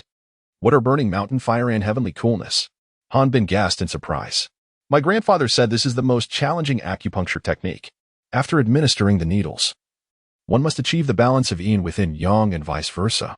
In all of China, there are fewer than 5 practitioners capable of mastering this technique. Although Han Bin did not grasp the details of Burning Mountain Fire, he sensed its significance through Sun Baobao's description. Time ticked away, and beads of sweat began to form on Yichen's forehead. Finally, after withdrawing the last silver needle, he exhaled a long sigh of relief. Dr. Yi, is my father better now? Han Bin hurriedly inquired. The old man was gravely ill. A single acupuncture session would certainly not suffice. However, he was now much improved and could be unbound. Yichen nodded affirmatively. Is that truly the case? Upon hearing this, Han Bin exchanged cautious glances with his brother before carefully untying their father. You 2 brutes, how dare you bind me? Surprisingly, the first thing Han Sanli did upon gaining his freedom was to sit up in bed and sternly reprimand his sons. Father, we had no choice. How are you feeling now? Han Bin asked with a worried expression. I must say, I no longer feel any itch. Nor do I experience the peculiar coldness on one side of my body while the other is warm. The elderly man replied with delight. That's wonderful, Dr. Yi. Thank you so much. Han Bin immediately expressed his gratitude to Yichen. Han Senlin also extended his hand, saying, Mr. Yi, I apologize for my previous rudeness. I hope you can forgive me. It's of no consequence. I only came at old son's request. Yichen replied with a gentle smile. Your father's recovery will require a couple more acupuncture sessions. I shall prepare a prescription for you shortly. Young friend Yi, you are my savior, and I must extend my heartfelt thanks. Han Sanli could not help but admire Yichen's thoughtfulness and remarkable medical skills at such a young age. This young man is destined for greatness. He must be befriended. Mr. Yi, here is 10 million in diagnostic fees. Please accept it. Han Sanlin, quick-witted as ever, immediately presented Yichen with a check for 10 million. Yichen did not decline, accepting the check and casually placing it in his pocket. Seeing this, Han Sanli quickly instructed Han Bin, eldest, go to my room and fetch the yellow brocade box from the temperature-controlled cabinet. Understood. Han Bin turned and soon returned with a palm-sized brocade box. Young friend, this is a pair of human-shaped Hishowu that I have collected. If you do not mind, consider it a gift for our first meeting. Han Sanli said with a smile. Human-shaped Hishowu? Yichen's eyes sparkled. He opened the brocade box to find a pair of dark brown Hishowu inside, remarkably resembling human forms, with distinctly male and female characteristics. Such mature human-shaped Hishowu are exceedingly rare and incredibly precious. Moreover, Hishowu is highly beneficial to the body, nourishing yin and blood, supplementing the liver and kidneys, and effectively preventing the modern afflictions of hypertension and hyperlipidemia. This would make a delightful soup for the sisters back home. Yichen thought to himself with glee. With this in mind, he graciously accepted the gift but returned the 10 million check to Han Sanlin. I shall consider this pair of Hishowu as my purchase. That is unacceptable. Hishowu is a gift from me to you, my young friend. To insist on payment would imply disdain for my generosity. You will still need to return to provide me with acupuncture, won't you? Although Han Sanli was advanced in years, his mind remained sharp. Very well, I shall accept it for now. Hearing Han Sanli's insistence, Yichen reluctantly took back the check and requested Han Bin to bring him paper and pen to write a prescription for Han Sanli to follow diligently. 3 days later, I shall return. Old Han, please take good care of yourself, Yichen remarked. Dr. Yi, I'll see you off. Han Bin, delighted that his father had recovered, felt a sense of pride for having invited Yichen. It was indeed a significant achievement. Abba. Professor Ma, anxious, moved his lips in a futile attempt to communicate, casting a pitiful glance at Yichen while pointing at his own throat. I almost forgot about you, Yichen said with a playful smile as he approached Professor Ma, swiftly removing the silver needle from his mute point. He added casually, did you not say that if I cured old Han, you would kneel and call me master? Forget it. I see that your fortune is darkening. You must prepare for misfortune, Yichen chuckled, and after speaking, he strode out of the room. Professor Ma, here is 1,000 yuan for you to take back. I shall not see you off, Han Sanlin said grimly, producing 1,000 yuan and thrusting it into Professor Ma's hands. What? 1,000 yuan? Professor Ma's eyes nearly bulged in disbelief, exclaiming in indignation, wasn't it supposed to be 200,000? What do you think? Han Sanlin shot a glare at Professor Ma, who he deemed a mere quack, for claiming that without the elusive 1,000-year ginseng, old Han was doomed. Yet, Yichen had merely administered a few needles and achieved a miraculous recovery. After leaving the Han residence, Yichen drove back. Sun Baobao sat quietly in the passenger seat, occasionally stealing glances at him. Beauty, you've been covertly watching me this whole time. You must be smitten, Yichen teased, turning his head with a playful grin. You're talking nonsense. I was watching you. You're no celebrity, so what is there to admire? Sun Baobao retorted, her cheeks flushing as she felt a twinge of guilt. I am already a married man. You must not fall for me. Yichen laughed. Bah, you rogue. Sun Baobao huffed, feeling both annoyed and impressed by his medical prowess, but finding him insufferably bothersome. A few minutes later, as they approached the Zhongxing Hall, Sun Baobao took a deep breath and gathered her courage to say, Yichen, I wish to learn medicine from you. What? The audacity. I want to learn medicine from you, to be your disciple. Did you hear me clearly? Sun Baobao fumed internally, feeling that Yichen was deliberately feigning ignorance. Your grandfather is my disciple. You can only be my grand-disciple. Go to hell. Sun Baobao was nearly ready to bite him, infuriated by his response. She angrily exited the vehicle, slamming the door behind her and storming into the Zhongxing Hall. Bang! Is she on a warpath? Yichen sighed, relieved that the car had been a gift from the Feng family. Otherwise, he would have felt quite pained. At that moment, Yichen's phone rang. Seeing it was his senior sister, he quickly answered. Junior brother, do you have time tomorrow morning? Xiao Anna inquired. At your service, dear sister, 24 hours a day. Yichen replied with a mischievous grin. Enough with the banter. Tomorrow, There is a board meeting. I worry that Jin Yeyu may cause trouble. Having you around makes me feel reassured. Very well. I shall visit your office tomorrow morning. If that scoundrel Jin Yeyu dares to play tricks, I shall not spare him. Yichen declared with unwavering conviction. That is more like it. It seems sister has not wasted her efforts on you. Joanna smiled coyly, her tone laced with ambiguity. Once the meeting concludes, sister has an additional reward in store. Gulp. Upon hearing Joanna's enticing voice, Yichen could not help but swallow hard. Could it be that sister's reward is herself? Sister, you are truly wonderful. Yichen, overwhelmed with emotion, hung up the phone and began to grin foolishly. Ding. A text message interrupted Yichen's reverie. He furrowed his brow upon seeing it was from Feng Ziluan, providing the address of an upscale hotel. Almost forgot about the dinner invitation from the Feng family. Yichen swiftly called Su Shui. My dear, the Feng family is hosting a dinner tonight. Would you like to accompany me? The Feng family? Su Shui pondered for a moment before declining. I am not very familiar with them. You go ahead. I will dine at my mother's house. Very well. Yichen glanced at the time, realizing it was getting late, and after hanging up, he proceeded directly to the location sent by Feng Ziluan. Victory Restaurant. Feng Ziluan stood alongside a stylishly dressed young girl in a chic shirt and denim shorts. Upon closer inspection, the two bore a striking resemblance. The girl sported two ponytails, her complexion radiant and fair, her long, elegant legs exuding a youthful vivacity. Brother, why hasn't that guy arrived yet? Is he too full of himself? The girl pouted, her brows slightly furrowed. Wang Ting, do not speak carelessly. Feng Ziluan was alarmed, hastily admonishing her. Mr. Yi is not an ordinary person. Be cautious with your words. Humph. Is he really as formidable as you say? A skilled doctor and a martial arts expert, unless he is a decrepit old man. Feng Wanting scoffed, her expression brimming with disdain. Being the little princess of the Feng family, she commanded respect even from Feng Ziluan, and as a young martial arts league member, she certainly would not regard the unfamiliar Yichen with any seriousness. You can ask Bai Yuan later to find out. Feng Ziluan was too weary to argue with her, and as they conversed, Yichen's car slowly approached. Brother Chen, you have arrived. Feng Ziluan eagerly stepped forward to personally open the car door for Yichen. Feng Wanting, witnessing this scene, grew increasingly displeased. The Feng family is a prominent clan in Ningzhou. Does her brother truly need to fawn over an outsider? I hope I am not late. Yichen smiled as he exited the vehicle. Not at all. The timing is perfect. Feng Ziluan replied, then pulled his sister closer, introducing, this is my sister, Feng Wanting. Wanting, a lovely name. Yichen smiled faintly. Humph. Yichen was taken aback. What was happening today? All the women he encountered seemed to be like powder kegs. Brother Chen, do not stoop to her level. Let us proceed to the private room. Feng Ziluan shot his sister a sharp glare and led Yichen into a private room. Mr. Yi, you have arrived. As Yichen stepped through the door, he was greeted by the entire Feng family, who rose to welcome him. To his surprise, Bai Yuan was also present. However, Yichen immediately sensed something was amiss. Bai Yuan's complexion appeared rather pallid, as if he were unwell.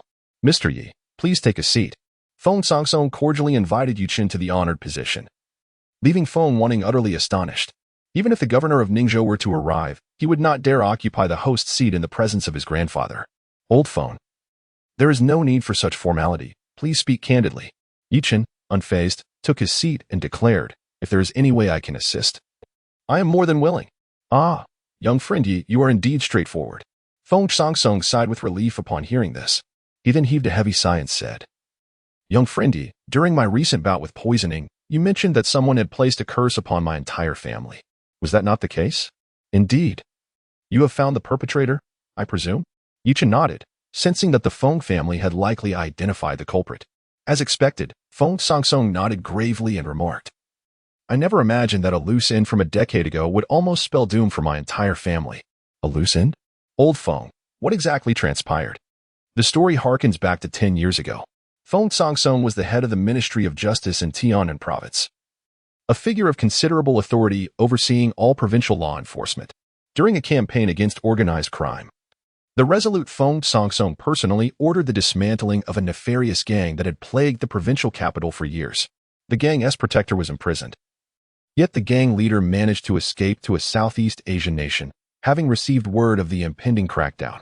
This individual, harboring a deep-seated vendetta, swore to exact revenge on Feng Sangsong. He roamed Southeast Asia in search of masters, honing malevolent skills over the course of a decade. Recently, He returned covertly to Tianan province and surreptitiously placed a curse upon the Feng family. Had it not been for Yichen's timely intervention, the Feng family would have faced annihilation. Yichen was taken aback by this revelation. No wonder the Feng family held an extraordinary status in Ningzhou. It turned out that Feng Songsong had been a high-ranking official prior to his retirement. After careful contemplation, he turned to Bai Yuan and inquired, "Old Bai, since you were present, does this individual have any connection to you?" "I cannot claim a relationship, but I have indeed crossed paths with him," Bai Yuan replied, clutching his chest as he coughed violently before regaining composure.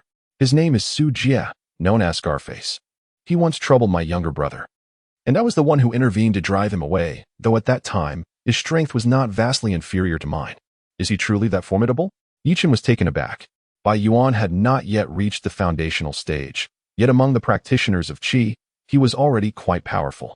"Indeed, he is quite formidable." Bai Yuan responded with a wry smile. "You must have clashed with him, then?" Yichen's gaze bore into Bai Yuan's, his voice low and serious. "I can sense your erratic aura. Has he injured you? How shameful." Bai Yuan's face flushed as he sighed. "Last night, this individual sought me out, and to my astonishment, I ended up losing to him." Without uttering a word, Yichen retrieved a porcelain vial from his pocket, poured out a white pill, and presented it to Bai Yuan. "This is a healing elixir. As long as your dantian remains intact, consuming this medicine within 3 days will surely restore your health." "Ah, thank you, Mr. Yi."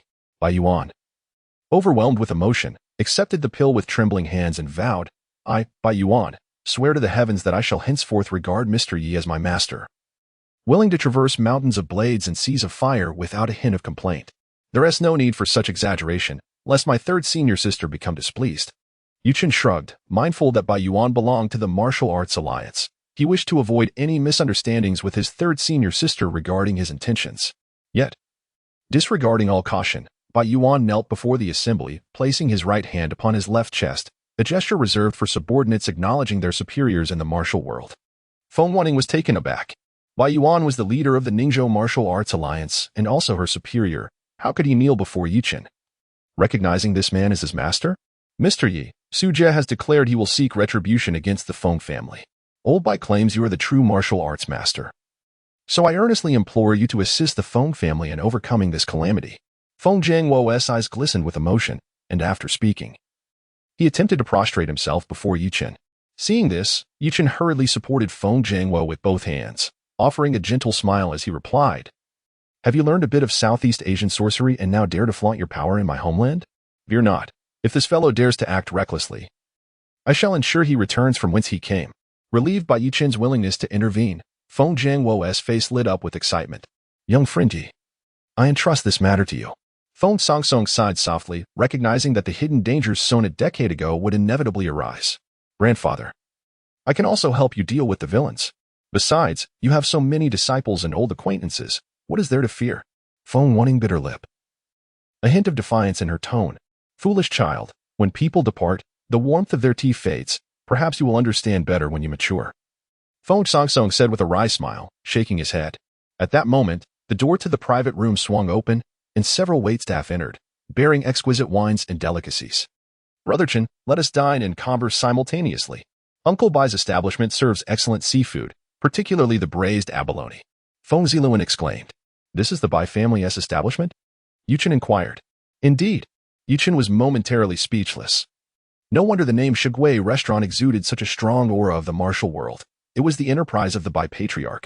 Nevertheless, it must be said that the dishes at Shigui restaurant were indeed exceptional, at least in terms of appearance and aroma, undoubtedly first-rate. The final dish served was the braised abalone that Feng Ziluan had mentioned. "Ah, it smells divine." Feng Wanning inhaled deeply, her expression one of sheer enjoyment. "Mr. Yi, do try the abalone, it is truly delightful," Bai Yuan urged with a smile. Yichen remained silent. But as the female server set the dish down and turned to leave, he called out to her, "Miss, please stay for a moment." The group was momentarily taken aback, wondering if Yichen had taken a liking to the waitress, which would be quite. "Sir, may I assist you with something?" The waitress, fair and cheerful, looked up at Yichen with a bright smile. "Come here." Yichen smiled faintly and beckoned to the female server, signaling her to come closer. Feng Wanting, witnessing this, cast a disdainful glance at Yichen, thinking that all men were indeed the same, just lecherous scoundrels. The female server hesitated for a moment but ultimately approached Yichen. You may indulge in these abalone first, he said, gesturing toward the fragrant dish before him. Upon hearing this, the server's face immediately registered a hint of panic, and she instinctively stepped back. Yichen coldly chuckled, abruptly rising to grasp the back of her neck and forcefully press her down onto the dining table. What are you doing? Let me go. The woman protested, her face pressed against the table as she struggled futilely against Yichen's overwhelming strength. Yichen, this is utterly excessive. Bullying a woman is hardly a display of prowess. Feng Wanting could no longer contain her disapproval and reprimanded him. You know nothing. She is a black sorceress. Yichen shot her an irritated glare before addressing the onlookers. Observe that plate of abalone. What about the abalone? The crowd appeared puzzled, their gazes shifting to the aromatic dish without noticing anything amiss. However, in the next instant, Yichen began to murmur a series of incantations, then splashed a cup of white liquor directly onto the platter. With a loud bang, a plume of black smoke billowed from the dish, transforming the previously delectable abalone into a putrid, dark brown concoction that emanated a foul stench. The bowl was teeming with writhing maggots, a sight utterly revolting. Oh! Feng Wanting could no longer restrain herself and rushed to the restroom, retching violently. Bai Yuan, what on earth is happening? Feng Jiangwo's brow furrowed in concern. As the owner of the establishment, it was only natural for him to question Bai Yuan. I have no idea. Bai Yuan shook his head, his voice grave. Old Feng, do you think I would orchestrate harm against myself? Jiangwo, this matter is evidently not related to Bai Yuan. It seems that Su Jie is behind all of this. Feng Songsong remained relatively composed, though he too had not anticipated that the female server was a black sorceress. Humph. You think you're clever. The woman, realizing her ruse had been uncovered, ceased her pretense, though she was pinned to the table by Yichen. She threatened the onlookers with a fierce countenance. You better release me quickly. Otherwise, my master will not spare you. And who might your master be? Yichen inquired. Humph. My master is Su Jie, the most formidable black sorcerer in Southeast Asia. The Feng family members gasped in shock, astonished to learn that Su Jie was indeed the most powerful sorcerer in the region. I can hardly stand your arrogance. Yichen frowned impatiently. With one hand still restraining the woman, he used the other to scoop a chunk of the foul meat from the table and force it into her mouth. Initially, she resisted, clenching her teeth defiantly. Yichen coldly smiled, then gently pressed on the woman's back. Instantly, her entire body stiffened, rendering her immobile. Following that, Yichen lifted an entire plate of abalone and poured the repugnant, decayed flesh along with wriggling maggots into her mouth. The woman, filled with a mix of shock and fury, realized the grotesque nature of her predicament, compounded by the presence of corpse oil and various curses. Consuming this would surely mean her demise. However, Yichen remained indifferent, forcefully stuffing the entire plate of putrid meat into her mouth before releasing her. You wretched Huaxiao man. The woman collapsed to the ground, her face contorted in rage as she spat. Even as a ghost, I will not spare you. In an instant, she began to bleed from her orifices and, within half a minute, breathed her last. What a close call. Feng Ziluan swallowed hard, staring in shock at the lifeless woman on the ground. Mr. Yi, last time we were also cursed, yet we didn't die on the spot, Feng Jiangwo inquired curiously. Who can say? Yichen replied, shaking his head. There are many types of curses, each requiring specific malevolent objects for their enactment. Perhaps, at that time, the absence of a certain sinister item spared you from an immediate demise. Upon hearing this, Feng Jiangwo and the others couldn't help but shiver, realizing that had it not been for Yichen, they would all have met their end. Mr. Yi, what should we do now? Bai Yuan clenched his teeth in anger. That scoundrel Su Jie must be lurking in the shadows. It's easy to evade a direct attack, but difficult to guard against a hidden one. Do not worry. I have a method to draw Su Jie out, Yichen replied with a calm smile. Draw him out?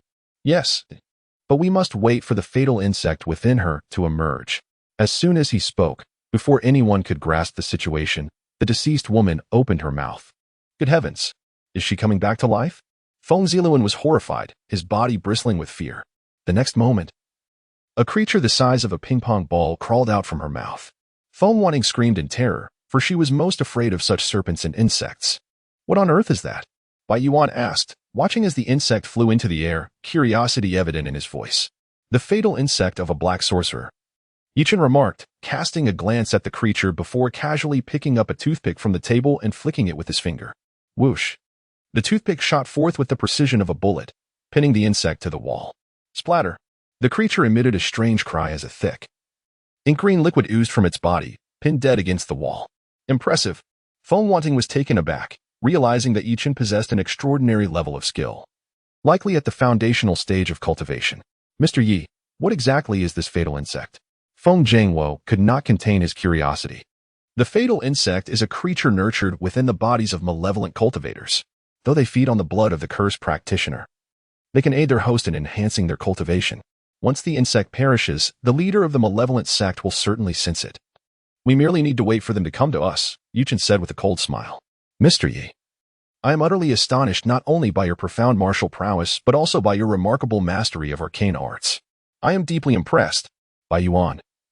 With hands clasped in respect, addressed Yichen earnestly. In truth, I am not well versed in arcane arts. I merely dabbled under the tutelage of an elder for a few days during my childhood. Yichen shrugged, his expression one of helplessness. By Yuan's face was a portrait of disbelief. He never expected such an adept to exhibit such humble bravado. Meanwhile, in a dilapidated rental apartment in a village within Ningzhou City, the curtains were tightly drawn, shrouding the room in darkness. A disheveled man sat cross-legged. A red cloth laid before him, upon which several small fabric dolls lay, each inscribed with the names of Feng Sangsong and others. Suddenly, the man opened his eyes wide. His visage contorted with rage. You scoundrels, how dare you slay my apprentice? Feng Sangsong, you are doomed. After 2 failed attempts, the man had changed his mind.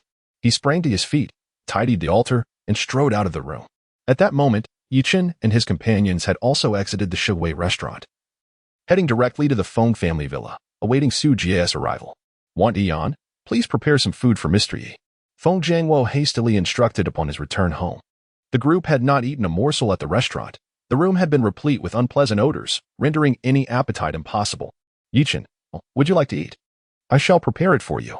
Feng Wanting's demeanor had softened somewhat towards Yichen, recognizing his exceptional skills. There is no need for formality. Just prepare 7 or 8 dishes, and that will suffice. Yichen replied with a smile. You truly are not modest at all. Feng Wanting nearly choked at his request. Did he truly not consider himself an outsider, demanding 7 or 8 dishes as if he were a chef? Ahem, sister. Allow me to assist you. Feng Ziluan interjected promptly, hoping to smooth over the situation and prevent Feng Wanting from storming off. Humph. Feng Wanting huffed, swaying her slender waist as she entered the kitchen. Once she departed, Feng Jiangwo's face flushed with embarrassment as he smiled apologetically. Mr. Yi, please do not take offense.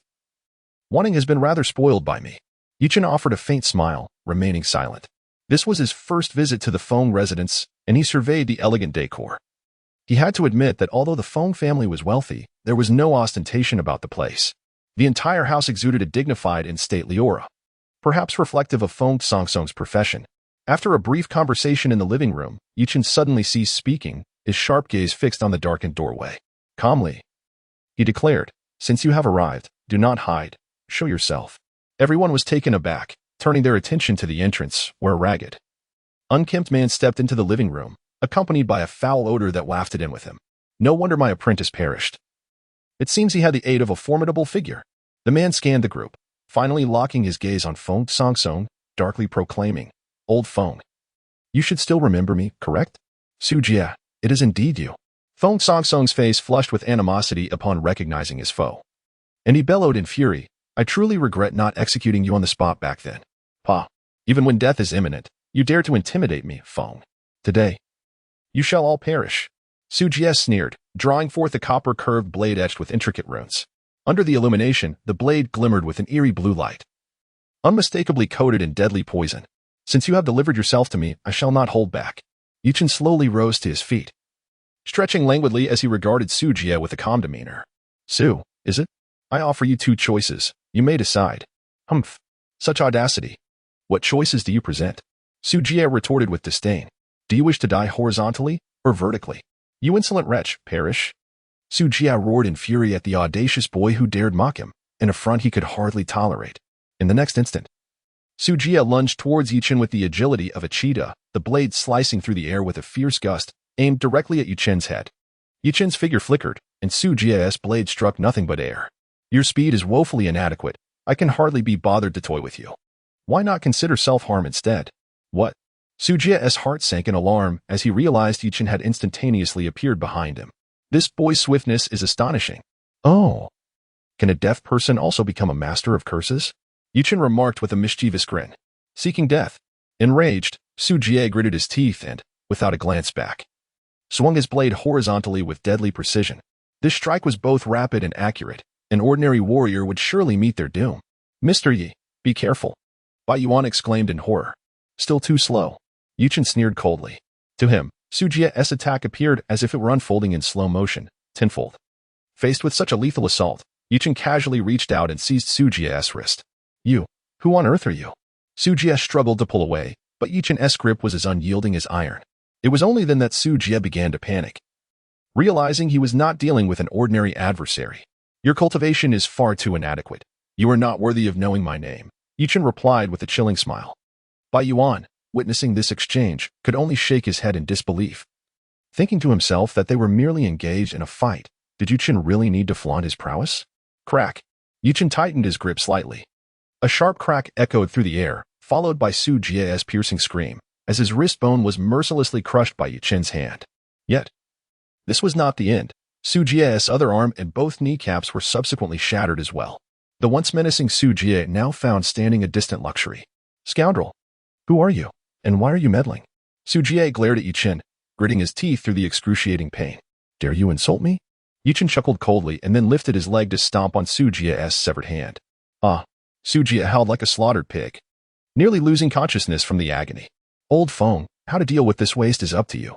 I must return home to accompany my wife. Yichen shrugged and turned to Feng Sangsong. Thank you, young friend Yi. Feng Sangsong sighed in relief, a weight finally lifted from his heart. Mr. Yi, won't you stay for a bite? You should try Wan Ting's culinary skills. Feng Jiangwo inquired. Not necessary. Yichen shook his head, preparing to depart. Mr. Yi, please wait.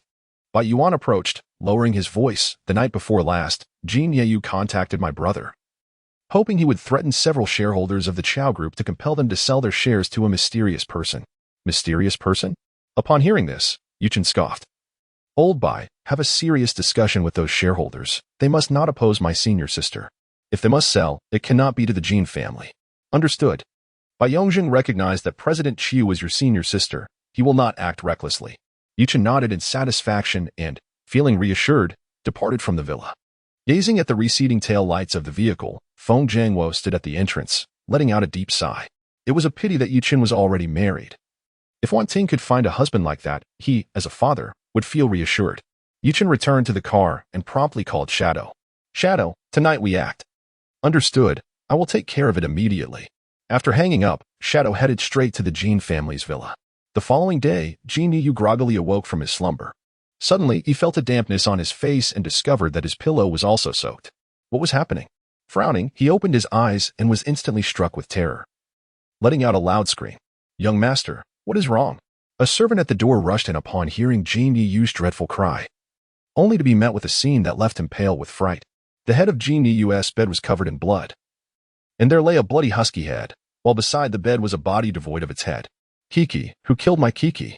Jin Yu was both astonished and furious. The severed head belonged to his beloved dog, Jin Kiki, whom he had cherished for many years as if it were his own child. He never imagined that someone would dare to decapitate his beloved pet and stuff the head under his blanket. Who could be so audacious and perverse? Young master, look at the wall. The servant stammered, pointing at the wall. Jin Yu followed the servant's finger and saw a skull emblem that had mysteriously appeared on the white wall. This is outrageous. Who was here last night? Jin Yu bellowed. No one came last night. The servant replied, looking utterly helpless, thinking to himself that it was absurd for Jin Yu to be so oblivious while someone else was in his room committing such a gruesome act. Son, what has happened? The Jin family members, alerted by the commotion, rushed in to see the horrifying scene, their expressions a mix of shock and anger. It was terrifying. Who could infiltrate the Jin residence so stealthily and commit such a bloody deed? If the assailant had intended to kill Jin Yu, it would have been a simple task. Zheng Gang, how are you guarding the house? Jin Dechuan fumed, glaring fiercely at Zheng Gang, the head of the Jin family's bodyguards. Well, Jin Yi, the perpetrator must be a master. Is that really necessary to state? Jin Dechuan gritted his teeth in frustration. The Jin family held a formidable reputation in Ningzhou. Who would dare provoke them? Xiaoyu, you still have to attend the shareholders' meeting at the Chao Group today. Hurry and clean yourself up. I will handle matters at home. Jin Qinyin said, his brow furrowed, sensing that this incident was far from simple. Grandfather, could it be that Joanna sent someone to do this? Jin Yu gritted his teeth. Do not concern yourself. I will have someone investigate this matter. Damn. Jin Yiyu looked at the lifeless Kiki, cursing his misfortune. Seeing blood so early in the morning was truly ominous. After Jin Yiyu departed, Jin Qinyan summoned Jin Dechuan into the study, closing the door and asking darkly, Dechuan, does this scene look familiar to you? Familiar? Jin Dechuan was momentarily taken aback, then exclaimed, Dad, do you mean the Yi family? Indeed. Jin Qinyan replied in a deep voice. 20 years ago, before we took action, did we not also eliminate a dog belonging to the Yi family? Have they not already been eradicated? Jin Dechuan swallowed nervously, an inexplicable tension rising within him. And under stress, he felt the urge to relieve himself. Let us not forget that a child went missing back then. Caution is the mother of safety. Quickly retrieve all the surveillance footage from last night. We must uncover who dared to trespass upon the Jin family. Jin Qinyan commanded. Understood. I will attend to it immediately. Jin Dechuan, now agitated, realized if the past adversary sought vengeance, the Jin family might never find peace.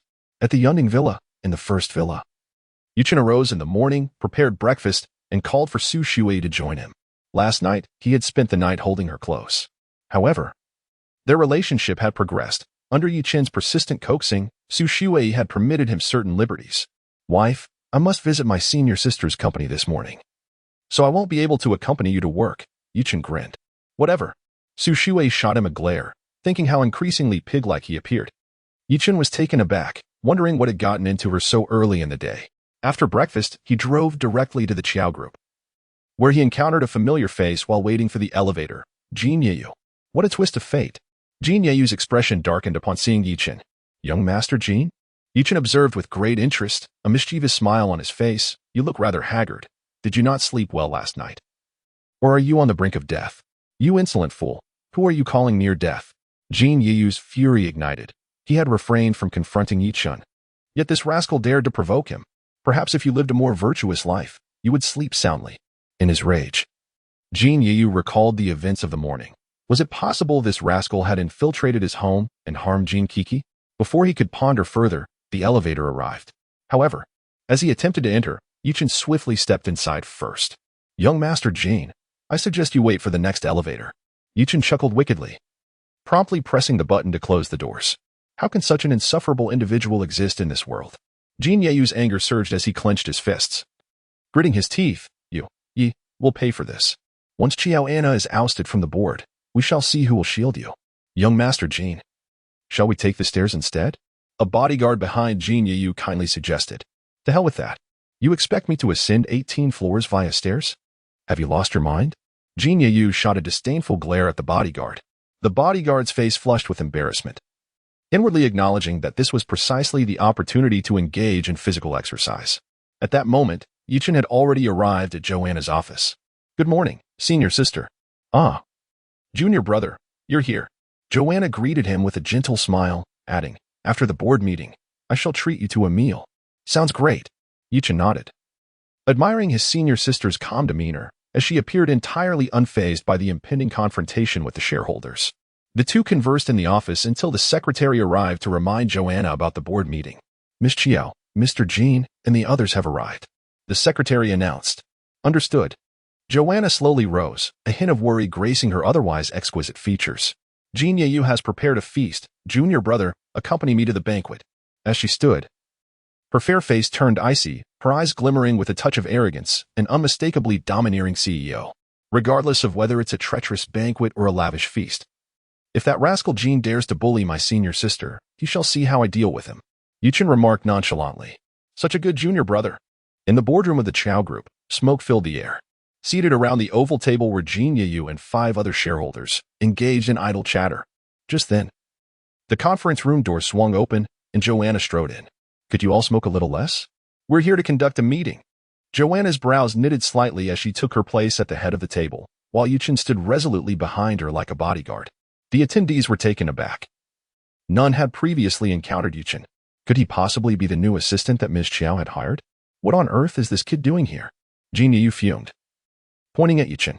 This is a board meeting. Irrelevant individuals should leave immediately. Who are you to tell me to leave? Yichen scoffed, disdainfully curling his lip. Miss Qiao hasn't he asked me to go, so who do you think you are? You insolent brat. If you dare to insult me again, I swear I'll knock out every single one of your teeth. Jin Yiyu threatened. However, Yichen's fierce glare instantly intimidated him, for he was well aware of Yichen's formidable skills and that this young man was indeed capable of carrying out his threat. The onlookers were left in shock, bewildered by the audacity of this newcomer who dared to confront Jin Yeyu. Well then, let us return to the matter at hand. Joanna cleared her throat, her expression betraying no reproach towards Yichen. She scanned the assembly and inquired, "Ladies and gentlemen, you summoned this meeting abruptly. What exactly is the issue at hand?" A balding middle-aged man, extinguishing his cigarette, replied, "I intend to sell my shares to Mr. Jin's associate. Indeed, I too plan to sell my shares." With the exception of Jin Yeyu, the remaining 5 shareholders unified in their stance, declaring their intent to sell their shares to Jin Yeyu's friend. What? Joanna's expression darkened instantly upon hearing this. "Everyone, over the years, the Chiao Group has generated considerable profits for you. Why would you choose to do this?" "Mr. Chiao, the reasons are none of your concern.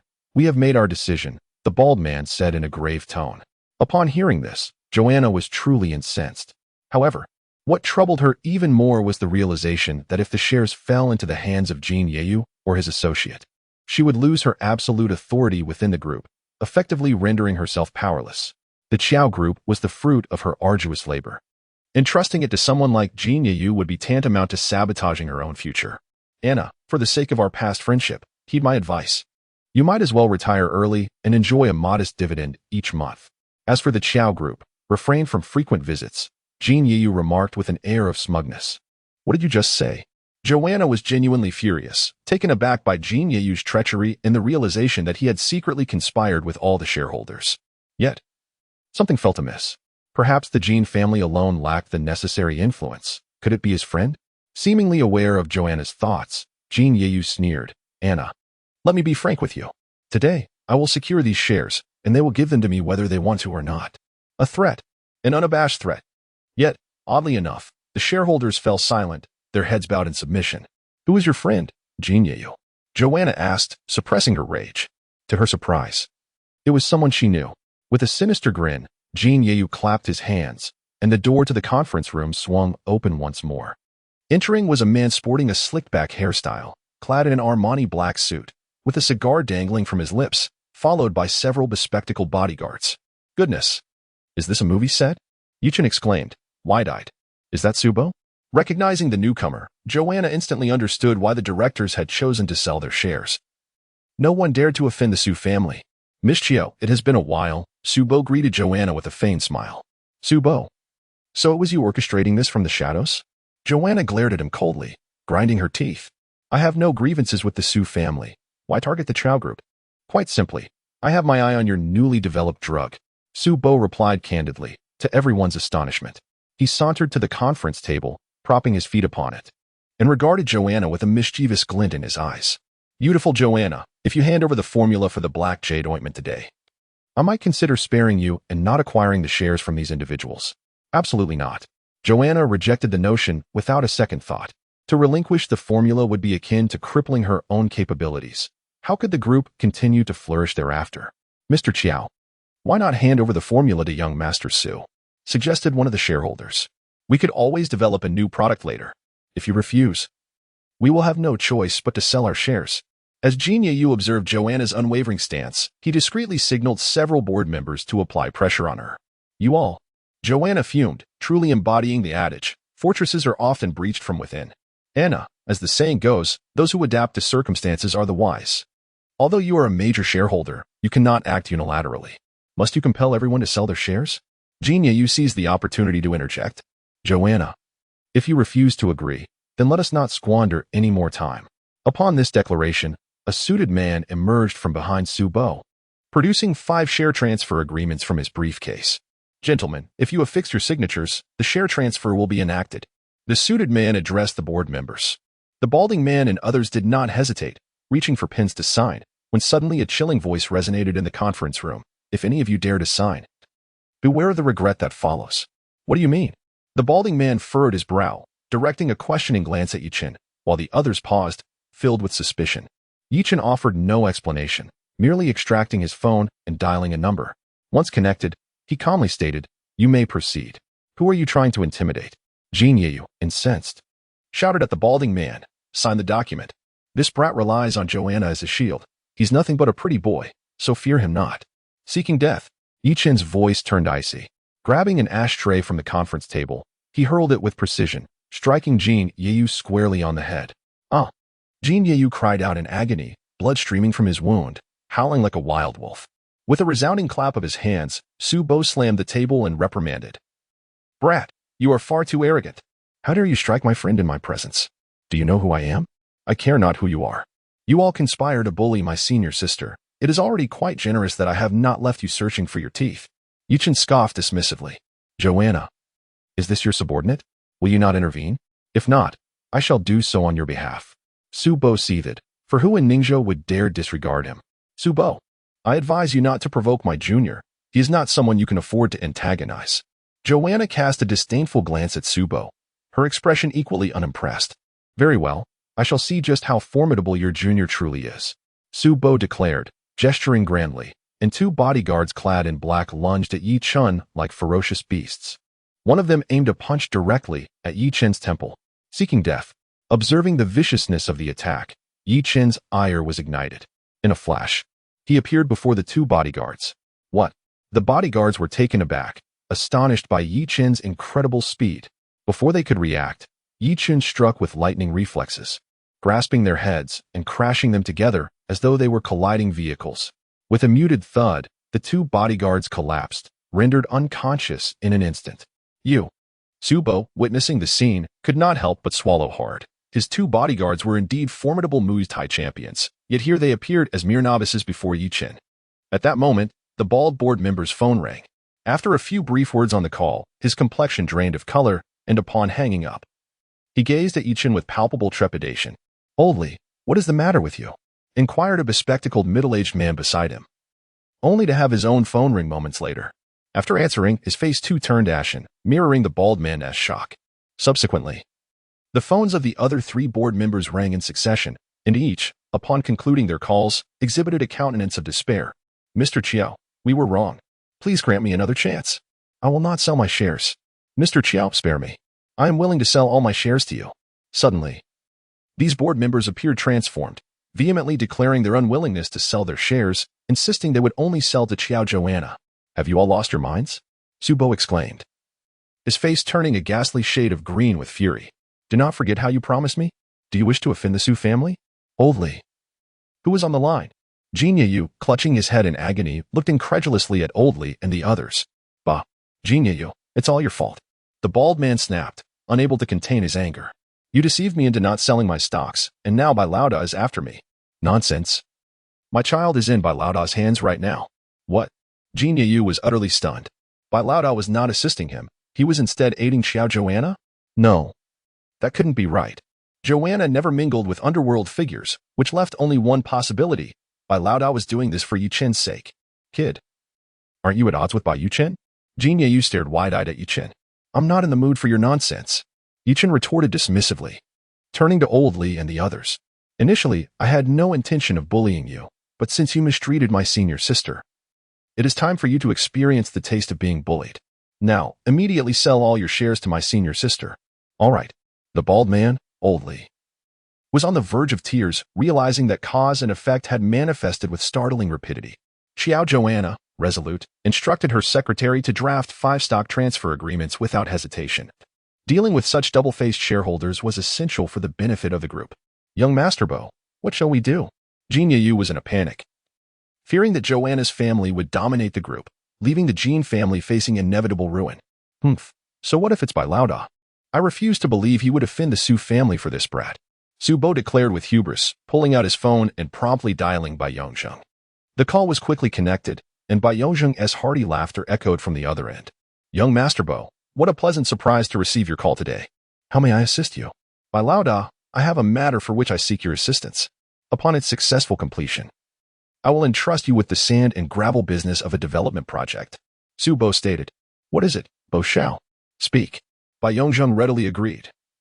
As the Su family had always been a benefactor to Bai Laoda, maintaining a cordial relationship, there's a fellow named Yichen obstructing my financial pursuits. And he's at the Chao Group. What? Upon hearing the mention of Yichen, Bai Yongzheng hastily replied, Bo Xiao, I cannot assist you with this matter. Bai Laoda, if you are willing to lend a hand, I shall gift you another Mercedes.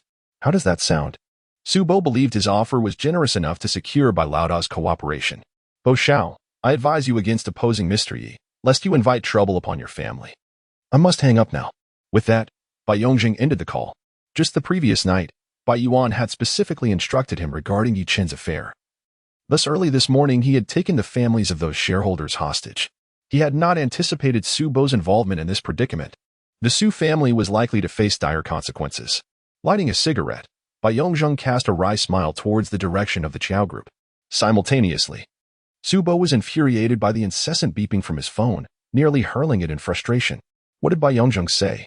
Yichen observed Su Bo with a mocking expression. Kid, you have some nerve. We shall see. Su Bo realized that the tide had turned against him. Fuming as he rose from his chair and stormed out of the conference room. Jin Yeyu, noticing the commotion, intended to leave as well, but as soon as he stood, Yichen called out to him. What do you want?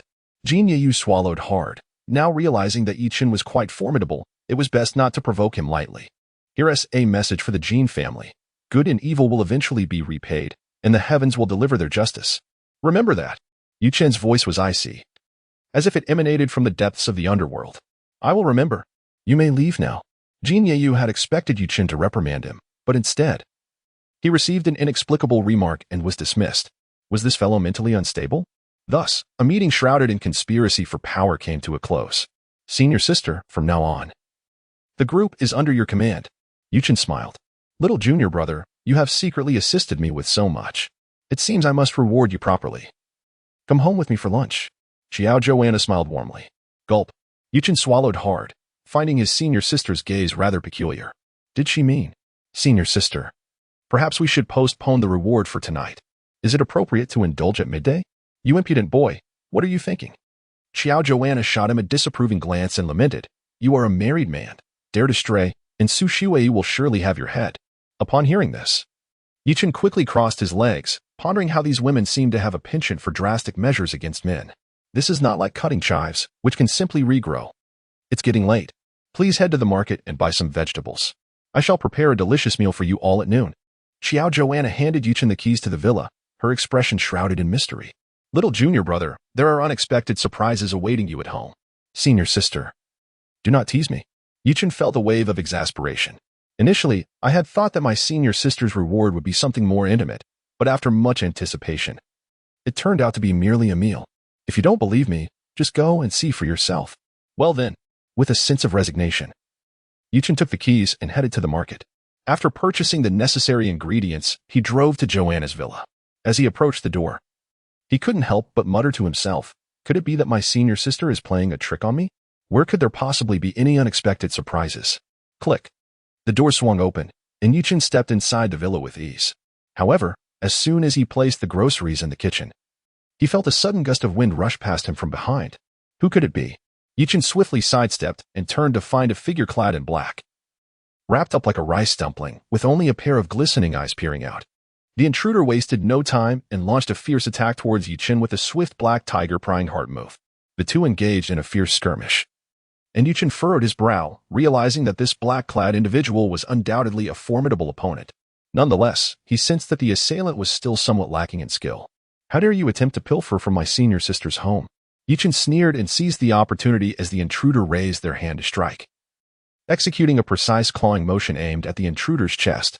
In the next moment, a woman's delicate voice echoed through the villa. Yichen, utterly taken aback, realized that what he had grasped was surprisingly soft, akin to a QQ candy. To his astonishment, the intruder turned out to be a woman. Smack. In that brief moment of distraction, the black-clad figure delivered a sharp slap to his face while exclaiming, You scoundrel Yichen, how dare you be so forward with me? Sen's senior sister? Upon hearing the familiar voice, Yichen was rendered speechless. It was until the assailant removed her mask, revealing a breathtakingly beautiful face, that he snapped back to reality. It was indeed San's senior sister, Shang Guanying. Would you kindly release me? Shang Guanying's cheeks flushed crimson as she shot Yichen an indignant glare. Oh, I almost forgot. Yichen suddenly came to his senses, realizing that perhaps the sensation had been too delightful, and he had been reluctant to let go, still holding on to her inappropriately. When did you arrive, San's senior sister? Yichen, unperturbed by the slap, merely chuckled. After all, this was the first time Shang Guanying had struck him. She had often playfully hit him in their childhood. and he had grown accustomed to it. Humph. I returned last night, intending to surprise you, but who would have thought Shangguan Ying's face grew redder as she trailed off? Whether from anger or shyness, it was unclear. Per San's senior sister. Yichen lamented, attempting to defend himself. You appeared in such attire without a sound. I thought you were a thief. Have you ever seen a thief in daylight dressed in night gear? Shangguan Ying retorted, her resentment palpable. This rogue had not only forcefully kissed her in their youth, but now he had gone even further, directly taking liberties. Well, ignorance is bliss. Yichen replied with a sheepish grin.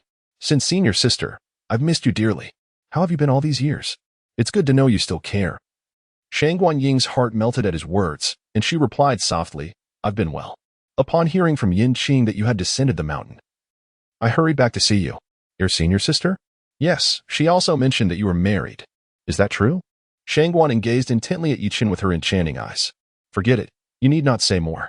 In fact, Yichen has already informed me that you married a woman named Su Shui. Is that correct? Shangguan remarked, lightly biting her crimson lip. It was the old man who insisted I marry. Yichen replied with a bitter smile, surprised that his second senior sister was so inquisitive, sharing everything with the third senior sister. Humph. Who would believe you? There isn't a decent man among you. Shangguan retorted with a tone of melancholy, casting an indignant glare at Yichen, as if he had forgotten what he had once said in his youth. Yichen's face flushed, strictly speaking. He was still a boy, not yet a man. Third senior sister, you won't be leaving Ningzhou after this visit, will you? Yichen changed the subject. Oh, do you wish for me to stay? Shangguan Ying's beautiful eyes sparkled as she gazed intently at Yichen. Of course. How delightful it would be for us, as senior and junior siblings, to live together every day like we did in our childhood. I recall that from Monday to Sunday, my 7 senior sisters would take turns lulling me to sleep. Yichen said with a mischievous grin. How charming. Upon hearing this, Shangguan Ying's face turned a shade of crimson as she responded, in half a month, the biennial Changyang Arena competition will commence. My visit to Ningzhou is not only to see you, but also to witness the competition. The Changyang Arena competition? Yichen inquired with great curiosity. For Changyang was 60 kilometers from Ningzhou, a city notorious for its fiery temperament, high crime rates, and extreme poverty. Typically, outsiders wouldn't even consider traveling through Changyang. It was an arena competition organized by the people, with participants being affluent individuals from the 3 provinces along the river. Do wealthy individuals truly have the leisure to engage in such competitions? Yichen questioned. They wouldn't personally participate, however. Those prominent families often hire skilled fighters to settle business disputes. Shangguan observed Yichen's genuine ignorance and proceeded to elucidate the entire competition in detail. Businessmen seek profit. Sometimes, conflicts arising in the commercial realm are difficult to resolve through conventional means, consuming both time and energy. Thus, someone proposed holding an arena competition where any disputes or entanglements could be settled through combat. To Yichen's surprise, this proposal garnered substantial support from numerous merchants, as it brought matters into the open, with many witnesses present, ensuring that the defeated party would refrain from dishonesty. Remarkable. The wealthy truly know how to entertain themselves. Yichen exclaimed, unable to restrain his admiration, and asked, Senior sister, your martial arts alliance must be unstoppable in the arena. Not necessarily. Shangguan shook her head, candidly stating, our martial arts alliance is not the most dominant force even in Huaxia, let alone the entire southern region. Is that so? Yichen responded, Indeed. There are formidable forces such as the Witch clan from the western Hunan region and Wudong from Azhou. Shangguan Ying's expression grew serious. Surely, the Taoists wouldn't participate in the arena competition? Yichen was taken aback. If those practitioners descended from the mountains, few would be their match. Wudong generally does not participate. My point is that there are numerous skilled fighters in the south, and you must not underestimate them. Senior sister, I shall accompany you to the competition in half a month. All right, since you didn't mention it, I was already planning to take you. After saying this, Shangguan Ying stood up to pour herself a glass of water. Ahem. Senior sister, perhaps you should change out of that night outfit. It looks rather odd. Yichen chuckled. I almost forgot. Shangguan Ying playfully stuck out her tongue, stood up, and walked to the guest room door. Suddenly, she turned back and said to Yichen, Junior brother, I didn't close the door. You wouldn't peek, would you? Yichen was at a loss for words. It would have been better if she hadn't said that, as it seemed to encourage him to sneak a glance. Just as Yichen's imagination began to wander, a soft exclamation suddenly echoed from the room. Senior sister, are you all right? Without a second thought, Yichen dashed into the room. only to find Shang Guanying clad in nothing but her undergarments. In that instant, he understood what it meant to be in natural beauty. Shang Guanying's graceful figure. Her skin as fair as jade with a hint of rosy hue, exuded a faint fragrance of youth. The contours of her breathtaking curves were subtly visible, and her long, smooth legs were alluringly rounded, igniting a rush of blood through Yichen's veins. Little rogue, have you had your fill of staring? Shang Guanying blushed when she noticed Yichen's gaze roaming over her. However, amidst her embarrassment, a flicker of delight stirred within her. It seemed her physique held a certain allure for her junior brother. Senior sister, I thought something was wrong when I heard you call out. Yichen scratched his head awkwardly. What could possibly be wrong? I just pulled at my wound while removing my clothes. Wound. Yes, on my back. Shang Guanying replied, turning around, revealing her smooth, fair back to Yichen. The only flaw in this perfect view was a piece of medical gauze affixed to her skin. Curiously, Yichen approached and gently lifted the gauze, revealing 3 deep claw marks. Eagle claw technique. Senior sister, did someone ambush you from behind? Upon seeing the wound, a surge of murderous intent erupted from within Yichen. It was Fan Changlong. Shang Guanying turned around again, her flawless back once more captivating Yichen. But he was too preoccupied with thoughts of avenging her to appreciate the sight. Yichen, your killing intent is too strong. You might easily expose yourself to skilled opponents. Shang Guanying gently caressed Yichen's face, attempting to soothe him. I don't care. That man named Fan has hurt you like this, and I will make him pay 1,000-fold. Yichen's heart ached. Shang Guanying was the first woman he had ever kissed, and he longed to see Fan Changlong suffer a fate worse than death. Fan Changlong will also be at the tournament in half a month. However, his cultivation level is not low. Shang Guanying remarked. Junior brother, this minor injury is nothing. Don't overthink it. Humph. Then I will wait for half a month. Just watch how I deal with him. Yichen furrowed his brow, filled with concern. Senior sister, you should lie down on the bed. You little rascal, what do you intend to do? Shang Guanying's cheeks flushed with embarrassment as she shot a fierce glare at Yichen. The old man provided me with some excellent healing ointment. Shall I apply it on you? Yichen was taken aback, wondering if his senior sister had misunderstood him. Well, be gentle. Shang Guanying blushed again, realizing that her thoughts had strayed, initially believing that Yichen intended to do something untoward to her. At that moment, Chao Anna, Yin Qing, and Lu Ruoxi returned, laughing and chatting together. Where are the third junior sister and that annoying brother? Lu Ruoxi inquired, noticing Yichen's absence. Chao Anna, with a twinkle in her eye, made a shushing gesture and pointed towards the guest room on the first floor. Oh my, are those two sneaking around? Yin Qing gasped in astonishment. Let us go check it out, Chao Anna exclaimed, and the 3 women stealthily approached the guest room door to eavesdrop. The door was slightly ajar, and soon they heard Shang Guanying's delicate voice from within. Junior brother, it hurts. Senior sister, just bear with it. I'll finish quickly. Yichen replied. Hurry, it's killing me. Exchanging glances filled with intrigue, the 3 women simultaneously pushed the door open and rushed into the room. Oh, senior sister, you're back. Yichen turned around upon hearing their entrance, a knowing smile spreading across his face. Yichen, what are you all doing?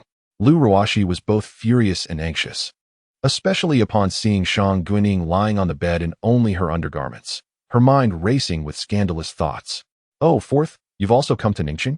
Shang Guanying nonchalantly sat up, casually changing into a set of sleepwear with a cheerful smile. Xiaoying, are you and Yichen up to something?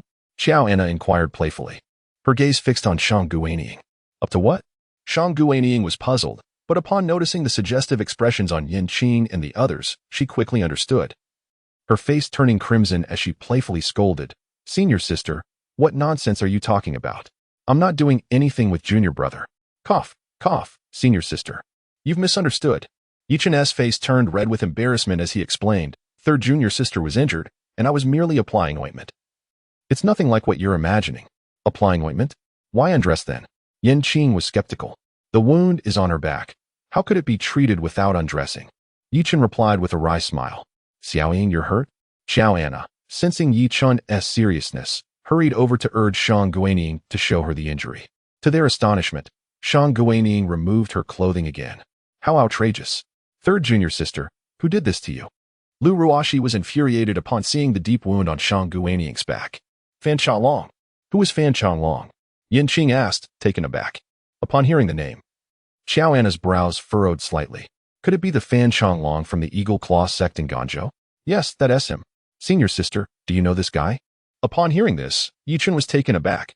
The Gan River lay several hundred miles from Ningzhou, and he was astonished that the senior sister was acquainted with martial artists from that region.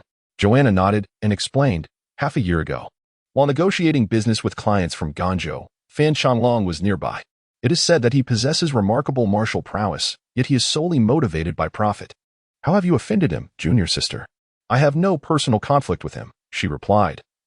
But there is a merchant from Yuezhou who has been bullying others in this locality, and someone requested our martial alliance to intervene. However, the opposing party sought out Fan Changlong. He dared not confront our alliance directly, and ultimately, he ambushed me under the cover of night. Shang Guaning expressed her frustration at being successfully ambushed, admitting that it was indeed somewhat humiliating. That Fan is truly treacherous, Yin Qing declared, her indignation palpable. Senior sister, we cannot let this matter rest. We must assist third junior sister in avenging her grievance. Rest assured, second sister, at the Changyang tournament in half a month. If I encounter that scoundrel, I shall teach him a severe lesson. Yichen replied with a cold smile. By the way, Joanna interjected. I nearly forgot that several prominent families from Ningzhou will also attend the Changyang tournament this year. Really? Which families are attending? Yichen inquired, intrigued. The Su and Jiang families. I have heard they have disputes with a real estate company from Ganzhou and intend to settle it at the tournament. What a coincidence. Third senior sister, you must remind me on the day of the tournament. Upon learning that these two families would be present, a fierce glint of murderous intent flickered in Yichen's eyes. The very enemies who had slain his adoptive parents were to appear at the tournament. Perhaps this was what one might call heaven's eye for justice? Dear little brother, it seems that third senior sister truly cherishes you. Lu Ruoshi teased with a smile. Yichen felt speechless. He suspected that Lu Ruoshi might have misunderstood the term cherish.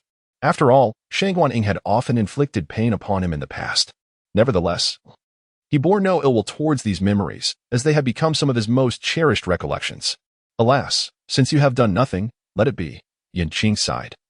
Disappointment etched on her face. Second sister, even if I were willing, our junior brother lacks the courage, does he not? Shang Guaning said with a bright smile. Indeed. Our junior brother is known for his empty bravado. By the way, junior brother, have you made any progress with Su Shui? Surely. You are not still sleeping on the floor? Faced with the teasing of his senior sisters, Yichen nearly spat blood. Who claimed he was merely boasting? Last night, he had almost reached a significant milestone with Su Shui. I shall prepare dinner. You may continue your conversation, Joanna said with a gentle smile before turning to exit the room. Senior sister, allow me to assist you. Yichen hastily followed her out, fearing that the three sisters would continue their banter and paint him as a eunuch. Meanwhile, on the other side of the city, Su Bo stormed home in a fit of rage, only to discover an unfamiliar stranger conversing with his parents in the living room. Xiao Bo, what troubles you? You appear quite dejected, his mother, Rosa, inquired curiously upon seeing her son's forlorn expression. Humph. Joanna, just you wait. Su Bo sat on the sofa, visibly agitated, panting heavily. Was there a problem with the acquisition of the Qiao Group?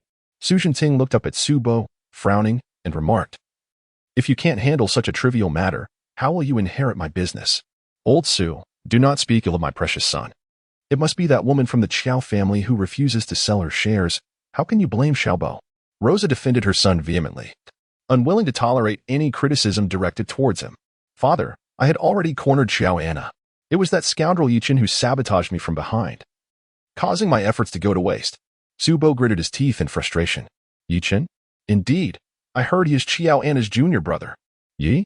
Su Jinting furrowed his brow, memories from 20 years ago flashing through his mind, but he quickly dismissed the thought, dismissing the notion that such coincidences could exist.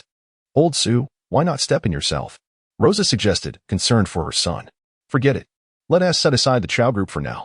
Su Jinting declared. Father, I must make that ye pay the price. I cannot let him off so easily. Su Bo immediately protested. You know nothing. Su Jinting rebuked. The upcoming arena competition in half a month is the most pressing matter for the Su family. I heard the Mao family from Ganzhou has invited experts, which is why I arranged for Fan Hufa to come. Fan Hufa? Greetings, young Master Su. I am Fan Changlong. It is a pleasure to meet you. A middle-aged man dressed in a long gown sat opposite Su Bo, cupping his hands and greeting with a smirk that hinted at mischief. Su Bo scrutinized him, noting his sharp features and cunning eyes that darted around like a thief's. Xiao Bo, Fan Hufa is a master from the Eagle Claw sect in Ganzhou. Su Jinting introduced. He will represent us at the Chang'an Arena competition. Master? Upon hearing this term, Su Bo's eyes gleamed with interest as he turned to Fan Changlong and inquired, Fan Hufa, being from Ganzhou, will you truly assist us against the enterprises there? Young lad, do not speak nonsense. Su Jinting chided. Haha, there is no need for the head of the Su family to be upset. Fan Changlong chuckled darkly, candidly stating, where I hail from is inconsequential. I assist those who can afford my services. It is as simple as that. How shameless. Su Bo thought to himself, recognizing the rarity of someone bold enough to speak so openly. I just heard that someone has offended you, young Master Su? Indeed. If young Master Su can provide the funds, I could resolve that matter in no time. Fan Changlong asserted with utmost seriousness. Cough cough. Fan Hufa. Please do not trouble yourself with my son's affairs. Su Jinting could no longer endure the conversation, internally lamenting Fan Changlong's blatant obsession with wealth. Very well. Should young Master Su have any ideas in the future, you may contact me anytime. After Fan Changlong departed, he had come at Su Jinting's invitation and, of course, left with a 5 million prepayment check. Father, why did you not allow me to continue my conversation with Fan Hufa? Su Bo was somewhat disheartened. He truly yearned to show Yichen a thing or two, making this insolent lad realize just how many eyes the king of horses possessed. Silence. Su Jinting shot a glare at Su Bo, exclaiming in anger. That surname Fan only recognizes money, not people. Do you think seeking his assistance comes without a cost? How much do you suppose it costs to deal with a person? Su Bo remained unconvinced. You understand nothing. Their minimum fee is 3 million. Su Jinting retorted, exasperated. Do you think I am running a bank? Spending millions to deal with some nameless fool? Has your mind become muddled? Seeing that his father was genuinely enraged, Su Bo shrank back, silenced. However, his resentment towards Yichen deepened. Had it not been for this scoundrel, he would not have been subjected to his father's scathing reprimand. Let the Jin family handle the matter regarding the Chao group, Su Jinting stated, inhaling deeply. The Jin family? Su Bo sneered. That fool Jin Yu is utterly unreliable. By the way, father, it seems the Bai family is assisting that Yi fellow. The Bai family? Su Jinting confirmed, indeed. I called Big Brother Bai today, and he advised me not to provoke that Yi person. Humph. Bai Yongzheng is nothing but a wolf that cannot be tamed. Yet he forgets that Ning Zhou has the one who gang, and Hong whose strength is not inferior to his. Su Jinting. Upon hearing that Big Brother Bai would not support his son, grew irate. Contact Hong who at your earliest convenience. Let him assist our Su family from now on. Splendid. That coincides with my thoughts. Su Bo exclaimed with delight. Hong who was far more ruthless than Big Brother Bai. And dealing with Yichen would undoubtedly be a walk in the park. After finishing his meal, Yichen remained behind as Xiao Anna and her companions departed for work, leaving only him and Shang Wanning. Xiaoing, why not ask Yichen to accompany you for a stroll around Ningzhou this afternoon? Xiao Anna suggested, concerned that Shang Wanning might find herself bored. No need. I wish to visit the martial arts hall of the Wu Dao Alliance. Shang Wanning shook her head. Very well. You shall manage your own arrangements. After saying this, Xiao Anna departed the villa with Yin Qin and the others. Third senior sister, would you like me to drive you? Yichen inquired. Sure. Shang Wanning nodded, getting into Yuchen's car. Xian Weitang Martial Arts Hall, as a branch of the Wu Dao Alliance, was well known throughout Ningzhou. When it opened, even the chief of the police station came to show support, highlighting its prominence. Bai Yuan was instructing his male disciples in boxing. Your strikes must be precise. Your waist and horse must align, and your stance must be steady. As the saying goes, a strict teacher produces excellent students. Bai Yuan was indeed quite severe with his pupils. Old Bai. Yichen entered the hall, calling out towards Bai Yuan. How outrageous. Who is this impudent brat daring to address me by my name? Bai Yuan shouted. Throw him out. He is lacking in respect. Nearby, several resting disciples, upon hearing Yichen call out Bai Yuan's name, were infuriated, nearly ready to take action. Cease this at once. Upon hearing the commotion, Bai Yuan turned to see Yichen and Shang Wanning standing at the entrance. Alarmed, he hurried over and reprimanded his disciples. You imbeciles. Why haven't you greeted the alliance leader? Alliance leader? The disciples, upon hearing this, gathered around, their curiosity piqued as they gazed at Shang Wanning. They were aware that the leader was a woman, yet none had anticipated her youth and beauty. Take me to your office, Bai Yuan, Shang Wanning said, her expression devoid of emotion. Yes, alliance leader. Bai Yuan replied, quickly bending in a respectful bow, his demeanor exceedingly humble as he led the way. Witnessing this scene, the disciples erupted in whispers, unable to contain their excitement. Wow, I never expected our alliance leader to be such a stunning beauty, one exclaimed. Who is that young man accompanying her? Could he be her husband? Why him? He isn't even as handsome as I am. Fortunately for Yichen. He remained oblivious to their chatter. Otherwise, he would have been utterly exasperated, questioning why he had drawn such attention. In the office, Bai Yuan stood before Shang Guaning like a dutiful student, his posture rigid with respect. What brings the alliance leader here unexpectedly? He inquired cautiously, his heart racing with anxiety. Shang Guaning rarely visited the hall unless someone had committed an egregious error. Yet, he had not faltered recently. Could it be related to Yichen? Earlier at the Feng family's auction, he had nearly clashed with Yichen. Indeed, the alliance leader must be here for that reason. In that instant, beads of sweat began to form on Bai Yuan's forehead. It was rumored that Shang Guaning was merciless towards those who erred. He feared today might be his reckoning. Bai Yuan, why are you so nervous? Shang Guaning questioned, her gaze filled with suspicion. It is my fault. I spoke out for my incompetent nephew and inadvertently offended Mr. Yi. I beg the alliance leader to punish me. Bai Yuan stammered, feeling the weight of her scrutiny, swallowing hard. Is that so? Shang Guaning paused, turning to Yichen. Her tone icy. Junior brother, has Bai Yuan wronged you? Not at all. Yichen replied with a faint smile. It was a mere misunderstanding. I actually owe Old Bai my gratitude. His family helped restore my parents' graves, right, Old Bai? Indeed, Mr. Yu speaks the truth. Bai Yuan gulped again, wiping the sweat from his brow. Since it was a misunderstanding, I shall not pursue it further, Shang Guaning said, shifting her focus to Bai Yuan. I have another announcement to make. Now that Yichen has descended the mountain, he shall be the new leader of the Martial Arts Alliance. Please disseminate this information. Senior sister, you cannot be serious. Yichen exclaimed, his eyes widening. I have neither the time nor the inclination to manage the Martial Arts Alliance. Perhaps you should reconsider? No need for reconsideration. Shang Guaning shook her head resolutely. Junior brother, the alliance was established for you. You may find it useful in the future. Senior sister. Yichen, I am but an ordinary woman now. You must look after me. Upon noticing Yichen's grave expression, Shang Guaning playfully remarked, do not worry, senior sister. I, Yichen, solemnly vow that I shall never allow you to suffer even the slightest grievance. He nodded emphatically. Subordinate Bai Yuan pays respects to the alliance leader Yi. Bai Yuan immediately knelt on one knee, clasping his fists in a gesture of subordination to Yichen. Just then, Yichen's phone rang, and upon checking, he discovered it was a call from Yuaner. Little one, what brings you to call me today? Yichen smiled lightly. Chen, brother Chen. A group of villains has come to my house, and they have injured my father. Yuaner sobbed softly. What? Yichen's brow furrowed instantly. And he hurriedly inquired, Little one, do not cry. Please tell me your address. I shall come immediately. Swiftly, Yuaner sent her address to Yichen. Senior sister. I have an urgent matter to attend to. Shall I come to fetch you later? Yichen said as he ended the call and turned to Shang Guaning. Who is Little One? Shang Guaning asked. She is my sister. She just called to tell me that someone is causing trouble at her home. Then you must hurry. Do not worry about me. Thank you, senior sister. Yichen replied before swiftly departing the office.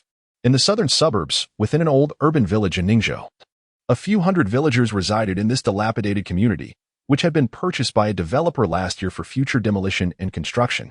At that moment, in a small courtyard of the village, a group of thugs clad in black, their arms adorned with tattoos, stood menacingly in the center, brandishing iron rods. The atmosphere was thick with hostility, causing the onlookers to hesitate, fearful of becoming collateral damage. Chun, do not overstep your bounds. A burly, bald man wielding an iron rod pointed at the bloodied Chunda, who lay on the ground, and angrily shouted, in this dilapidated courtyard, 10,000 yuan is a generous offer. If you do not vacate, be wary of my brothers putting an end to you. This is extortion. You think 10,000 yuan can buy my house? I shall never leave. Chunda, though bloodied, glared defiantly at his adversaries. Ah, you old fool. It seems you are tired of living. The bald man, infuriated, commanded, brothers, teach him a lesson. Following this, he kicked Chunda in the chest. The other thugs rushed forward, raining down blows with their iron rods, while Chunda could only cover his head, emitting cries of despair. Please, do not harm my father. Yi Waner, witnessing the scene, dashed to Chunda's side, shielding him from the onslaught. Stop. The bald man had long set his sights on the beautiful Yi Waner. Once the thugs ceased their assault, he leered and said, My dear, if you wish to save your father, it is quite simple. Just spend a night with me. And then you can work as a princess at the Dihao Entertainment Club, and I shall release him. Upon hearing this, Yuwaner was momentarily taken aback, while the gathered neighbors began to murmur amongst themselves. Isn't Dihao a place solely for men's indulgence? Indeed. I have heard it is filled with beautiful women and exorbitantly priced entertainment, a veritable den of excess. These individuals have gone too far. Are they truly pushing Xiaoyi into the abyss? Hush, speak softly. They belong to the One Who gang. Are you courting death? Upon hearing the bald man's words, Chendu exclaimed in indignation, Waner, you must not be deceived by him. Your father would rather die than allow you to go to such a place. Damn it. The bald man, filled with resentment, retorted fiercely, Old fool, if you seek death, do not blame me. Brothers, finish him off. Just as Chinda's life seemed to hang by a thread, a furious shout echoed in their ears. Stop it at once. The crowd dispersed, revealing Yichen. His expression dark as he strode through the throng and entered the courtyard. Who are you, kid? The bald man glared at Yichen, pointing an iron rod at him menacingly. Yichen ignored him, approached Chunda, and assisted him to his feet, asking earnestly, Uncle Chun, what on earth happened? Why do these people seek to harm you? Xiaoyi, why are you here? Chunda, suppressing his pain and clutching his bleeding forehead, recounted the entire incident to Yichen. Upon hearing the tale, Yichen's fury ignited. Offering a mere 100,000 to make someone vanish is nothing but an act of bullying. Brother Chen, my father has lost so much blood. Please save him. Yi Waner wept, her tears like rain. Rest assured, Uncle Chun will be fine. After saying this, Yi Chun lightly pressed on Chunda's wound, and a miraculous scene unfolded. The bleeding ceased in an instant. Have you called the police? Yi Chun inquired after staunching the blood. Call the police? Ha ha ha, kid. Do you not know that no officer dares to meddle in One Who gang's affairs? The bald man and his lackeys erupted into laughter. Alas, Xiaoyi, it would be best if you did not involve yourself. The One Who gang is indeed a force we cannot provoke. Chin sighed, his face etched with profound helplessness. Waner, take Uncle Chin back to the room. I will handle this. Yichen said coldly. Brother Chun, obey. Yichen's brow furrowed deeply. Seeing this, Yi Waner gritted her teeth and assisted Chunda to the side. Kid, if you wish to play the hero and save the damsel, there will be a price to pay. The bald man sneered ominously. I have no desire to waste time with you petty thugs. Compensate me and apologize. Leave a hand each, and then get lost. Yichen shot the bald man a cold glance and spoke with indifference. This is outrageous. The bald man, enraged, shouted, Dare to act tough before us? Brothers, incapacitate him. No sooner had he spoken than the thugs surged forward, iron rods and daggers aimed at Yichen. Alas, this young man may soon find himself in the hospital for quite some time. Who could disagree? One must exercise caution even with a sense of justice. The onlookers murmured among themselves, convinced that Yichen was courting disaster. Brother Chen, be careful. Yuwana cried, her tears flowing freely. Humph, courting death. Yichen let out a cold snort, charging into the throng of ruffians like a tiger among sheep. Within moments, the courtyard was filled with anguished cries. In less than a minute, all 7 or 8 of the bald man's lackeys lay sprawled on the ground, some with broken hands, others with shattered legs, each one writhing in agony. The bald man stood dumbfounded. What had just transpired? Astonishing. It turned out this fellow was a formidable master. No wonder he dared to stand up for old Chun. A spectacle was certainly in store. The One Who gang had long been a scourge, and it was high time someone dealt with them.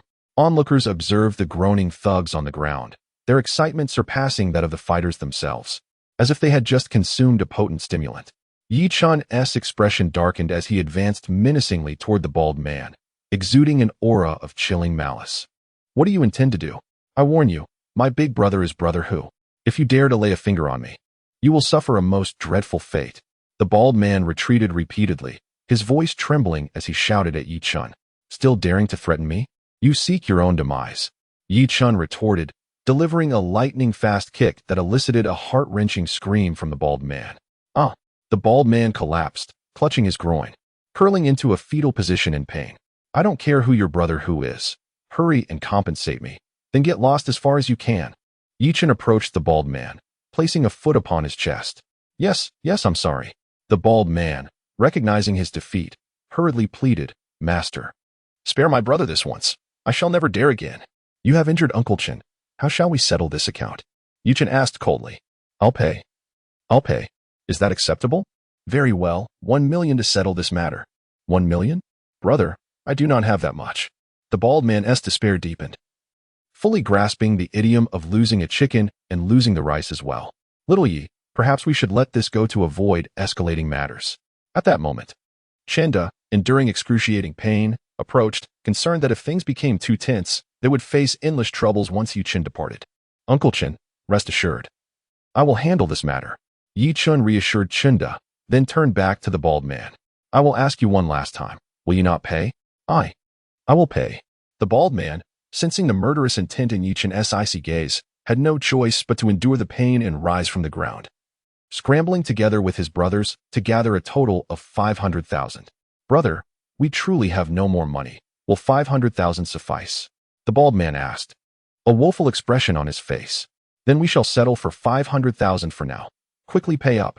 Yichen shrugged as the bald man's group scrounged together cash, WeChat transfers, and Alipay payments, finally managing to gather the required sum. Brother, may we leave now?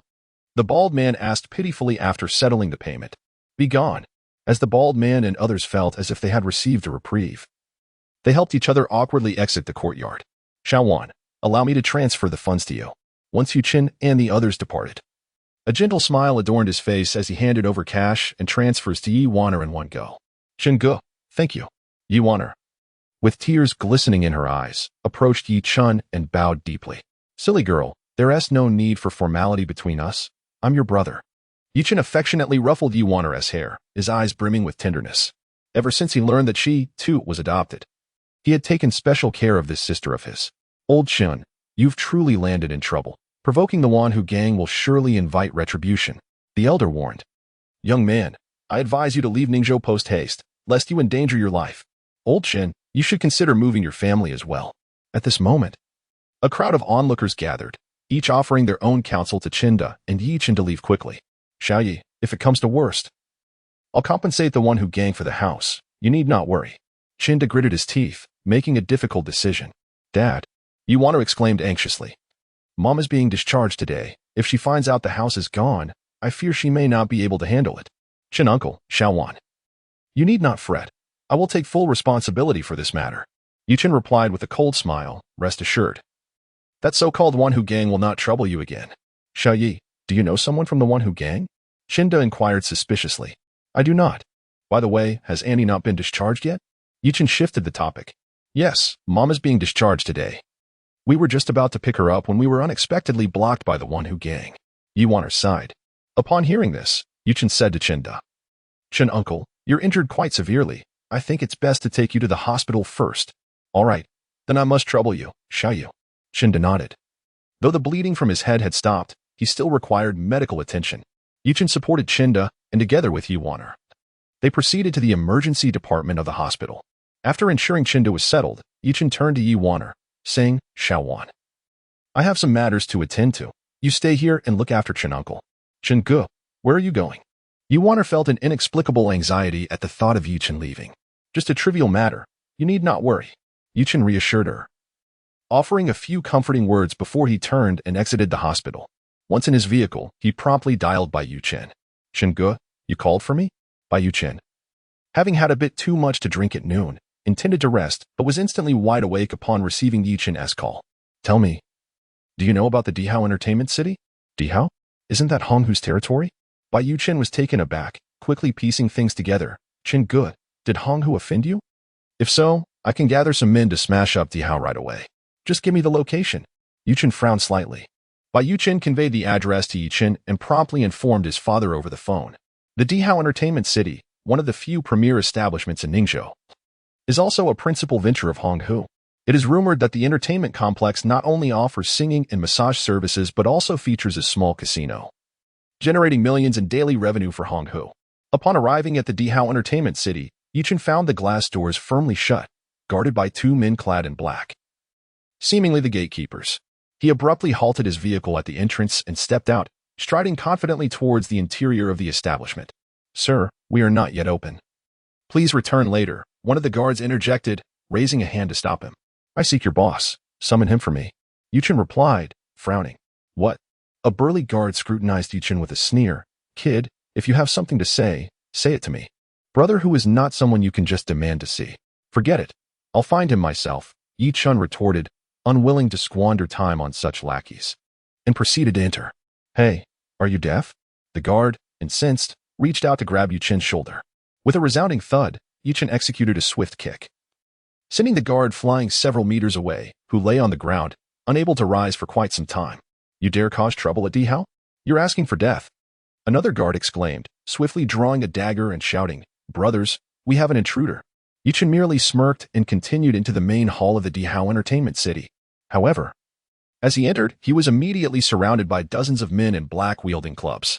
You are truly tired of living. The leader, a scar-faced man brandishing an oriental knife, glared menacingly at Yichen. I have no desire to engage in a brawl. Summon Hong Hu for me. Yichen's voice was icy, even at death's door. You dare act tough. You won't leave here without losing an arm today. The scar-faced man seethed. Brother, this bastard just kicked me. The guard who had been sent sprawling earlier approached, clutching his stomach and glaring at Yichen. In that case, let us take a leg too. The scar-faced man remarked casually. Fool. Yichen scoffed, dismissing the thugs as mere insects, unworthy of his concern. How dare you insult me? The scar-faced man roared, turning to the injured guard. Go and dislocate his arm. Let us see if he dares to act tough afterward. The guard hesitated, still shaken by Yichen's earlier kick. But, go. With me here. What is there to fear? The scar-faced man shouted. Reluctantly, the guard steeled himself, drawing a dagger with the intent to sever Yichen's hand. Once again, a dull thud echoed through the air. The younger brother had barely approached Yichen, ready to utter some harsh words to assert his bravado, when he was sent flying by a single kick. This time, however, he fell to the ground, unable to rise again due to the pain. How outrageous. Those who dare to touch me shall perish.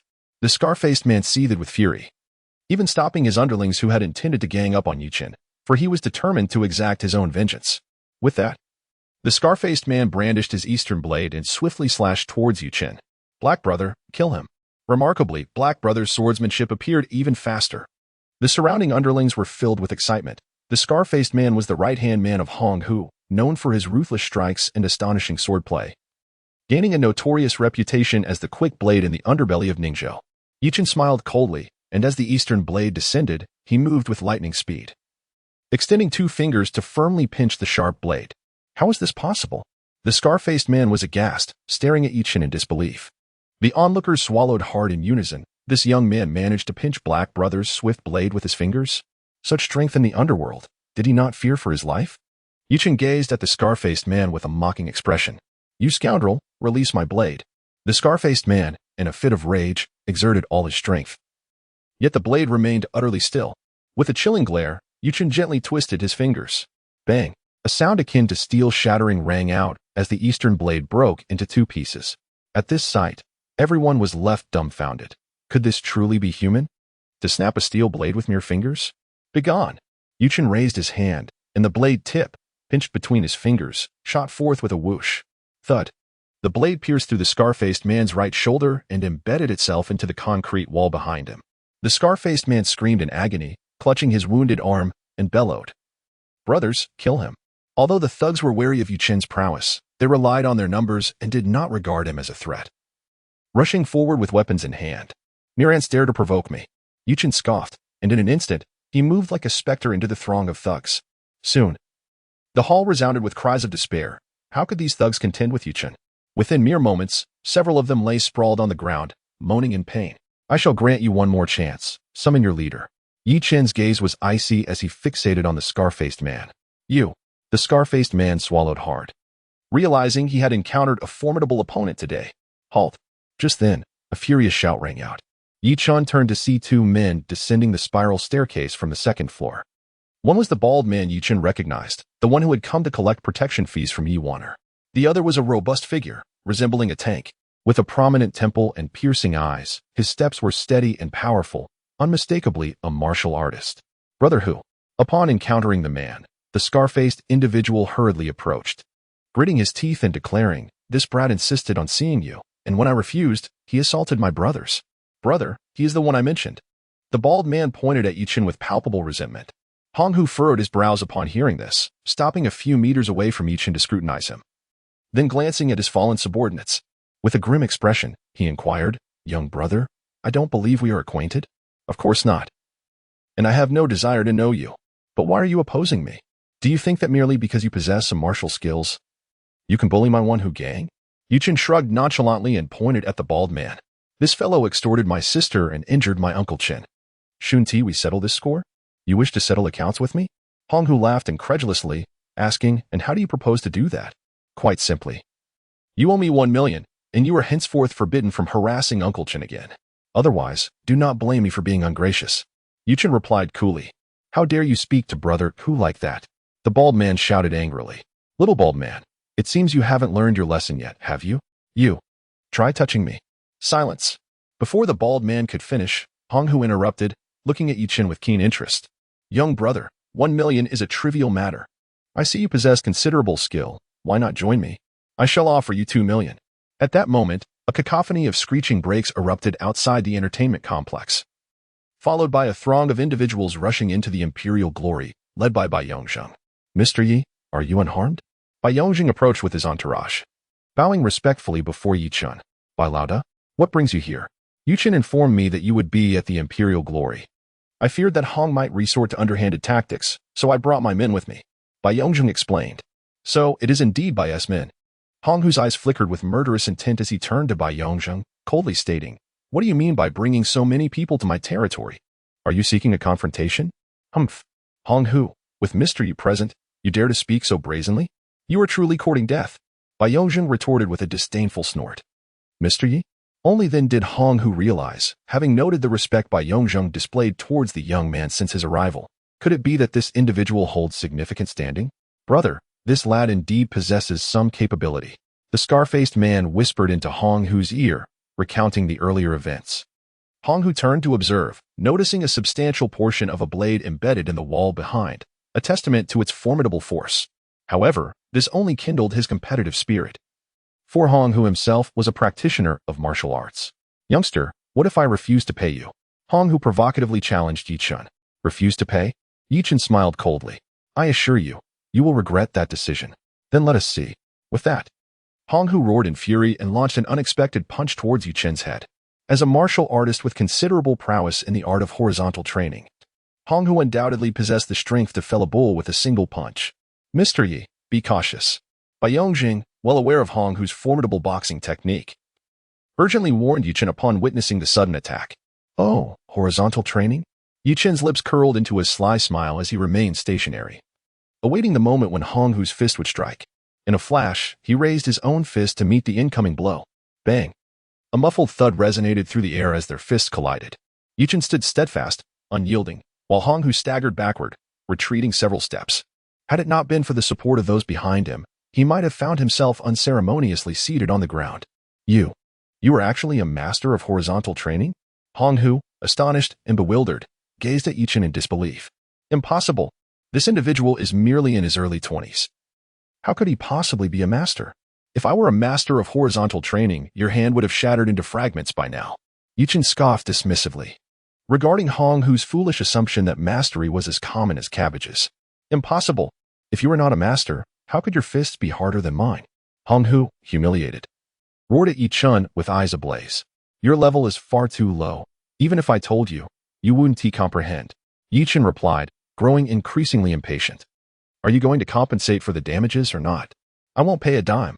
Hong Hu retorted before charging at Yichen once more, bellowing like a raging bull. My brother has unleashed the Taishan cow. This lad is doomed.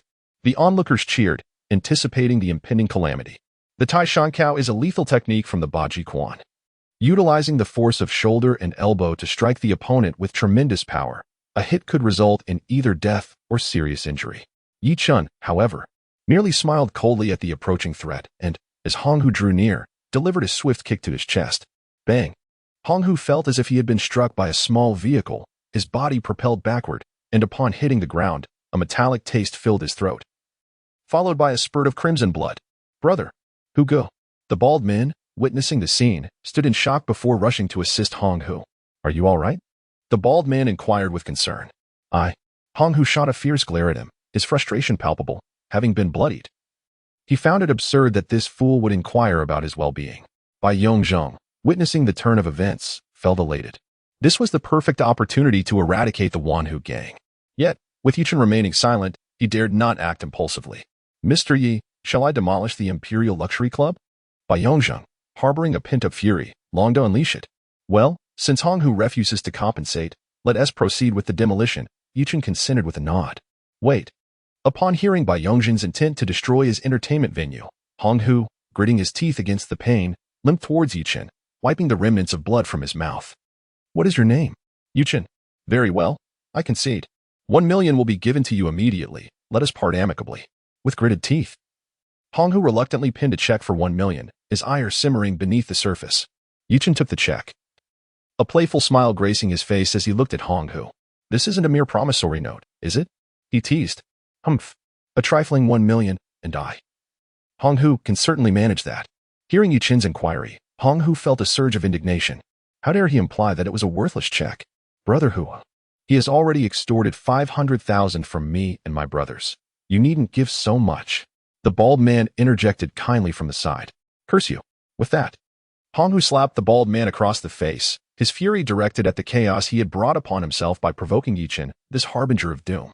The bald man felt wronged, thinking to himself that it seemed everyone was taking their frustrations out on him today. Had he forgotten to wear red underwear in his zodiac year? Mr. Yi, shall we still proceed with the demolition? Bai Yongzhen inquired. You all needn't continue. We are law-abiding citizens, and such illegal activities cannot be entertained.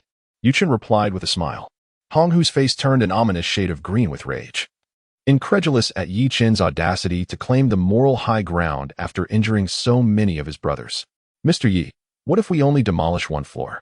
Bai Yongzhen suggested. Still unwilling to relent. Bai, do not push your luck. Hong Hu clenched his fists, wishing he could spit in Bai Yongzhen's face for his underhanded tactics. Let us depart. Yichen, uninterested in wasting further time, turned and exited the hall. Ha! Hong Hu, look at you now. Next time, be more discerning about whom you confront. Bai Yongzhen made sure to take one last jab at Hong Hu before leaving. Hong Hu trembled with fury, and once Bai Yongzhen and the others had departed, he could no longer contain himself and spat out a mouthful of blood. Brother, Bai Yongzhen and that brat are too brazen. Shall I take some men to deal with them? The scar-faced Lao He seethed with indignation. Do you wish to court death? Hong Hu retorted sharply. Tonight, I shall seek out my master. Lao He, you and your men best remain prudent during this time. Especially that you fellow. If anyone dares provoke him again, they shall face my wrath. Yes, understood. Lao He nodded, secretly harboring a healthy respect for Yichen. Having left the Empire Hotel, Yichen noted the time and decided to return home to prepare a meal, intending to stew the show given to him by the Han family in the provincial city. Mr. Yi, be cautious. If you spare Hong Hu, he may seek revenge. Bai Yongzhen warned as he took his leave. Who could he possibly find? Yichen replied dismissively. It is said that Hong Hu's master is quite formidable. That is of no concern. Are you aware of which developer is behind the urban village in the old district? Seems to be the Jin family. Upon hearing the name, Yichen's eyes sharpened with intensity. Mr. Yi, I heard your sister is being bullied by the one who gang in the urban village. Would you like me to send some men for protection? Bai Yongzhen inquired, seeking to ingratiate himself. That would be appreciated. I'll trouble you, Brother Bai. But remember, ensure their protection remains discreet. Do not alarm Shaowan. Yichen instructed. Rest assured, I know precisely how to handle it. Yichen nodded in satisfaction, providing Bai Yongzhen with the address of Yuaner's residence. He then hopped into his car, pressing the accelerator, the Audi roaring forth like a wild beast. After departing from Dihao, Yichen purchased a fruit basket at the supermarket before heading straight to the hospital. In the emergency ward, he entered the room where Yuaner was seated beside Chinda's hospital bed, peeling apples. Chinda, bandaged on his head, bore a rather pallid complexion. Uncle Chen, little Yi has arrived. Chinda managed to force a smile upon seeing Yichen. Brother Chen, Yuana quickly rose to offer her seat. Yichen nodded, placing the fruit basket on the bedside table. Uncle Chen, are you feeling any better? Better, thank you for your concern, Chinda replied with a bitter smile. That's good to hear. Yuaner, could you step out for a moment and help me wash an apple? Yichen sensed Chinda's unease and turned to Yuaner. Sure. You two chat, she responded, understanding his intent, and promptly exited the room. Once she left, Yichen handed Chindo a check for 1 million, stating, Uncle Chen, this is the compensation from Hong Hu, please accept it. What? Chinda's eyes widened in disbelief, and he lowered his voice in astonishment. Little Yi, you went to see Hong Hu? Yes, I had a chat with him, Yichen affirmed with a nod. I can't accept this money. Chinda shook his head repeatedly, sighing, to be honest, after offending the one who gang, I've been contemplating whether to relocate to another city. Uncle, you needn't worry. Yichen smiled lightly, adding, to be frank, a mere thug is hardly worth my concern. Upon hearing this, Chinda gradually regained his composure from his earlier fright. Indeed, if Yichen were an ordinary person, how could Hong Hu issue a check to him? Moreover, Yichen was unscathed while visiting him, which was inconsistent with the notorious reputation of the Wan Hu gang in Ningqing. Who exactly are you, little Yi? Chin Da's curiosity was piqued. Regardless of my identity, please believe that I can protect Wanner and your family, Yichen said earnestly. Then, is $1 million too much? Chin Da swallowed hard. This is all ill-gotten wealth earned by Hong Hu. It is hardly excessive. Yichen smiled faintly, adding, moreover, it has been easy for you to raise Wanner all these years. With this $1 million, I believe your lives will improve significantly. Thank you, little Yi. Chin Da's eyes glistened with emotion as he reflected, you've achieved so much now. It's a pity your parents are no longer with us. Soon, those responsible will pay the price for their actions. Yuchen's tone turned icy. Be cautious. Those 3 families are not to be trifled with. Chinda whispered, glancing around. Yes, I understand. Yichen nodded. Had it not been for the hidden threats lurking in the shadows, he would have long since taken up arms and confronted them directly. After conversing for a while, Yuwaner finally arrived, presenting the freshly washed apples to Yichen with a smile, saying, Brother Chen, these are Shandong apples. Delightfully sweet and crisp. Give them a taste. I'll take some home. Xiaowan, take good care of Uncle Chen. Yichen replied as he accepted the apples and stood up. Brother Chen, are you leaving already? She asked. Yes, I need to return home to prepare dinner soon. He nodded, greeting Chinda before turning away from the emergency room. On his way home, Yichen received a call from Su Shui. Wife, have you finished work? I'm about to wrap up. Su Shui paused before adding, Yichen, a client has invited me to dinner. Would you accompany me? Sure, I'll come pick you up. Without a moment's hesitation, Yichen agreed, and after hanging up, he quickly arrived downstairs at Su's office building. Soon, Su Shui emerged from the office tower. Today, she wore a cream-colored fitted dress, accentuated by a wide, deep purple belt that cinched her slender waist, exuding an air of elegance blended with grandeur while showcasing her graceful figure. A delicate purple crystal necklace adorned her long neck, its subtle glow enhancing her snow-like complexion, making her resemble a celestial being descended from the heavens. Wife, have you changed your outfit? Yichen swallowed hard, involuntarily envisioning the moment Su Shui had changed clothes. I'm meeting a client, so I should dress nicely, right? Su Shui replied as she settled into the passenger seat, flashing Yichen a radiant smile. Is your client male or female? Hee, are you feeling jealous? It's a male client, which is why I wanted you to come along. Su Shui clarified. Wife, you're absolutely right. If a male client requests to meet you alone, remember to bring your husband along. Yichen praised her emphatically. Who would have thought that men could be jealous too? Yichen was speechless. It was only natural for men to feel possessive, often even more so than women. Before long, they arrived at a high-end Western restaurant named Prague in the heart of Ningzhou City. It was reputed to be one of the finest establishments in the area, where patrons had to make reservations in advance to secure a table. As they stepped out of the car and approached the entrance, they spotted a young man in a tailored suit, wearing gold-rimmed glasses, standing at the door with a bouquet of flowers in hand, eagerly awaiting their arrival. His exquisite roses attracted the attention of passing women, who couldn't help but glance over. Upon seeing Su Shui, the young man immediately broke into a smile and approached her, presenting the flowers with a sweet tone. Xiao Shui, these Diana roses were sent from the provincial capital for you. In my heart, you have always been as noble as a queen. I hope you like them. Yichen nearly lost his composure at this sight. How dare the scoundrel address his wife as Xiao Shui? Thank goodness he had come along. Otherwise, Su Shui might have been flirted with by this cultured rogue. Su Shui had not anticipated such a turn of events. With a hint of guilt, she turned her head and was met with the sight of Yichen's darkened expression, prompting her to awkwardly explain, Mr. Su, I am allergic to flowers, so I apologize. Su Ziang, upon hearing this, did not take offense. Instead, he forced a smile and replied, No worries, I will bring you something else another day. Let us head inside for dinner. I have already reserved our seats. Another day? How absurd. Yichen struggled to contain the tempestuous fury brewing within him, feeling an urge to strike. Darling, let us go in together, Su Shui declared, linking her arm with Yichen's in an endearing manner. Yichen nearly burst into laughter. This was the first time Su Shui had called him darling, and it sounded incredibly intimate. However, Su Ziang's countenance fell upon hearing the term darling and witnessing Su Shui's affectionate gesture towards Yichen. Frowning, he inquired, Shui, when did you get married? Yichen, already irritated with Su Ziang, retorted, Do I need to report my wife's marriage to you?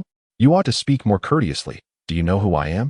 Su Xiang's expression darkened at Yichen's bold response. I don't care who you are. What is your intention behind sending flowers to my wife? Yichen replied nonchalantly. Humph. Su Xiang shot Yichen a cold glance, his competitive spirit ignited. He then turned to Su Shui and suggested, Shui, let us proceed inside for a meal. Their steak here is quite exquisite. Su Shui remained silent, looking towards Yichen. Since he is your husband, we shall all go together. Su Xiang sneered from his appearance. He hardly seems accustomed to dining in such an upscale restaurant. He might benefit from expanding his horizons, lest he be unworthy of you. Mr. Su, you must not speak of my husband in such a manner. Su Shui retorted with indignation. All right. I retract my words. Please, lead the way. Su Xiang feigned a polite smile and gestured for them to enter. Yichen, wife, if someone is treating us, we shall indulge without reservation. Let us savor this opportunity. Yichen grinned mischievously. Upon hearing this, Su Xiang felt his temper flare, glaring at Yichen with resentment. Thinking to himself how audacious this man was, even while mooching off a meal, Su Shui, not overthinking the matter, decided to stay since Yichen was unconcerned and she indeed had business to discuss with Su Xiang. The trio proceeded towards the entrance of the Western restaurant. Just as they approached, Su Xiang signaled to the security guard stationed at the door. In an instant, Yichen was halted by the guard. Sir, I apologize, but dining here requires formal attire. The guard stated with a smile. Is it truly that troublesome? Yichen frowned, taken aback by the numerous regulations in this small city's Western restaurant. TSK, you wouldn't happen to lack a suit, would you? Su Xiang remarked, half smiling, half mocking as he observed Yichen's athletic wear. I recall that a suit is not strictly mandatory, Su Shui interjected, her brows slightly furrowed. She had dined here before and knew that as long as one was well-groomed, it sufficed. Apologies, miss, but this is our establishment's new regulation. The security guard explained with utmost seriousness. But isn't there someone inside who isn't wearing a suit? Yichen glanced into the restaurant and immediately sensed something amiss. The security guard, momentarily at a loss for words, instinctively looked towards Su Xiang, an action that did not escape Yichen's notice. So, it was this fellow playing tricks, no wonder. Clearing his throat, Su Xiang feigned regret and addressed Su Shui, Xiaoshuel. How about I give your husband 100 yuan to buy a quick meal while we wait? No way, I can't abandon Yichen. Su Shui resolutely rejected this ill-conceived suggestion. Wife, it seems Mr. Su isn't genuinely inviting you to dinner. Why not let me prepare a meal for you at home? Yichen shrugged nonchalantly. All right, let's go. Su Shui felt a surge of irritation, especially at Su Xiang's sarcastic tone, which did not sit well with her. Seeing this, Su Xiang grew anxious and shot a glare at the security guard, exclaiming, haven't you provided the guests with a change of suits? Hurry and fetch one. The security guard's face flushed, and he quickly turned to retrieve a suit jacket, handing it to Yichen. Sir, my apologies. I momentarily forgot we had spare suits available, he said with an awkward smile. Do you know what it means to shoot yourself in the foot? Yichen took the garment with a mocking glance at the security guard, then wrapped his arm around Su Shui's waist and strode into the dining area. Su Xiao, Silence. You're utterly useless. Su Xiang gritted his teeth as he watched Yichen and Su Shui's retreating figures. This couple shall see my true colors today. With that, he beckoned to the security guard and swiftly whispered a few instructions in his ear. Rest assured, Su Xiao, I will contact the manager right away. The security guard nodded eagerly. If this goes awry, just wait and see how I deal with you. Su Xiang exclaimed before hastily following them. Soon, the three arrived at the reserved table. A foreign waitress approached promptly, inquiring about their orders in a foreign tongue. Su Shui was taken aback, as the language was French, which he could not comprehend. Xiaoshui, fret not. Su Xiang said with an air of superiority, only elite members can enjoy this special service in French. Really? Listening to French qualifies as special service? Perhaps you've indulged in too much of that special service yourself, Yichen scoffed, finding Su Xiang's pretentiousness utterly repugnant. You. Using profanity in public, how uncouth. Su Xiang was infuriated, thinking, who indulged in more of that special service than you? Isn't it true? Humph. I can't be bothered to argue with you. Afterward, Su Xiang rattled off a lengthy order to the waitress, who diligently noted everything down. Xiaoshui, I've ordered you steak, red wine, and caviar.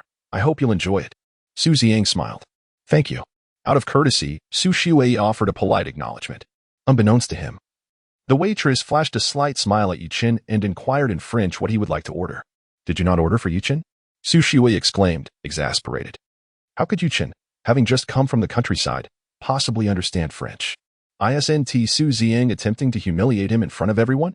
So your husband doesn't speak French? Su Ziyang feigned remorse, saying, this is all my fault. I assumed that someone who could marry you must be quite exceptional and would have no trouble uttering a few phrases in French. Who would have thought? Shall I assist him in choosing something to eat? No need. Yichen replied nonchalantly, yet Su Ziyang perceived his demeanor as a facade of composure. However, what did it matter? Ultimately, he would still require assistance in ordering. Su Shiwei bit her lip, hesitating over whether to leave with Yichen when, unexpectedly, he spoke up, articulating in fluent French, far surpassing Su Ziyang's proficiency. Su Ziyang. Su Shiwei. No one anticipated that Yichen would speak French so effortlessly. Even the waitress, upon hearing Yichen, looked astounded and remarked, Sir, you are the most eloquent Chinese speaker of French I have ever encountered. Your intonation reminds me of my grandfather.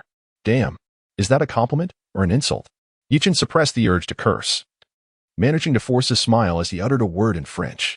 Sir, you truly have exquisite taste. I will bring it to you immediately. The waitress said before turning to leave. Yichen, you actually speak French? Su Shiwei stared wide-eyed at him, realizing this man was becoming increasingly enigmatic. Just a bit. I learned a few phrases during my travels in France, Yichen chuckled. He had spent over half a year in France for a task, and with his linguistic aptitude, he could bargain fluently with local vendors after just 3 months. I never would have guessed you could speak French. Su Ziyang remarked with a tinge of envy, having intended to witness Yichen's embarrassment, only to have this young man steal the spotlight instead. Is speaking French such a remarkable feat? Yichen shrugged, a mischievous grin spreading across his face as he looked at Su Ziyang. You speak quite well too. Of course. I graduated at the top of my class from the University of Paris. Su Ziyang proclaimed proudly. Actually, I meant to say that your pronunciation is quite reminiscent of those Francophone Africans. Nonsense. Su Ziyang immediately bristled at this remark. For the majority of Africans in France faced discrimination, and their French was historically referred to as the language of slaves. My pronunciation is authentically French. Is it? You seem to be rather blindly confident. Yichen grinned. If you don't believe me, just ask the waitress. Su Ziyang felt a twinge of guilt, for he was studying in Paris, and all 3 of his roommates were black. Yichen chuckled silently, while Su Shiwei, sensing the awkwardness, hurriedly changed the subject. Mr. Su. This year the Su family's billboard business has been entrusted to you. There won't be any issues with the citywide placement, will there? Well, Su Ziyang deliberately elongated his response, saying, Xiaoxua, there are simply too many billboards this time, and they require numerous departmental approvals, which can be rather troublesome. But you previously assured me that as long as the business was given to you, there would be no issues with the placement. Su Shiwei retorted. Of course. There will be no problems. We're just waiting on the stamp from the Urban Management Bureau, but that is merely a matter of my father's word. Su Ziyang concluded with a smug grin. Then I can rest easy. Su Shiwei exhaled a sigh of relief, feeling a weight lifted off her shoulders. Xiaoxiwei. Who is your father? Yichen inquired curiously. The head of the Urban Management Bureau. Oh, I see. A second-generation official. Yichen realized. By the way, before coming here, my father mentioned that he had his eye on a Patek Philippe watch at the mall. It looks quite appealing but is rather expensive. Su Ziyang remarked casually. How much? Su Shiwei instantly understood that Su Ziyang was soliciting a bribe for his father. For someone in your line of business, it's hardly a sum to fret over, just a little over $1 million. Upon hearing the figure of over $1 million, Su Shiwei's expression darkened. She could hardly justify such an extravagant purchase for herself, let alone the audacity of Su Ziyang to demand $1 million. Su Ziyang fell silent, lifting his glass of water for a sip, quietly awaiting Su Shiwei's response. In truth, Su Ziyang had initially not intended to solicit a bride. He had hoped to pursue Su Shiwei. However, upon discovering she was married, he thought it prudent to seize some funds instead, particularly since her husband was so despicable. Mr. Su, I fear I cannot. Wife, the dishes have arrived. Yichen quickly interjected, grasping Su Shiwei's arm, and said with a smile. It's just a Patek Philippe, after all, given that Mr. Su has treated us to such an upscale dining experience. Let us finish our meal and then head to the mall. Ah, quite the accommodating one, aren't you? Su Ziyang laughed, sensing Yichen's sudden subservience upon learning of his father's position. Yichen, trust me, just enjoy your meal. Afterward, we'll accompany Mr. Su to buy the watch. Yichen smiled faintly. though Su Shuai was perplexed by Yichen's motives. She trusted him enough to heed his advice and continued to savor her steak. Perhaps noticing Yichen's understanding, Su Ziyang's animosity towards him diminished significantly. And he even initiated a conversation with Yichen. "Mr. Yi, who did you learn French from? Although it's not quite standard, it's commendable," Su Ziyang inquired. "I taught myself through books, though I certainly cannot compare to Mr. Su's proficiency." "Ha ha, you have quite the charm." Su Ziyang felt deflated, but with just 2 sentences. Yichen helped him regain his composure. In gratitude, he even ordered a dessert, considering it a reward for Yichen. Yichen grinned, his smile oddly enigmatic. At last. After a hearty meal, Su Ziyang waved his hand, summoning a waitress to present the bill. "Mr. Su, I presume a meal here must be quite expensive?" Yichen feigned confusion. "Shall we split the bill? I wouldn't want you to bear the cost alone. Come now, what are a mere few thousand yuan among friends?" "It's on me," Su Ziyang declared with pride.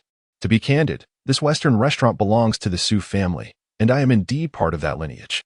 Though a distant branch, I still receive a generous discount." It dawned on Yichen that he had inadvertently dined in the establishment of his adversary.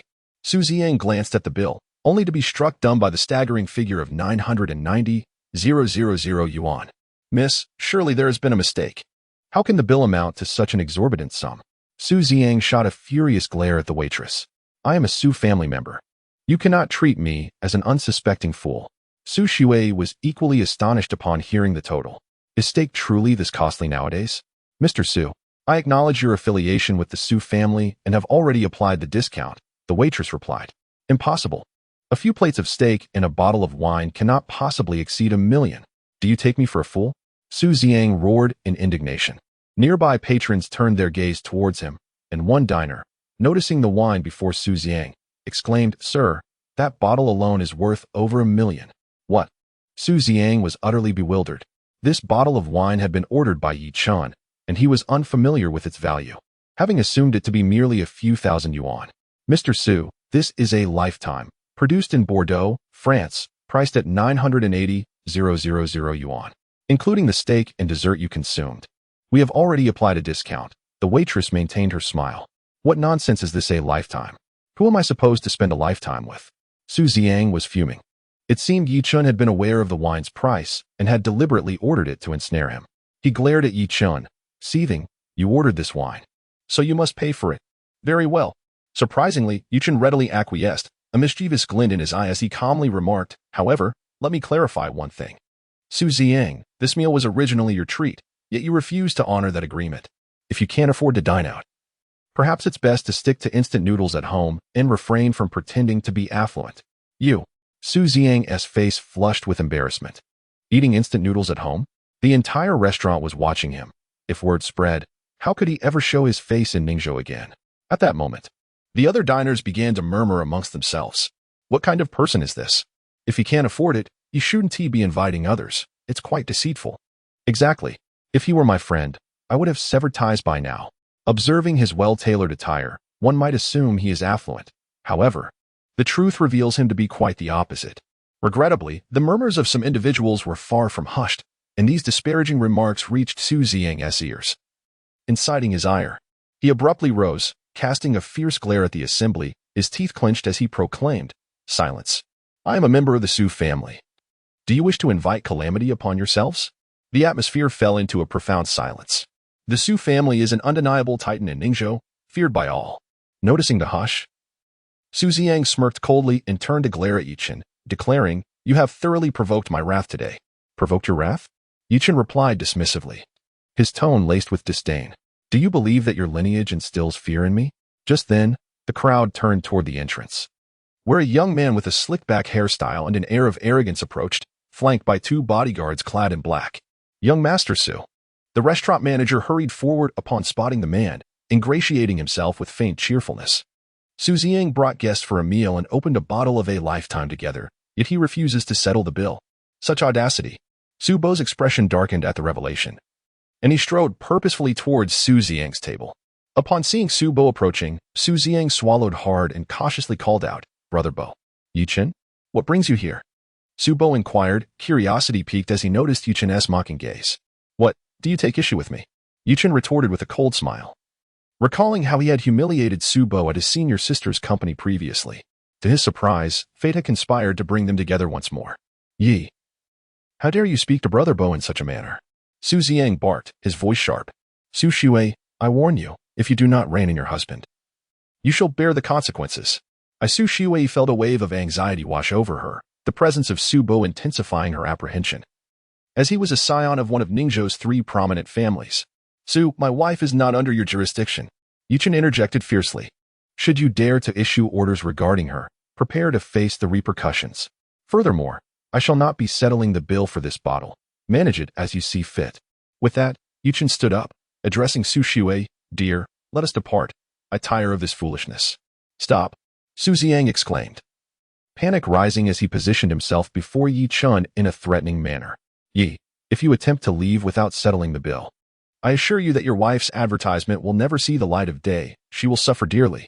Su Ziang, Su Shui fumed, her face flushing with indignation as she clenched her teeth. You are utterly despicable. I am not jesting. Dare to leave, and you shall see, Su Ziang declared, his pride swelling.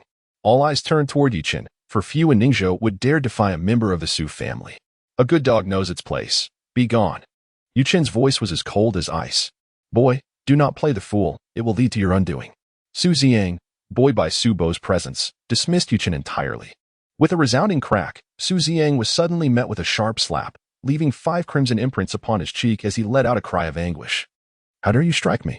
Su Ziang exclaimed, his face a portrait of disbelief as he gazed at Yichen. Strike you? Yichen scoffed, curling his lip in disdain. This slap is merely the consequence of your threats against my wife. Should you ever dare to invite her to dinner again, beware. For I shall not hesitate to break your legs. You scoundrel. Brother Bo, this fool dares to act so arrogantly in our Su family's Western restaurant. You must teach him a harsh lesson. Su Ziang, shaken by Yichen's words, turned to seek support from Su Bo. Rest assured, he won't aid you. Yichen replied with a chilling smile. Unless, of course, he wishes to be beaten himself. The onlookers were left dumbfounded, and Su Shui, in a state of anxiety, clutched Yichen's sleeve, tugging at him to signal him to refrain from speaking further. It was assumed that Yichen had offended Su Bo and would face dire consequences. However, to their astonishment, although Su Bo was visibly angered by the exchange, he refrained from resorting to violence. Instead, he shot Yichen a menacing glare, cautioning, Yi, do not let your skills lead you to underestimate others, or the outcome will be disastrous. Is that so? Yichen replied with a profound tone. Indeed. Some may face a grim fate, but it certainly will not be me. Shall we wait and see? Very well. I shall observe just how formidable you truly are. Su Bo seethed, his teeth clenched in frustration. Yet, having experienced Yichen's ferocity firsthand, he begrudgingly swallowed his rage, watching as Yichen and his companions departed. Brother Bo, by allowing him to leave so easily, aren't you letting that you fellow off far too lightly? Su Ziang inquired hastily. Silence. Su Bo glared at Su Ziang with fury, exclaiming, were it not for your shared surname, I would have ended you right here. If you dare to shortchange me on this bottle of wine, you shall see how I will deal with you. Ah? Su Ziang was taken aback. The normally unruly Su Bo seemed to be adopting a more subdued demeanor today. Mr. Su, your total is 990,000. Thank you for your patronage. The waitress beamed. Damn. At that moment, Su Ziang was filled with regret. He had intended for the manager to arrange for the foreign waitress to embarrass Yichen, yet he ended up as the fool himself, utterly unfortunate. However, he dared not default on the restaurant bill, resigning himself to the pain of swiping his card. Su Shui, you wretched woman, wait for me. Su Ziang bellowed as he exited the Western restaurant, looking skyward in fury. Meanwhile, Su Bo was not idle. He settled into the manager's office of the restaurant and retrieved his phone, dialing Jin Yeyu. Before long, a voice tinged with apprehension came through the line. Bo Xiao, do you require my assistance? Old Jin, what is amiss? Your voice sounds rather peculiar. Su Bo remarked, surprised, wondering if the man was watching a horror film. Ah. Bo Xiao, you are unaware of the chaos that has befallen us. Jin Yeyu lamented, his tone heavy with dismay. These past few days, our household has been thrown into disarray. What do you mean? This afternoon, while my family was asleep, some scoundrels set our house ablaze. Thankfully, the maid discovered it in time, or we would have been roasted alive. Jin Yeyu continued, sounding like a wronged woman as he vented his grievances to Su Bo. Is such a thing truly possible? Upon hearing this, Su Bo felt a surge of curiosity. Who in Ningzhou would dare provoke the Jin family? Bo Xiao, what exactly do you need from me? He inquired. I wish to eliminate that fellow surnamed Yi. Do you have any interest in this endeavor? Subo asked, his voice laced with a murderous intent. Absolutely. I've long desired his demise. Just tell me what you need, Bo Xiao. Jin Yeyu replied eagerly. Having been deeply aggrieved by Yichen's repeated offenses, which had become a persistent source of vexation for him. After discussing for a while, they ultimately resolved to finance the one who ganged to deal with Yichen. Meanwhile, Yichen and Su Shui had returned to their villa. Yichen, who exactly are you? Speaking French is one thing, but the Su family fears you so. You must be anything but ordinary. Su Shui questioned with a suspicious gaze as she entered. Yichen pondered for a moment and responded earnestly, My dear wife, you will soon discover who I am. However, I cannot disclose it now to spare you any undue pressure. Su Bo fears you this much. Recently, there were reports of a prison break. Could it possibly be you? Su Shui exclaimed in astonishment. Yichen nearly choked on his own breath. Was this how a woman's mind worked? With his striking appearance, how could he be mistaken for an escaped convict? My dear, you are overthinking it. Yichen could only clarify in half a month. You will understand who I truly am. Well, even if you were an escapee, I would not hold it against you, Su Shui said, gazing earnestly at Yichen. Yichen was rendered speechless. It appeared he would need to visit his senior sister at the police station tomorrow to obtain a certificate, lest this girl genuinely begin to view him as a fugitive. At that moment, Su Shui's phone rang, revealing a call from her mother. Hello, Mom. She answered lazily, seated barefoot on the sofa. Dear, you aren't asleep this early, are you? Young people should know moderation. Why retire to bed right after dinner? Li Xiangqin chided upon hearing her daughter's unusual tone. Mom, stop jumping to conclusions. I'm in the living room watching television. Su Shui's cheeks flushed as she hurried to explain. That's more like it. Otherwise, if Yichen is unwell, it would be you who suffers. Suffers? Su Shui's face turned crimson, unable to help but glance at Yichen. It would indeed be better if he were unwell, as it would alleviate her concerns regarding certain matters. By the way, the day after tomorrow is your father's birthday. I wish to book a nice hotel for him. Is it Dad's birthday soon? You wretched girl, have you forgotten? Li Xiangqin exclaimed in mock anger. Su Shui felt a flush of embarrassment. The recent demands of her job had caused her to overlook her father's birthday. Is my son-in-law around? He is. Why do you ask? Su Shui glanced at Yichen again, only to find him grinning foolishly at a starlet on television, prompting her to kick him in irritation. Yichen was taken aback, then turned his gaze back to the television, captivated by the actress. Indeed, men were all hopeless fools. Daughter, tell Yichen to help book a banquet hall at the Sea High restaurant. I intend to celebrate your father's birthday in style. Su Shui said, her voice laced with irritation as she kicked Yichen again, playfully chiding. Have you feasted your eyes enough, handsome? My mother wants you on the line. Yichen grinned, unfazed by Su Shui's sulky gaze. No laughing, put it on speaker. Su Shui pouted, her annoyance evident. Hello, Auntie, you called for me? Yichen complied and activated the speaker. Indeed, Li Xiangqin beamed upon hearing Yichen's voice. Little Shui's father will celebrate his 50th birthday in 2 days. And I wish to reserve a banquet hall at Sea High Hotel for the occasion. Could you assist me, dear? Of course. It's merely a banquet hall, after all. They say a son-in-law is like a son. I knew you would be the most reliable. Li Xiangqin chuckled. Su Shui was left speechless. Had her mother forgotten she had a daughter? By the way, I heard you had a run-in with the Su family. Li Xiangqin continued, her tone shifting. Just now. Her father called the old matriarch, declaring that the Su family's future signage shall not grace the streets of Ningzhou. Mom, you can't be serious. Su Shui exclaimed, panic rising in her voice. Who would just about such matters? The matriarch would have scolded you long ago if it weren't for my son-in-law's presence. But fret not. I trust Yichen can handle it. Li Xiangqin seemed utterly unperturbed, smiling brightly. I understand. I will take care of it. Yichen nodded, preparing to confront the Su family, starting with Su Ziang and Su Bo. Very well. Rest early. I shall hang up now. Li Xiangqin concluded, ending the call. Yichen returned the phone to Su Shui, a mischievous smile adorning his face. Wife, shall we retire for the night? As the saying goes, early to bed. Early to rise promotes good health. You still have the energy to joke? Su Shui frowned slightly, playfully admonishing, if those signs don't go up, the Su family will incur losses, and Mr. Chia will suffer significantly. Do not worry, my dear. I will ensure Su Ziang's father changes his mind. Yichen reassured her calmly. Well, all right then. Su Shui, seeing the sincerity in Yichen's expression, chose to trust him. It's getting late. Shall we rest? My wife? I'll take a shower first. Su Shui's cheeks flushed as she met Yichen's intense gaze. her heart racing like a startled deer. She knew it was only a matter of time before she would be captured by him, possibly tonight. A shower. Yichen gulped, shamelessly suggesting, "How about I help you scrub your back?" "Rogue," Su Shiwei retorted, her face burning as she dashed into the bathroom, locking the door tightly. Fearful that Yichen might attempt something mischievous.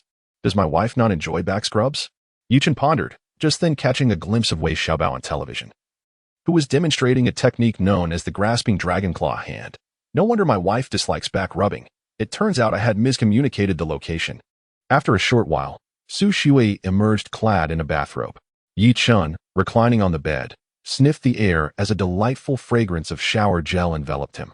The moon tonight was resplendent and full, casting a silvery glow through the white gauze curtains into the bedroom, instantly transforming the atmosphere into one of romance. Su Shiwei nestled under the covers, gazing at the moonlight outside, her cheeks flushed as she glanced shyly at Yichen and whispered, "Darling, whatever you wish to do, I can acquiesce."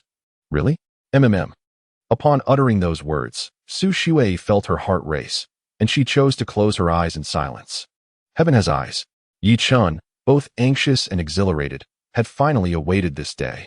Soon, the bedroom was filled with the sounds of love.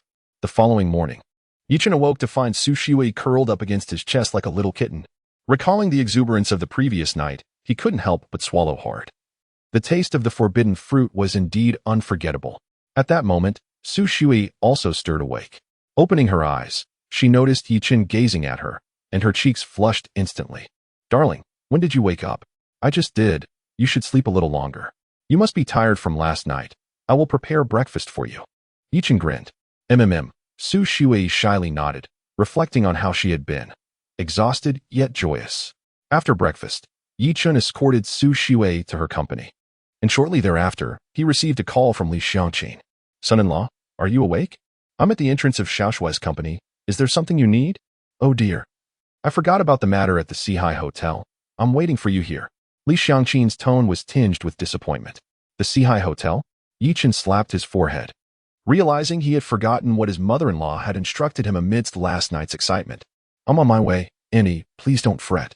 After hanging up, Yichen hastily drove toward the Sihai Hotel. Soon, he arrived at the Sihai Hotel. As the most luxurious five-star hotel in Ningzhou, the entire establishment was adorned in opulence, and the banquet hall was in high demand, requiring advance reservations. Upon entering the lobby, Yichen was immediately captivated by the lavish decor. Particularly striking was the enormous crystal chandelier suspended from the ceiling, each crystal edge adorned with gold trim. He recognized it as Swarovski crystal, estimating that this single chandelier alone was worth 50 million. "Son-in-law." Just then, a commanding voice resonated through the lobby. Yichen turned to see Li Xiangqin, stylishly dressed, approaching him with a beaming smile. "Auntie, I'm sorry to have kept you waiting." Yichen greeted. "No worries. As long as we can secure the banquet hall at Sihai, it's worth any wait." Li Xiangqin replied cheerfully this time. "I want to host a grand event for your uncle, inviting relatives and friends, likely around 100 people." "A grand event?" Yichen felt a chill. The expression he had heard most was a grand funeral. "Excuse me, Andy, please wait a moment. I shall speak with the hotel manager. I will accompany you." The two approached the front desk, whereupon they explained their purpose. The receptionist picked up the intercom and spoke a few words. After a few minutes, a middle-aged man, impeccably dressed in a suit and tie with impeccably groomed hair, strode over. "Manager AI, these guests are looking for you." The receptionist indicated towards Yichen. "Greetings. I am the hotel manager, AI Wen. May I inquire what brings you here?" The man offered a slight smile. "We wish to rent the banquet hall." Li Xiangqin interjected eagerly. "Oh, so it is the banquet hall you seek." Manager AI nodded, glancing towards the nearby sofas, and said, "Shall we sit down and discuss?" Yichen remained silent, following the manager to the sofa where they introduced themselves, and only then did the manager provide a detailed account of the banquet hall's availability. Coincidentally, the hotel's smallest banquet hall was free, which prompted the manager to personally attend to their request. "Manager AI, we would like to reserve this banquet hall," Li Xiangqin exclaimed, elated. Although it was the smallest hall, it could still accommodate around 200 guests. "Certainly, though the costs are somewhat steep," Manager AI cautioned. "How steep?" Upon hearing about the high expenses, Li Xiangqin's heart sank. She was not keen on hosting a birthday party that would incur losses. "The venue fee is 50,000, with a minimum consumption starting at 200,000. Furthermore, this does not include beverages if it is a banquet. Manager AI elaborated. What? Beverages not included, and the minimum consumption is 25,000? Li Xiangqin's eyes widened in disbelief. Surely, they could not allow guests to drink plain water at this rate. A birthday celebration without 300,000 was inconceivable.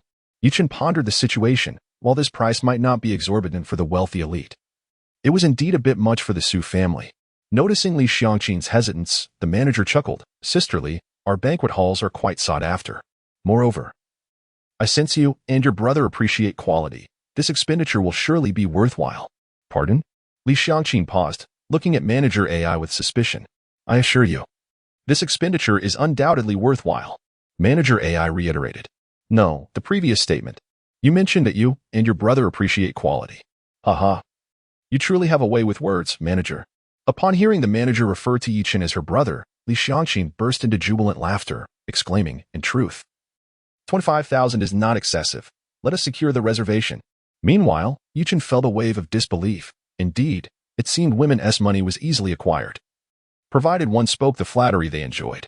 Sisterly, should you find this agreeable, please provide a deposit of 50,000. Manager AI smiled. No problem. Li Xiangqin cheerfully opened WeChat, only to discover insufficient funds. Yichen, could you lend me some? She asked, feeling somewhat embarrassed. Of course. Without a second thought, Yichen promptly transferred 50,000 to Li Xiangqin. Having made the advance payment, the manager promptly presented the contract. However, just as the contract was finalized, Manager AI received a phone call, which led to an immediate halt of the transaction. I'm terribly sorry, Sisterly, but we can no longer offer you this banquet hall, Manager AI said with an apologetic smile. What? We've already signed the contract. Li Xiangqin furrowed her brows upon hearing this. Manager AI, your actions are quite inappropriate. The contract is still in our possession. Are you planning to breach it? Yichen interjected. There is no choice.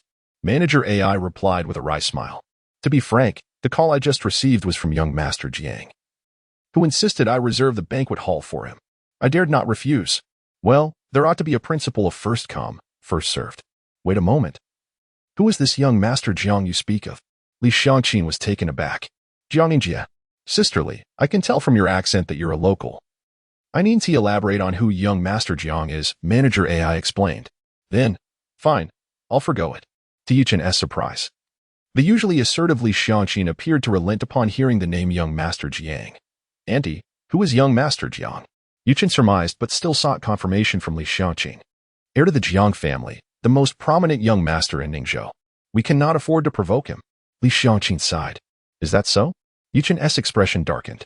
Having already encountered Jin Yiyu and Su Bo, only the Jiang family remained elusive. Such an opportunity was not to be missed. After a moment's contemplation, he addressed Manager AI directly. Manager, I do not wish to put you in a difficult position. Please contact Jiang Ingjia and inform him that if he desires the banquet hall, he must compensate me tenfold as per the contract, amounting to 500,000. Naturally, I consider 500,000 to be a loss. If he wishes to breach the contract, let him pay me 1 million as compensation for emotional distress. What? Manager AI felt as though he were on the brink of despair. Yichen had claimed he didn't want to make it hard for him. Yet now it felt as if he were being utterly cornered. Yichen, don't take this too seriously. You cannot hope to contend with Jiang Ingjia. Although Li Xiangqin felt reluctant, she was also startled by Yichen's audacity. Wasn't he this extortion? Andy, allow me to handle this. Everything will be fine. Yichen remained undeterred. Buddy, young Master Jiang has a notoriously bad temper. Are you certain you wish to proceed in this manner? Manager AI looked at Yichen with skepticism. Then what about the 150,000? Shouldn't the hotel compensate me? Yichen replied with a cold smile, convinced that the manager would not dare to take such a financial hit, fearing for his job. A young master like Jiang Ingjia was all about face. It would be remarkable if he learned someone attempted to swindle him without retaliating. Very well, I'll place a call to young Master Jiang. Manager AI sighed, casting a sympathetic glance at Yichen, thinking to himself that this individual was about to pay dearly for his impulsiveness. Indeed, as the manager conveyed the situation, an irate roar erupted from the other end of the line. Preposterous. No one in Ningzhou dares to swindle me. Don't let him leave. I'm coming over immediately. I shall see who has the audacity to attempt such a thing against me. Without waiting for the manager's response, Jiang Ingjia abruptly ended the call, clearly infuriated. Sir, young Master Jiang is on his way. Manager AI hung up the phone and spoke in a grave tone. If you wish to reconsider your decision, now is the time. Otherwise, the consequences will be dire. Words are unnecessary. I shall await his arrival, Yichen replied with a faint smile, turning to the manager. Manager AI. Could you kindly bring me 2 cups of coffee? Manager AI was at a loss for words, suspecting that Yichen might indeed be quite foolish. Who would have the presence of mind to enjoy coffee after provoking young Master Jiang? Son-in-law, we should leave promptly. Otherwise, we may incur the wrath of the Jiang family. Li Xiangqin, seeing Yichen's reluctance to depart, grew exasperated. Yichen, do you wish to bring us to ruin? Auntie, if you're afraid, you may leave first. Yichen replied nonchalantly. I shall do no such thing. Li Xiangqin lamented, nearly in tears. The contract bears my name. Young Master Jiang will easily trace it back to me. Perhaps you could apologize to him later, claiming you were inebriated? Absolutely not. You are truly stubborn. Li Xiangqin fumed. Then suddenly thought of something and urged Yichen. Why are you dawdling? Make a call. A call to whom? To the Feng family. Your relationship with them is quite good, is it not? This minor issue need not trouble them. Yichen disdainfully scoffed, appearing remarkably composed. Li Xiangqin, becoming frantic, placed her hand on Yichen's forehead. Have you come down with a fever today? Manager AI, overhearing this, looked astonished. After a moment's thought, he stood and addressed Yichen. Mr. Yi, please take a seat. I will have someone bring you your coffee. Much appreciated. Oh, and please, no sugar. I fear for my blood sugar levels. Li Xiangqin was on the verge of exasperation. At such a critical juncture, Yichen was still fretting over his blood sugar. Perhaps he should be more concerned about his own life. Manager AI nodded and approached the front desk, dialing a number. Soon, a man's voice came through the line. Manager AI, what can I do for you? Mr. Feng, we have encountered a situation at the hotel. Manager AI recounted the entire affair. You say his name is Yichen? Feng Jiangwo was taken aback, questioning his understanding. Indeed, if Jiang Yingjie arrives first, you must inform him that the banquet hall is unavailable. Feng Jiangwo stated firmly. What if young Master Jiang becomes angry? Manager AI asked, bewildered by Mr. Feng's abrupt refusal. Angry? That's of no consequence. Feng Jiangwo bellowed. If you provoke Yichen, you'll see how I deal with you. Gulp. Manager AI swallowed hard, pondering who Yichen truly was to elicit such concern from the big boss. Yet, as the saying goes, the more one fears something, the more likely it is to happen. As Manager AI was preparing to personally serve coffee to Yichen, Jiang Yingjie stormed into the hotel, flanked by 2 bodyguards, exuding an intimidating presence. AI, come here. Jiang Yingjie shouted at AI Wen, who was standing at the front desk on the phone, his anger palpable. Manager AI trembled slightly but, recalling Feng Jiangwo's words, steeled himself and approached Jiang Yingjie with a forced smile. Young Master Jiang, you have arrived. Manager AI. For the sake of the Feng family, I won't make things difficult for you. Just tell me who the scoundrel is that dared to extort me. Jiang Yingjie asked through gritted teeth, his expression dark. This. AI Wen pondered for a moment before deciding to bring Jiang Yingjie to Yichen. Considering that if even General Feng knew Yichen, perhaps young Master Jiang would as well. Is it them? Jiang Yingjie furrowed his brow, scrutinizing Yichen and Li Xiangqin. Manager AI nodded slightly, casually placing down 2 cups of coffee and some cashews. Kid, I don't want to waste my breath with you. Vacate the banquet hall immediately, or face the consequences. Jiang Yingjie warned Yichen, his voice frigid. What if I refuse? Yichen replied, a mocking smile playing on his lips. Manager AI's expression turned to one of disbelief. It dawned on him that Jiang Yingjie did not actually know Yichen. That was disastrous. Li Xiangqin, overhearing Yichen's words, nearly fainted from fright. Did this insufferable brat truly wish to put her in jeopardy? Yichen, be quiet, and quickly apologized to young Master Jiang. Li Xiangqin trembled. Urgently addressing Jiang Yingjie, young Master Jiang, I no longer require this banquet hall. Please let us off the hook. What are you to speak here? Did I invite your opinion? Jiang Yingjie seethed, his temper flaring at the audacity of a mere woman daring to interject. Li Xiangqin felt embarrassed and fell silent, no longer daring to speak. And who do you think you are to address my mother-in-law in such a manner? You have 3 seconds to apologize to her, or I will take care of you. Yichen glared coldly at Jiang Yingjie.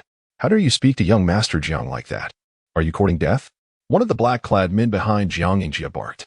You want to defend your master? Be prepared to suffer for it. Yichen glanced dismissively at the black-clad man, then reached for 2 cashews from a platter and flicked them towards the man's knees. Whoosh!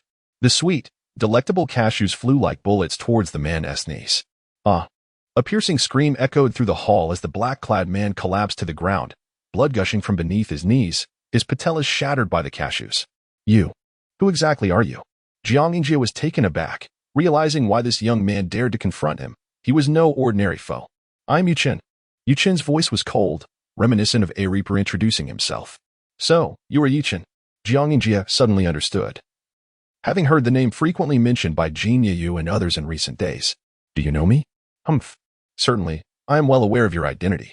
You have recently taken to targeting members of prominent families like ours. How could I not recognize you? Upon realizing that the individual before him was Yichen.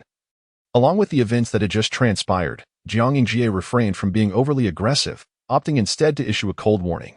Yichen, I advise you to vacate the banquet hall. The guests I intend to host are not to be trifled with. Do you understand? Is that so? Yichen retorted with a dismissive curl of his lips, calmly stating, I fear that the guests I am expecting the day after tomorrow might be beyond your means to confront. In Ningzhou, is there anyone I cannot handle? Who might that be? My father-in-law. Jiang Yingjie nearly erupted in frustration, thinking to himself, is your father-in-law the Jade Emperor? How could I possibly be intimidated by him? Mr. Jiang, please disregard his nonsense. My husband's birthday celebration has been cancelled. Do not take him seriously. Upon hearing this, Li Xiangqin grew anxious. Casting a fierce glare at Yichen, fearing that this impudent boy might indeed bring ruin upon her entire family. Despite her usual domineering attitude towards Su Wandai, she held a deep affection for her husband and could not allow him to come to harm. And who might you be? I am Li Xiangqin, the daughter-in-law of the Su family. Mr. Jiang, please do not be angry. Yichen is my son-in-law, and he was merely spouting nonsense in his drunken state. Li Xiangqin hurriedly explained. So they are from the Su family.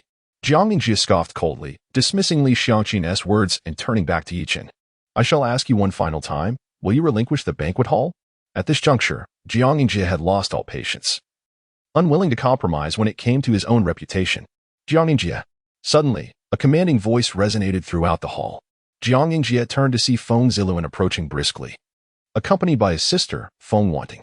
Feng Ziluan? Jiang Yingjie frowned, perplexed by the unexpected arrival of this individual, especially with his sister from the martial alliance in tow. Young Master Feng, Miss Feng. Manager AI promptly greeted the siblings upon their arrival. Thank the deities, we are saved. Li Xiangqin sighed in relief upon recognizing the Feng family members, while simultaneously casting a reproachful glare at Yichen, whispering, you little rascal. You could have at least informed me that young Master Feng was coming. You nearly frightened me to death. Yichen appeared bewildered. As he had not made any calls, it seemed merely coincidental that the Feng siblings had arrived. Brother Chen. Feng Ziluan pushed past Manager AI, approaching Yichen with an apologetic smile. I deeply regret that you had to endure such indignities at the Sihai. My sincerest apologies. Sihai belongs to your family? Yichen was taken aback. Indeed, this hotel is owned by the Feng family. Feng Ziluan confirmed with a nod. Hearing this, Yichen could not help but chuckle. If the Sihai Hotel was indeed under Feng's ownership, then the banquet hall was undoubtedly his as well. Leader. Feng Wanting greeted Yichen with a complex expression, feeling somewhat awkward about being supervised by someone her age. Fortunately, her voice was low enough that the others failed to catch her words. Feng Ziluan. You know Yichen? Jiang Yingjie inquired, his brows furrowing in suspicion. Indeed. Feng Ziluan turned around, a serene expression on his face, and remarked, Jiang Shao. I appreciate your visit to my home. However, Brother Chen has a need, and naturally, the banquet hall belongs to him. What? Jiang Yingjie, upon hearing this, felt his face flush with anger and retorted, Feng Ziluan, the guest I am entertaining is a significant figure. Are you truly willing to offend me and those illustrious individuals over this minor matter? Alas, even if the King of Heaven were to arrive, Brother Chen takes precedence. Feng Ziluan shrugged his shoulders, nonchalantly spreading his hands. Very well. You possess audacity. Jiang Yingjie gritted his teeth and coldly scoffed, Feng Ziluan. I trust you will not come to regret this. And you, Yichen, I shall settle this score with you in a couple of days. Rest assured. The one who will regret this will certainly not be me. Yichen replied with a chilling smile. Humph, we shall see. In a fit of rage, Jiang Yingjie turned on his heel and stormed away, while his injured bodyguard was assisted out of the hotel by his companions. Once they departed, Feng Ziluan curiously inquired, Brother Chen, who do you intend to host in the banquet hall? It is my father-in-law's birthday. Yichen responded. Oh, I see. Upon hearing this, Feng Ziluan suddenly understood and turned to Manager AI beside him, saying, have the kitchen begin preparations today. The banquet hall must be set up to the highest standards. with the finest wines and delicacies. Do you understand? Feng Xiao, the money. Money be damned. Feng Ziluan exclaimed, his temper flaring from now on. The Seahai Hotel is Brother Chen's home. Should he wish to dine or stay, who dares utter a word about money? They will be shown the door. Yes, yes. I understand. Manager AI swallowed hard and hurried to return the 50,000 yuan deposit to Li Xiangqin. He had served the Feng family for 7 or 8 years and had never witnessed Feng Xiao show such deference to anyone. Not even the city mayor received such treatment. Meanwhile, Jiang Yingjie, feeling humiliated, grew increasingly agitated. Beside him, a bodyguard, brimming with resentment, suggested, "Young Master Jiang, that scoundrel Yi injured old Wu. Shall we report him to the authorities and have him apprehended, then arrange for someone to teach him a lesson inside? Nonsense. Do you not see how formidable Yichen's skills are?" Jiang Yingjie scolded. The bodyguard fell silent, recalling Yichen's terrifying methods of inflicting harm. Just wait. Once our Jiang family's reinforcements arrive, I shall see how I deal with that you scoundrel. Jiang Yingjie declared, his visage contorted with rage. Young Master Jiang, your wisdom is unparalleled. The bodyguard nodded in approval. It was said that the Jiang family had spent a considerable sum to invite experts from other provinces, all in preparation for the Chang'an Arena competition. Renting the banquet hall was intended to graciously host these experts and their disciples, yet unexpectedly, Yichen had disrupted their plans. Moreover, Feng Ziluan and the Su family, those scoundrels dared to disregard my authority, they will soon witness my wrath. Jiang Yingjie seethed at the thought of Feng Ziluan aiding Yichen, his animosity extending to both the Feng and Su families. In the Seahai Hotel. In the lobby, Feng Ziluan inquired, Brother Chen, is the small banquet hall sufficient, or shall I have manager AI prepare a larger one? Feng Ziluan smiled. It should suffice. I believe. Yichen turned to Li Xiangqin after speaking. Enough, enough. Feng Xiao, you are too courteous. At this moment, Li Xiangqin appeared entirely at ease. Her smile brighter than any flower, for Feng Ziluan had just saved her tens of thousands. Andy, I'll come over the day after tomorrow to celebrate your birthday. Is that all right? Although Feng Ziluan was addressing Li Xiangqin, his gaze was fixed upon Yichen. Of course. Yichen, you must treat Feng Xiao well. I won't tolerate any neglect towards our esteemed guest, Li Xiangqin said with a beaming smile. Yichen felt a pang of annoyance, thinking these women were exceedingly pragmatic. Alliance leader, I have something to discuss with you. At that moment, Feng Wanting, who had remained silent, spoke up and winked at Yichen. Confused. Yichen followed her to a corner, where she whispered, Yichen, in a few days. I would like to accompany you to the Chang'an Arena competition to witness it firsthand. That sounds fine, but I won't have time to look after you. Yichen nodded. Humph. Who needs your assistance? I am a warrior, not as fragile as you presume. Feng Wanting retorted playfully. Yichen, we should be leaving. Before Yichen could respond, Li Xiangqin quickly interrupted, thinking some small flame should be extinguished promptly. Feng Xiao, we shall take our leave now. Do contact us if needed. Qin Ge, safe travels. Yichen nodded. And after exchanging farewells with Li Xiangqin, they departed from the hotel. Feng Ziluan watched Yichen leave, then turned to find Feng Wanting staring vacantly at the entrance.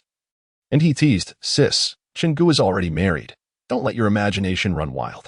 Who is imagining anything? Feng Wanting's cheeks flushed, and she retorted.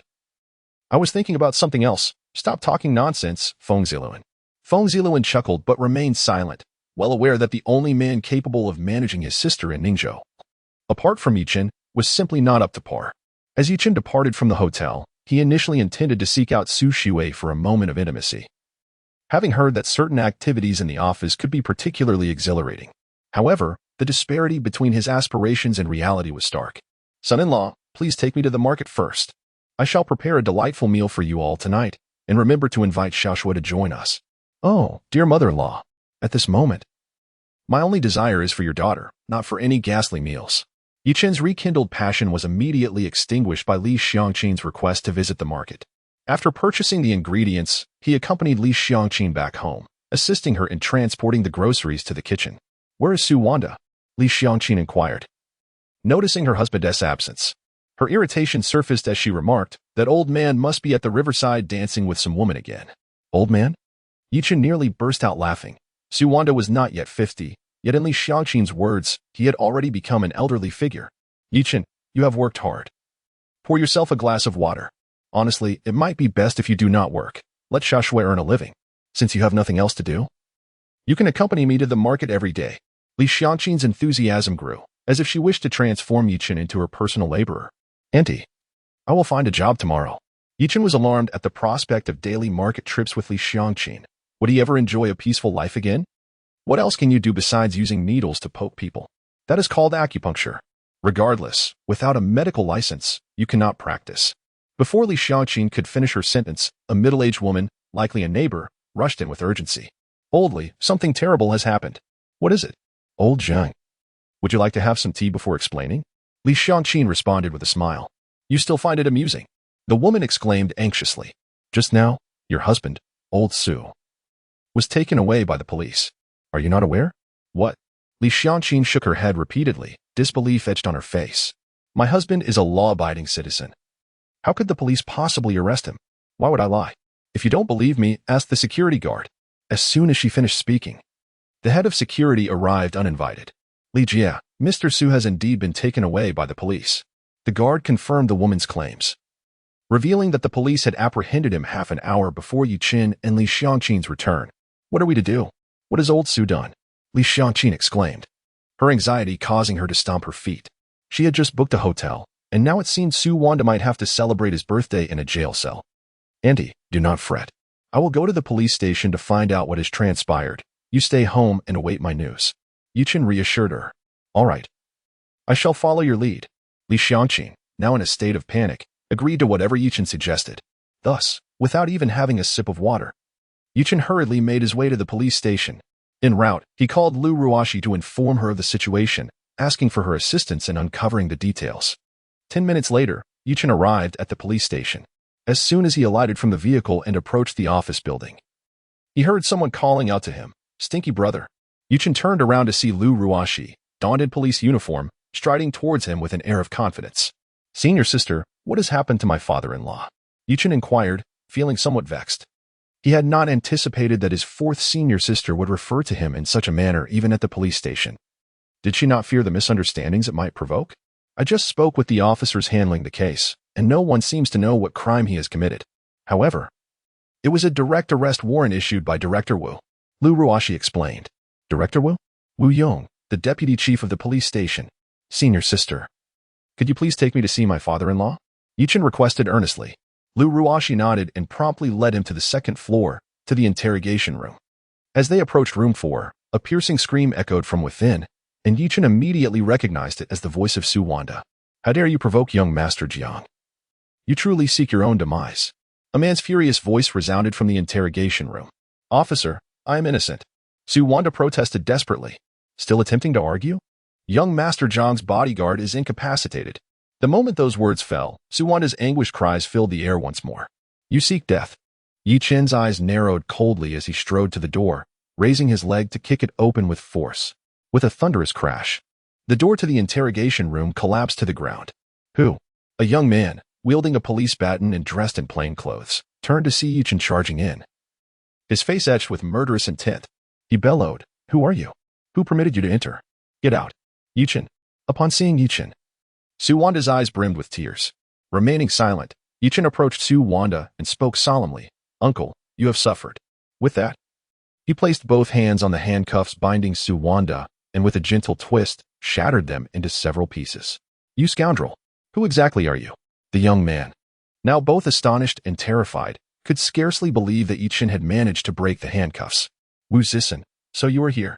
Lu Ruoxi entered just in time and, upon spotting the young man, exclaimed angrily, Who permitted you to conduct the interrogation? Did you obtain my consent? Team leader Lu? Wu Zixin, realizing Lu Ruoxi's presence, felt a wave of unease wash over him, yet he quickly regained his composure, adopting a disdainful expression. It was Director Wu who instructed me to interrogate this criminal. If you have any objections, take it up with my father. Indeed, Wu Zixin's father is none other than the deputy chief, Wu Yong. Therefore, he felt no fear in confronting his superior, Lu Ruoxi. Lu Ruoxi seethed with anger, yet given her recent transfer to Ningzhou and her still tenuous position, taking action against Wu Zixin was indeed a formidable challenge. Senior sister, I will take my father-in-law to the hospital, Yichen declared, casting a cold glance at Wu Zixin before adding, As for him, I expect a satisfactory explanation from the police. Otherwise, I shall employ my own means to seek justice for my father-in-law. Very well, junior brother, you may leave for now. Lu Ruoxi recognized Yichen's temperament and understood that his restraint in not taking action was already a significant display of self-control. Stop. Wu Zixin, relentless and unyielding, pointed an accusatory finger at Yichen, exclaiming, "Do you think this is your home? You come and go as you please. Get lost." Rage ignited within Yichen, and he was on the verge of retaliating when Wu Yong, alerted by the commotion, arrived with a group of people. "Dad, you're here." Wu Zixin's confidence surged upon seeing Wu Yong. Wu Yong's expression was dark, his triangular eyes gleaming with malice. Upon observing the damaged interrogation room door and the handcuffs scattered on the floor, he bellowed in fury, "How outrageous! To cause a disturbance in the police station. Seize these two at once." "Wait," Lu Ruoxi interjected, stepping forward with a furrowed brow. "Director Wu, it was Wu Zixin who tortured Mr. Su for a confession. It is not Yichen causing trouble." "Ah, so you are Yichen." Wu Yong's eyes lit up. Young Master Jiang had previously mentioned wanting his assistance in dealing with Yichen, and he had been contemplating a pretext to apprehend him, only to have the opportunity presented itself. "You know me?" Yichen was taken aback, recognizing the man before him as a familiar face. One that bore the unmistakable traits of a lackey, clearly not a man of integrity. "Humph, you've been stirring up trouble all over Ningzhou. I was just looking for you." "Cuff him." Wu Yong sneered. "Don't move," Lu Ruoxi exclaimed, her expression turning frantic upon seeing Wu Yong's intention towards her junior disciple. "Wu Yong, don't think your position gives you the right to act recklessly. I'll call Director Zhao right now." "You, Lu Ruoxi, you dare to defy me." Wu Yong's fury reached a boiling point. He was utterly astounded that Lu Ruoxi would confront him publicly. Unfazed by his rage, Lu Ruoxi promptly took out her phone and dialed Zhao Donglai, succinctly recounting the events that transpired in the interrogation room. "Director Zhao, Wu Zixin is torturing for a confession. I witnessed it with my own eyes." She openly disregarded Wu Yong's authority in front of everyone. Upon hearing this, the faces of the Wu father and son darkened. Lu Ruoxi was the first to openly report them in such a manner. "Junior disciple, you should wait before leaving. Director Zhao will be here shortly." Lu Ruoxi hung up, concerned that Yichen might lose his temper, and reassured him. "Indeed, if I truly wanted to leave, how could these rotten eggs and tomatoes possibly stop me?" Yichen remarked disdainfully, casting a dismissive glance at the Wu father and son. "You scoundrel! Who are you calling a rotten egg?" Wu Zixin, infuriated, perhaps emboldened by his father's presence, swung his baton towards Yichen's head without hesitation. "Yichen, watch out!" Su Wanda, unaware of Yichen's prowess, gasped in alarm. Yet Lu Ruoxi merely chuckled coldly. Wu Zixin was truly courting danger by attempting to strike her junior disciple. Yichen disdainfully curled his lip, sidestepping slightly, and with lightning speed, he gently tapped Wu Zixin's abdomen. "Stop." Just as Wu Zixin's attack missed, and he intended to continue, a commanding voice cut through the tension. Everyone turned to see Zhao Donglai striding towards them with a grim expression. "Director Zhao, this kid damaged the interrogation room door, and I was in the process of teaching him a lesson." Wu Zixin paused upon seeing Zhao Donglai, feeling somewhat guilty as he explained. "Kicking the door is not an excuse to resort to violence." Zhao Donglai, filled with indignation, was taken aback when he finally laid eyes on Yichen, the expert he had long yearned for. "Director Zhao, Wu Zixin was indeed a bit impulsive." Wu Yong remarked calmly, defending his son. "However, these two criminals exhibit violent tendencies. Wu Zixin's actions can be understood in light of confronting such ruthless individuals." Upon hearing this, Lu Ruoxi cast a disdainful glance at Wu Yong, pondering to herself that Wu Zixin resembled a more vicious criminal. "Mr. Yi, I did not expect to encounter you here." Zhao Donglai ignored Wu Yong and approached Yichen, eager to greet him. For days, he had contemplated ways to recruit Yichen into the police force, and encountering him at the station felt like a fortuitous coincidence. "Hello, Director Zhao." Yichen acknowledged with a nod. "Do you know each other?" Wu Zixin was taken aback. If this young man was an acquaintance of Director Zhao, how could he dare to deal with him? Last time, during the jewelry store robbery, it was all thanks to Mr. Yi. "You are not aware of this?" Zhao Donglai shot Wu Zixin a vexed glance. Could it be that this is the same young man? Wu Yong and his son were astonished. Though they were not present at the scene, they had heard tales of Yichen's formidable prowess, including his ability to catch bullets with his bare hands. Such feats, while seemingly incredible, were well known within the police precinct. "Director Zhao, it is fortunate you have arrived." Yichen casually glanced at Wu Zixin and stated, "This fellow has been torturing my father-in-law for information. What era are we in? How can the police force still harbor such scoundrels?" "You're talking nonsense. When have I ever tortured anyone?" Wu Zixin retorted, flustered and enraged. "Indeed, you are slandering law enforcement personnel. This matter is of a grave nature." Wu Yong exclaimed angrily. Director Zhao, this incident could have been minimized, but now it cannot be overlooked. I must hold him accountable. Director Zhao, perhaps you should temper your approach and not be overly aggressive. Zhao Donglai frowned. He was well aware of Wu Yong's character, having heard much about him. Although he held the position of second-in-command at the precinct, he had the backing of a powerful interest group, making his influence nearly equal to that of the chief.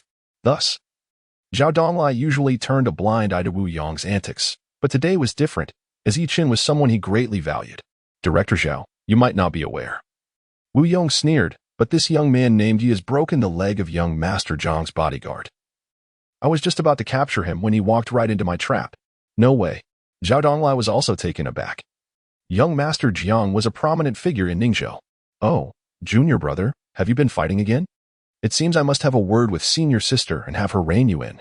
Lu Ruoxi frowned slightly at this, as she did not wish to one day find herself apprehending her beloved smelly younger brother.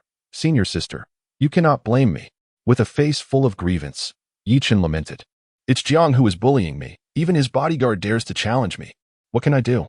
How outrageous. How dare he bully you? Lu Ruoxi exclaimed in indignation.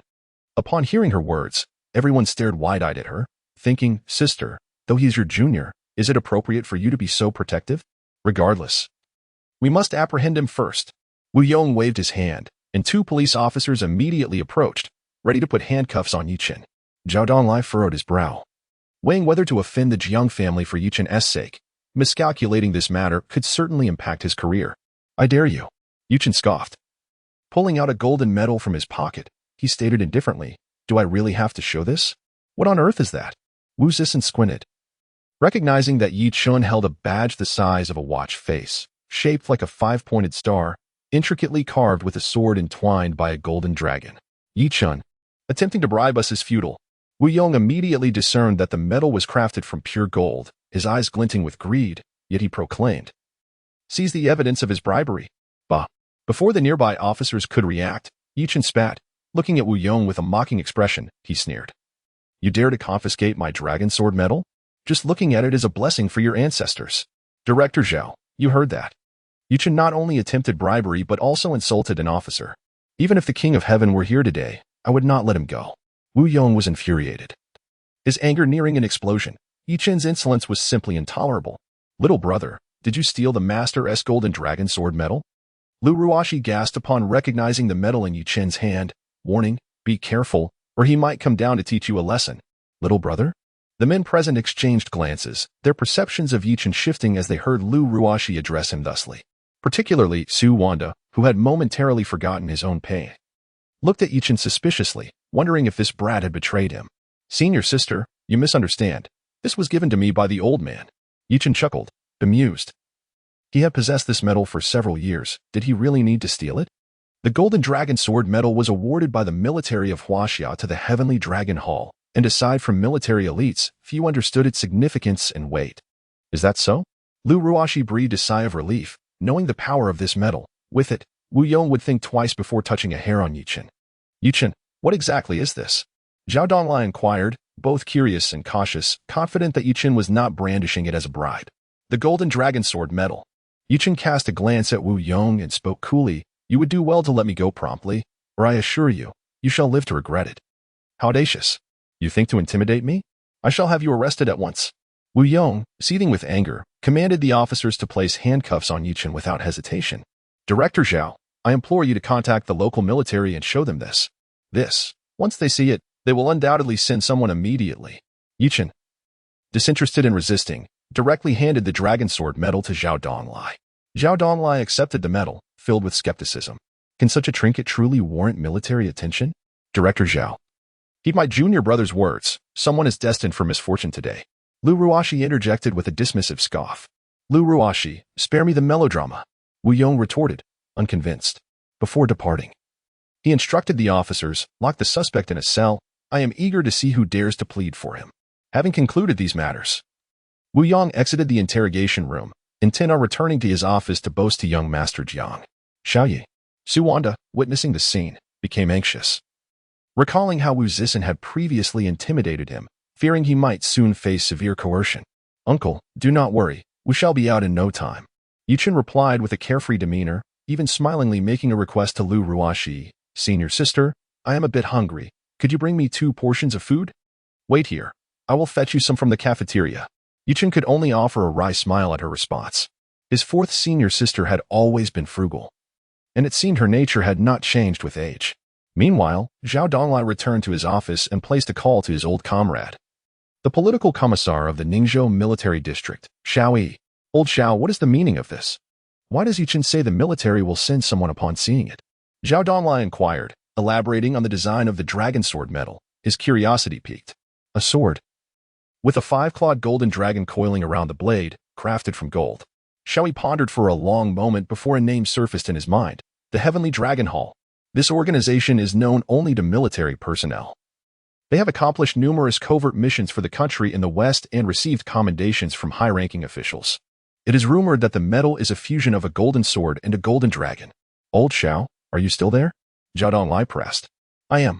Xiao Yi replied candidly. Donglai, you may have a significant figure coming to your precinct. Can you send me a photo of that medal? I have never seen it myself and must confirm with the leadership. All right, I will photograph it at once. Zhao Donglai responded, hastily taking a picture to send. Wait. Xiao Yi concluded, abruptly ending the call. Zhao Donglai stood up, lit a cigarette, and wandered anxiously around his office, his mind racing. Ever since he discovered that Yichen could catch bullets with his bare hands, he had suspected that the individual was far from ordinary. Now, it seemed his conjecture was indeed validated. Yichen appeared to be someone of considerable significance. After approximately 5 minutes, Zhao Donglai's phone rang. Upon seeing the caller ID, he hurriedly answered, inquiring, Old Xiao, how's it going? Old comrade. Xiao Yi's tone grew serious as he responded, to be frank, the other party is a significant figure. You haven't done anything to him, have you? No, Old Xiao, please don't scare me. Zhao Donglai couldn't help but swallow hard. Scare you? Our garrison has already set out. You must release him at once, or the consequences will be dire. What? Upon learning that the military had indeed mobilized, Zhao Donglai felt utterly despondent and quickly pleaded, Old Xiao, tell your men to return. This is a misunderstanding. What exactly is this medal? It feels akin to an ancient command token. And what can I do? This matter has escalated to the military district, even if I wish to intervene. It exceeds my authority. As for the Longjin medal, let me put it this way, whoever has offended him, even if he were to eliminate you, the military would ensure everything is settled. Xiao Yi candidly stated. Zhao Donglai's mind buzzed upon hearing these words. Although he had perceived Yichen as formidable, he had still underestimated this young man, who turned out to be exceedingly impressive. Ironically, he had been contemplating making Yichen his subordinate these past few days. Donglai, this matter must remain confidential. Do not publicize it, lest you attract trouble. Xiao Yi reminded him once more. All right, thank you, old comrade. I'll treat you to a drink another day. Zhao Donglai ended the call, sat behind his desk, and lit a cigarette, his mind racing. The ones who had offended Yichen were Wu Yong and his son. Seizing this opportunity to eliminate the bad apples in the bureau was quite advantageous. He would feign ignorance and wait for Wu Yong to stumble into the trap. At that moment, a female officer entered, reminding him, Director Zhao, aren't you going to eat? There is an extra meal at the bureau today, featuring large chicken legs. Almost forgetting, Zhao Donglai smacked his forehead. Yichen hadn't eaten yet, had he? With this thought, he sprang to his feet and swiftly left the office. The female officer stood momentarily stunned, thinking that Director Zhao was overly eager, worried he might miss out on the chicken leg at the cafeteria. Little did she know, Zhao Donglai had no intention of heading to the cafeteria. Instead, he made a beeline for the cell where Yichen and the others were held, intending to ask what they desired to eat and perhaps order takeout. Upon arriving at the cell, however, he was taken aback. There sat Yichen on a stone bed made of cement, holding a large chicken leg and devouring it with greasy delight. Beside him, Suwanda appeared to have little appetite, with several dishes laid before him hardly touched. Father-in-law, aren't you hungry? Should I help you finish some? After finishing his chicken leg, Yichen eyed Suwanda's braised chicken leg. Ah, go ahead and eat. I'm not in the mood. Suwanda sighed and cast a glance at Yichen, reflecting on the advantages of youth. Even confined in a cell, one could still possess such a hearty appetite. Junior brother, if you enjoy eating, I could fetch you a few chicken legs from the cafeteria, he offered. Lu Ruashi, bewildered, questioned whether the food in the bureau was truly that delectable. No need, Yichen replied, picking up a chicken leg from Suwanda's bowl and gesturing toward Lu Ruashi with a smile. Director Zhao has arrived. I believe I shall be leaving shortly. Upon hearing Director Zhao, Lu Ruoxi turned to see Zhao Donglai, who awkwardly smiled and instructed the guards to open the cell door. He stepped inside and respectfully returned the dragon sword medal to Yichen, stating, "Mr. Yi, the mistake lies with Wu Yong and his son. I shall ensure you receive a satisfactory resolution." "Thank you, Director Zhao," Yichen said as he accepted the medal and casually placed it on the edge of the bed. Zhao Donglai was taken aback. Could this medal truly possess the remarkable significance that old Zhao had claimed? Just then, Wu Yong and his son hurried in, flanked by two imposing officers. "Director Zhao? Director Wu, why are you here again?" Zhao Donglai frowned upon seeing Wu Yong, especially when he noticed the officers he had brought along, rumored to be former champions in martial arts and notoriously unfriendly during interrogations. Clearly, Wu Yong intended to show Yichen a harsh reality. "Am I not allowed to come?" Wu Yong retorted with a smirk. "The Jiang family is quite concerned about this case, and I am in charge of it. Do you have any objections, Director Zhao?" "Wu Yong, I advise you to know your limits. Do not end up harming yourself in the process," Zhao Donglai coldly warned. "That is of no concern to you, Director Zhao." "Xiao Wu, Xiao Wen, take them away and prepare for interrogation," Wu Yong commanded. "Understood, Director Wu." The two towering officers stepped forward, ready to act against Yichen. "This fellow is quite strong. Put 2 pairs of handcuffs on him." Wu Zixin glared at Yichen with malice. Zhao Donglai, hearing this, could not help but smirk. He was too apathetic to intervene. If Wu Yong and his son were seeking trouble, he would let them be. Yichen finished his last bite of chicken leg, accepted the napkin from Lu Ruoxi, and with a mocking expression, looked at Wu Zixin, saying, "Fool, is your name Wu Zixin? Quite an apt name. You certainly shall not have any descendants." "Scoundrel, what did you say? I dare you to repeat that." Wu Zixin shouted in fury, rolling up his sleeves, eager to take out his anger on Yichen. Wu Yong, equally enraged, felt that Yichen's words were a curse upon the Wu family. Failing to deal with this brat today would be a disgrace to the ancestors of the Wu clan. Just then, a panting officer rushed in, breathlessly announcing, "Director Zhao." "Director Wu, there are numerous military personnel outside." "What?" Wu Yong was momentarily stunned, instinctively asking, "What do the military personnel want here?" "They said they are looking for a Mr. Yi." The officer replied, "Dad, wasn't there a report about this some time ago? Some criminals impersonated military officers, attempting to rescue their accomplices captured by the police. I suspect this is the handiwork of Yichen," Wu Zixin declared through gritted teeth. "It is quite possible." Wu Yong, who had just been infuriated by Yichen, coldly remarked, "Son, take some men and investigate. If they are Yichen's accomplices, apprehend them together." "Understood." Wu Zixin was elated. In his view, there was no conceivable connection between Yichen and the military. It was undoubtedly a case of gang activity as reported in the news. "Director Zhao, you have witnessed it. A person like Yichen is heinously guilty, and he must be severely punished," Wu Yong said, casting a triumphant glance at Zhao Donglai. Zhao Donglai secretly rejoiced, never expecting Wu Yong to dig his own grave so thoroughly. It seemed even divine intervention could not save him this time. As they spoke, a hurried sound of footsteps echoed from outside, followed by a stern-looking man in military uniform entering, flanked by 2 dark-skinned soldiers with sidearms. "Halt! What do you intend to do?" Wu Zixin immediately barked. "Ningzhou Garrison, Guard Company, Captain Zhang Gang. I am here to escort Mr. Yi," the man declared. "Furthermore, the police must provide an explanation for Mr. Ye's detention to our military." Upon finishing, he produced a red booklet, his officer's identification, and briefly showed it to Wu Zixin. "Still seeking an explanation? How do we know you aren't an accomplice of Yichen, masquerading as a soldier?" Wu Zixin retorted sarcastically. "Son, stop talking. I'll make a phone call. Keep an eye on the prisoner." Wu Yong, seeing the officer's credentials, dared not act recklessly and stepped outside the holding room, intending to inquire about the situation personally. "Mind your language." Zhang Gang's expression immediately darkened upon hearing this, and he replied coldly, "If you don't believe me, you can verify." With that, Zhang Gang pushed past Wu Zixin and approached Yichen, saluting him with military precision.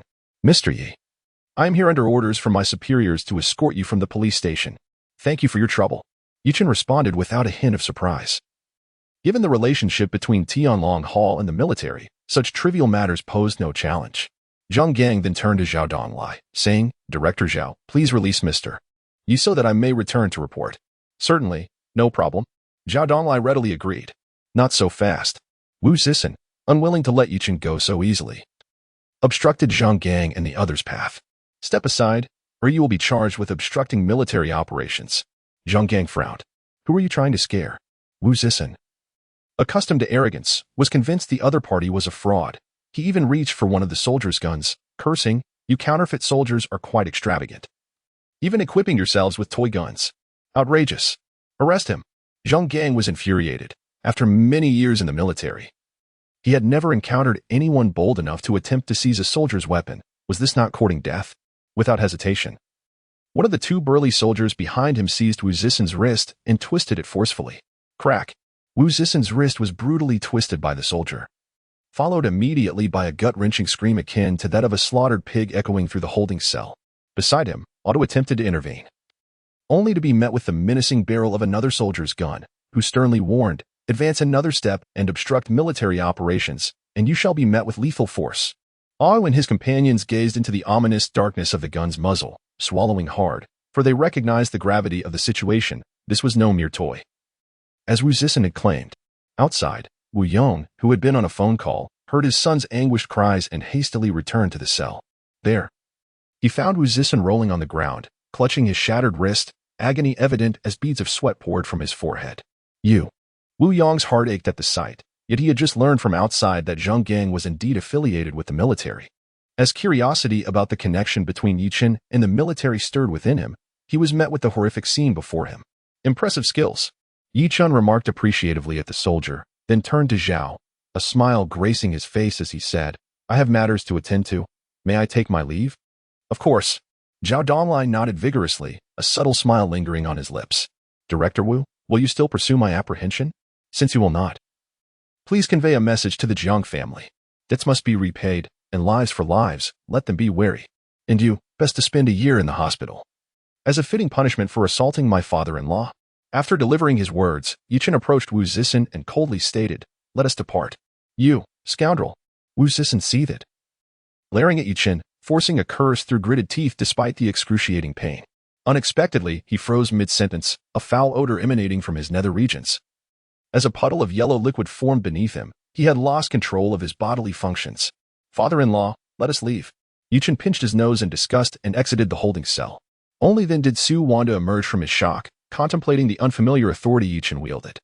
Why would the military support him? Who exactly was he? As they exited the cell, Lu Ruashi approached Yichen, playfully whispering, "Dear brother, how many acupoints did you strike on Wu Zixin? Just a little lesson for him. After all, he assaulted my father-in-law." Yichen replied with a nod. Previously, when Wu Zixin had struck him with a baton, Yichen had deftly targeted 3 acupoints, Qihai, Guanyuan, and Tianshu. For the next year, Wu Zixin would be best advised to remain indoors, lest he suffer further humiliations. "Director Zhao, I hope you will swiftly formulate a course of action. The military will continue to monitor this matter," Zhang Gang cautioned as he prepared to leave. "Rest assured, individuals of Wu Zixin's ilk will be decisively removed from the public security ranks," Zhao Donglai affirmed. "Thank you, Commander Zheng." Yichen smiled graciously. "Mr. Yi is too kind." Zhang Gang smiled faintly, pulling Yichen aside and whispering, "The higher-ups have entrusted me with a secret mission. The commander hopes that Mr. Yi can find time to visit the Southern Theater of Operations." "What for?" Yichen asked, momentarily taken aback. "I cannot say. I am merely conveying the message to you." "Very well. I shall go when I have the time," Yichen agreed, although he suspected he would likely forget. After bidding farewell to Yichen and Zhang Gang, Zhao Donglai returned to the detention room. As he approached, a foul stench assaulted his senses. Zhao Donglai pinched his nose in distaste and stepped inside. "Director Zhao, can you really bear to watch my son being bullied?" Wu Yong rushed over, his voice laced with anger upon seeing Zhao Donglai's return. "Your son dared to seize a soldier's weapon. He has brought this upon himself." Zhao Donglai replied coldly with a smirk. "Furthermore, Wu Zixin is unfit to remain in the police force. He need not come in tomorrow." "What?" Wu Zixin's face contorted with disbelief upon hearing of his dismissal. "If you refuse to comply, I will have no choice but to report your weapon theft." "It may not be merely a dismissal then," Zhao Donglai added, casting a sidelong glance at Wu Zixin. "Zhao Donglai, have you long wished to expel my son?" Wu Yong seethed through clenched teeth. "What do you think?" Zhao Donglai did not answer directly, instead offering a knowing smile before turning to leave. "You despicable schemer." Wu Yong fumed, nearly exploding with rage, especially since he had promised young Master Jiang to deal with Yichen that very night. In the end, not only had he failed to confront Yichen, but his own son had also been dismissed. "Dad, you must not let that go unpunished," Wu Zixin exclaimed, his emotions running high. And then, with a sudden noise, he lost control of himself. Son, please stop talking. The ambulance should arrive shortly. Wu Yong was bewildered. How had his son, seemingly well, ended up in such a state? In the southern district's Jia Garden, the Su family's villa, Li Xiangqin sat on the sofa, tears welling in her eyes, clutching a string of Buddhist beads untouched for a decade.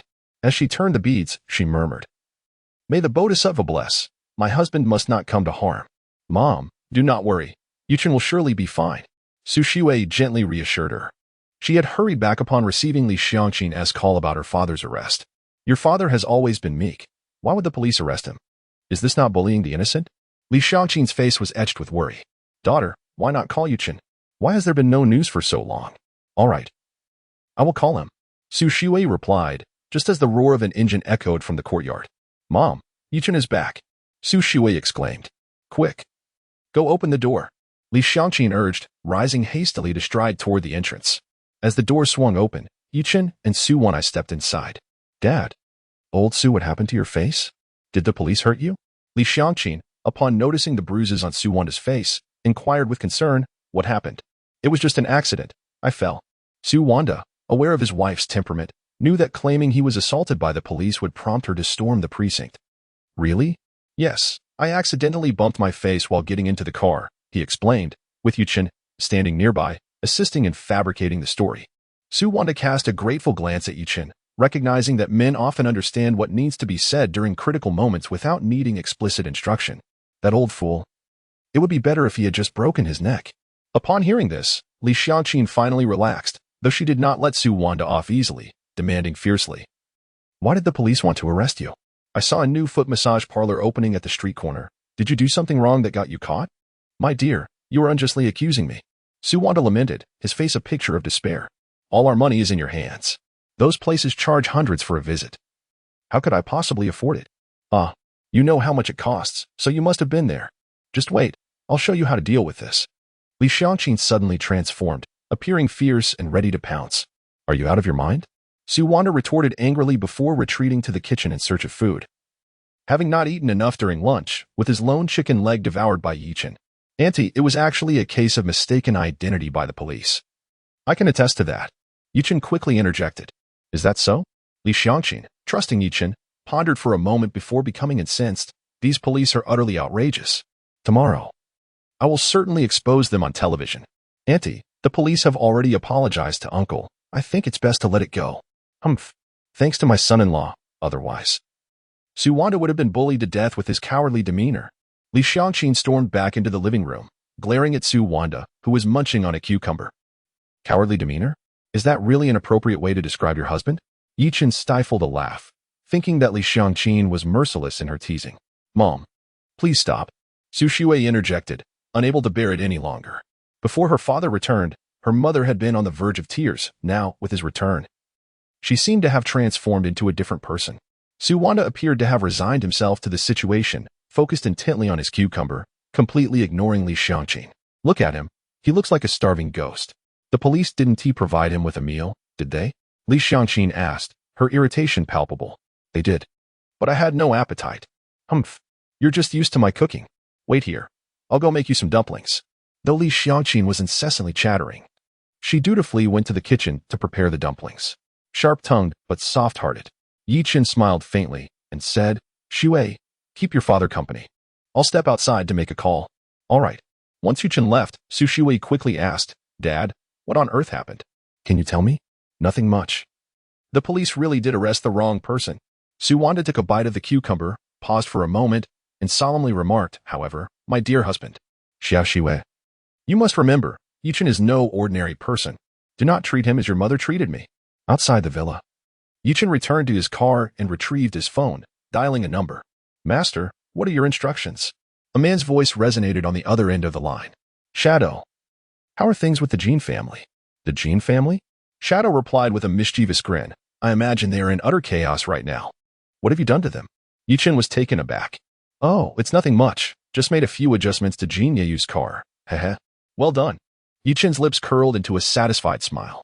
"While you're at it, please investigate which prominent figures the Jiang family is hosting for dinner in the next couple of days. And inform me as soon as you find out." "Understood." After a brief exchange, Yichen hung up the phone and returned to the villa.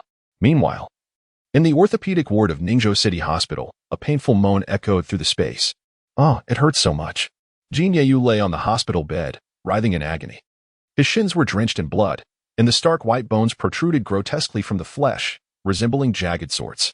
His face was smeared with blood, swollen like a pig's head, and his body was marred with injuries, making him appear like a grotesque blood-soaked gourd. Two nurses were diligently cleaning and disinfecting his wounds. While the Jin couple watched their son in despair, their anger directed at the doctors. What on earth happened? Will my son's legs ever heal? Why haven't you performed the surgery to set his bones? Jin Shan's eyes were bloodshot as he bellowed at the orthopedic director. "Mr. Jin, your son's injuries are too severe. We can only provide basic care for now.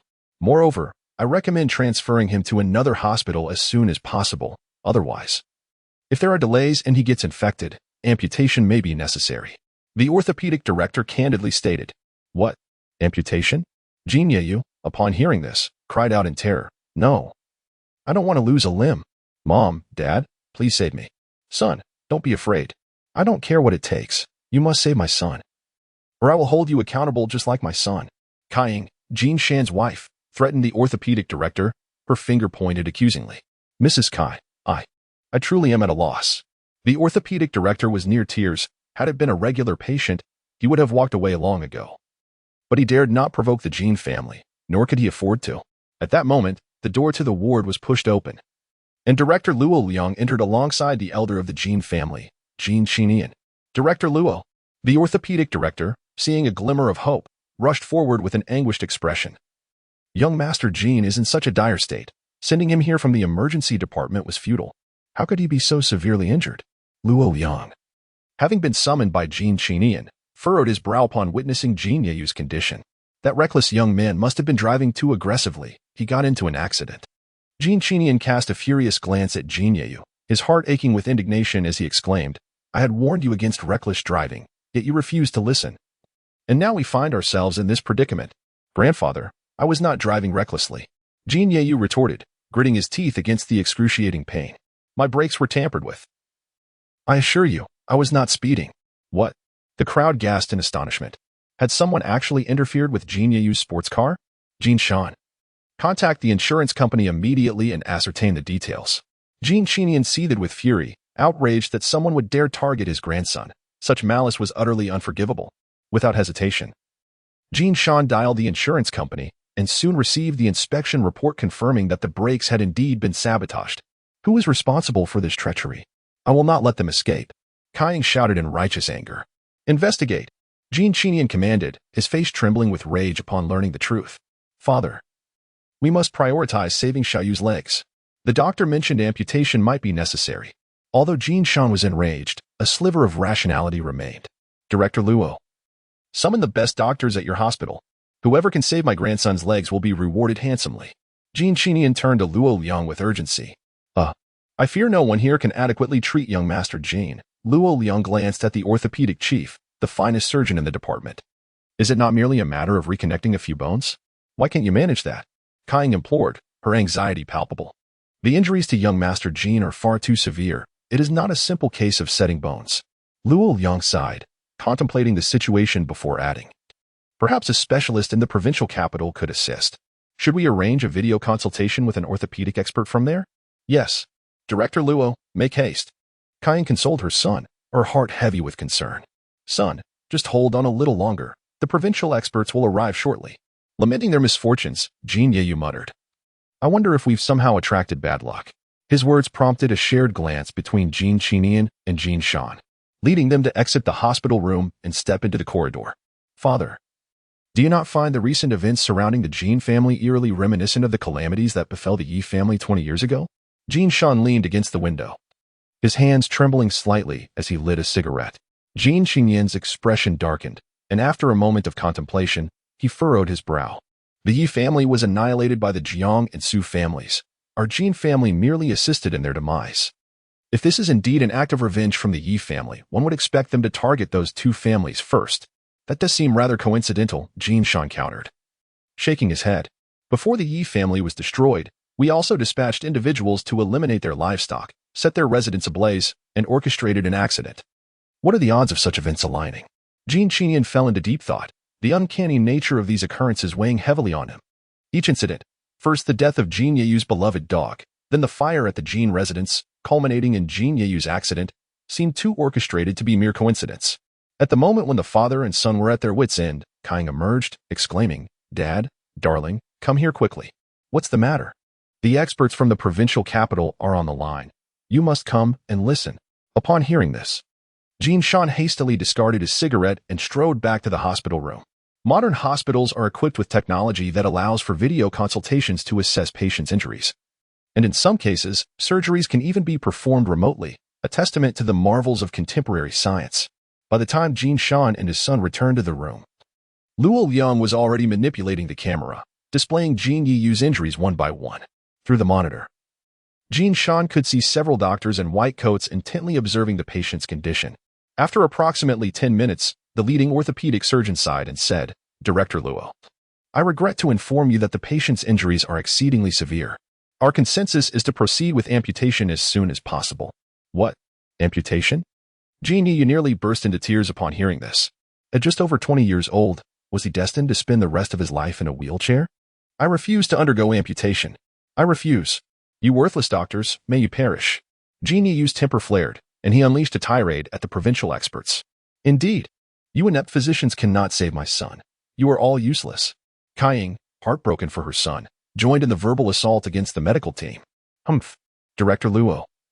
Do not connect us with just any patient in the future." The opposing team, maintaining their composure, promptly ended the video call. Luo Liang was infuriated.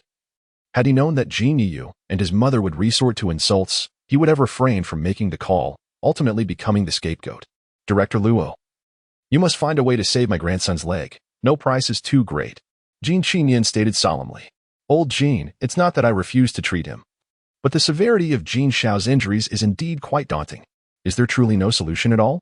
Yichen gritted his teeth. Luo Liang furrowed his brow, suddenly envisioning a figure in his mind. "Director Luo, do you have a solution? Speak up. The Jin family will certainly assist in any way." Yichen, desperate to save his son, urged Luo Liang, who hesitated. "There is someone who might be able to save Jin Shao, but I cannot guarantee his willingness to help."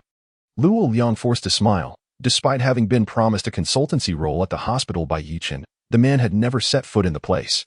"Unthinkable. Who is it? I shall have him brought here immediately," Yichen declared angrily. "Mr. Jin, should you proceed in such a manner, it is likely that Jin Shao will have no choice but to undergo amputation," Luo Liang warned. "Let us do this. As long as Director Luo can invite that esteemed individual, the Jin family will pay any amount," Yichen stated firmly. "Very well. I shall make an attempt." Luo Liang nodded and took out his phone to make the call. In the southern district's Jia Garden, at the Su family's villa, Yichen spent the afternoon helping Li Xiangqin in the kitchen, thoroughly immersed in the tasks of preparing food. "Son-in-law, you are remarkable. How did you remove those fish bones?" "Well, your carving skills are extraordinary." The kitchen echoed with the exclamations of Li Xiangqin.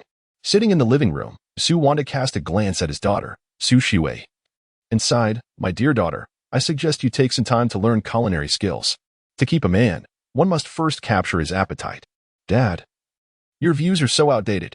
Su Shiwei, engrossed in a soap opera, was abruptly distracted by her father's unexpected commentary. "Don't dismiss my words, even in this advancing age. People still need to eat." "I'm ignoring you," Su Shiwei playfully retorted, turning away but secretly reaching for her phone to search for local cooking classes. At that moment, Yichen had just finished washing a stalk of celery when his phone rang. "Hello, who is this?" Yichen dried his hands and answered the call. "Mr. Yi, this is Luo Liang from the People's Hospital." "Oh, Director Luo, good day. What can I do for you?" "Well, there's a car accident victim in critical condition, and we are at our wits' end. We hope Mr. Yi can spare some time to take a look." Luo Liang spoke politely. "All right." Before Yichen could finish his sentence, a woman's voice erupted from the other end. "Tell him the injured party is from the Jin family. If Xiaoyu needs an amputation, I will break his legs myself." Luo Liang, startled, quickly covered his phone, but Yichen had already heard the distressing words. "Heh. A member of the Jin family, is it?" Yichen sneered. Mr. Yi, I sincerely apologize." Luo Liang stumbled over his words, unsure how to clarify. "No need for explanations, Director Luo. I will come over right away." Yichen's smile was cold. The countdown for revenge had begun. with the Jin family at the forefront. Thank you so much, Mr. Yi. I will arrange for someone to pick you up. There's no need. I can drive myself. With that, Yichen abruptly ended the call. He turned to inform Li Xiangqin of his departure, but she spoke first. Yichen, which school is Director Luo from? Not a school. He is the director of the People's Hospital. A patient needs me to take a look. You all enjoy your meal. Don't worry about me. Yichen replied with a smile. The director of a hospital? Li Xiaoqin's eyes sparkled with curiosity. Son-in-law, return quickly. I will save some food for you. By the way, can you ask the director if we could get a discount next time we visit the hospital? A discount at the hospital? Yichen was speechless, thinking to himself. Do you think this is a shopping trip, where you can haggle over the price of a dress? Xiaoshui, uncle is stepping out for a bit. I'll be back later. Where are you going? To the hospital. Yichen did not elaborate further and swiftly left the villa. Mom, why is Yichen going to the hospital? Su Shui, unable to query Yichen, turned to Li Xiangqin instead. Dear child, your husband is a miraculous doctor, of course. He is going to save lives. Li Xiangqin gazed at Yichen with the fondness of a mother-in-law admiring her son-in-law, her affection growing deeper. However, upon noticing Su Wanda lounging on the sofa, idly picking at his toes, her expression darkened, and she reprimanded Su Wanda. Do not sit there like a lord waiting for a meal. Go inside and peel the potatoes for me. All right. Su Wanda withdrew his hand from his foot, inhaling its odor with a look of contentment. How revolting. Daughter, ensure that Yichen does not take after your father. What peculiar hobbies these men have. Li Xiangqin remarked with evident disdain. Su Shui cast a sympathetic glance at her father, recalling that in the Basha region, there exists a type of man known as a subservient husband, and it was apparent her father fit this description perfectly. Meanwhile, the Jin family awaited anxiously. Director Luo, why has that man named you arrived yet? This delay is jeopardizing my son's condition. Who will take responsibility? Jin Shan fumed. Mr. Jin, let us be patient a while longer, Luo Liang replied, feeling exasperated, knowing that Yichen was not someone who could simply appear at will. Mom, it hurts so much. At that moment, Jin Yeyu was wailing on the hospital bed, causing Kaiying to feel a pang of sympathy. She quickly instructed the doctor to administer more Dilaudid to her son. This, Ms. Kai, we cannot administer Dilaudid so frequently. Enough of your nonsense. If you don't give him the injection, I will have someone break your legs to see how well you endure without it. Kaiying shouted furiously at the orthopedic chief. The orthopedic chief was at a loss for words. And just as he was about to instruct his staff to continue administering Dilaudid, the door swung open, revealing a figure before everyone. Mr. Yi, you have finally arrived. Luo Liang hurried over, feeling equally fed up with the Jin family's unreasonable demands. Hello, Director Luo. Yichen greeted with a faint smile. Scanning the room before his gaze settled on the bedridden Jin Yeyu. Seeing Yichen, Jin Yeyu was momentarily taken aback before exclaiming, What the hell? How can it be you? And why not? Yichen replied, a mischievous glint in his eyes. Son, do you know this person? Kaiying was also startled. Initially questioning Luo Liang's decision to enlist such a young doctor for her son, only to discover that her son was familiar with him. He is Yichen. Jin Yeyu gritted his teeth in hatred, his injury momentarily forgotten, highlighting the extent of his disdain for Yichen. What? You are Yichen? The Jin family collectively furrowed their brows, having heard of Yichen before, yet astonished to encounter him in this setting. You, what are you doing here? Jin Shan regarded Yichen with suspicion. Yichen did not respond directly to Jin Shan, instead gesturing towards Jin Yeyu's bloody legs, stating coolly, the injuries are severe. The hospital might suggest amputation, which is likely why I was summoned. Can you heal my grandson? Jin Qinian, the cunning elder, inquired anxiously upon hearing Yichen's words. Indeed, I can certainly cure him. Yichen nodded slightly, but then shifted the topic, stating nonchalantly, but why should I assist him? Father, this lad is merely here to amuse himself at our expense. Kaiying pointed at Yichen, her face flushed with anger, and retorted, do not be so arrogant. Once my son recovers, you shall see how I deal with you. Your son's leg will not heal. Yichen scoffed coldly. Those of the Yi family should not presume that you are the only physician skilled in bone setting in Ning City. Jin Shan exclaimed in frustration, I will summon doctor. Son, right now, I cannot entrust my treatment to you. You intend to seek son Changsheng? Yichen regarded Jin Shan with a mocking expression. He will not come. And besides, old son is not adept at bone setting. Naturally, Jin Shan was skeptical. He retrieved his phone and promptly contacted son Changsheng. In no time, the call was connected. Doctor Sun, you must assist my son. I will reward you handsomely if you can cure him. Jin Shan implored. Upon hearing the mention of bone setting, Sun Changsheng hesitated. However, A figure suddenly flashed through his mind, and he replied, Mr. Jin, your son's injury is severe, and bone setting is not my forte. Allow me to give you my master's contact. His skills in bone setting are extraordinary and can surely heal your son. That would be splendid. Jin Shan exclaimed with delight. Recognizing that anyone who could be Dr. Sun's master must certainly be an esteemed healer. My master's name is Yichen, and his number is. Upon hearing the name Yichen, Jin Shan felt as though he had been struck by lightning, momentarily stunned. Mr. Jin, are you still there? Sun Changxing inquired from the other end of the line. Yes. Thank you, Dr. Sun. I shall contact your master immediately. Jin Shan hesitated for a moment before hanging up and dialing the number provided by Sun Changxing. The hospital room was soon filled with the ringing of six-fingered zither demon. Is it really you? Jin Shan gazed at Yichen in shock. How could that old son give my number to anyone so casually? Yichen shrugged in disdain. Jin Shan ended the call, his expression darkening. Just then, Jin Yeyu let out a scream akin to a slaughtered pig. It hurts so much. Father, quickly let that you fellow set my leg. Jin Yeyu, in excruciating pain, recalled by Yichen mentioning that Yichen was a doctor, and in his desperation, he could care less about the ramifications. In another half hour, if his leg bones are not aligned, even a deity could not remedy the situation. Yichen pointed at Jin Yeyu, speaking with an air of indifference. What? Jin Chinian was horrified upon hearing this, turning to look at Luo Liang. Luo Liang nodded, sighed, and said, Old Jin, only Mr. Yi can afford to delay for half an hour. Had it been us, or even an orthopedic specialist from the province, they would have recommended amputation by now. Yichen, if you can heal my son, I will grant you anything you desire. Jin Shan was frantic. He could not bear to witness his only son becoming crippled. Indeed, Jin Chinian also nodded in agreement, declaring, as long as you can cure my grandson, you shall be a friend of the Jin family in Ningzhou, and I will ensure your prosperity. Anything at all? Jin Shan vowed. I never go back on my word. Very well, what if I demand your life? Yichen scoffed.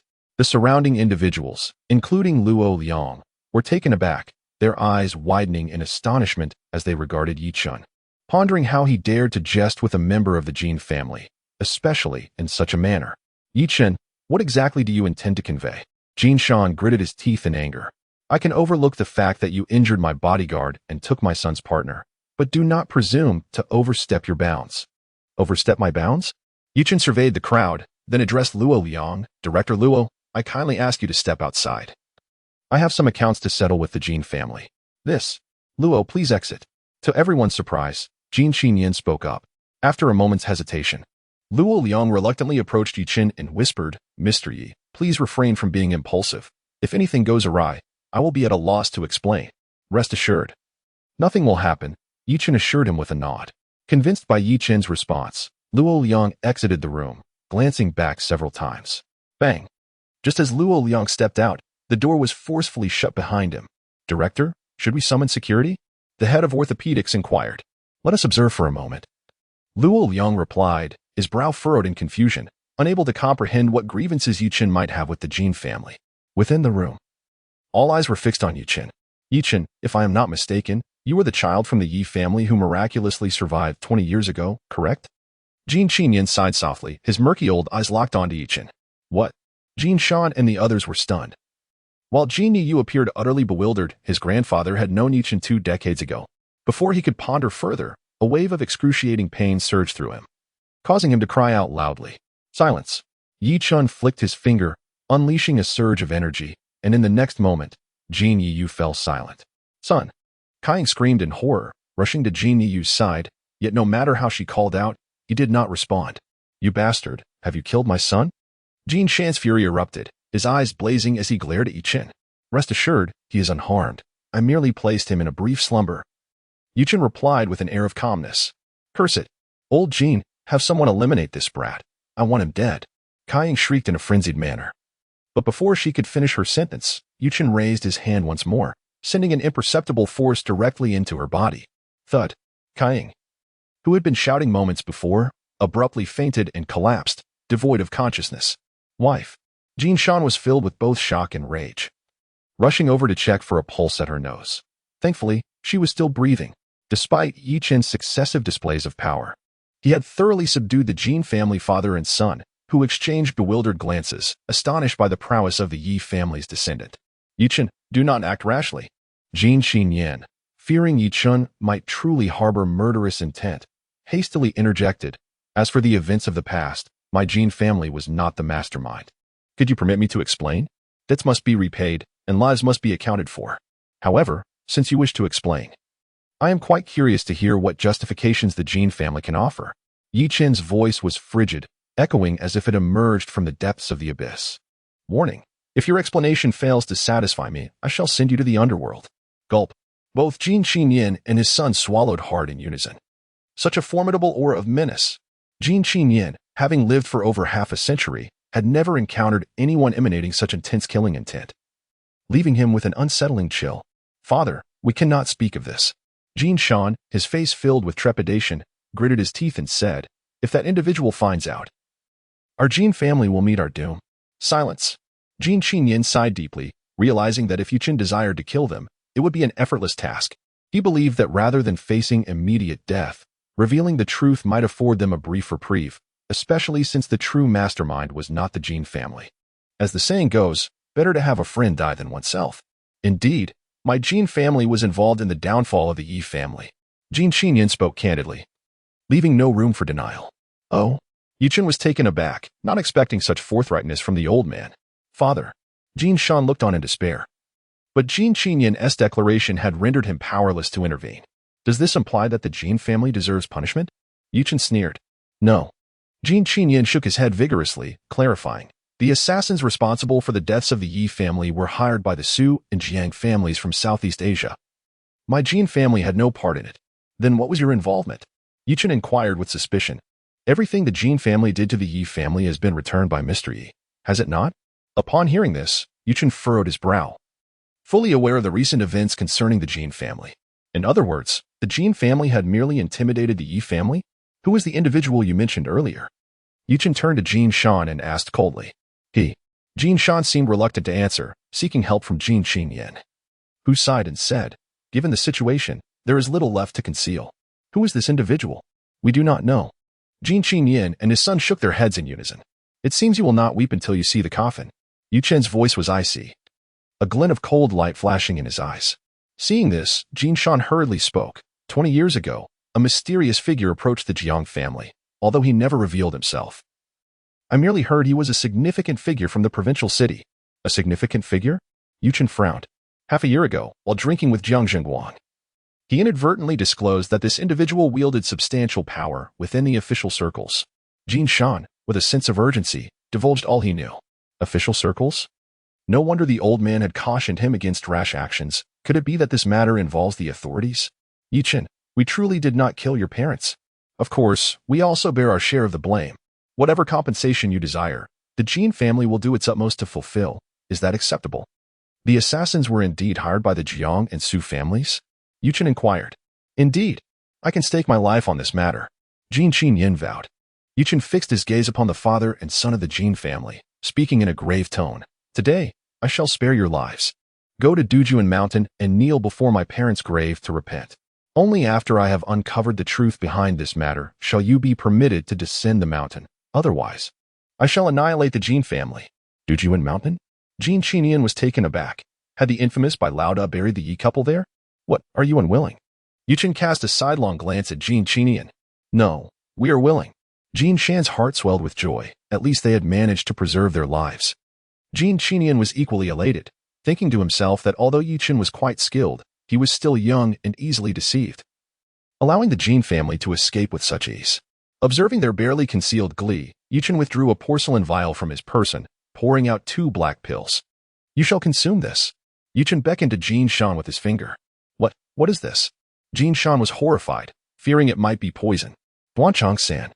Yichen revealed bluntly, stating, "If you do not procure the antidote within 7 days, you shall meet a gruesome end." "Ah?" Yichen was petrified, quickly turning to Yichen for help. "You little rascal, why are you looking at me?" Yichen hastily stepped aside, alarmed. "I shall count to 3. If you do not eat it, you may as well perish. 3, 2. As Yichen spoke, he raised his hand, causing Yichen to panic and hastily take the Duanchang-san into his mouth. "I am beginning to believe that the Jin family did not send anyone to murder my parents." Yichen scoffed, realizing that the members of the Jin family were spineless. It would indeed be a challenge to compel them to commit murder. With one pill remaining, Yichen was left in a daze. Yet, unexpectedly, Yichen did not compel him to consume it. Instead, he approached the sickbed and gently pressed on Jinyeyu's chest. Jinyeyu, who had previously been unconscious, instantly opened his eyes, only to be greeted by a wave of intense pain that elicited a series of agonizing screams. Seizing the moment, Yichen tossed the pill into Jinyeyu's mouth. Jinyeyu was momentarily stunned, but by the time he realized what had happened, the pill had already descended into his stomach. "You scoundrel, what have you made me ingest?" Jinyeyu glared at Yichen, his face contorted in rage. "Silence. I am now going to mend your broken leg. Are you truly so benevolent? You shall soon find out." A smirk played upon Yichen's lips. Without allowing anyone a moment to comprehend, he swiftly grasped one of Jinyeyu's fractured legs, bending and twisting it with a simplicity that was both brutal and efficient. A sickening crack echoed through the air, followed by Jinyeyu's anguished scream, as Yichen miraculously reconnected the leg. Yet, none noticed the faint white glow emanating from Yichen's hands. Jinyeyu emitted a howl akin to that of a husky, the pain overwhelming him to the point he struggled to breathe. "Why the commotion? You still have another leg." Yichen grinned, repeating the previous procedure. This time, however, Jinyeyu remained eerily silent, succumbing to the pain and fainting, thus sparing himself from further suffering. "Son." Jinshan fainted upon seeing his son once more. His heart nearly shattered. Yichen disassembled his son's body as though he were a mere robot, administering no anesthetic whatsoever. Is there truly such a brutal doctor in this world? Nevertheless, it must be noted that Jinyeyu's legs were indeed reattached. Yichen, after cleansing his hands with alcohol, turned to the Jin family and instructed, "You should have Luo Yuan apply a cast for him shortly. In 2 days, he will be able to use crutches." "Is that true?" Jin Qinyan exclaimed with immense joy. "But, Yichen, why are you helping Xiaoyu?" Jinshan inquired, equally perplexed. Yichen had always regarded the Jin family as adversaries. Why would he selflessly assist Jinyeyu in this manner? "Need I even say it?" Yichen retorted, rolling his eyes in exasperation. "I have stated that the Jin family must kneel before my parents' grave in repentance. How could this fellow kneel if he is amputated? Damn it." Jinshan nearly cursed aloud. It dawned on him that Yichen had reattached his son's leg bones solely to compel his son to kneel. However, given that his son's legs could indeed be reattached, it was better than any alternative. "I shall take my leave. I will visit Dujuan Mountain in 2 days. As Yichen reached the door, propping a hand against the wall, he turned back with a cold smile and warned, "I advise you not to harbor any ulterior motives. Otherwise, I assure you that the Jin family will be utterly annihilated." With that, Yichen strode out of the hospital room. Once he departed, the Jin father and son exchanged glances. Jin Qinyan gritted his teeth and declared, "This insolent brat. He dares to bully the Jin family. It appears I must confer with the Jiang family about eliminating this scoundrel." The instinct for self-preservation rendered Jin Qinyan a coward before Yichen. But once the latter was gone, the old man's demeanor shifted entirely. "Dad, look at the wall," Jinshan exclaimed, his eyes wide as he stepped forward, pointing at the wall where Yichen had rested his hand. "What is wrong with the wall?" Jin Qinyan, slightly myopic, approached and was taken aback by what he saw. There, imprinted on the wall, was a distinct handprint. "Dad, Yichen is a master." Jinshan's expression turned grave. He immediately pulled out his phone and dialed a number, saying, "Gang Z, come up here." A moment later, the door swung open to reveal a robust man clad in black. "Mr. Jin, how may I assist you?" Observe the handprint on the wall. "What can you deduce about this person's abilities?" Jinshan queried solemnly. The man in black followed Jinshan's finger and gasped in astonishment. "A master of Qi energy? What do you mean by a master of Qi energy? Speak plainly." Jinshan frowned. Gang Z was a martial monk he had hired at great expense from the Shaolin Temple, renowned for his formidable skills, though his speech was often difficult to comprehend. "Mr. Jin, martial arts masters are categorized into 3 types, Ming Jin, and Qi Jin. A Qi Jin practitioner can pluck leaves and harm others from 10 paces away. They are undoubtedly top-tier masters," Gang Z explained. "And what about you?" "To my shame, I have trained at Shaolin for over a decade. Yet I am still at the Ming Jin stage," Gang Z admitted, his face flushing red. "What is the disparity between you and a Qi Jin master?" Jin Qinyan inquired with curiosity. "The difference? The disparity can only be described as vast. If I were to encounter the owner of that palm, he would assuredly take my life within 3 moves. Upon hearing this, Jin Qinyan's expression darkened instantly. "Father, what shall we do?" Jinshan was equally taken aback. A master like Yichen would never resort to a mere deception with fake poison. The Duanchang sin must indeed be genuine. Heaven's will. Jin Chinian seemed to age significantly in that moment. After a brief silence, he squinted his weary eyes and declared, "Let us go to Dujuan Mountain. However, we cannot remain passive. Spread the news of the Yi family's return to Ningzhou and see how the Jiang and Su families respond." "Father, do you mean to use others to eliminate him?" Jin Shan was anxious, for he still possessed a dose of Duanchang San himself. If the Jiang and Su families were to kill Yichen, would he not be doomed? It is the only way. Otherwise, the Jin family stands no chance against this young man. Jin Chinian sighed helplessly. The recent calamities befalling the Jin family merely confirmed one truth. Yichen could easily annihilate the Jin family. At that moment, Luo Liang returned to the hospital room and, upon learning that Jin Yeyu's leg had been successfully set, he was eager to witness the miraculous bone-setting technique of Yichen. Once again, Luo Liang was astounded. "Incredible!" the orthopedic chief exclaimed, witnessing such a severe injury being healed, truly unfathomable. "Director Luo, has my son's leg truly recovered?" "Of course. Mr. Ye's bone-setting skills are extraordinary. Once the cast is applied, Jin Xiao will be able to walk again in no time." "Isn't it said that healing bones takes 100 days? Jin Shan inquired. "I cannot say for certain, but if Dr. Yi says he can walk, then he certainly can," Luo Liang replied without hesitation. Meanwhile, Yichen drove back home. "Son-in-law, you're back," Li Xiangqin exclaimed joyfully upon seeing Yichen, her face beaming with delight. "You must be exhausted. I've saved you some food, so hurry in and eat." "Thank you, Auntie." "Oh, silly boy, just call me Mom instead," Li Xiangqin smiled. Yichen found himself at a loss for words. It had been many years since he had uttered the terms father and mother, and he found himself unable to speak them now. "Yichen, eat quickly. After we finish, we'll return home." Su Shui urged. "Return home? Is this not your home? You've only been married for a few days, and already you wish to abandon it?" Li Xiangqin scolded. Su Shui was speechless, yet that was not her intention at all. Yichen smiled faintly as he entered the kitchen and saw the meal left for him. His heart warmed at the long-lost feeling of home. Though Li Xiangqin could be sharp-tongued, she treated him quite well, leaving him dishes of lamb kidneys, garlic chives, and oysters, foods known for their invigorating properties. After finishing his meal, Yichen returned to the living room, only to find Li Xiangqin seated on the sofa with a sullen expression, while Su Shui and Su Wandai remained silent, creating a rather strange atmosphere. "Wife, what is the matter?" Yichen approached and took a seat beside Su Shui, casually wrapping his arm around her slender waist, which felt delightfully soft to the touch. Moments ago, Grandma had called, saying. Su Shui hesitated, turning to Li Xiangqin. "Aunt, is the Su family planning to replace Shui?" Yichen furrowed his brows. "It's even more outrageous than that." Li Xiangqin's face contorted with anger as she gritted her teeth. "Son-in-law, you must judge for yourself whether the old lady is being excessively unreasonable."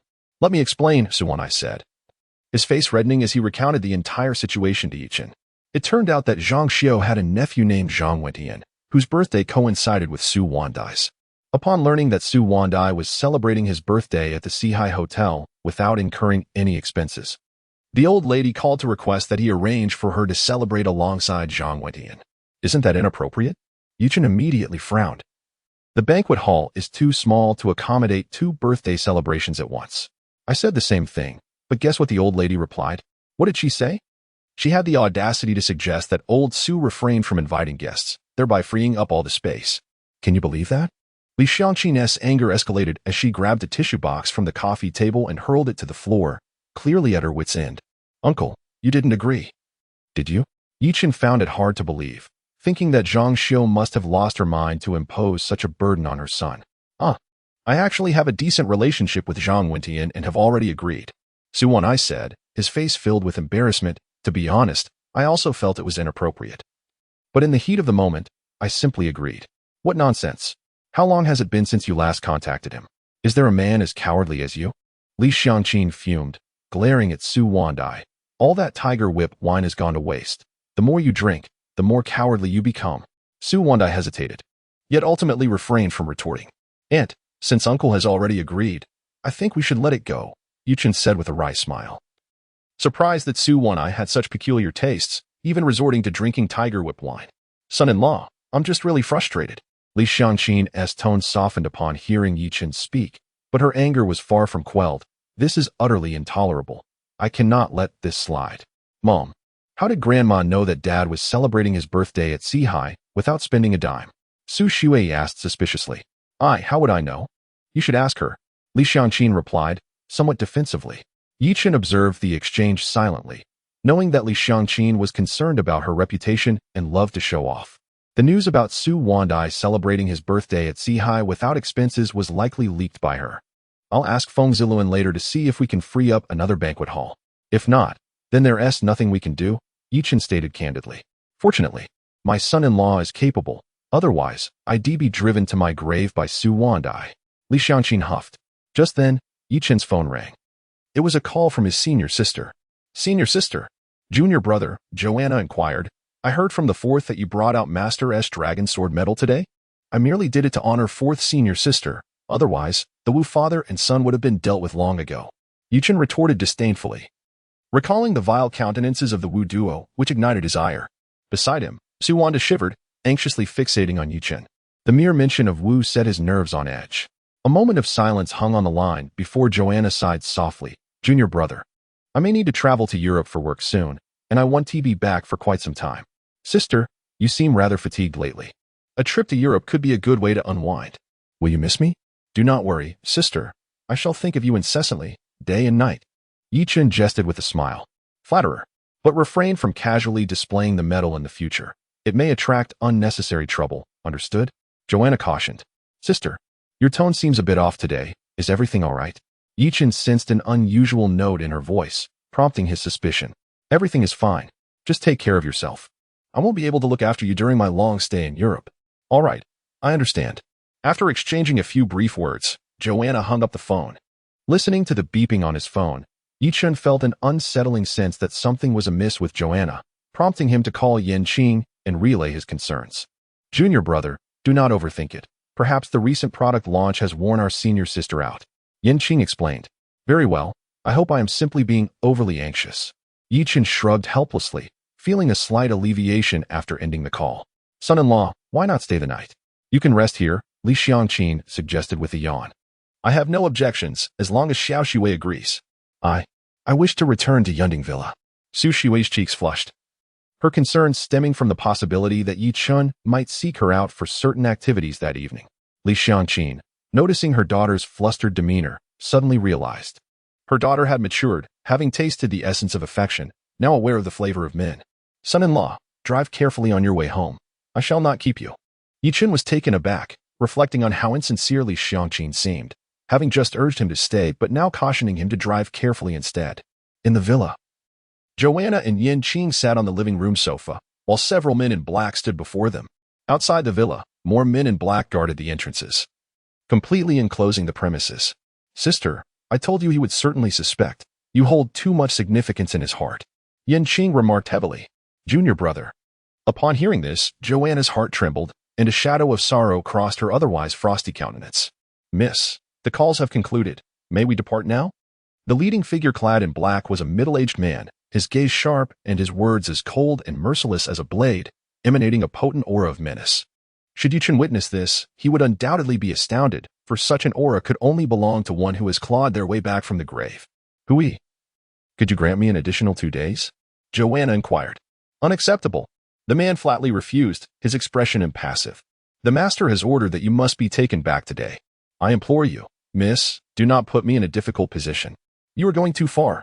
Yanqing could no longer contain herself, pointing an accusatory finger at the man in indignation. My senior sister is your master. By what right do you threaten her? Impudent. The man abruptly turned his head, his piercing gaze striking Yanqing like a sword. In an instant, an invisible pressure bore down upon her, as if a weight of 1,000 pounds pressed upon her, rendering her breathless. Hui, cease this at once. Joanna exclaimed in alarm. Only then did the man relent, retracting his penetrating gaze, and with a cold snort, he cautioned. Were it not for the young lady's presence, this would be your end today. Yanqing clenched her teeth, casting a furious glance at the man, compelled to admit the overwhelming power he possessed. I will accompany you. Do not trouble my junior sister. Joanna sighed softly, realizing from the moment she encountered Hui that there was no retreat for her. Senior sister, how can I explain this to our junior brother if you leave? Yanqing exclaimed in urgency, her frustration palpable. I will call our third junior sister immediately. I I refuse to believe they would dare oppose the martial alliance. Humph. What is a mere martial alliance? The man scoffed dismissively. Joanna quickly intervened, shaking her head. Do not involve our third junior sister. Senior sister, where will he take you? Yichen cried in desperation. To the capital. Hui, may I speak with my junior sister for a moment before you take me? Joanna asked calmly. Very well. The man hesitated briefly before leading his companions out of the parlor. Once he departed, Joanna revealed her background to Yichen.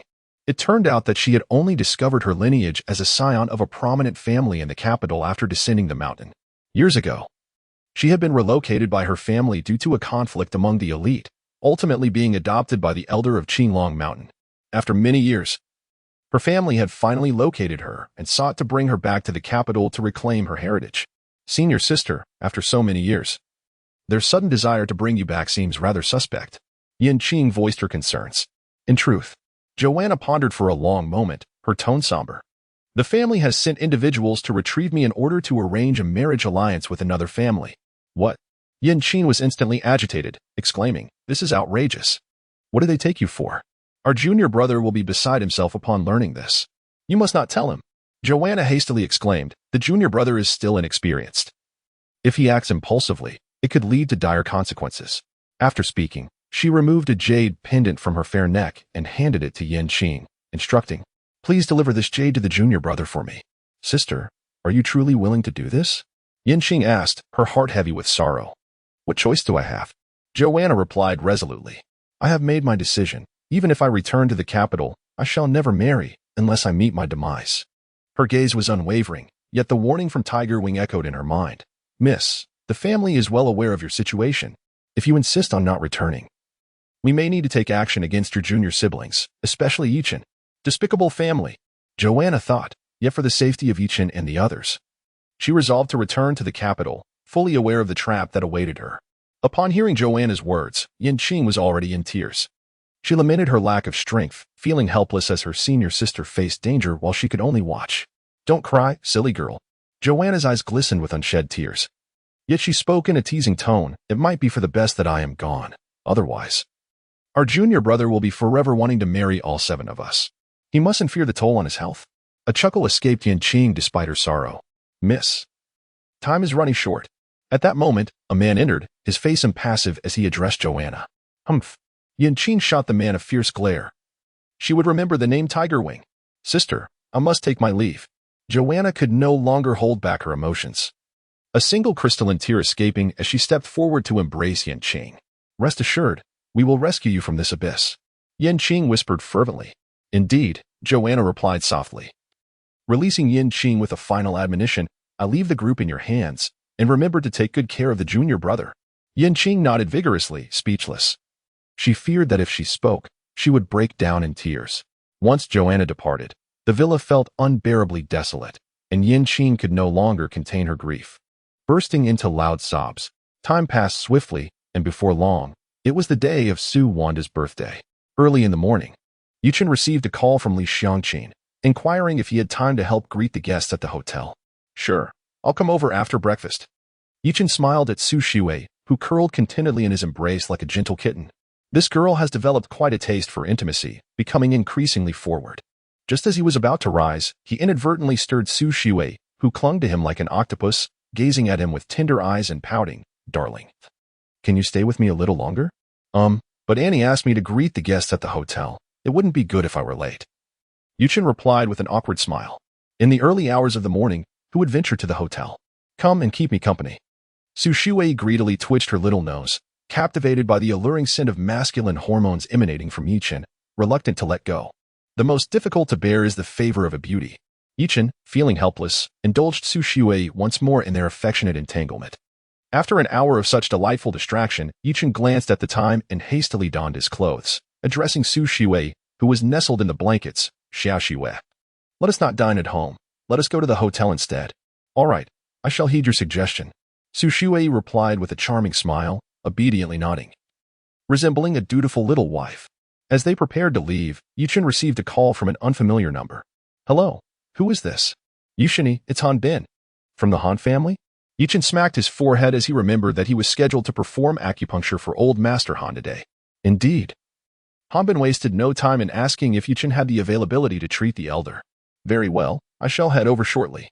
As a healer, one must never disappoint, for failing to do so would not only tarnish one's reputation but also delay the treatment of a patient. After ending the call, Yichen, with a face full of regret, informed Su Shui that she would have to go to the hotel alone. Yichen, where are you off to?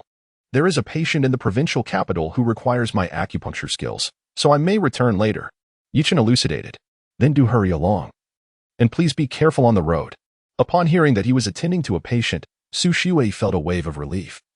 Having once been on the brink of death herself, she understood the profound expectations patients place upon their doctors. Yichen nodded, climbed into his car, and set off towards the provincial capital. Returning to the provincial capital, Yichen's mindset had shifted.